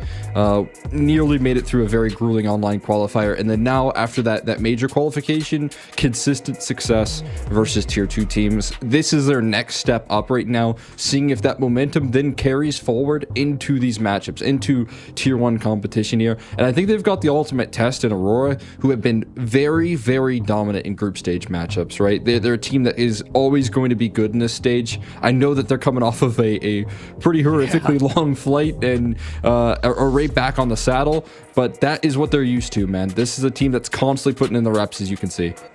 Yeah, I mean, you could talk about this. Aurora have attended nearly every single event in 2025, adding on a couple more maps to that 99 tally back in Astana, as well as they did play the 3rd place decider. Over 100 maps played. Just think about Team Vitality, all right? Team Vitality have logged way less maps than Aurora, and they've made it further into events. They've made the grand final. They've won every single event. And just to talk about the grind here from Aurora, again, I think it was 20 hours of travel time, at least flight time, not to mention waiting in airports and all of the likes. Yeah. As I was walking out of the venue about 3 hours ago was when Aurora were walking in. They are basically fresh off the tarmac and here to play Counter-Strike. I mean, just talk about that grind set right now from Aurora. I gotta respect the hustle that these guys bring to the table right now. They are constantly playing, constantly getting in those reps, and just are overwhelmed with the amount of CS. I mean, they talk about it quite often, but they put in the work. They know the situation that they're in, and they want to dedicate themselves. And I think, I mean, I just got the ultimate respect for coming off the plane straight into Dallas, getting right back on the saddle again. We got a quick glance at the vetoes right there. I want to talk about, obviously, a bit of a stronghold for Aurora, and that is going to be Anubis, their map selection. That's going to be something that they really want to kick things off with. They're going to be looking forward to dominating in that map. I think it's going to be an interesting challenge here. Heroic, you know, I think are going to be hoping that the advantage of, you know, jet lag is going to be working in their favor, but Aurora are familiar with the grind, and they're going to bring that here in this matchup right now. Yeah, we'll see if they can just immediately hit the ground running. A solid performance there. Bronze medal in Astana. See if they can do even better potentially in Dallas, as Woxic will open up with his classic P2000, but Jada will get cleared by the duo of P250s. And that leaves 3 versus 4. We got Zentara's long range. He can't hit the headshot, but that just baits in for Matcher, but he doesn't convert. Oh man, this comes down to Zentaris. He strafes down to the CT. He can't find a headshot, and nothing is connecting here for Aurora. Yeah, struggling to land some of these shots to lock this one down. Have the players in position, but can't back it up. Right now, Acadia looking to elevate his teammate. Centaurus not the tallest right now of towers, but still good enough. And oh my god, everyone comes tumbling down here on Heroic. It's just Sun Pius. Unknown behind the car, missing some shots here. No Retake way. successful. And Aurora will rip that round back from Heroic. Oh, the totem pole of terror from Arcadia. The bottom half of the totem pole. A burst of the dual Berettas, and they get it done to the 2 versus 4. And there's no emotion here for Aurora, but dude, they just got off of an insane plane flight. They're not even done with that. That's just another day in the office for them. Absolutely. Just getting pistol round success here, no big deal. A bit of a frustrating start, but how do they pull this one back? The Berettas, the first 2 bullets out of the gunner, 2 headshots. Acadia and Zentaras, I mean, just talk about a huge duo here in 2025. The big reason as to why Aurora, alongside Jota, joining into this roster, the big reason as to why this team has been elevated here to such heights. And now Major looking to lock it down. You have the op behind it. Woxic with the big green sniping away, locking this long take down. And Sun Pius only has a scout to get out of this corner. He's going to not be able to escape. He's boxed in unless he finds shots like that to bail him out. Eventually bested, but not to matter here. X-Fly with a little bit too much range with a tech, looking to close out this kill, but just about escaping is Jota. Oh, parkour not fast enough there. X-Floud. This is a Turkish Counter-Strike fans' dream right here. What most people would say, the top 6 players from the country in the server right now. Absolutely. I mean, and you know, Jota also very familiar with some of these heroic guys. This isn't necessarily their first meetup. I think they met up in IEM Kato play-ins. That was where they first clashed here.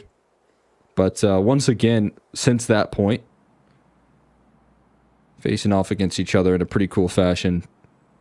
And I mean, again, Jota's been able to really elevate this Aurora team. I've loved his game on this roster. From a team that could make, you know, deep runs into playoffs every once in a while to a team that is a playoff roster consistently. I mean, that's what they've been able to do throughout 2025. Now, they've finally broken through with some playoff wins in Astana, which I think is a big difference maker for this team. That could be the next stepping stone for this roster, just at the right time. But being able to now transfer that after such a grueling, you know, long flight into this group stage and get that consistency, that's a next test as well. That's a difficult task for a team that's already talked about how that weighs on them. Has Sampaio threads in a wall bang onto Woxic. Xantares will send him forward with the MP9 and just get cut down. 4 bullets from the Tech 9, no problem. And now this is weird. Obviously, Heroic have little utility, and that should allow Woxic's op to go ahead and feast, but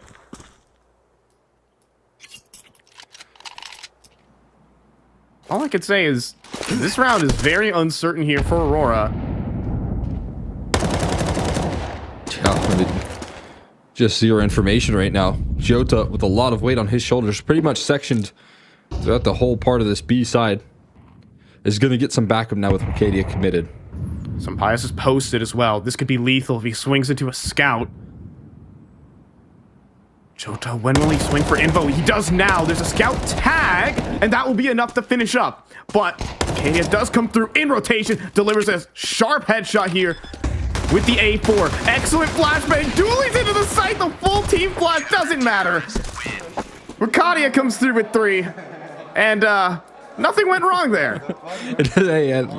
All that matters is that you commit. It doesn't matter what that commit looks like, as long as you go for it, as long as you're all in right there. And Katie was definitely all in. No matter if he was blind, he was not going to back away from that fight. And somehow manages to win that duel versus Tanier. A little bit frustrating for him. Now we got a boost. Tired of this op presence here. Woxic will knock him off the perch. Sampaio sidelined, trying to deal with the players rushing across the screen. The big silver lining here is that X-Flood has snuck his way on towards the cat. Oh, it's not nearly a second. NATO smoke as well. Out in the open is Linus, but no headshot delivered. Instead, it's X-Flood. You're talking about it. He's already up the cat. That's a headshot onto Xantares, but no kill given. Instead, Wakadia steals a kill back. And Heroic have been slowed down to a crawl, and that allows Jota to catch up, but Tanier is clearing. Oh, not quite. Not sharp enough. Jota gets that one, 2 versus 5. And the round feels done. Wakadia wants to end it quick. Okay, I was thinking the smoke push is a little much here. That's too much mustard. And you can't have too much mustard, that's for sure. In this case, just enough here, the right amount of aggression, as Jota so often shows. And Woxic reading into that one perfectly. No hesitation on where his crosser needed to be. Same is true for the follow-up. Woxic off to a monster start. I put a lot of focus on Sampaio here for the Heroic camp right now on the op. He is, you know, again, one of the big pieces here in the server for Heroic. But right now, Woxic stepping up to the plate on Dust 2, their opponent's map pick, and being able to put through this level of output right now. I mean, just so deadly here from start to finish. Yeah, this is actually Woxic's best map in his pool. You might think, oh, with Anubis and the win rate that Aurora have on it. But Woxic isn't the centerpiece of that map. He is here. And the way he's taking his peaks is just super intelligent. We saw him win that duel versus Sampaio. He took a higher elevation peak because he anticipated the boost. And that's a really difficult flick for Sampaio to hit when he's looking down bottom, watching that lower tunnels push. Or with some advanced gameplay, you know, Sampaio was talking about in the interview, they want to test their metal versus Tier 1. Well, this is what it's like. Yeah, and again, as I said, there's no better test right now to see, you know, where you're at than this Aurora team. If you're able to best them, you know, I think you can contend with the best of rosters right now. Dang. You can make it to a playoff run, but if not, if they shut you down like they are right now, you know, all that success that they've been putting through in the Tier 2 space, it's going to be null and void. It's going to feel a little bit hollow. Right now, aggression here from Magic just completely sidelines LNZ before that flash goes in towards long doors. Aurora, they're playing unrelenting Counter-Strike right now, and it's got to infuriate Heroic. That nade almost catches xFlow too. He had to sprint away from the grenade. And this round is looking quite toast. Unless a monster entry comes through from Tenier, which I have seen. A diamond for sure, but xFlow going first. Low HP. A great trade there from Tenier. Woxic arrives, but he doesn't realize they've already gotten out to the blue bin. He will not continue to swing. He will hold. And he gets back on the line. He gets another. Chambers another shot of the op. Sees the shadow. Won't be baited though, but he will miss. And then Wakadia has the trade. Everything safe and sound here for Aurora. They're up to 5. That gun got shot flying forward right there, so I don't think that op is recovered, but the round is, and hopefully the server, I don't know what happened there. But looks to be all good right now as Aurora, they will stabilize Woxic in that forward-facing position. I mean, you just talked about how good this map is for him. Being able to put that into play with another massive bit of impact here. Now he's a heat-seeking missile on this head-to-head versus Sampaio right now. That is such a confident move right there from the op. Trying to peek in to try and catch people that throw utility towards Cat. Woxic showing fearlessness, and Aurora, the biggest dream they could have right now is to end this one quickly and get a good night's rest.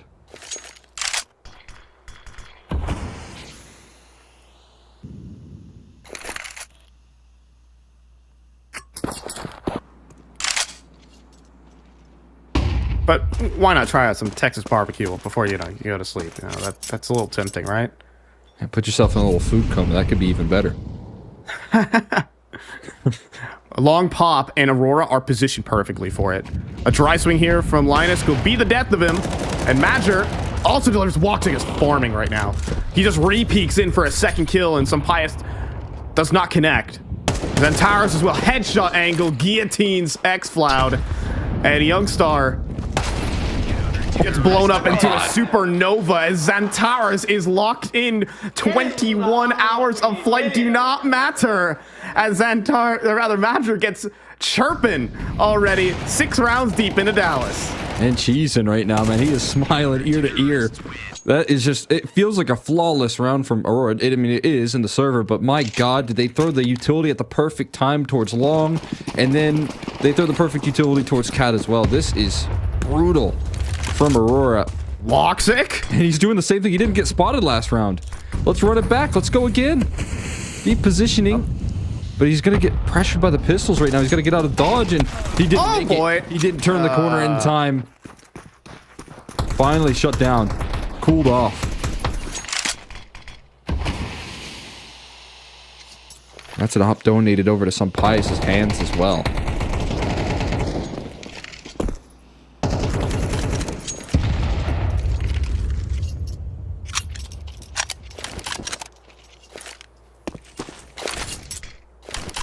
CT side position good though. I mean, all things considered. Double up towards the B side. A lot of coverage towards middle and Cat. They're where they need to be to stabilize this round. It's about being able to bring the kills on the site proper. Door smoke spotted, and an easy first kill there for Jota, but Wakadia deleted by the Deagle, and all the entries work out. But still not expected to be so close to near. Still adjust. Much sharper than in the previous rounds where he's been caught. And Heroic will notch their first on the board. Yeah, that's so necessary right there.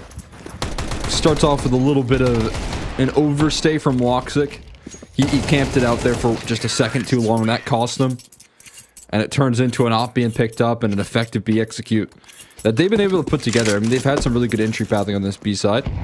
Sunpius holding it, and oh my god, Okadi gets snapped out of the round, straight through the wall.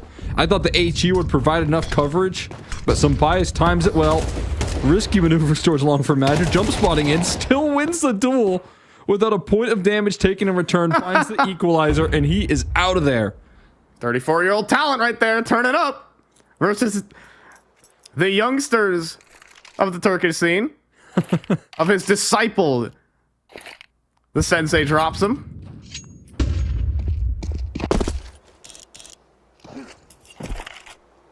And he has definitely still got it here. When it comes down to the importance of his kills as well. I mean, he is so clutch for this team. You can get 10 kills in a map and it can all be round defining. Oh my! He finds one through the smoke, only to be bested through the smoke from Sunpius as well. Lines it up and knocks another down, trying to pull this disadvantage back, but it remains here. And Youngster with his lurk out towards middle puts Woxic in a box, and he cannot climb out of it here. Sunpius has his number right now, and they're going to take 2 here. Heroic looking to bounce back. Youngster starting to lock in for this game as well. A sharp double, well, that helps. Despite Madrid's best efforts, he did great work, but just calmly moves the artillery into position, and then Youngster on the lurk. Sharp 2 headshots. No funny business with that one, and Heroic are back in it. This is Heroic's best map in their pool by far, by the way. Their last 8 times they've played on it, they haven't let an opponent get to double digits. They have destroyed everyone on this map in the last 2 months. And obviously there's so much firepower, but you know this map comes down to the opping in which Woxic was winning in those first 6 rounds over and over again. Sunpius gonna wake up in the server as well. Finding some opening duels, finding coverage for his just rifle core that is incredibly strong on this team. And that rifle core looking to lead the charge here into a pretty empty A bomb site right now. Huge gamble. And cross successful. Oh my god. What? He accidentally Woxic across the map. Oh my god. What is that? That is ridiculous. Oh my goodness. Well, 21 hours of travel time and some of that. He was tracking the wrong target. He actually hit the neighbor's dog with that one. Oh no. That is insane.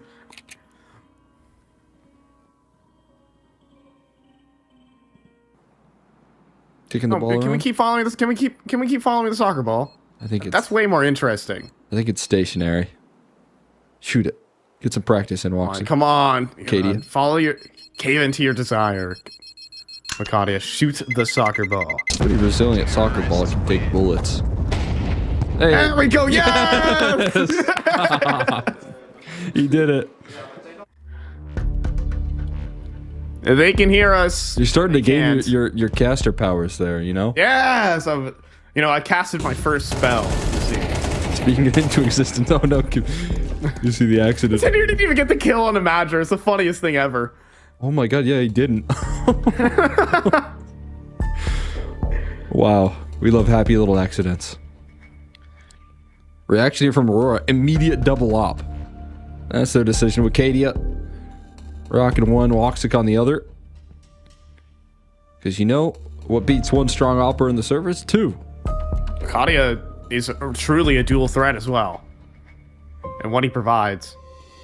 I mean, he really is the person who will fill the shoes of Xantares. He is an incredibly strong player. He's put on the anchor rolls, and then he delivers highlights from them, time after time.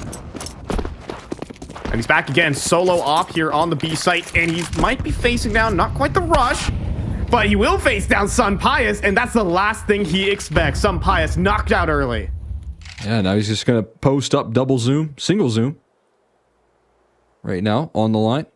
And he's got very favorable duels ahead. Oh! On scopes right there. Looking to avoid the flashbang and a quick headshot. You don't have a lot of time to sit around in that angle. And through the smoke, Xanteras also drops. Joda trying to make a round-saving play, but blowing open the smoke. It's going to be coverage coming through from xCloud, and LNZ this time on the lurk is going to find some success. Magic can make things happen right now with this flank that he's got rolling out, but I don't think he'll really take much of a look-see in. It was a great opener, and then everything else went wrong. It's just a straight-up mechanical mistake there for Makadia. And we're going to keep mentioning it, man, but the grind could definitely be getting to a couple of these players who he definitely fell asleep at the wheel. He saw a flashbang. I feel like maybe he missed his crouch key, because like that would make sense. If you unscope...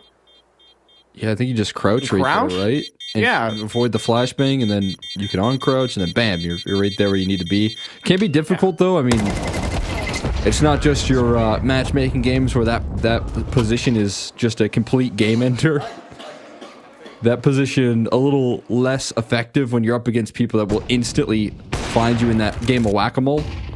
But that right there just creates a lot of difficulties, and from that point forward, there isn't a lot of recovery because of how committed Aurora were early in that round to try and stack up the A side of the map. Becomes a huge problem when he gets opened up on. I mean, that's pretty much round if it wasn't for that quick reaction and quick rotations. That's a double up punish right there with a man advantage. Heroic absolutely pulling this one back with 4 rounds in a row. And the money gets snapped here for Aurora as well, allowing for a complete clawback. Aurora, we're rolling. I mean, courtesy of Woxic, without a doubt. Basically won them all their early rounds, but started 11-2 and in a bit of a drought right now on Dust 2. As he doesn't connect on a youngster either. Missed opportunity. Heroic take Catwalk, and Madger and his trusty 5-7. A lot of diligence right now from Heroic in the default. Always being able to establish cat control in rounds like these. Gonna help you out big time. Being aware of mid-regression. My god. I is going for anything right now. Gets tagged, jumping back on the Xbox, and Woxic with a big pluck out of the server right there. Sun Pius drops. Now re-aggression from Makadia, and the pistols needing more. Here's Tanir, but he can only find a single, and Makadia tearing through them with a 5-7, looking for one more. Smoke in the face of xCloud, but panic setting in, and he finds just about every last one of them. Off the back of Woxic's early damage, Makadia strikes and brings it back here for Aurora. He turned that 5-7 into an AK right there. What on earth? He's like spray transferring players on the catwalk. As we have Woxic, that's a great opener. First player lower tunnels, he gets the rest. He gets all of them by some miracle. I think he was saved by the off, blocking the headshot. And then just 3 kills on the catwalk with the 20 bullets at the 5-7. That is a back-breaking round there for Heroic. Yeah, just, I mean, so far on the tail of this game, you just look at Oppers very headstrong, playing confidently. Sampais diving out of cat right there and getting plucked out is a very just bizarre move to make up against the pistols. It almost seemed like they knew exactly where the player was, close right there inside the doors, but sending your Opera in to try and get Hail Mary shots straight through the wall is a wild move. And it gets punished in a big fashion for Woxic to get back on track with his op, or with his scout even. But now he does have an op in play, and now Aurora could look to seal up the rest of this half if it wasn't for some good positioning from Tanir. Scaled out. Xanteras aware of it. Seems like it here. Not quite. Tanir's not moving. Oh, this could be devastating. Right now, flashbang heard. First kill, not good though. Madger, the talent, steps up again, but now Woxic. Tested here on A. The incendiary goes through and it does block enough. They'll wait for that smoke to dribble on through. That will allow for a plant for Cat. 4 versus 5 retake. A great defensive smoke from the T side to try and work off of it, but they're getting bombarded by utility. LNZ dropped by the HE here, but now the catwalk players firing up. making sure that they can't scale through CT here. Everyone but Youngster left standing as Xanteris finds them from the back, and a defuse coming through from Aurora to close it off with 2 in a row, bringing us to the half. Yeah, here we go. 8-4, going back in. Aurora looking to upset here on Dust 2.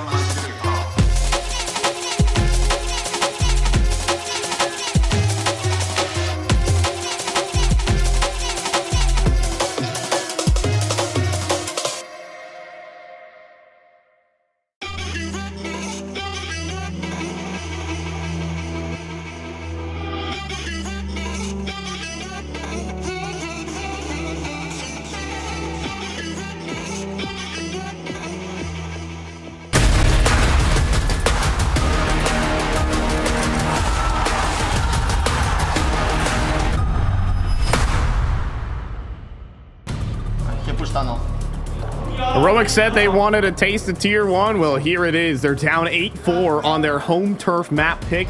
The one where they've dominated every single team in the Tier 2 circuit. It's a bit of a cold welcome so far. We'll see if they can heat up. Yeah, the frustration here definitely seen on Heroic's face, but they did have a little bit of glimmer with those 4 rounds in a row.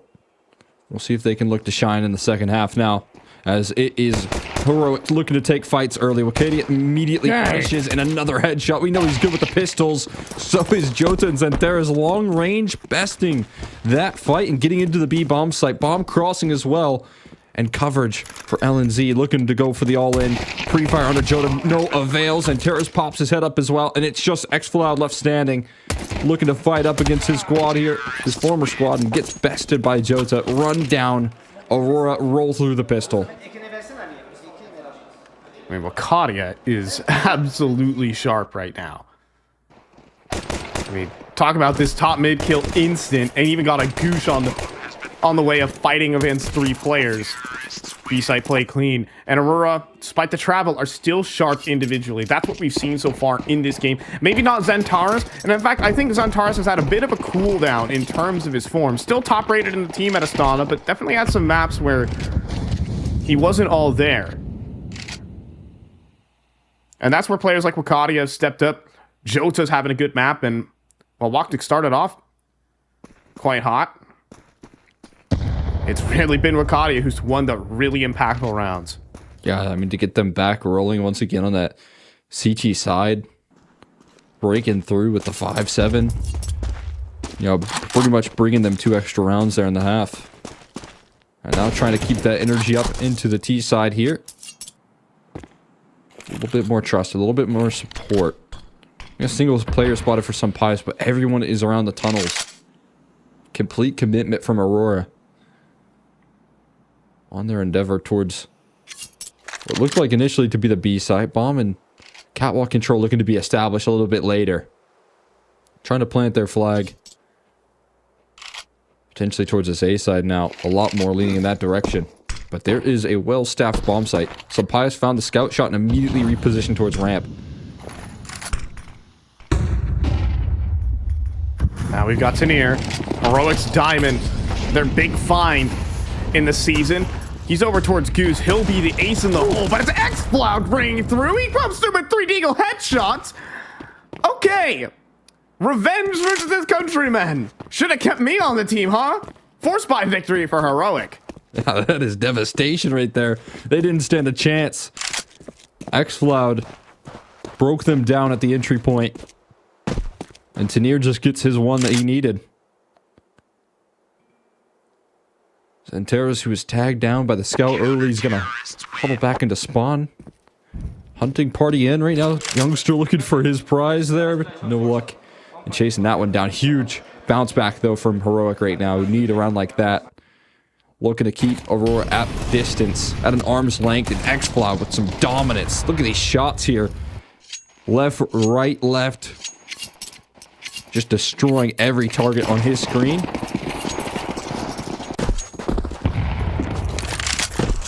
Or their job gets a little bit more difficult here on Dust 2.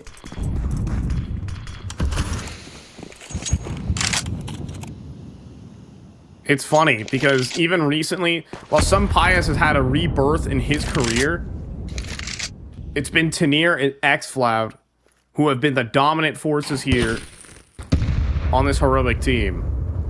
Some Pius has been good. The Riflers have been great. See if they can bring that to the table here. X-Cloud only with a Mac 10. Will that be enough? Xantares charging forward, down on 74. Wakadia also takes some flak. And the utility saturating these Aurora players, but no kills are coming through. X-Cloud forced away. We'll switch to the Deagle. But nothing is giving. This round gets weird. Absolutely. Wakadia's hunting for these fights right now, but gets caught in transition, trying to escape. More utility tossed in towards the site, as they hope that this can do enough right now. 4v4 retake effort, flashing in towards spawn. They consistently are putting in the pressure before this retake can even lift off. LNZ still a bit passive right now, but Xantares sidelined by Youngster's diligence. It's still Madger on the site, finding impact in the flank. Just too long range with the pistol to get the job done. Defuse kit on LNZ. He gets on the bomb with time here. And Heroic will be able to stabilize. A little bit of a scare. Yeah, just as you get onto the A site. But with Jota so low, he wanted to flash in for the fight. He wanted to make a play. And he did. He got his kill. But it's this clear from Youngster. It's this kind of diligence that makes you a top-level team. If you give that kill back to Xantares, that's Xantares alive in a 3 versus 2. That's a 1 round for Aurora right there. Yeah, pretty much. I'm right there with you. Big time pickup right there from Youngster. Talk about great riflers. He can definitely be included in the mix. We saw what he can get away with. Some sneaky lurks in that last half that got Heroic a lot of security on that T side. Now he's able to pull back retakes like that.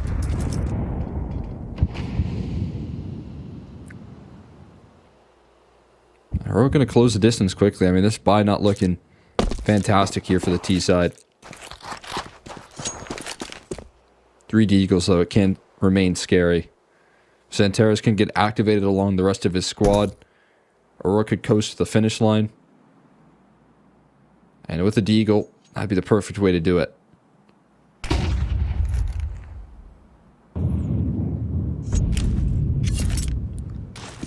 Youngster needs to stay tucked. I wonder if his barrel is visible there from the Hummer corner. Somali does come through. Youngster instead will be served up an easy triple. And Tenier will just swing because he feels like it. Joe to be finished off in just a moment. And there it is. A flawless defense here for Heroic. Can they keep their single-digit streak alive? The competition starts now. Stretch in. Youngster gets some freebies on that B side again, gaining confidence here. For this player is a good sign. Bolstering up that B bomb site. Now back up to the buys here. Woxic still rocking with the scout in this round here. The easiest guns here, especially when they're taking a full head of steam straight in your locations. It is Zantares that finds the opening duel. Makati is quick on the trade. So the all-in aggression right there, it does get punished. Good news is for Heroic, at least they're taking space back. Tunnels control fully established, and they're not stopping there. They know they need a big move to pull this round back.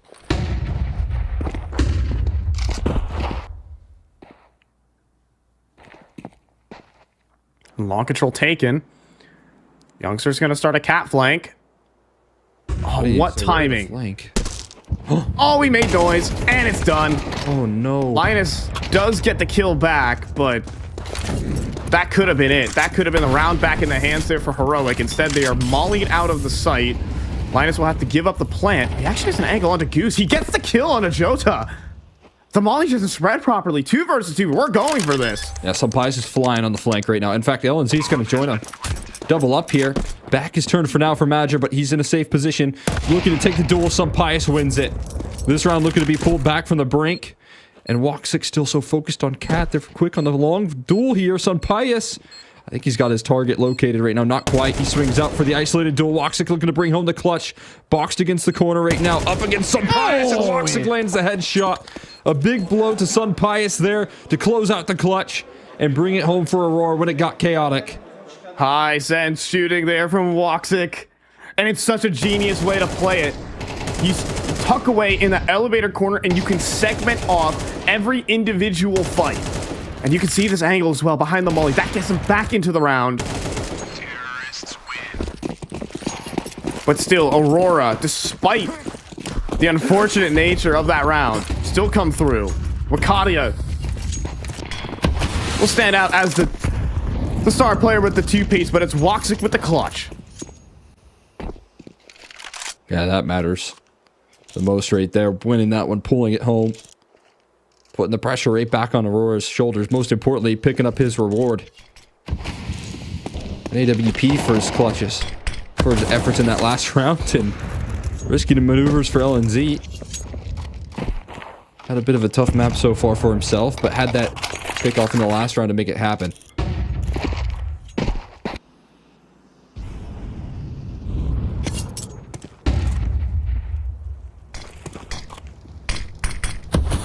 Zantara stepping forward. Perfect flashbang though, but Madra with coverage. Saves his star player. Madra's been getting big impact kills. Despite the slow start from Zantares. Plenty of rotates available here for Heroic, despite the 1 kill. Smoke about to fade. They've got to go. And into the meat grinder. Youngster will cut down the first. X-Floud gets a flashbang, delivers a headshot. Now the advantage, but it swings back. Jota with the bomb gets onto the site. Will be able to safely plant as well. And that op of Woxic can provide coverage here for his rifle. Jota slinks down. Zantara is still alive. Youngster sneaking up though, and he delivers a kill. Woxic not quite there, and he doesn't hit the flick. But he does nail one onto Sampais. The round back live. Tenier picks up the scope next. He baits out the shot, but he doesn't hit it on the second try. Tenier sharp, and Heroic will exhale. Oh my god.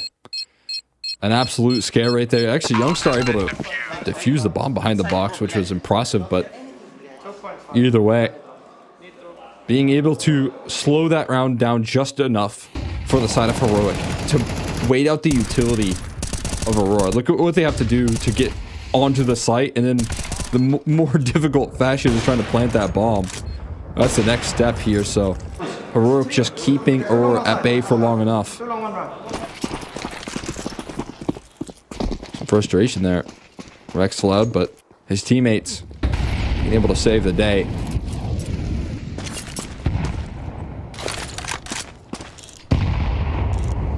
Heroic feeling the pressure, but they're not far off. Tech 9 buy, man. A lot of utility. You can see that Aurora have a vision. Trying to get that cat execute back that they missed out on round 2.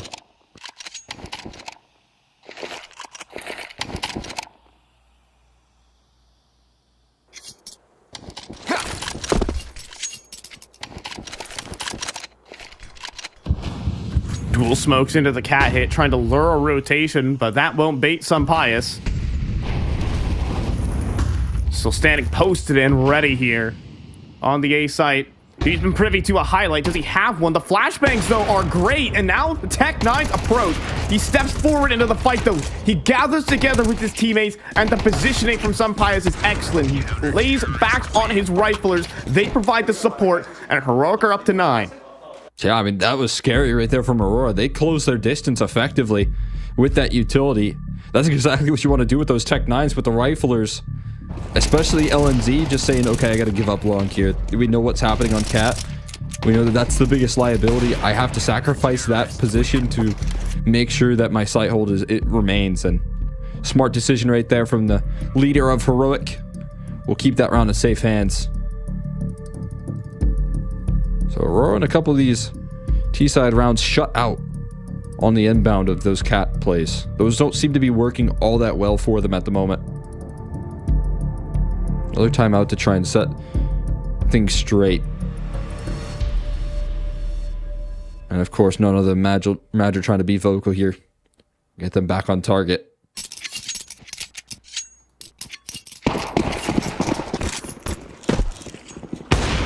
Oh, nearly a headshot there.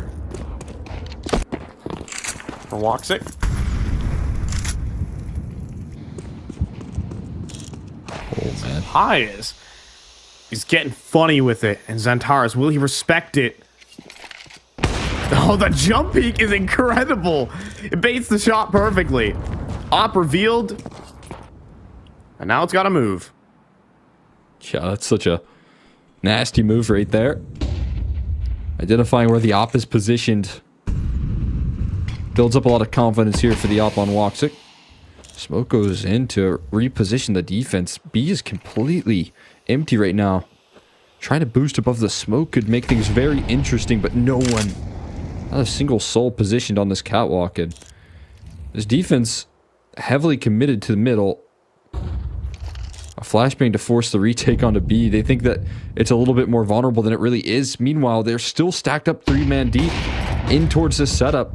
Opseen towards long at 45 seconds. They're hitting the B site without a doubt. Xantares on entry duty will be leading the pack, and he will be able to trade on to Tenier, but xFloud will be the unexpected factor here. But Youngster falls easy. Bomb gets dropped in the site.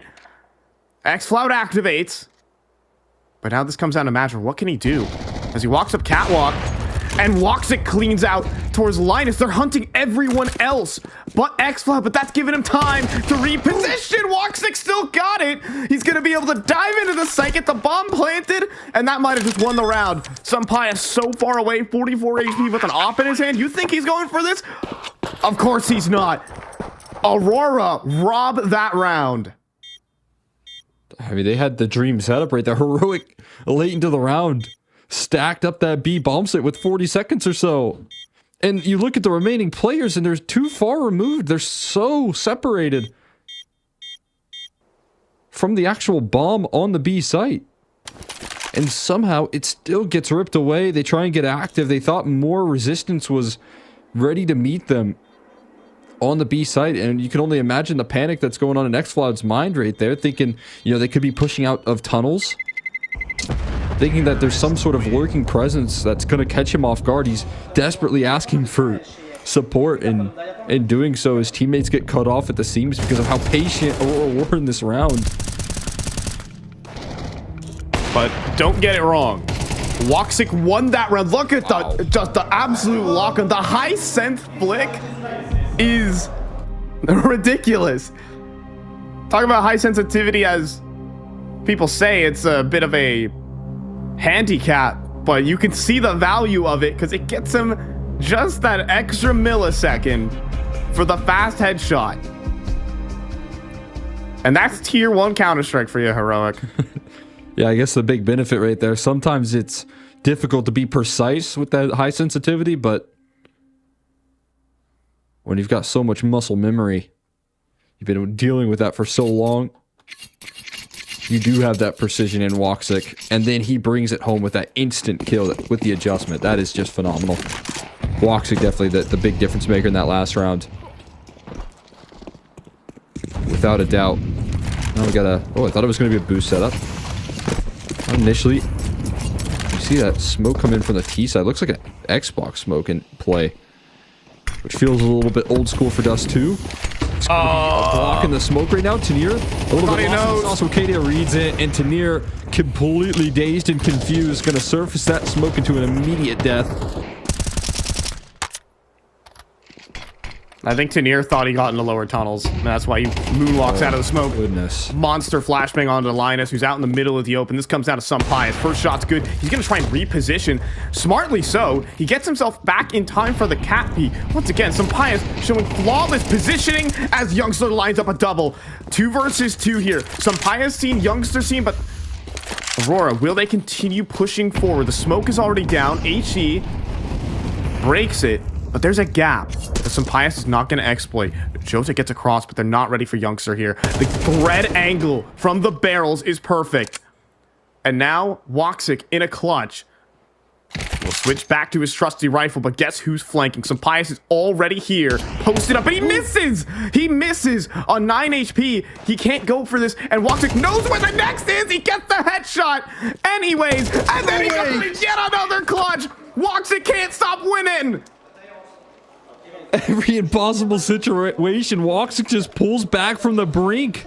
A 1v2 in which he had no business winning, but a missed shot on that flank back turn. Woxic just dodges the bullet. And so focused in on that target, trying to lock in the bomb plant. Youngster bested. And an absolute backbreaker right there. Oh, man. Sampaio knows what he just missed out on.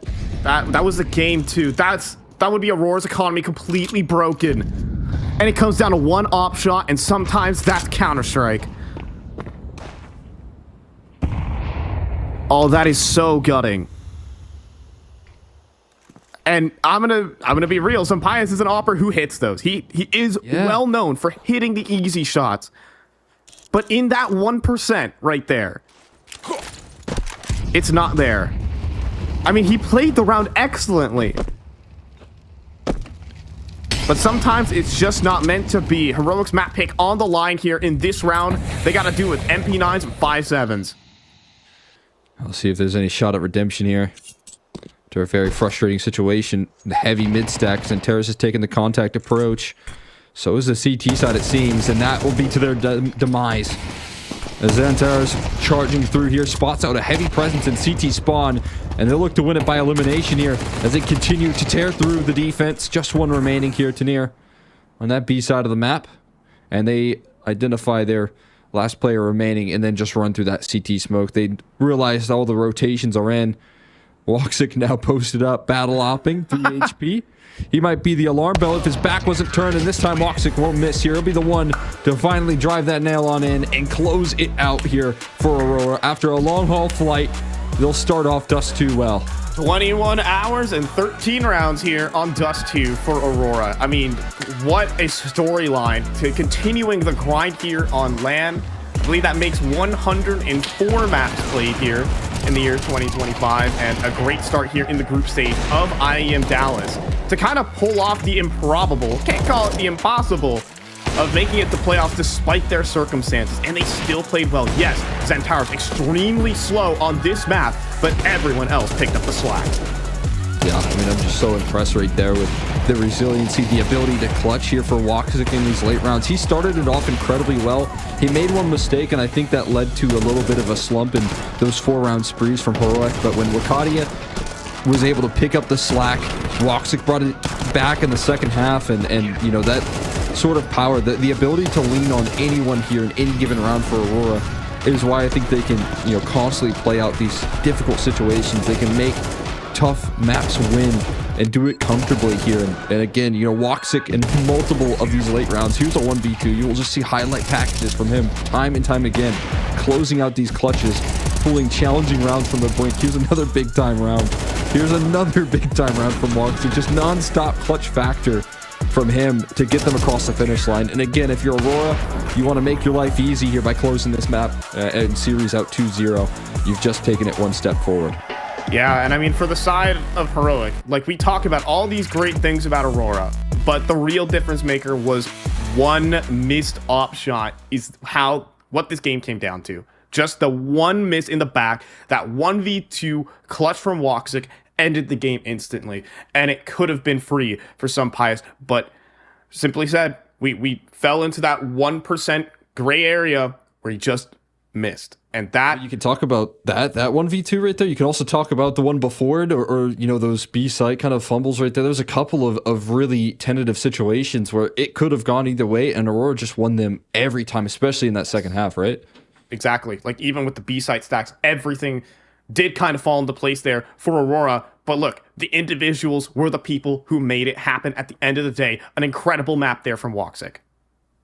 Yeah, I mean, without question, he's trying to close this one out quickly. He just delivered that performance that can do so, because now you look what's next here, and it's such a stronghold for Aurora. They'd be so excited to hop into Anubis here and continue to show their dominance. And you talk about how they structure their game plan here on that map. Well, it doesn't necessarily run through Woxic. If he played like he did on Dust 2, it just might.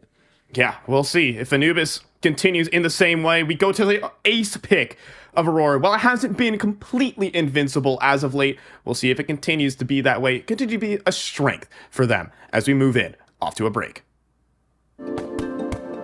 Hi, it's Bob with Face It. The official broadcast is better than ever on Face It Watch. Yep, that's right. Switch it up with the POV selector. 4 angles, your choice. From the main broadcast to your favorite player's view. And it's available on the Face It app and Chromecast. But wait, there's more. Keep watching, keep winning. That's how we roll. Watch IEM Dallas while having the chance to get skins and Face It points. Look at this beauty. Change the channel and control how you watch.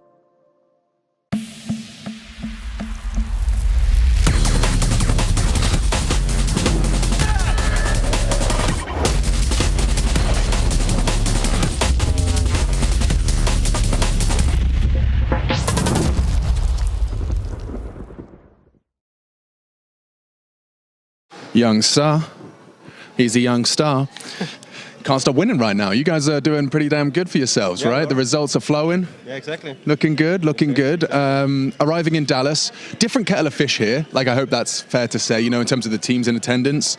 You're going to have some big boys that you may meet in this group stage. You guys feeling prepared? Well, of course. Like, we're playing first against my old team with Jota. It's going to be a fun rivalry. Like, Jota, dude, oh my God, the rivalry must be huge. Yeah, of course. Like, we're of course good friends. Like, we're joking with each other, but it's always fun to win against him, you know? We haven't won yet, but... This time.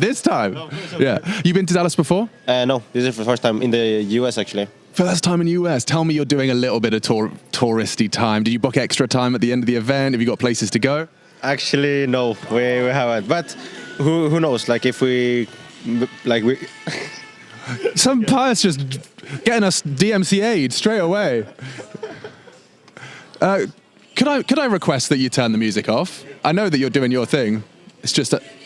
What? Sorry, it's just... I didn't know if it would be a problem, but it probably is. But yes, no time extra, no extra time. No extra time.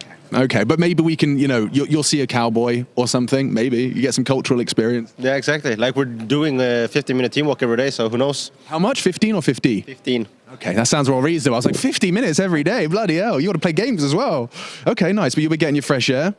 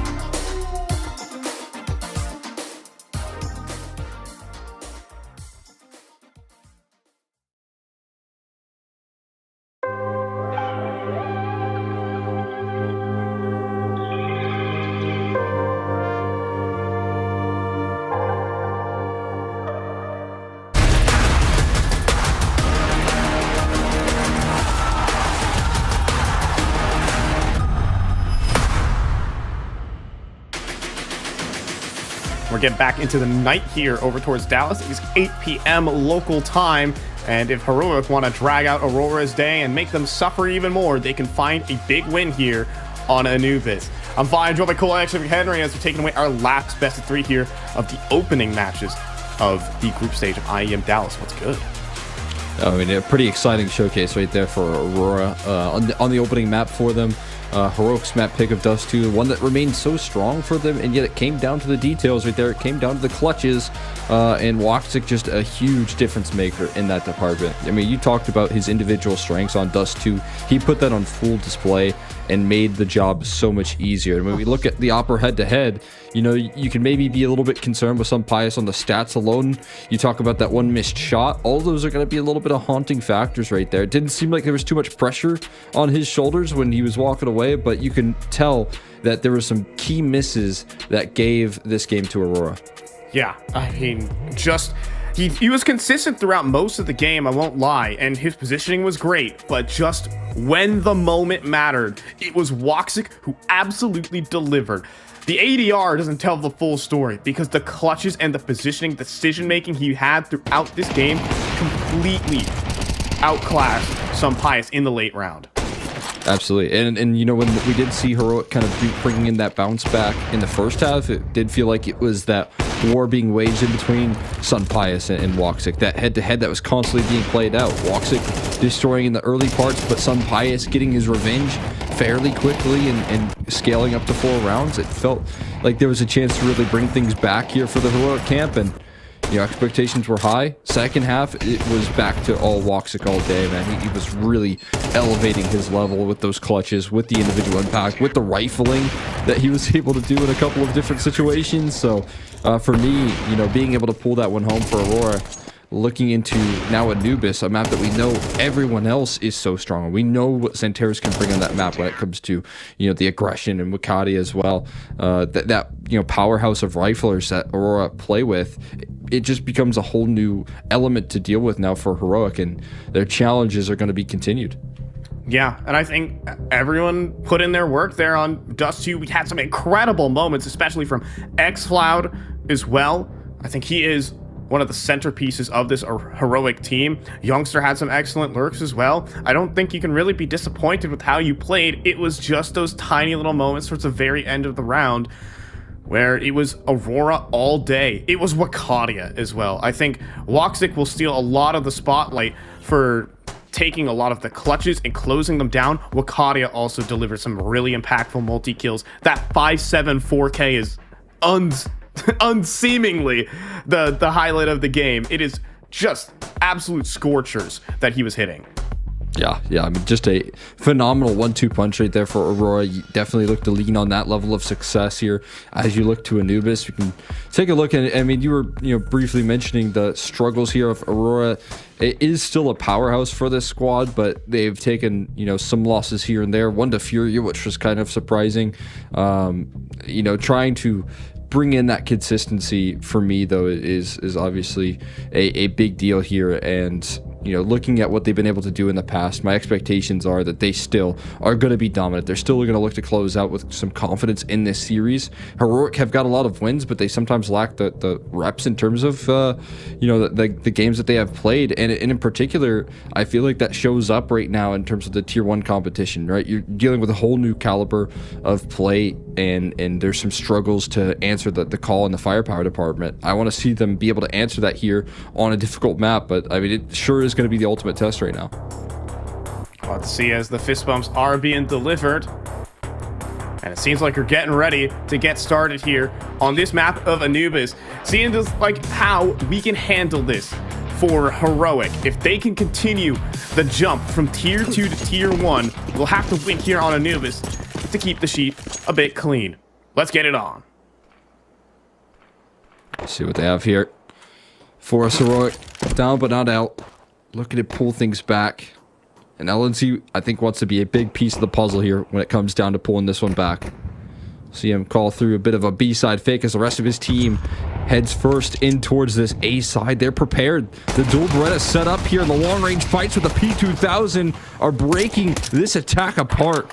And Youngster and LNZ, now realizing that they've walked into a heavy stack, have got to reroute this one.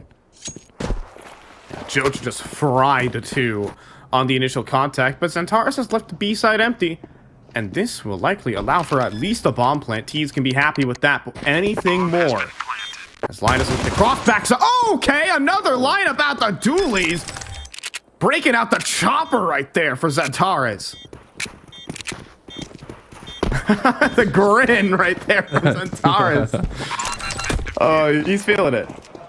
There's a cheeky little smile right there. Lasering the last 2.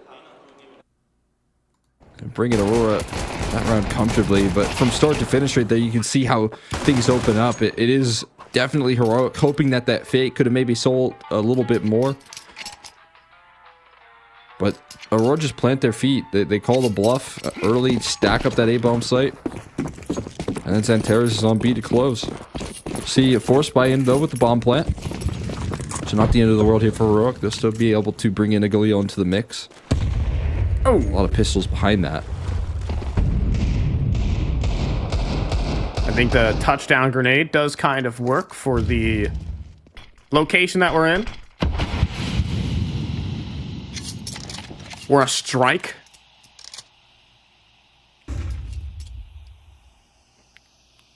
How about a fastball, Cole? There you go. I don't know. You know, is football big? American football? On Anubis? Throwing the touchdowns? I don't think so. I think they were like fighting with spears back then. Okay. Back in 2000 BC. As we got a little OA main control that's gone horribly wrong. Double kill out of the Mac 10 for Youngster. X flout as well. Back turn, easy headshot, and the force blast gone all wrong here for Aurora. Xantares to try and claw it back. First is good, but it'll be Jota to try and salvage the round. Tanir will keep his hands firmly set on his Galil to put in the round. A force buy for Heroic. Yeah, that's huge. That's what they needed right there. Quick bounce back, finding the timings, walking back into that A stack after the pistol, and saying, we're going to challenge this twice here. We'll see if you do it again. And there was still a strong setup, just not the kills converted behind the positioning there for Aurora. It means that Heroic will bring it back home. Their Youngster looking for an early liftoff in this match as well. And the force buy war is going to roll out here.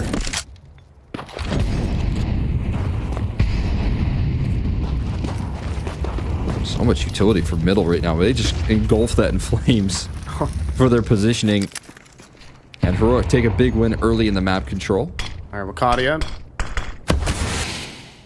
I think like Trusty 5-7's a little bit belittling. How about his fearsome 5-7? All right, the one that got a 4K that blasted Heroic out of that map.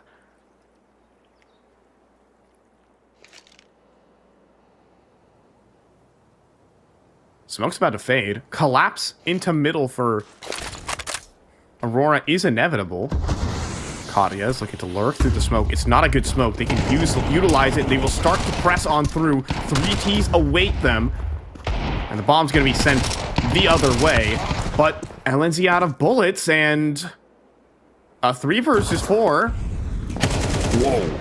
With Jota on the scene over there at B. Nice kill there from Youngster, but now they're jumping into the jaws. A massive crossfire. Youngster mops up all 3, but Jota snuck out, but doesn't have the headshot. Some buys will clean up, and the force buy war's victorious here for Heroic. Yeah, a little bit jumpy right there from the Aurora camp. I love the mid-re aggression. Very patient from them to wait out the flash, wait out the multiple smokes towards Temple. Actually, from both camps, a lot of patience put on display, but it comes out very effective. They're in a 4v3. Now, they know that they're going to lose the B site because of that mid-aggression. Because of how quick the rotations can be from Heroic. They even know where Youngster is, but Woxic trying to hunt down that kill, pre-firing around the corner, ends up falling. And from that point forward, Aurora find themselves a little bit too far out of their depth. Its T side will be able to slowly get into the action. Throw nades back through that window. That's a good sign from Heroic, tossing in some good utility. Even better that Youngster continues to remain confident. 6-2 right now. Building up some eeks. We'll be able to spray them all down here. Looking for the ace. He'll claim it. Nicely done right there. 5 pistols chasing him down. 5 will fall. Only had to sacrifice 1 teammate, but again, continuing his confidence. Sometimes sacrifices must be made for sick highlights. That'll be done here for the young Swede. It's crazy how all the good Swedish players are not on NIP. Sorry. Oh, that was a shot from left. That was a left hook. Dang. Oh, my bad. Anyways, back to the game. I'm sure the heroic team would like that one right there. They'll just loving that stray. Even when they're a map down, they stay winning. You know, I was told when I was, being a caster, you just say the first thing that comes to mind, right? So, just no filter. Is that what they told you? Fellas, that's not what you're supposed to do as a commentator, just being a little unhinged. Wakati up close. A chance for a huge multi-kill. They're not even going to flash into this. He's going to step forward too on the angle, and he will fall at the hands of Tanir. That just leaves Woxic with his ravenous rifle looking forward. Not even the AWP. Yeah, they threw their full execution utility, and I think it's a good decision from Aurora, or rather Heroic, to rethink their destination for just a second. Following through the smoke, that's what they wanted right there. That's the patience paying off. Woxic trying to make a big play. Just walking through the smoke, gets gray screened, and then taken care of. Santaris as well with a huge effort, but sidelined by XFloud. He flew through middle for the closing statement of that round. And it will put up Heroic up to a 4-1 lead here. This T side looking to take over. Oh, that was some scary headshots from XFloud. And Major not sharp enough to take down his disciple. XFloud with a triple. All headshots. Oh, crisp.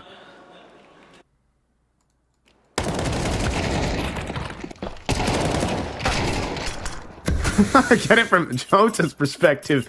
He got erased. He's doing some acrobatics right there. It was so swift from XFloud. And now we're seeing the riflers take over on the Heroic camp. Youngstar doing damage with those pistols, those ecos here, keeping things nice and contained, and then on these big gun rounds, we see a lot of that impact from XFloud to close. Fast towards this B side, Tanir and XFloud opening things up.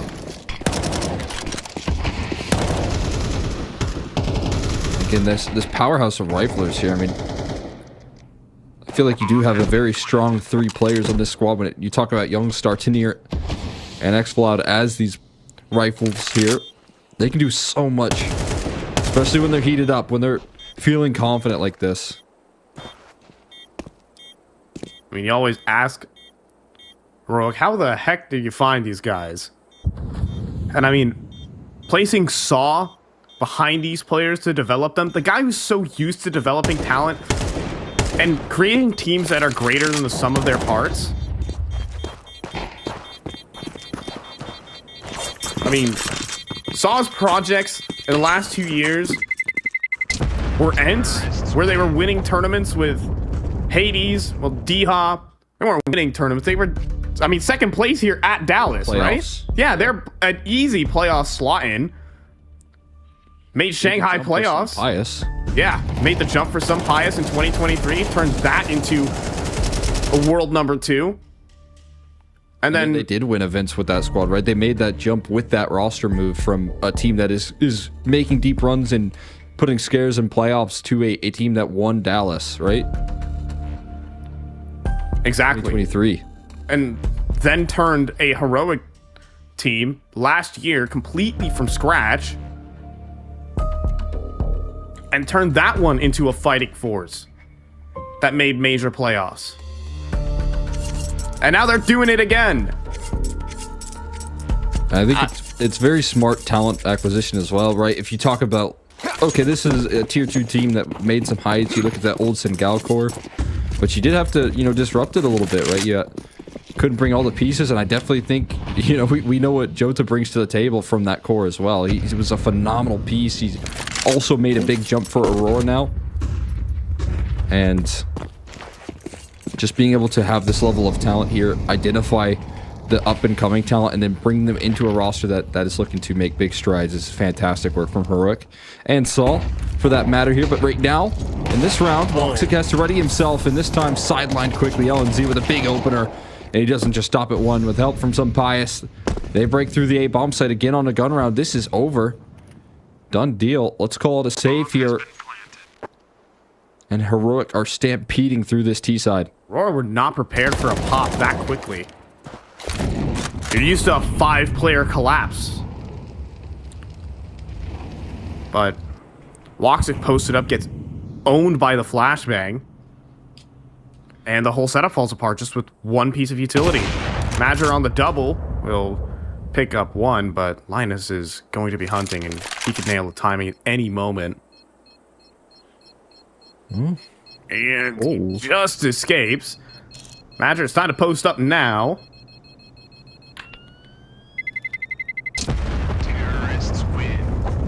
Should be able to survive, should be safe here.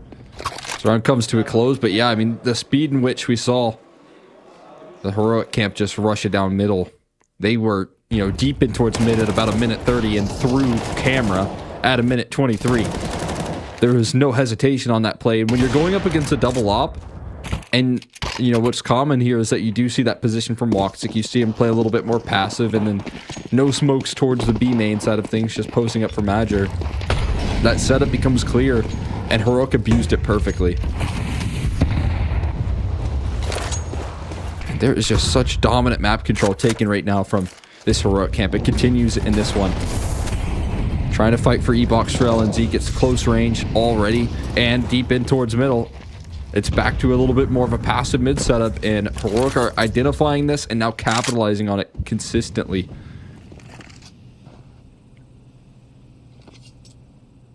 I mean, big thing here for Aurora. I mean, they've shown weakness on this map of Anubis as well.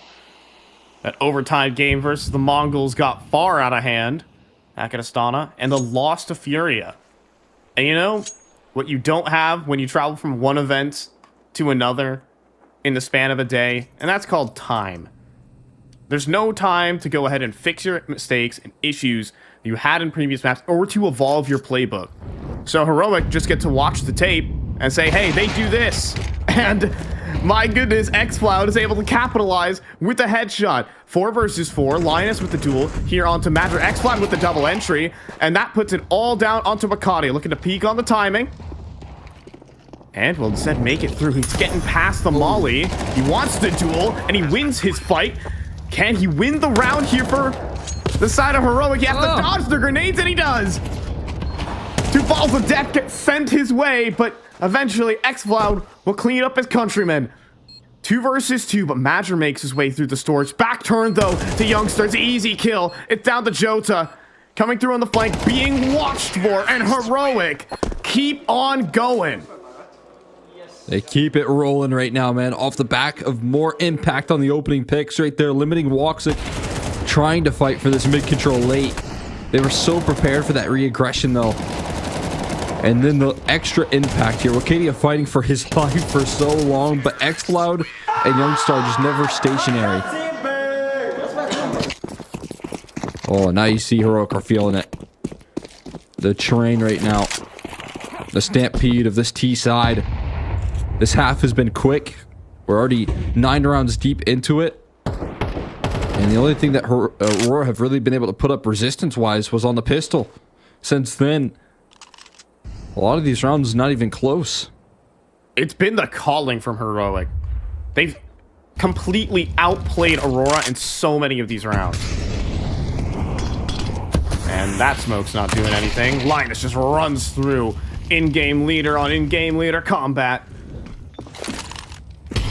And Jota will throw some flashbangs into B main to try and stifle the execute, but that only stops them temporarily. Xantaros will step forward for his fight. That just leads to a lineup for Linus. It's over. It's 8 rounds for Heroic. You don't believe in the Woxic flank mag 7 here. I see. I don't. Maybe some cash to be farmed up. If possible, avoids the flashbang and misses on some Pius. No kill to be connected on right there. And they will coast to an 8th. Their quick pace here, the dominant map control. I mean, as you said, the calling, fantastic. And it all comes down to the amount of space that they take early and around, completely sidelining any hope for Aurora to pull these rounds back. I mean, it's such a difficulty to really work this this CT side. We know that's true, but it all comes down to the way that you try and open up rounds, the way that you try and take these opening duels. And every facet in which we see Aurora attempt early fights, I feel like is getting met by, on the opposite map, quick and dominant control that Aurora just can't recover from. Their target selection, they've been pressing on the vulnerabilities in every round, stringing rounds off the back of each other. I mean, they've had flawless map control and they've had flawless execution as well. I mean, talk about the 3-man camera hit at minute 20. It's just something you're not expecting, especially the silent walk middle. There's a lot of reads coming through here from the Heroic camp. And to back it up, X-Flat and Youngster are hitting everything. Now walks up on the op. Beheld for... And some Pius sits him down. Nade follow-up takes the chunk out of Jota. And they'll have to take their losses. A 4v5 on Anubis is a worst-case scenario. Yeah, I mean, and, you know, that typically triggers more aggression from Aurora, in which Heroic are perfectly happy to camp and put it in park, wait for that to continue. That's exactly what they'll do here.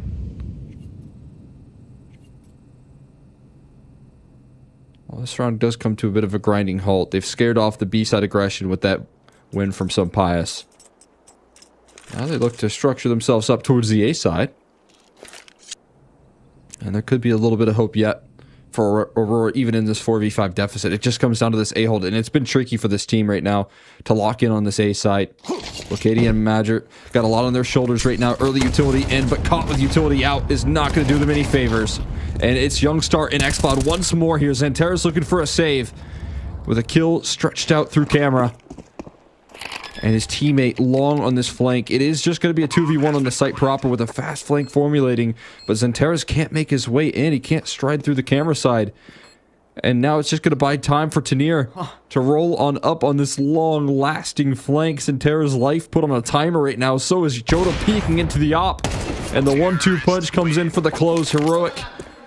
It will take no time to finish off the job. Insane. Xantares spends about 30 seconds waiting for the mid lurk. Like, he's gonna come at any moment now, right?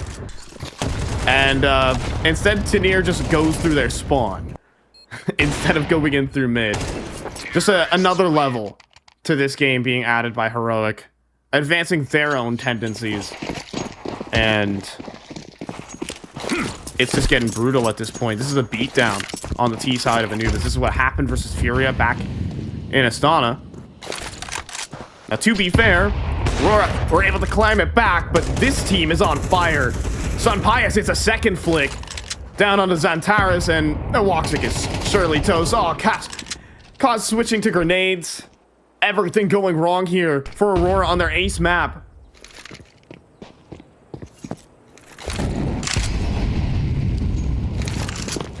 It's flat. Dominant, yeah, they can't get anything rolling for themselves. Double pick up here from some Pius, and I'm just looking to deal with Madgers, trying to be a nuisance as much as possible. Everywhere he goes is engulfed in flames, though. And as they do that, they won't even give him a chance to fight any further. Double spray down on Kadia, trying to save the day. At least has provided a little bit of resistance for them to run into, but now identifying an open bomb site with the play from Tanir. Teammate mulling off Tanir, but it's just a mully him to fight forward here instead of fall back. Hunting for this kill in a Madger as Heroic hunt for their map.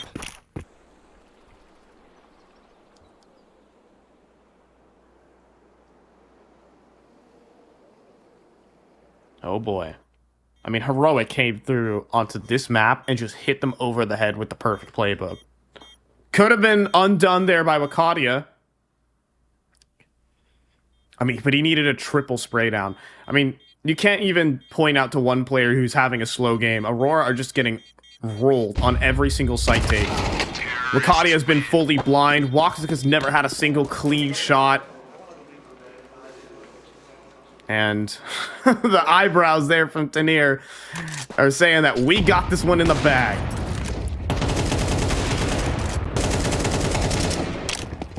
It seems like it right now. I mean, Heroic had a monumental task for themselves heading into this matchup. Been, what, like 5 losses here in total for Eternal Fire this year. Definitely showed their biggest cracks though in Astana here on Anubis, but trying to provide the 6th loss, and it just continues, man. Headshot sent Tanir's way, but he has the better gun. That'll get the job done with 1 shot. LNZ trying to make it on through, and Sapias has his backup right there. Nothing can stop Heroic from taking this map by stride. 11-1 is what they're looking to lock in here. Les Woxic and Wakadia can save the day. They've been good in the clutch, and maybe they can provide one on Anubis. A couple of opportunities gifted over, but LNZ needed a big shot to secure that one. Now Youngster taking down a half. Woxic making his moves, trying to figure out a way to get that molly. Takes a little bit of damage for his troubles. Isolated duel to Tanir could make this happen. Woxic needs 1 more kill, but Youngster steps out into the fire and will be able to bring home 11 right there. Heroic dominant in the first half here, looking for a 3rd map.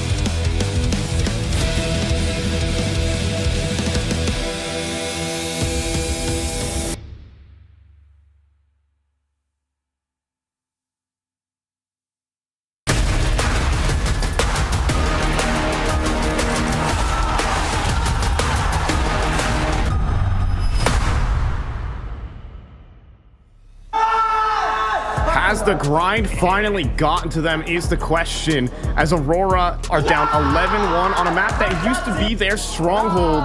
People have figured out their formula. And well, here we are, 11 rounds straight. They got the pistol round and nothing else. And well, it'll have to be the comeback of the year if they want to see a 2-0.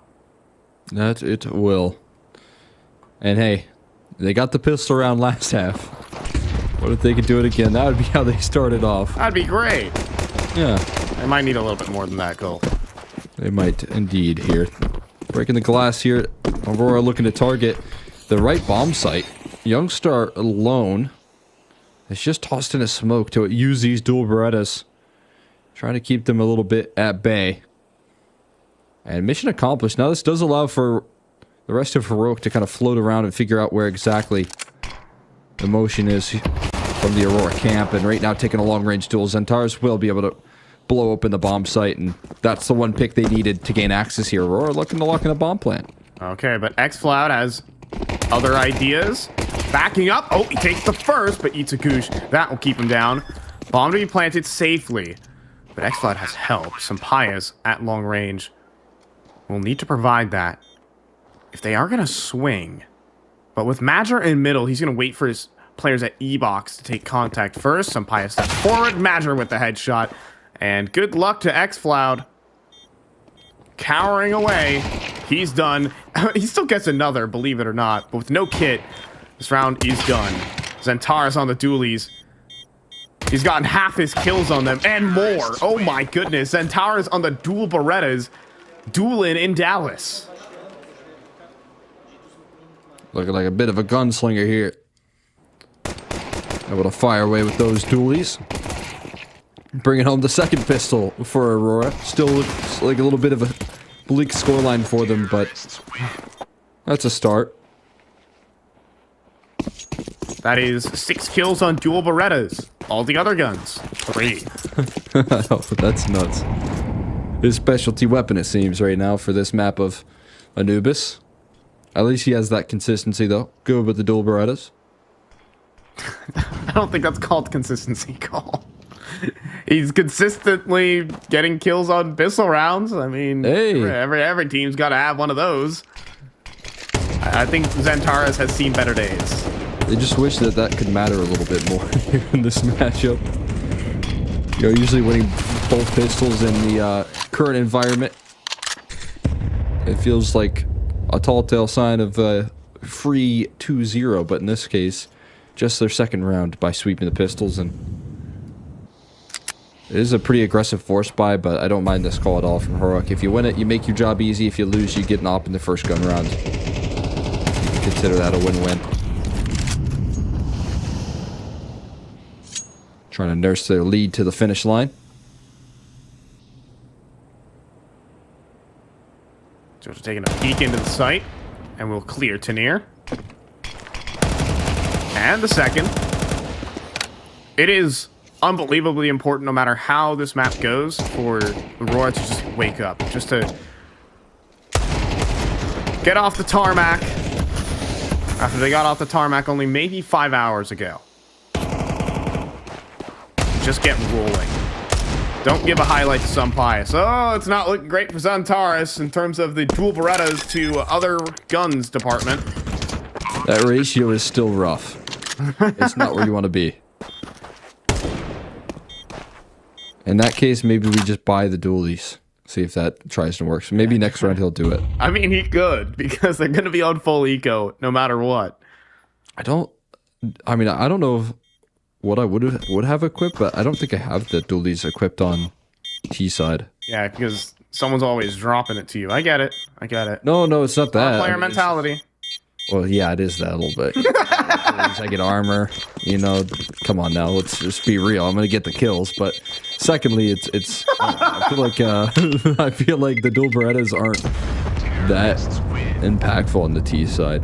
I think Zentaris picked it up from Youngstar initially on that last pistol round. I guess you're rocking a P250 Tech 9 Glock Deagle. Well known that Cole's ego is massive, and Well, it's also true. He probably will get all the kills. True. I should get a t-shirt where it's like, he carries me on faceit.com. Still hanging on tight to that championship belt. Season. I was wondering when we were going to mention it. Could we get through day one of not mentioning that you won something? Oh my goodness. That's a nice shot there from X-Flab. Linus holding on to dear life with the molly at his back. 4 versus 4. Just don't lose the pistols. It's that simple. And Madger agrees. Or does he? Yes. He does. He does. He does. He believes, he agrees. Doing everything he needs Hold to on. here. Walksick able to just about snag that bomb and get out of dodge.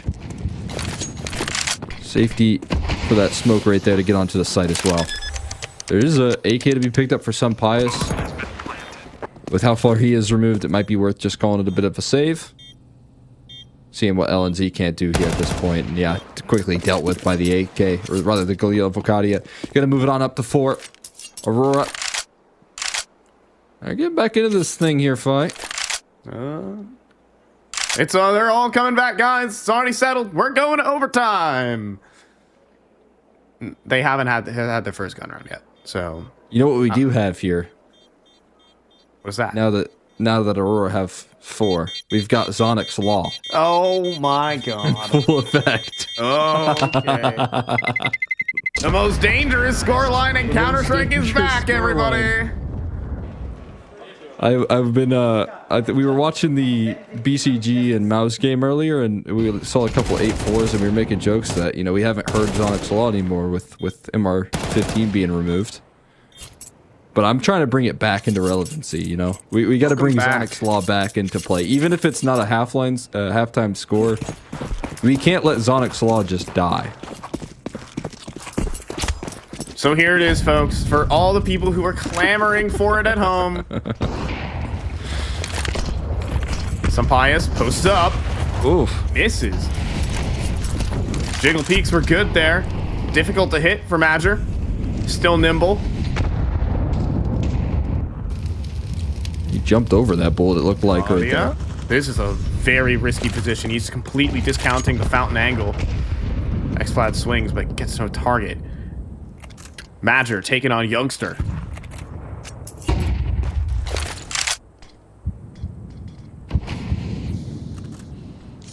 They are evacuating completely. They're leaving the side open.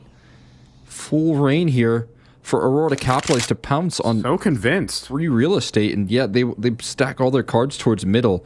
There's no one there. Heroic are fighting ghosts in this round, and at this point they're going to realize a little too late. We might get a unicorn. Yeah, this is a free bomb site.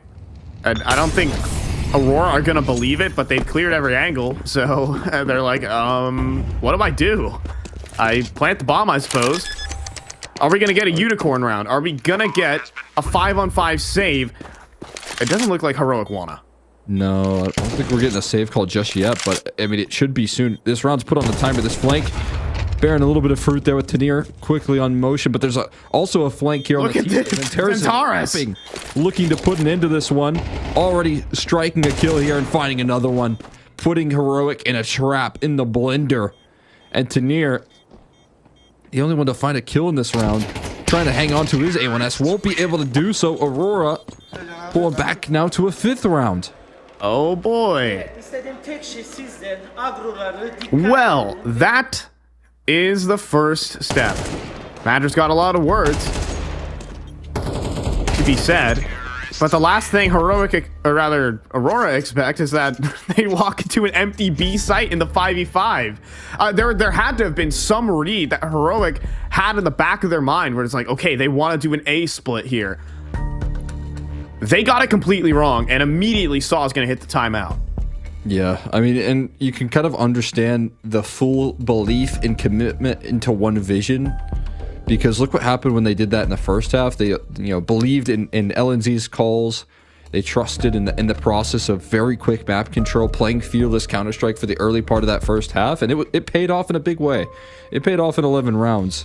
So bringing that into the CT side is not a bad idea, but when you start to take those really big risks, when you do have such a lead, it feels like in some of those rounds, you're just playing, hoping to get lucky for a couple of rounds instead of trusting in your setups. And that can be a bit of a concern.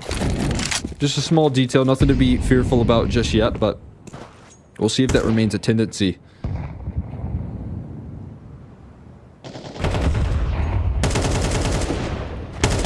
Spam damage good there. LNZ trying to take a peek through middle. Gets scared off by the smoke spam. And Madger trying to time his aggression to flush out the E-box completely. Smoking a fade, multiple mollies put in to deny an exit, to try and force a fight, and now it's kind of called clear. Wakati has a great angle, but traded 1 for 1 here. Now they got the flank wrapped up. The re-aggression in towards E-box is dealt with by Madger. Flash comes through a little bit late, but Sampaius provides another kill, and at least puts a little bit of fear into the eyes here of Heroic. Sets some hesitation in.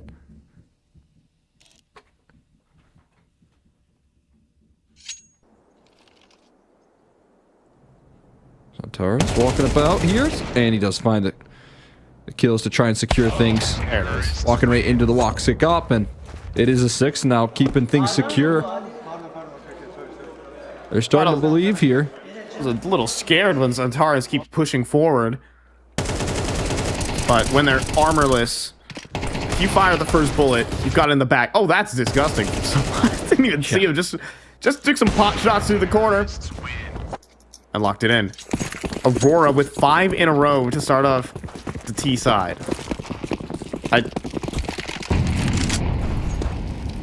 When do you start believing? Just a quick question. And also, is Onyx Law happening again? Oh boy. Well, it might end quickly. Opening pick there from xCloud. He just underhands a grenade and bounces out of there. And then a second follow-up kill from Sampaius makes things even worse. Just when you start to believe, that's when the life gets drained out of you right there. A 3v5 feels incredibly difficult to recover. But you got a powerful trio still remaining. We're playing passive. They're hoping that the utility that they have left gets the job done. They still got to be careful. I mean, there's nobody close by. If these are clean entries, that could be disaster for this defense. Xanterra scaling, and the flash is perfect. 1 clean kill, but Tanir still remains strong on the site. Holding the line, keeping his teammates safe. And a 4v1 now for Woxic. Can he bring home another clutch of this proportion? That seems like a task too tall, but 1 kill in. Can he get past the op here of Sampaius? He peeks into the fight. Almost had the line, but can't secure the kill to back it up. And Heroic, after a little bit of delay, going to claim themselves map point. Beautiful entry pathing there from Xantaris. It's just a shame that Tanir, strong at the back of the site, holds on. Needed the double kill, or else that round gets weird. And not every day that you can win a straight head-to-head versus Xantaris. But maybe after a 21-hour flight you can.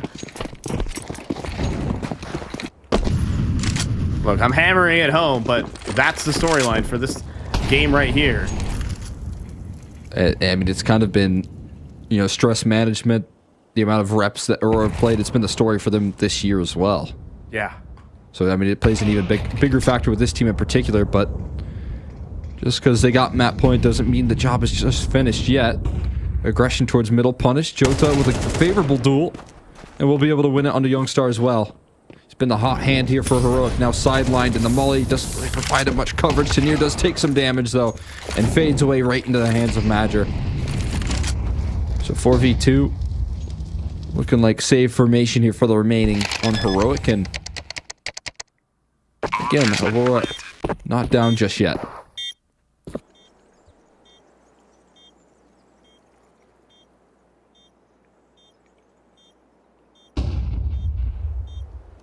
Don't want to be that guy, but overtime at least secured here for Heroic.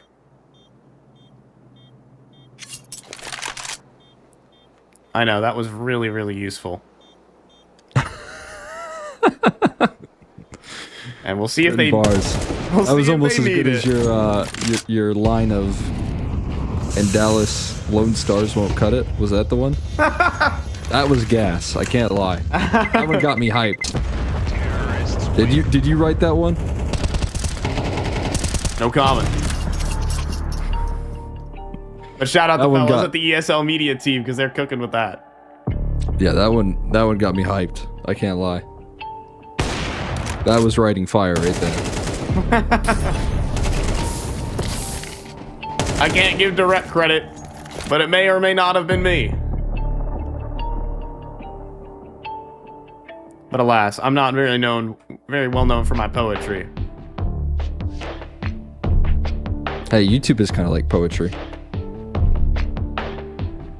I just type out what happened at a tournament and just like, boom, hit upload. Just a dude at a typewriter. Tapping buttons. As Heroic. Can they tap their buttons to the right tune? Push this one over the line, because this game has gotten complicated. I think Aurora have already a mission accomplished. If in their mind, if they've already lost this map, so be it. But they've got rolling again. This is not complete destruction, but those 3 nades might as well be. Sampai's down to 31 early. He's dead to a single AK bullet. Placed in the right spot. A youngster to step forward. Ooh. Map control taken. Big information right now running for Heroic. And Joda might not realize. Underneath, he does adjust. Does get the opener here. Tanir in trouble. Oh, he gets gooshed. Nearly one tap there by Jota. They didn't have Kevlar. They spot the totem pole here. I wonder if that's going to queue up a little bit of speed towards B. It certainly is. You see the multiple players right now rolling out on the A side. You know that's your chance here, but caught with utility out inside turned Woxic. A necessary kill as he sets his focus on towards A main, reading into the next fight and the next play here. It's all on the shoulders of Sampai's. His op not going to get a chance to strike though. Xantares can just plant safe. He's on the scene here, but he might look to set his sights elsewhere. Focused it on the mid flank here from Jota. Didn't quite click mouse one. That'll be punished in a big way there. Jota gonna get handed a little bit of a freebie, and Aurora still scaling forward in this comeback are keeping themselves alive. I mean, you say that they'd be happy with the fact that they've just been able to resuscitate this map for them on the T side, but being able to take it that extra step here, being able to work Heroic all the way back to 12, I mean, that would be a statement of this team's tenacity. Oh, I can only imagine Sampai's got surprised and didn't shoot. As we have this nifty little execute back sight smoke coming through here for Aurora. They've got some next level tactics here on Anubis, and an incredible entry. Xantares, is he back? Well, xCloud, hello there. That's a free op. And now surely that presses them over to the B side. They've lost all of A side control. Molly into Temple though. Will make life difficult here for Tanir as he gets headshotted, but Sampai's pushes through. Op not necessary. Can the Deagle do it from the back of the site? Can he thread in another headshot? Just damage. Now just xCloud. Stuck in towards E-Box. HE grenade. Target on his back right now. And no targets to shoot at. Bombed. Not even needed to be planted. It's Xantares with the 4K. We were laughing about the dual Berettas ratio. He is alive and kicking on the T side. Yeah, I mean, he's had a tough bit of a map here for himself. Outside of those pistol rounds, hasn't been able to provide much, but what a time to step up to the plate. Look at his aim. Look at the way that he floats around the map so effectively. Quick to strike on those kills and putting it on up to 9 now. Things got so chaotic, it looked like it could have been the death of Aurora here on Anubis, but instead, they fight on. They stay afloat. They're still treading water right now, just looking to survive for here. But trying to make it to a point in which they can take it into OT. They've got to be flawless in the calls. No room for mistakes.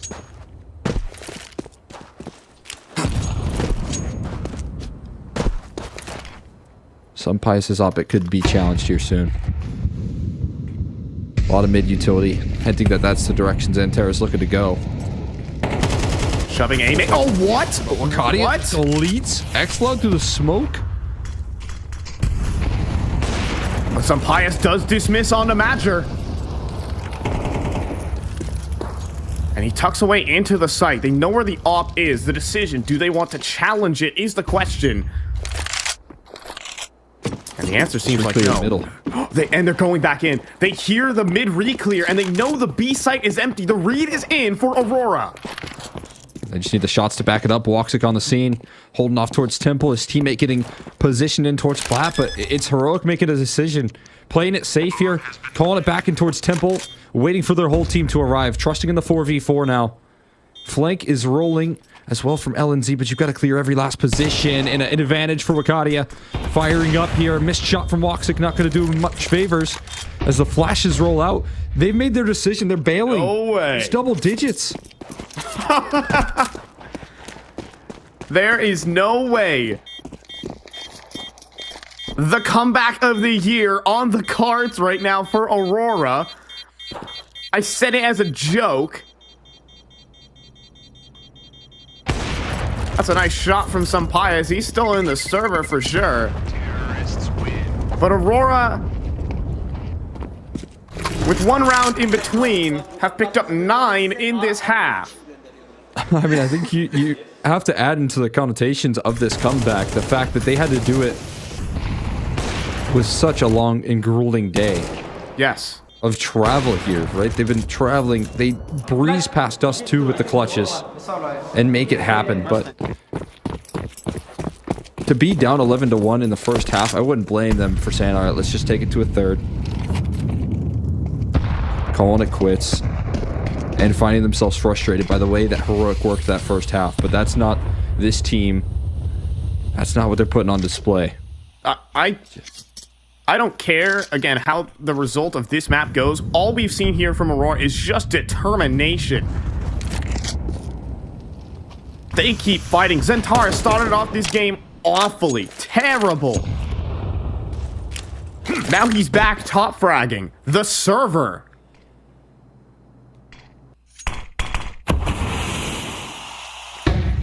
Figured out a way to shut down these stars on Heroic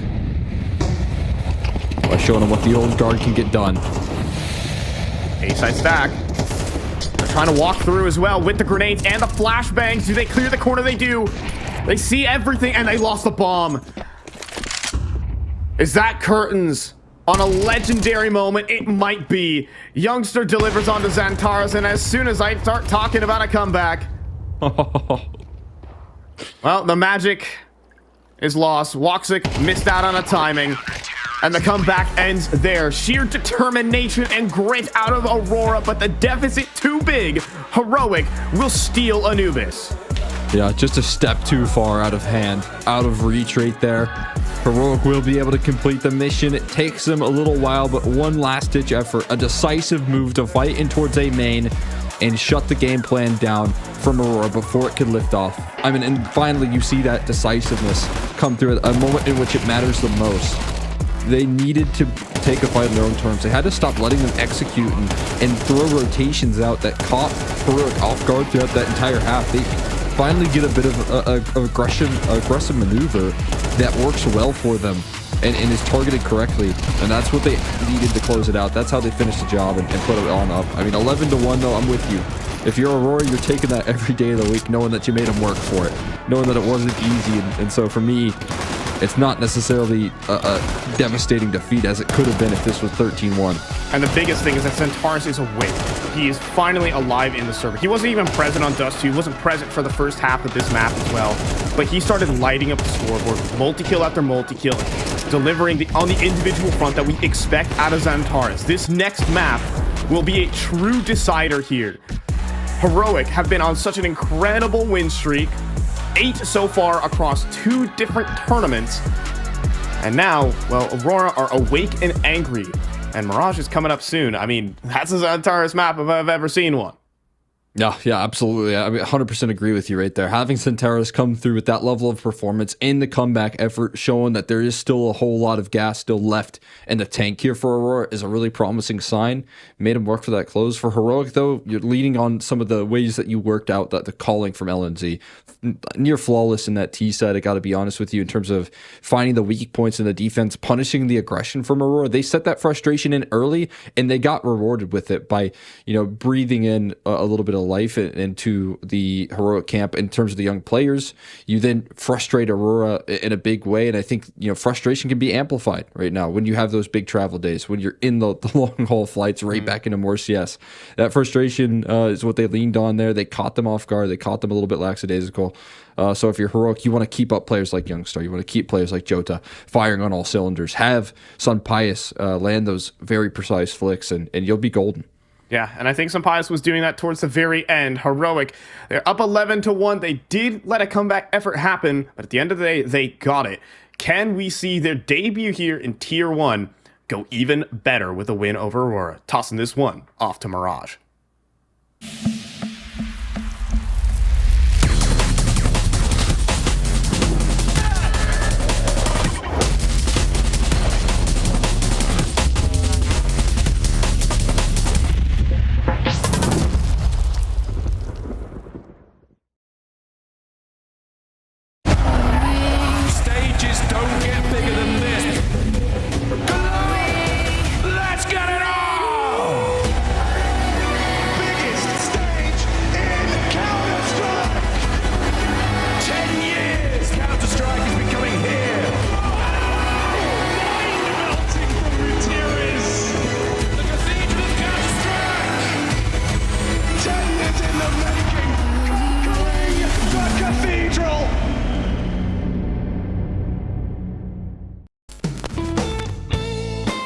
Oh, top 3 anchors. Okay. Number 1 would be Robs.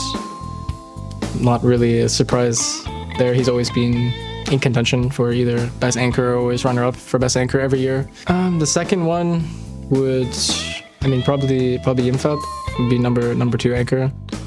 Just because Mouse has been in contention a lot. And then the third one, performance-wise, would probably be Heavy God. I think Messi and Robs.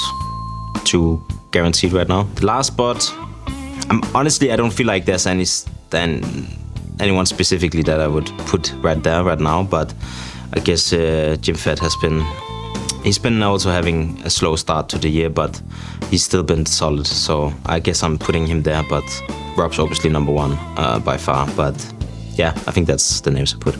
Top 1, Robs. He has most of the anchor. Yeah, I think he's been phenomenal since he joined us. So yeah, top 1 without a doubt. Then it gets harder. Top 2 and top 3 in that category. That's rough. That's really rough. Jimmy has been a bit underperforming. Magis as well. I'm talking about the top 3 there. In Zone 6 maybe? I don't know how good he is. He was. It's tough. It's not easy for sure. But I will go for Zone 6. That's top 2 and Jimmy top 3. Also Mezzi top 3 maybe because he's been good. I would put Mezzi top 3.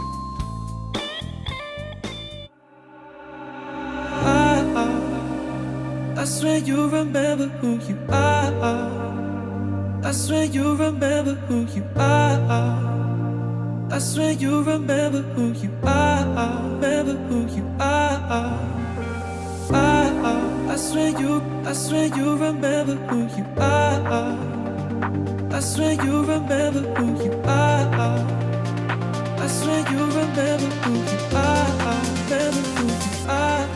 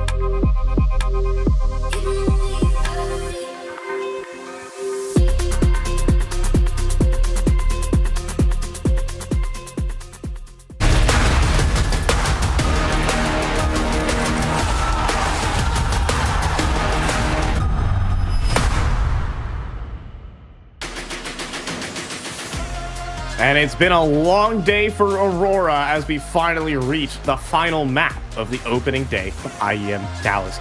One more group stage match, at least to see who's heading to the lowers and who's staying in the uppers. And Aurora looking to complete their marathon of a journey to get to this tournament. I'm fine, joined by Cole X and McHenry as we're moving into Mirage. A tough comeback effort, but something that could get rolling into that third map. Yeah, you want to have your pieces warmed up right there. Aurora got the job done to make sure that they didn't hop into map 3 here, this decider a little bit cold. That's a great look in the comeback effort, but obviously we know Anubis as to be one of the strongholds of this team. It started off very, very difficult, right? That CT side had a lot to be desired. You couldn't get these stars warmed up. You do see a strong finish, though, from Centaurus. He never stays down for long, and as you can see from this, he was leading in terms of the performance late into the second half there. Ends up being bested by Xflood on the other end when it comes down to the closing statement. Yeah, the godfather of Turkish Counter-Strike. I mean, some could say Major, but Zentaris was the man who took over the game versus, one of the prodigies, one of the up-and-coming talents, the one who was cast aside by what was Eternal Fire and has roamed all of international Counter-Strike and has turned to be a star player here for Heroic. I mean, it's quite a dichotomy between these two players and their upcoming upbringings and where they belong in the Turkish Counter-Strike scene. One has grown outside of it, and Zentaris almost sort of the same in that way as well. Growing up with Big for a couple of years as well and making his prominence there. And now we settle here on each one of their international and the national teams. Yeah, I mean, and again, really cool story here of watching the necessity of Aurora to make the change heading into 2025 and then be rewarded with some, consistency in terms of elevating their game. Right now, this is a tier 1 team without question. Kind of entering into the end of 2024, they were getting into that conversation, and bringing in Jota, I think, has elevated their game. So when you talk about the direction here of Heroic or from Aurora, they're looking to take it to the next level. They did that with the Astana, I think, with some playoff wins. It's still a question mark, right? There wasn't a lot of elite teams in that event that you can challenge yourself that Aurora usually struggle with in terms of playoffs. But again, dealing with what they have here right now after that long flight, I mean, being able to bring through some of the success that they just did in that last map, it gets me excited for what this team could look like in Dallas here. They still got some gas left in the tank here for this team, and to complete the marathon of all travel days and in Counter-Strike history, and this might be one of them. I mean, shoot, Major was there traveling across the world, back in Space Soldiers as well, and going to various different international tournaments, but never really pushing playoffs with them either. He's used to this grind. This has got to be something absolutely ridiculous, though. And well, we did see Zentaris. I mean, I saw some people making comments like he did look quite exhausted there on map 1. Not just in the kill death department, but you could just see it in the face, right? And the emotions of these players right now. And Zentaris being able to just lock in. We saw Major as well give some good team talks in the middle of that comeback as well. And I think Aurora are just a little bit more energized now. Yeah, I think what's so interesting about this roster right now is, I mean, if you talk about how this game has gone, it's always been, from Dust 2 to Anubis, that one mistake that stops their streak, right? If you look at Dust 2, it was the play from Woxic that got punished running down and towards middle. Then you look at the second round eco force buy from Heroic that brought them 11 straight rounds. These key moments that disrupt Aurora's game plan, I think, do throw them for a loop.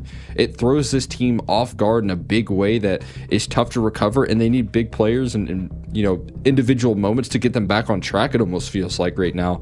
So having as many tools as possible to step up to the plate and establish a little bit of dominance, make sure that you don't lose the streaks when you got the win in your sails is going to be crucial. And having that mentality of being able to break through when things do go wrong is difficult to have in a long day, and when you're traveling and when you're a little bit exhausted, they've got to make that happen here on Mirage. Otherwise, their start in Dallas is going to be a little bit rough. Gotta have the hustle. Who has it here between Aurora and Heroic?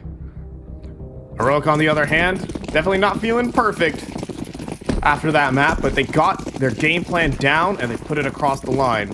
And now we have an old-fashioned knife round. This one going in CT spawn, and normally see that one towards A main. As we take down Mirage, it will be Heroic who get to choose their side. Yeah, that is an interesting spot for the knife round to be found in right there. We do see side selection rolling out, and again, you know, this is a lot of focus. Tanier locked in. It's going to be an interesting look, right? Because you get sent to the lower bracket, man. This Group B is definitely stacked. Without question, I think the much more stacked group right now. And so anyone entering into that lower bracket going to find themselves in a big fear factor here. I mean, already FaZe was simple looking scary, sent into the lower bracket. You know, you don't want to be finding yourself up against that level of competition early in this bracket right now and be missing off on playoffs, which has been Aurora's strong suit. Yeah, they've always been able to push through the groups, but this is... Now, I'm not gonna lie, this is a different Titan, though. This is the top of the top level right here. They're gonna likely make a lower bracket run unless Falcons falter somehow. I mean, let's not get it wrong. The storyline of this tournament is that Falcons and Team Vitality are on yet another head-on collision course. But we shall see, obviously. But that lower bracket, you're talking about it as well, as we're launching off here for map number 3 of Mirage. So that lower bracket could be filled with teams like Mouse, Team Liquid. You're talking about that FaZe clan with Simple, and you're not wrong. Aurora might have to clear one of those teams if they falter here and head to the lowers early on. And so, pistol round time here on Mirage, last map of the day here in Dallas. So to see how this thing closes out on Mirage. Dust to Anubis, and now Mirage to close us. Got the dusty maps right now. Firepower heavy, leaning in on the strengths here of these two teams, and Magic looking to try and take an opening duel. Tanier following up off that success, though, holding off in towards middle and A. They're winning on every front so far.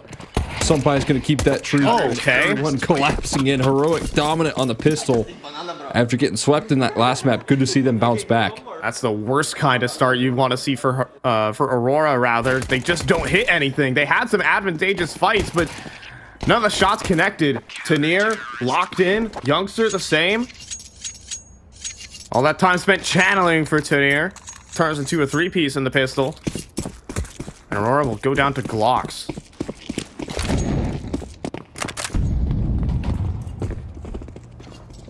You know, I say this a lot, but the most draining thing is waiting. The most... Just when you're not doing anything, when you need to keep your mind active somehow. And perhaps a little bit of a break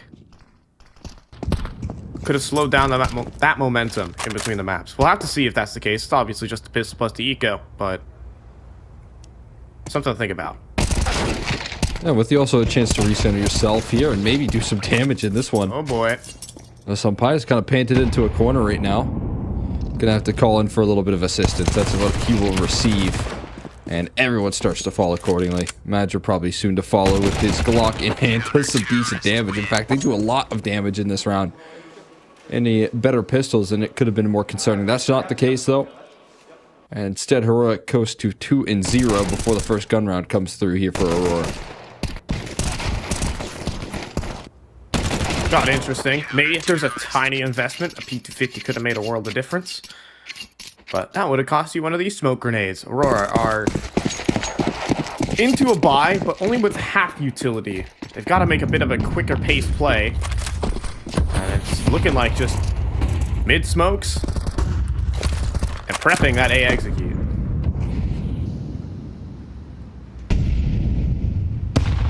Oh, that's a great HE right there early on. Some chip damage as they try and punish any sort of A main pressure. But right now that's not coming through. See the priority of the utility from Heroic is to recycle the smokes towards Palace, and you know, as much as possible maybe look for Youngstar to set up a duel towards A main on a timing. No visual spotted here. Matches Lurk looking to be effective as well. This could get scary quickly on this A site. Another smoking towards Palace as the A execution's coming through. So Youngstar looking to isolate these fights towards main, but the target's already rolling out. The mid collapse coming in as well. Madger still underneath pressure, and LNZ the one to take him down, covering off that base. Sampaio still fighting through CT, makes it to triple, and finds a couple of kills. The rest of the cavalry all through connector, and at least a bomb plate coming through for Aurora. Oh, devastating molly, though. That forces the fight from everyone. They gotta shoot their way out, and they do. Woxic on the rifle, up for the double. He escapes over towards triple. Rather, Tetris. And Exlon making a move. We'll just walk right into Jota. The 2 versus 3. It was looking terrible. They were molly out into the open, but they just hit the shots. That they do, man. They just hit the shots to back it up, and I just love the dedication right there. Swinging together as a unit. Jota and Woxic not hesitating, but immediately coordinating their effort. Fighting over each other's shoulder right there. What a way to win a round for Aurora. Fighting through that adversity. And getting on the board, breaking through that A side. It started to feel like hope was being lost. We do got this aggression though. Sampaio no time getting in the underpass here. Punished instantly by Zentaris. He's completely leveled it up here. Oh, he's back. Position from Tanir. I think Ricardia is prepared for this kind of play. Maybe he saw a barrel. I mean, when you see that aggression towards underpass, it's likely that they're going to try and crunch in, but... Oh, boy. It might not matter. Zentaris could just win it out right here. Well, Katie does miss his fight, but there's still a man up because Zentaris is instant. Zentaris is so locked in. It really just did take him a map. Is Joe just going to walk the smoke? Yes, he is. On the timing, Youngster's also going to walk inside. Oh, blocked. He called it out. Yep. Oh, but he reveals his position. He finds a headshot anyways. That is massive. Now, Linus here in jungle will eventually get flanked, but you still have Youngster to deal with in the palace. Trying to toy with the different angles. Crosses over to the left. Zentaris in need of coverage, but Youngster wins the duel. He wins the round. Oh. Huge round for Youngster pushing through for Palace. He is popping off right now. He spotted out on the minimap that he wasn't moving. Figures out quickly where his target is and starts spamming the smoke before it even fades. And he had to make that play. The pressure was coming through connector as well, so he needed to cover off that base of Palace. Otherwise, his teammates, they were in jeopardy. Youngster Young King up there. Battles back a 3 versus 5 with just a 5-7.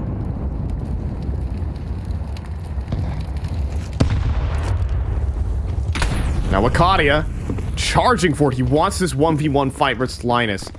He could get it. Oh, he gets Tanir. He's looking for both. Linus's angle, though. A bit too awkward for Wakadia to find, but an excellent lurk play. Yeah, at least give it him one. Something to lift off right now. Something to weaken up that defense. Put pressure on the extremity. Right now, full focus on Heroic towards the middle side. And they definitely have some gaps in the defense right now. But Youngstar, being the gap, is still going to be able to close it. And finds a quick headshot, shutting down the A-main play, putting it into a man advantage, hoping a Palace peek comes his way so he can tap him out of the server as well. And hunting these kills down. Youngster, a man possessed right now. Zentaris starting to punish. 2 deagle shots from Palace eventually come through. It brings that round into the realm of possibility. Not going to happen in this case, but at least a scare put on. That's a lot of damage, and Aurora can certainly be happy with it. I mean, it's their 2 stars of the show. Wakadia and Zentaris have been hauling this team. And oh my goodness, it got Zentaris peaked on land. It's not supposed to happen, but it just did. Youngster saw nothing.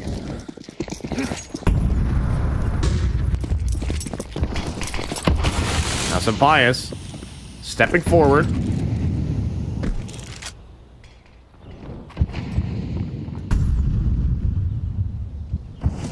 Gets that mid-control. Youngster just so confident. When will he be punished? He loves this top stairs peek. I think you could talk about an easy punishment as soon as the op gets pulled out and focus his train on that location. But for now, the game plan here, again, is that Heroic prioritize the Palace smokes and trust that Youngstar can do a lot of heavy lifting, can find early fights in towards A-main off these stairs peaks. Not going to be bolstered up by the Sampaio op just yet. Thought that was where the rotation was lining in. But now those palace smokes fade away. There's not a lot of recovery utility left, so Sampaias has to get on the scene quickly. This A site is becoming vulnerable right now, and the rotations are heavy. There's 4 players towards this A bomb site. They need to find some kills, though, to start off this round, and finally they do so at the sacrifice of their Opper and CT. They got no smokes. They have no smokes to progress. They've got to frag their way out of this. And it's looking good here for Madger. Youngster firing off.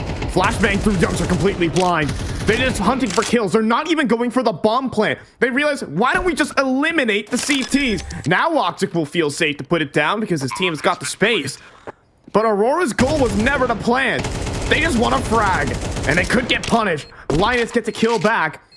And they seem interested. They don't have a smoke for the defuse, but back turn for Makati as no one's covering. And they're in the round, 2 versus 2. He leaves Palace right now and tries to join up with his teammate. But there's a kit, at least for Linus right now, trying to get him off the bomb. They're so focused in on Connector right now, and that allows for Joda to strike. He goes early, and they still have no idea where Madge is playing. So running Knife out into his open arms, he'll be able to claim the clutch. A little bit chaotic there towards the tail end for Aurora in the 4v2, but they make it happen. A win through the eliminations, though, in the early round. The patience paying off in a big way for this Aurora camp. Flashbang set up for Madra as he gets boosted on top of the stairs. He holds his nerve for so long until that flash comes through. And Aurora catch Heroic getting jumpy. Now forced by in play here. MP9's in the mix.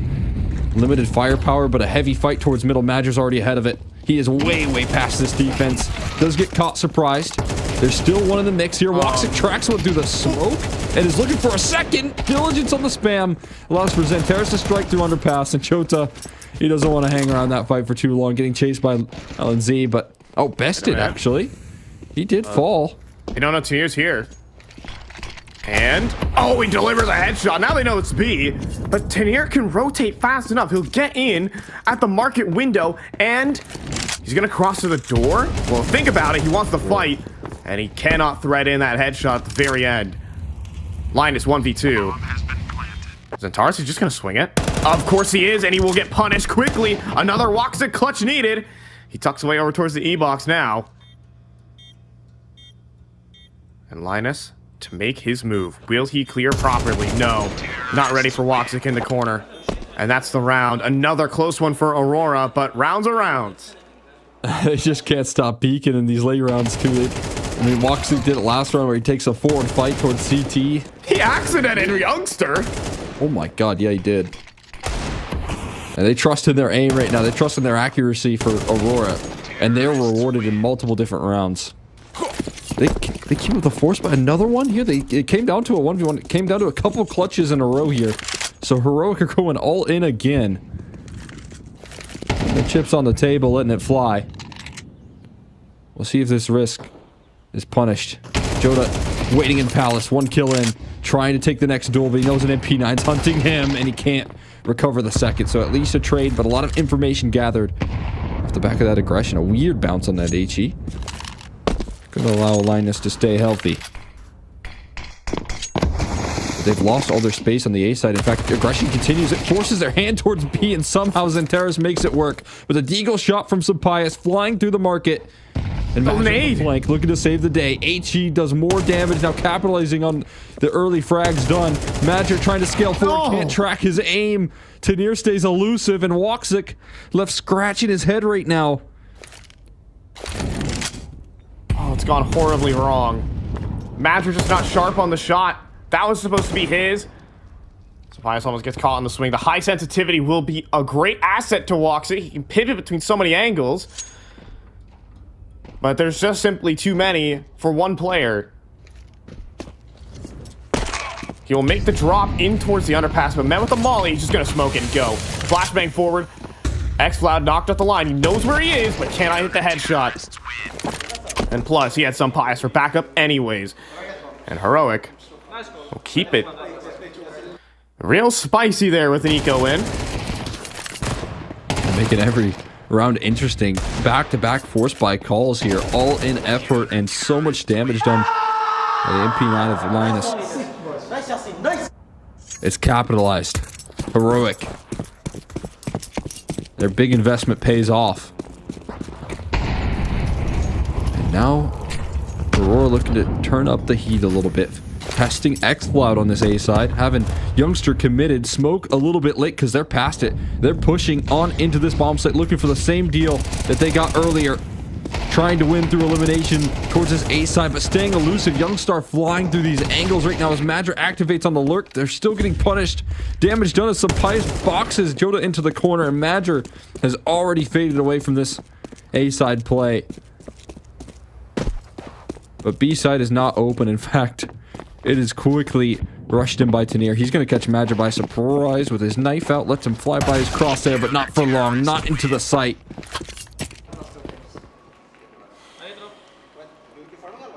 And that eco round just changes everything. Changes the whole tempo of this game. I mean, a nice deagle headshot there from Madra, weaved in between, but you can see that it's put Aurora down onto full eco. All the money is building as well for Heroic. So Pius hasn't even needed to be opping, really, for this success. It's Youngster started this game off 11-1. And now his backup, Tanir, has been putting in his work.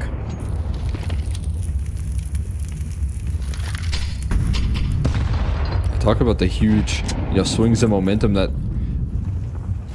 this team has taken, right? When Heroic do get on the board, they're able to make big splashes off the back of it. Did it on Dust 2 with 4 in a row off of the half buy, forced buy victory. They showed what they could do when they got a force buy on Anubis. And then when they force buy here on Mirage, they take the momentum away from Aurora completely. And for a team that's feeling a bit jet lagged, a bit tired, using their momentum is everything. And so a contact play, just pistols, and it is Linus alone, but they've missed their window. He goes down, but backup has arrived. The Glock dinks at range are, well, they're not doing much, I'm not going to lie. The Youngster's just going to run through and cleave up the rest of Aurora. Kadia does deliver one. But the Eco Bash settled. Heroic up 4 here on Mirage on the precipice of a big win. Yeah, we talked about Pius not necessarily needing his off just yet. That's the case. But he's going to certainly have it after this round, and having 3 AKs to back it up with riflers that are holding their front. Doesn't seem like there's any weakness in this defense right now for them to press upon. We got on the other end of the server right now, full buy coming through from the Aurora camp. During this timeout, we decided Walks are going to get a glass cannon op here on the T side. Huh. There's an idea with this. They want to punish some form of aggression, and guess who's been swinging top stairs every round? I was just going to say that. We've been seeing the attempts from Youngstar, even X-Fly when he's playing off in towards connector. He's been swinging over towards top stairs if that's the direction they want to take the op. It's like a boost for bottom of connector, potentially? That's called off. Huh. Wondering what the idea is for Woxic. Expecting a lot of mid-aggression by the positioning from his op. They do get the player tucked in towards the top of stairs. Youngstar, that is an incredibly challenging duel that he makes look easy. Besting Wakati on the extremity. And their Palace Lord doesn't want to activate. They don't want to show their cards how much they've dealt towards the A side early. So now a man up. You get to trust a little bit more in the setup here. Woxic's having to do such a difficult bit of entry pathing, trying to take control of ladder. Fortunately for him, there's nobody there. Centaurus is sharp, man. That's a beautiful shot, but running right into the op of some Pius. He had the read, but not the backup here, and Youngstar still elevating his performance on this A side. Another kill, keeping coverage of window. Jota trying to lurk out, has got so much resistance, but an entry here, is he going to check Tanir? He does drop right into the headshot. Tanir still stationary in the underbelly, is going to look for the final fight. He will deliver onto Madra using that ladder. Flying on up, and Heroic now find themselves on 8. Oh my goodness. I mean, the aggression here, the shots being hit by Xantares. He's still very much in the picture of this game. But Heroic are beating them with the setups, the extra bait there. With Youngster going down, they think that's the A anchor. That's the guy I want to target. But Tanir has that extra card up their sleeve. The deck stacked for Heroic. They're up 8-3 right now. And throughout this game, Aurora have been a step behind. So how about take a step forward into the B site? An entry kill for Jota puts this one onto Tanir. Onto the site, overwhelmed by 3 Turks. And that's it. X-Cloud, long flank. But far too late. Or is it? Ooh. It activates, and Xantares not prepared for it. X-Cloud gets a second, and this could be catastrophe for Aurora. But Jota delivers another, puts it down to Woxic yet again in the clutch. Ops traded out. Youngster will pick that one up, and now the swing into the site. First one, low HP, but Youngster just quick scopes him on the move anyways. He's lapping to the bank with that one, as Heroic are up 9-3 here on their Tier 1 debut.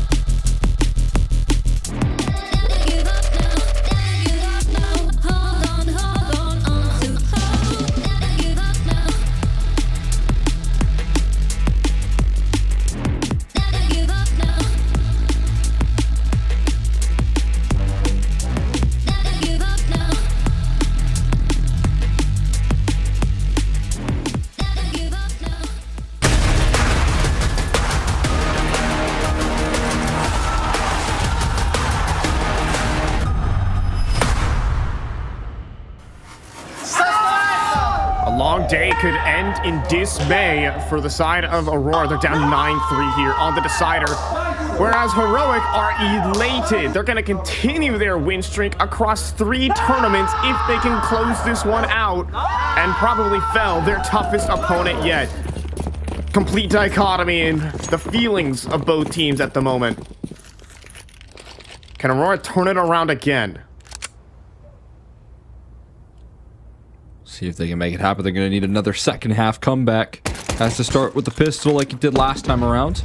The execution in towards the B-side stack is looking promising. The shots from the dual Berettas not so much here, but Madger and Jota keeping the site safe for as long as possible. Reinforcements straight through the market side are hoping that they can catch them off guard. Tenier, oh, is he going to give this a swing? He thought about it for a split second. Don't want to challenge Centaurus, though. At least not for free here. Sunpius as the smoke fades, not favorable for his position, and Centaurus is on the scene looking to isolate these fights. And headshot out of Centaurus. He's been sharp, and he's going to continue to stab on through this Heroic camp. A big-time pistol close coming through from Centaurus. He's back. He's done all of these pistol rounds right now for Aurora. Continually putting rounds together that shouldn't be possible. This is the X factor that Aurora need down the stretch. He was the slow starter here for the team. Can he kick it into gear when his partner in crime, Wakadia, is having a rough game of things? Not everyone's been firing at all cylinders. It's kind of been mismatched across every map. But Centaurus is used to this. He's used to hauling his teams throughout his entire career to the finish line. Can he do it in a comeback of this magnitude? It's looking more and more likely with every step, with every play that he makes. Young Star's been trying to keep him quiet throughout that first half. He's been doing a good job of it, but unbelievable performance, and he just continues to mop up these ecos in clean fashion. LNZ waiting things out, forcing him to fall asleep, and as you can see, he's laughing about that one. Knows what the result of that round is going to be, but make sure to go and check real quick if he can do a little bit of damage. He does. Only a single casualty, and the MP9 drop for the A1S is just fine for the Aurora camp. Heroic looking to get their buy-in early. Straight up with the AKs. Bit of limitations on the utility. Boxing on an off. A healthy lead. Healthy lead, but Woxic on an off with the first gun round could be an unexpected factor. Nade to the smoke, doesn't get the spot on a target. Could have been the opener that Aurora needed. Now, he's looking for a peek down into A main, but no one is facing. They're waiting for that palace smoke to fade before they make their move.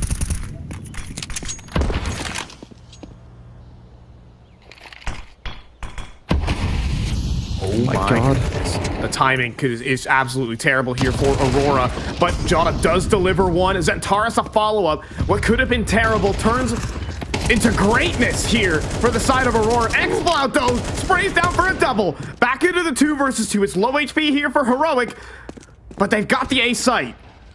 Tenier, he spots out both plays. He knows now. At least allowing for X-Cloud to roll through and get a comfortable bomb plant, but with 22 HP, can he make a 1v2 happen? He's got to commit to the fight. Here we go. Unwavered here, holding the line, but no, Wakadia puts it to rest. And is going to deny that clutch effort right there, despite some phenomenal opening duels offered up. X-Cloud making it look possible. It will be shut down. Yeah, he had to take the initiative there. On such low HP. And especially with the utility that was remaining on Aurora, that would have been the end of him. But it started out so terribly with Woxic getting caught out in the open. But Jota and Centaurus stitch it together. Round that was falling into pieces. And the opportunity is still available for Aurora. But look at this, the buyback instant from Heroic. Win this round and we're looking at win the game type territory. Yeah, we know these sort of buys have been deadly. Heroic doubling up on the force buys a whole lot. Off the back of that bomb plant, some damage done, they want it. But Centaurus wants it more. Elevated on top of the stairs here, finds the opening duel, sets up Jota for success on the defense. He's not yet to activate here, and Xcloud through the smoke. He makes it happen. He's flown through the CT smoke as well. There's an op right in between him and this round right now. Woxic, the element of surprise, but not the weapon for the job, and Xcloud is aware. The round getting ripped away piece by piece. Xcloud knows he needs to one-up what he did in that last, and he does just that. With that third kill, the final gut punch, he might go for 4. Magic gonna run through the door here, keep himself nice and safe, but Wakadian, a bit of the danger zone, needs to escape as well. Should be afforded the opportunity. I mean, he has a kit and a smoke. His time's running a little too low. Just picks up an AK instead. Gonna go ahead and evacuate. And Aurora, or rather Heroic, they do exactly what they need to do. They win these difficult force buy rounds again.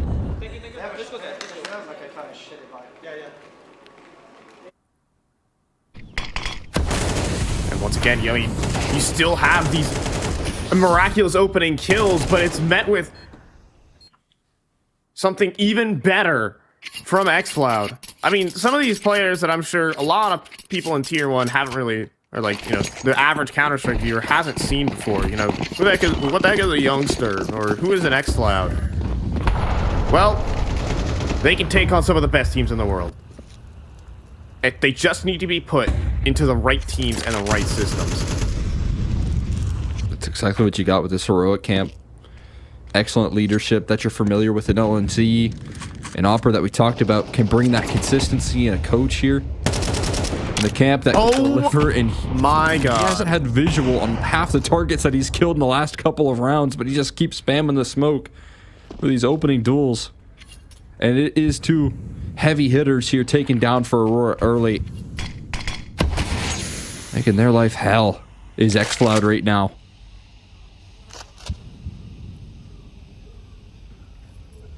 And they're just going to hit it with the flawless B execution. The gamble stack is going to be here from Woxic, but when your gamble stack is 2 players, you're not really gambling much. Cat split being covered. The right read is at least here for Aurora, but the extra element as well of Xcloud could be too much to handle. We'll see. Woxic delivers the first on the off angle.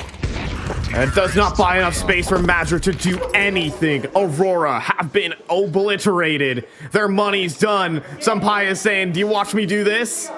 They're up 11-6. And they're going to send Aurora to the lower bracket. Making sure everyone saw that. Let's find out what he was talking about. Crispy double opener coming through. To near with the deletion. And a round that ends as good as it started. And we know what sort of backbreaking win that is going to be for Aurora. They're going to keep up the force buys. Timeout called. MP9's in play. A scout for the hopes of Woxic.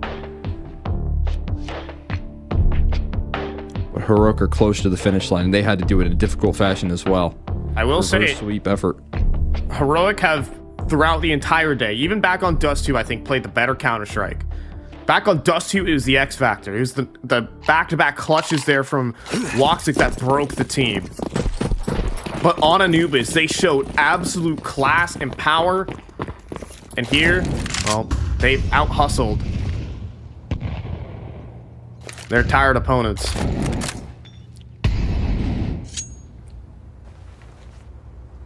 Obviously, we can bring all the excuses to bear. For at the end of the day, you just gotta win. And it's not looking good. They've got 0 utility and MP9s. How are they gonna win this round? They do it by trying to delay that clock for as long as possible and hope that what they gamble up with is the right connection in terms of the stack. If you talk about late aggression as well, that could be their path to victory, but for now, they're committed, and they're already being sold this bill of goods that it will be more of a split. Utility being bombarded on in. A lot of fights towards the catwalk side. Madra at least wins on that extremity. Gonna pick up an AK for his troubles, but not for long. Won't be able to keep his hands on it for too long here. Wakadia, the round-winning play through the market window. Bomb plant denied for now. They get off of it. They're looking for the kill, but at least it buys time for an attempt. They're so distracted, though. Tanir, he's caused all of the distraction, kicking up Dustin towards middle. Woxic still focused as Youngster finds kills elsewhere. And Santara is realizing he's caught in the middle as bomb is down. And time is running out here, not only on this round, but on this series. Shut down by Heroic. This is devastating. You thought for a moment Major had found an avenue back in, but Heroic have got safe plans for every single one of their plan A's. And then you also have players like Tanir, who could just win so many of their head-to-heads, who are just such diamonds that no other team in Counter-Strike has found. By the way, like, Tanir was supposed to be a substitute and a stand-in while they wait for Nilo to join this team. Young Swedish prospect. But he's turned into his own brand of Counter-Strike and is powering this Heroic team to become one in Counter-Strike that needs to be respected. Absolutely. I mean, securing his spot with every sort of performance that he brings to the table. Unbelievable talent identified here by the Heroic camp in what was, somewhat of a last-minute move there. And he is just a diamond in the rough right now as Heroic enter into their big opportunities here in Tier 1. They look to set and make a statement. And of course, they'd be playing a portion of their former lineup. As they've been joking, they'd be playing against Heroic 2. Of course, they are Heroic 3. And now, maybe they can prove themselves to be the best in the server. But the Empiana Zentaris has other ideas. Second kill there, but the extra avenue coming through from xFloud as he explodes onto the A site and takes down his countrymen. Heroic, their debut here in Tier 1, getting ready for the major in Austin, is looking good. Bomb plant into the smoke will not be denied. And Major, your time is up. 16 HP, and the lower bracket will be the home of Aurora as Heroic pull through, outplay their opponents, albeit sluggish, put an asterisk on it, they won, and that's what matters. Yeah, I mean, after a very difficult Dust 2, a map that they've been leaning in on for their success in those multiple tournament wins, a map that they leaned on to qualify to the major, they close out in the map pick of Anubis, the stronghold that is for Aurora, and then finish the job on Mirage. Fantastic work. We know that heading into this matchup, Aurora were in with their hands full. We know that the exhaustion is kicking in, especially as that third map rolls out. It didn't seem like it mattered for players like Xantares, as he just got better and better as he stayed in the server. But for Heroic, they remained strong. They trusted in their process. And as you said, they played great Counter-Strike from start to finish in this series. Losing out a couple of clutches lost them out Dust 2, but it never haunted them. There's some pious whiff on Dust. It didn't haunt him. They remained trusting in the game plan there, and it got the job done in 3 maps. Yeah, even losing their ace map, even losing the map that they had won 8 times in a row and have destroyed all their opponents on. And they took it and showed tenacity. And that's the biggest part about here for Heroic. They don't need their pocket picks to win. They can play some of their B game as well. For the side of Aurora, though, you'd have to say that they are definitely on their B game, and, well, they need some well-deserved rest.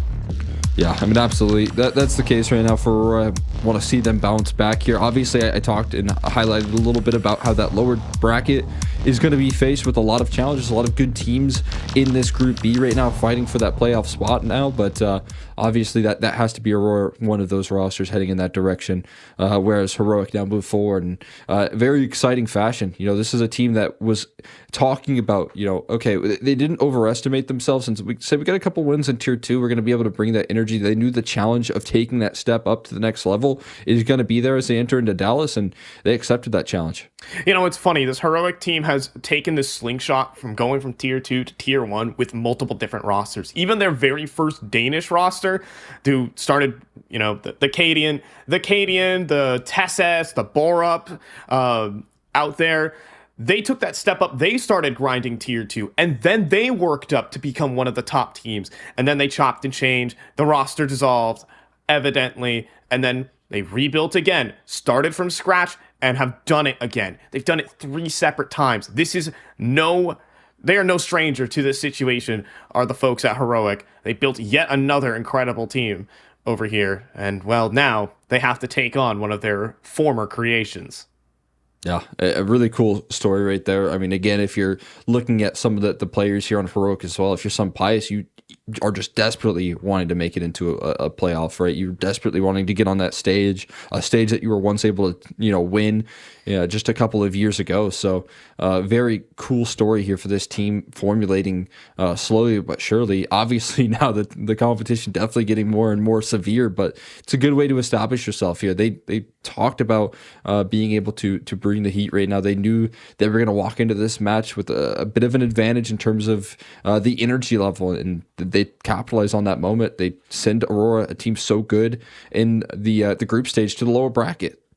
Yeah, and so we have to wonder here for the side of Aurora. I mean, how are they going to bounce back? What are the takeaways really from this situation? Because sure, many teams could just say, "Wow, it is what it is." We were in a tough spot, but we lost. But I mean, there is still some learning moments definitely from this game because they were outplayed in a couple of situations. Yeah, I mean, and I hope on their department there that they don't read too much into that, right? I hope that they, know a good night's rest will largely do a lot. It felt like with how the strings of momentum, it was the biggest of deals.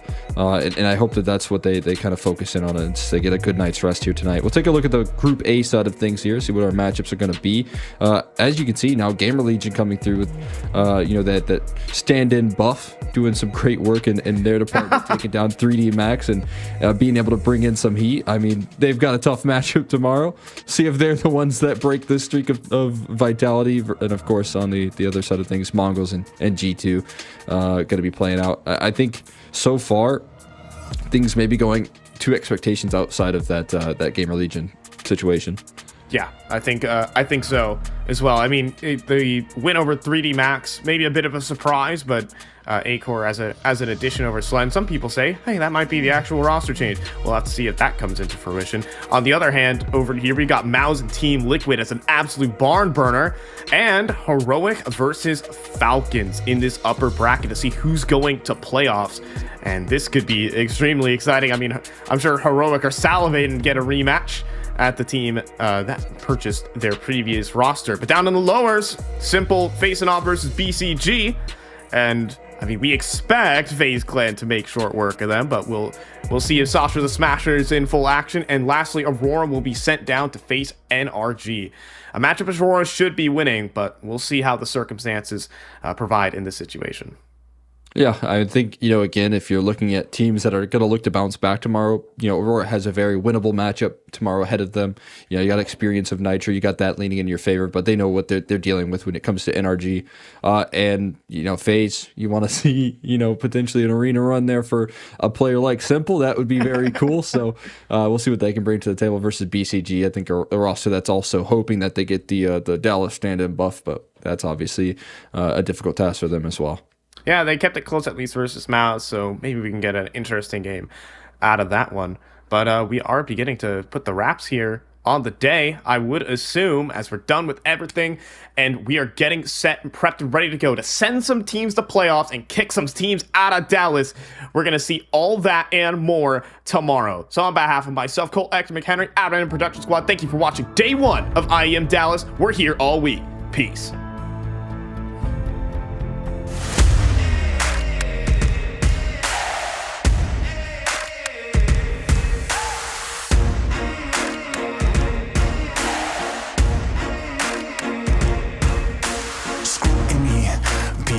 Up the truth, this ain't new to me. Since the age of 22, I've been using it like it's fuel to level up, like it's champagne in my cup, like there's nothing interrupting my pursuit of dreams. There's a vision in my mind, it's consuming me. Take my confidence combined with opportunity, mix it up with unity, soon to be the greatest of my generation. Operation Victory. Fight or fly, we will stay through the perils we dare not to stray. Spark the match, light the flame. Out of luck, out of sight, dangerous, dynamite. Dynamite! Setting fire to the clouds at the speed of light. Going up, not coming down, screaming. Superman's kryptonite. Blowing up, dynamite. Dynamite! Setting fire to the clouds at the speed of light. Going up, not coming down, screaming. Superman's kryptonite. Blowing up, dynamite.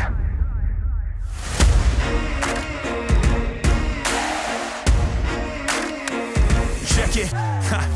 Troubled days, lonely nights, lot of tears, lot of fights. Big dreams met with bigger lies. It ain't what it seems from the outside. On my downfall they pray. Will I surrender or will I betray? Given the trauma that lives in my brain, or use it to fuel up the fire in my veins. I never complain, I boss up and do it. If there's a battle, I fight my way through it. If the wind blows, I thank God that he blew it. Cause what is a blessing depends how you view it. The fruits of my labor are in abundance. Indispensable, I'm not redundant. Incomprehensible the way I've done it. When the struggle pushes me, I'll shove it. I'll rise above it. Fight or flight, we will stay. Through the perils, we dare not to stray. Spark the match, light the flame. Out of luck, out of sight, dangerous, dynamite. Dynamite! Setting fire to the clouds at the speed of light. Going up, not coming down, screaming. Superman's kryptonite. Blowing up, dynamite. Dynamite! Setting fire to the clouds at the speed of light. ESL presents the Intel Extreme Masters in partnership with Intel, Acer Predator, DHL, 1xBet, Monster Energy, Face It Watch,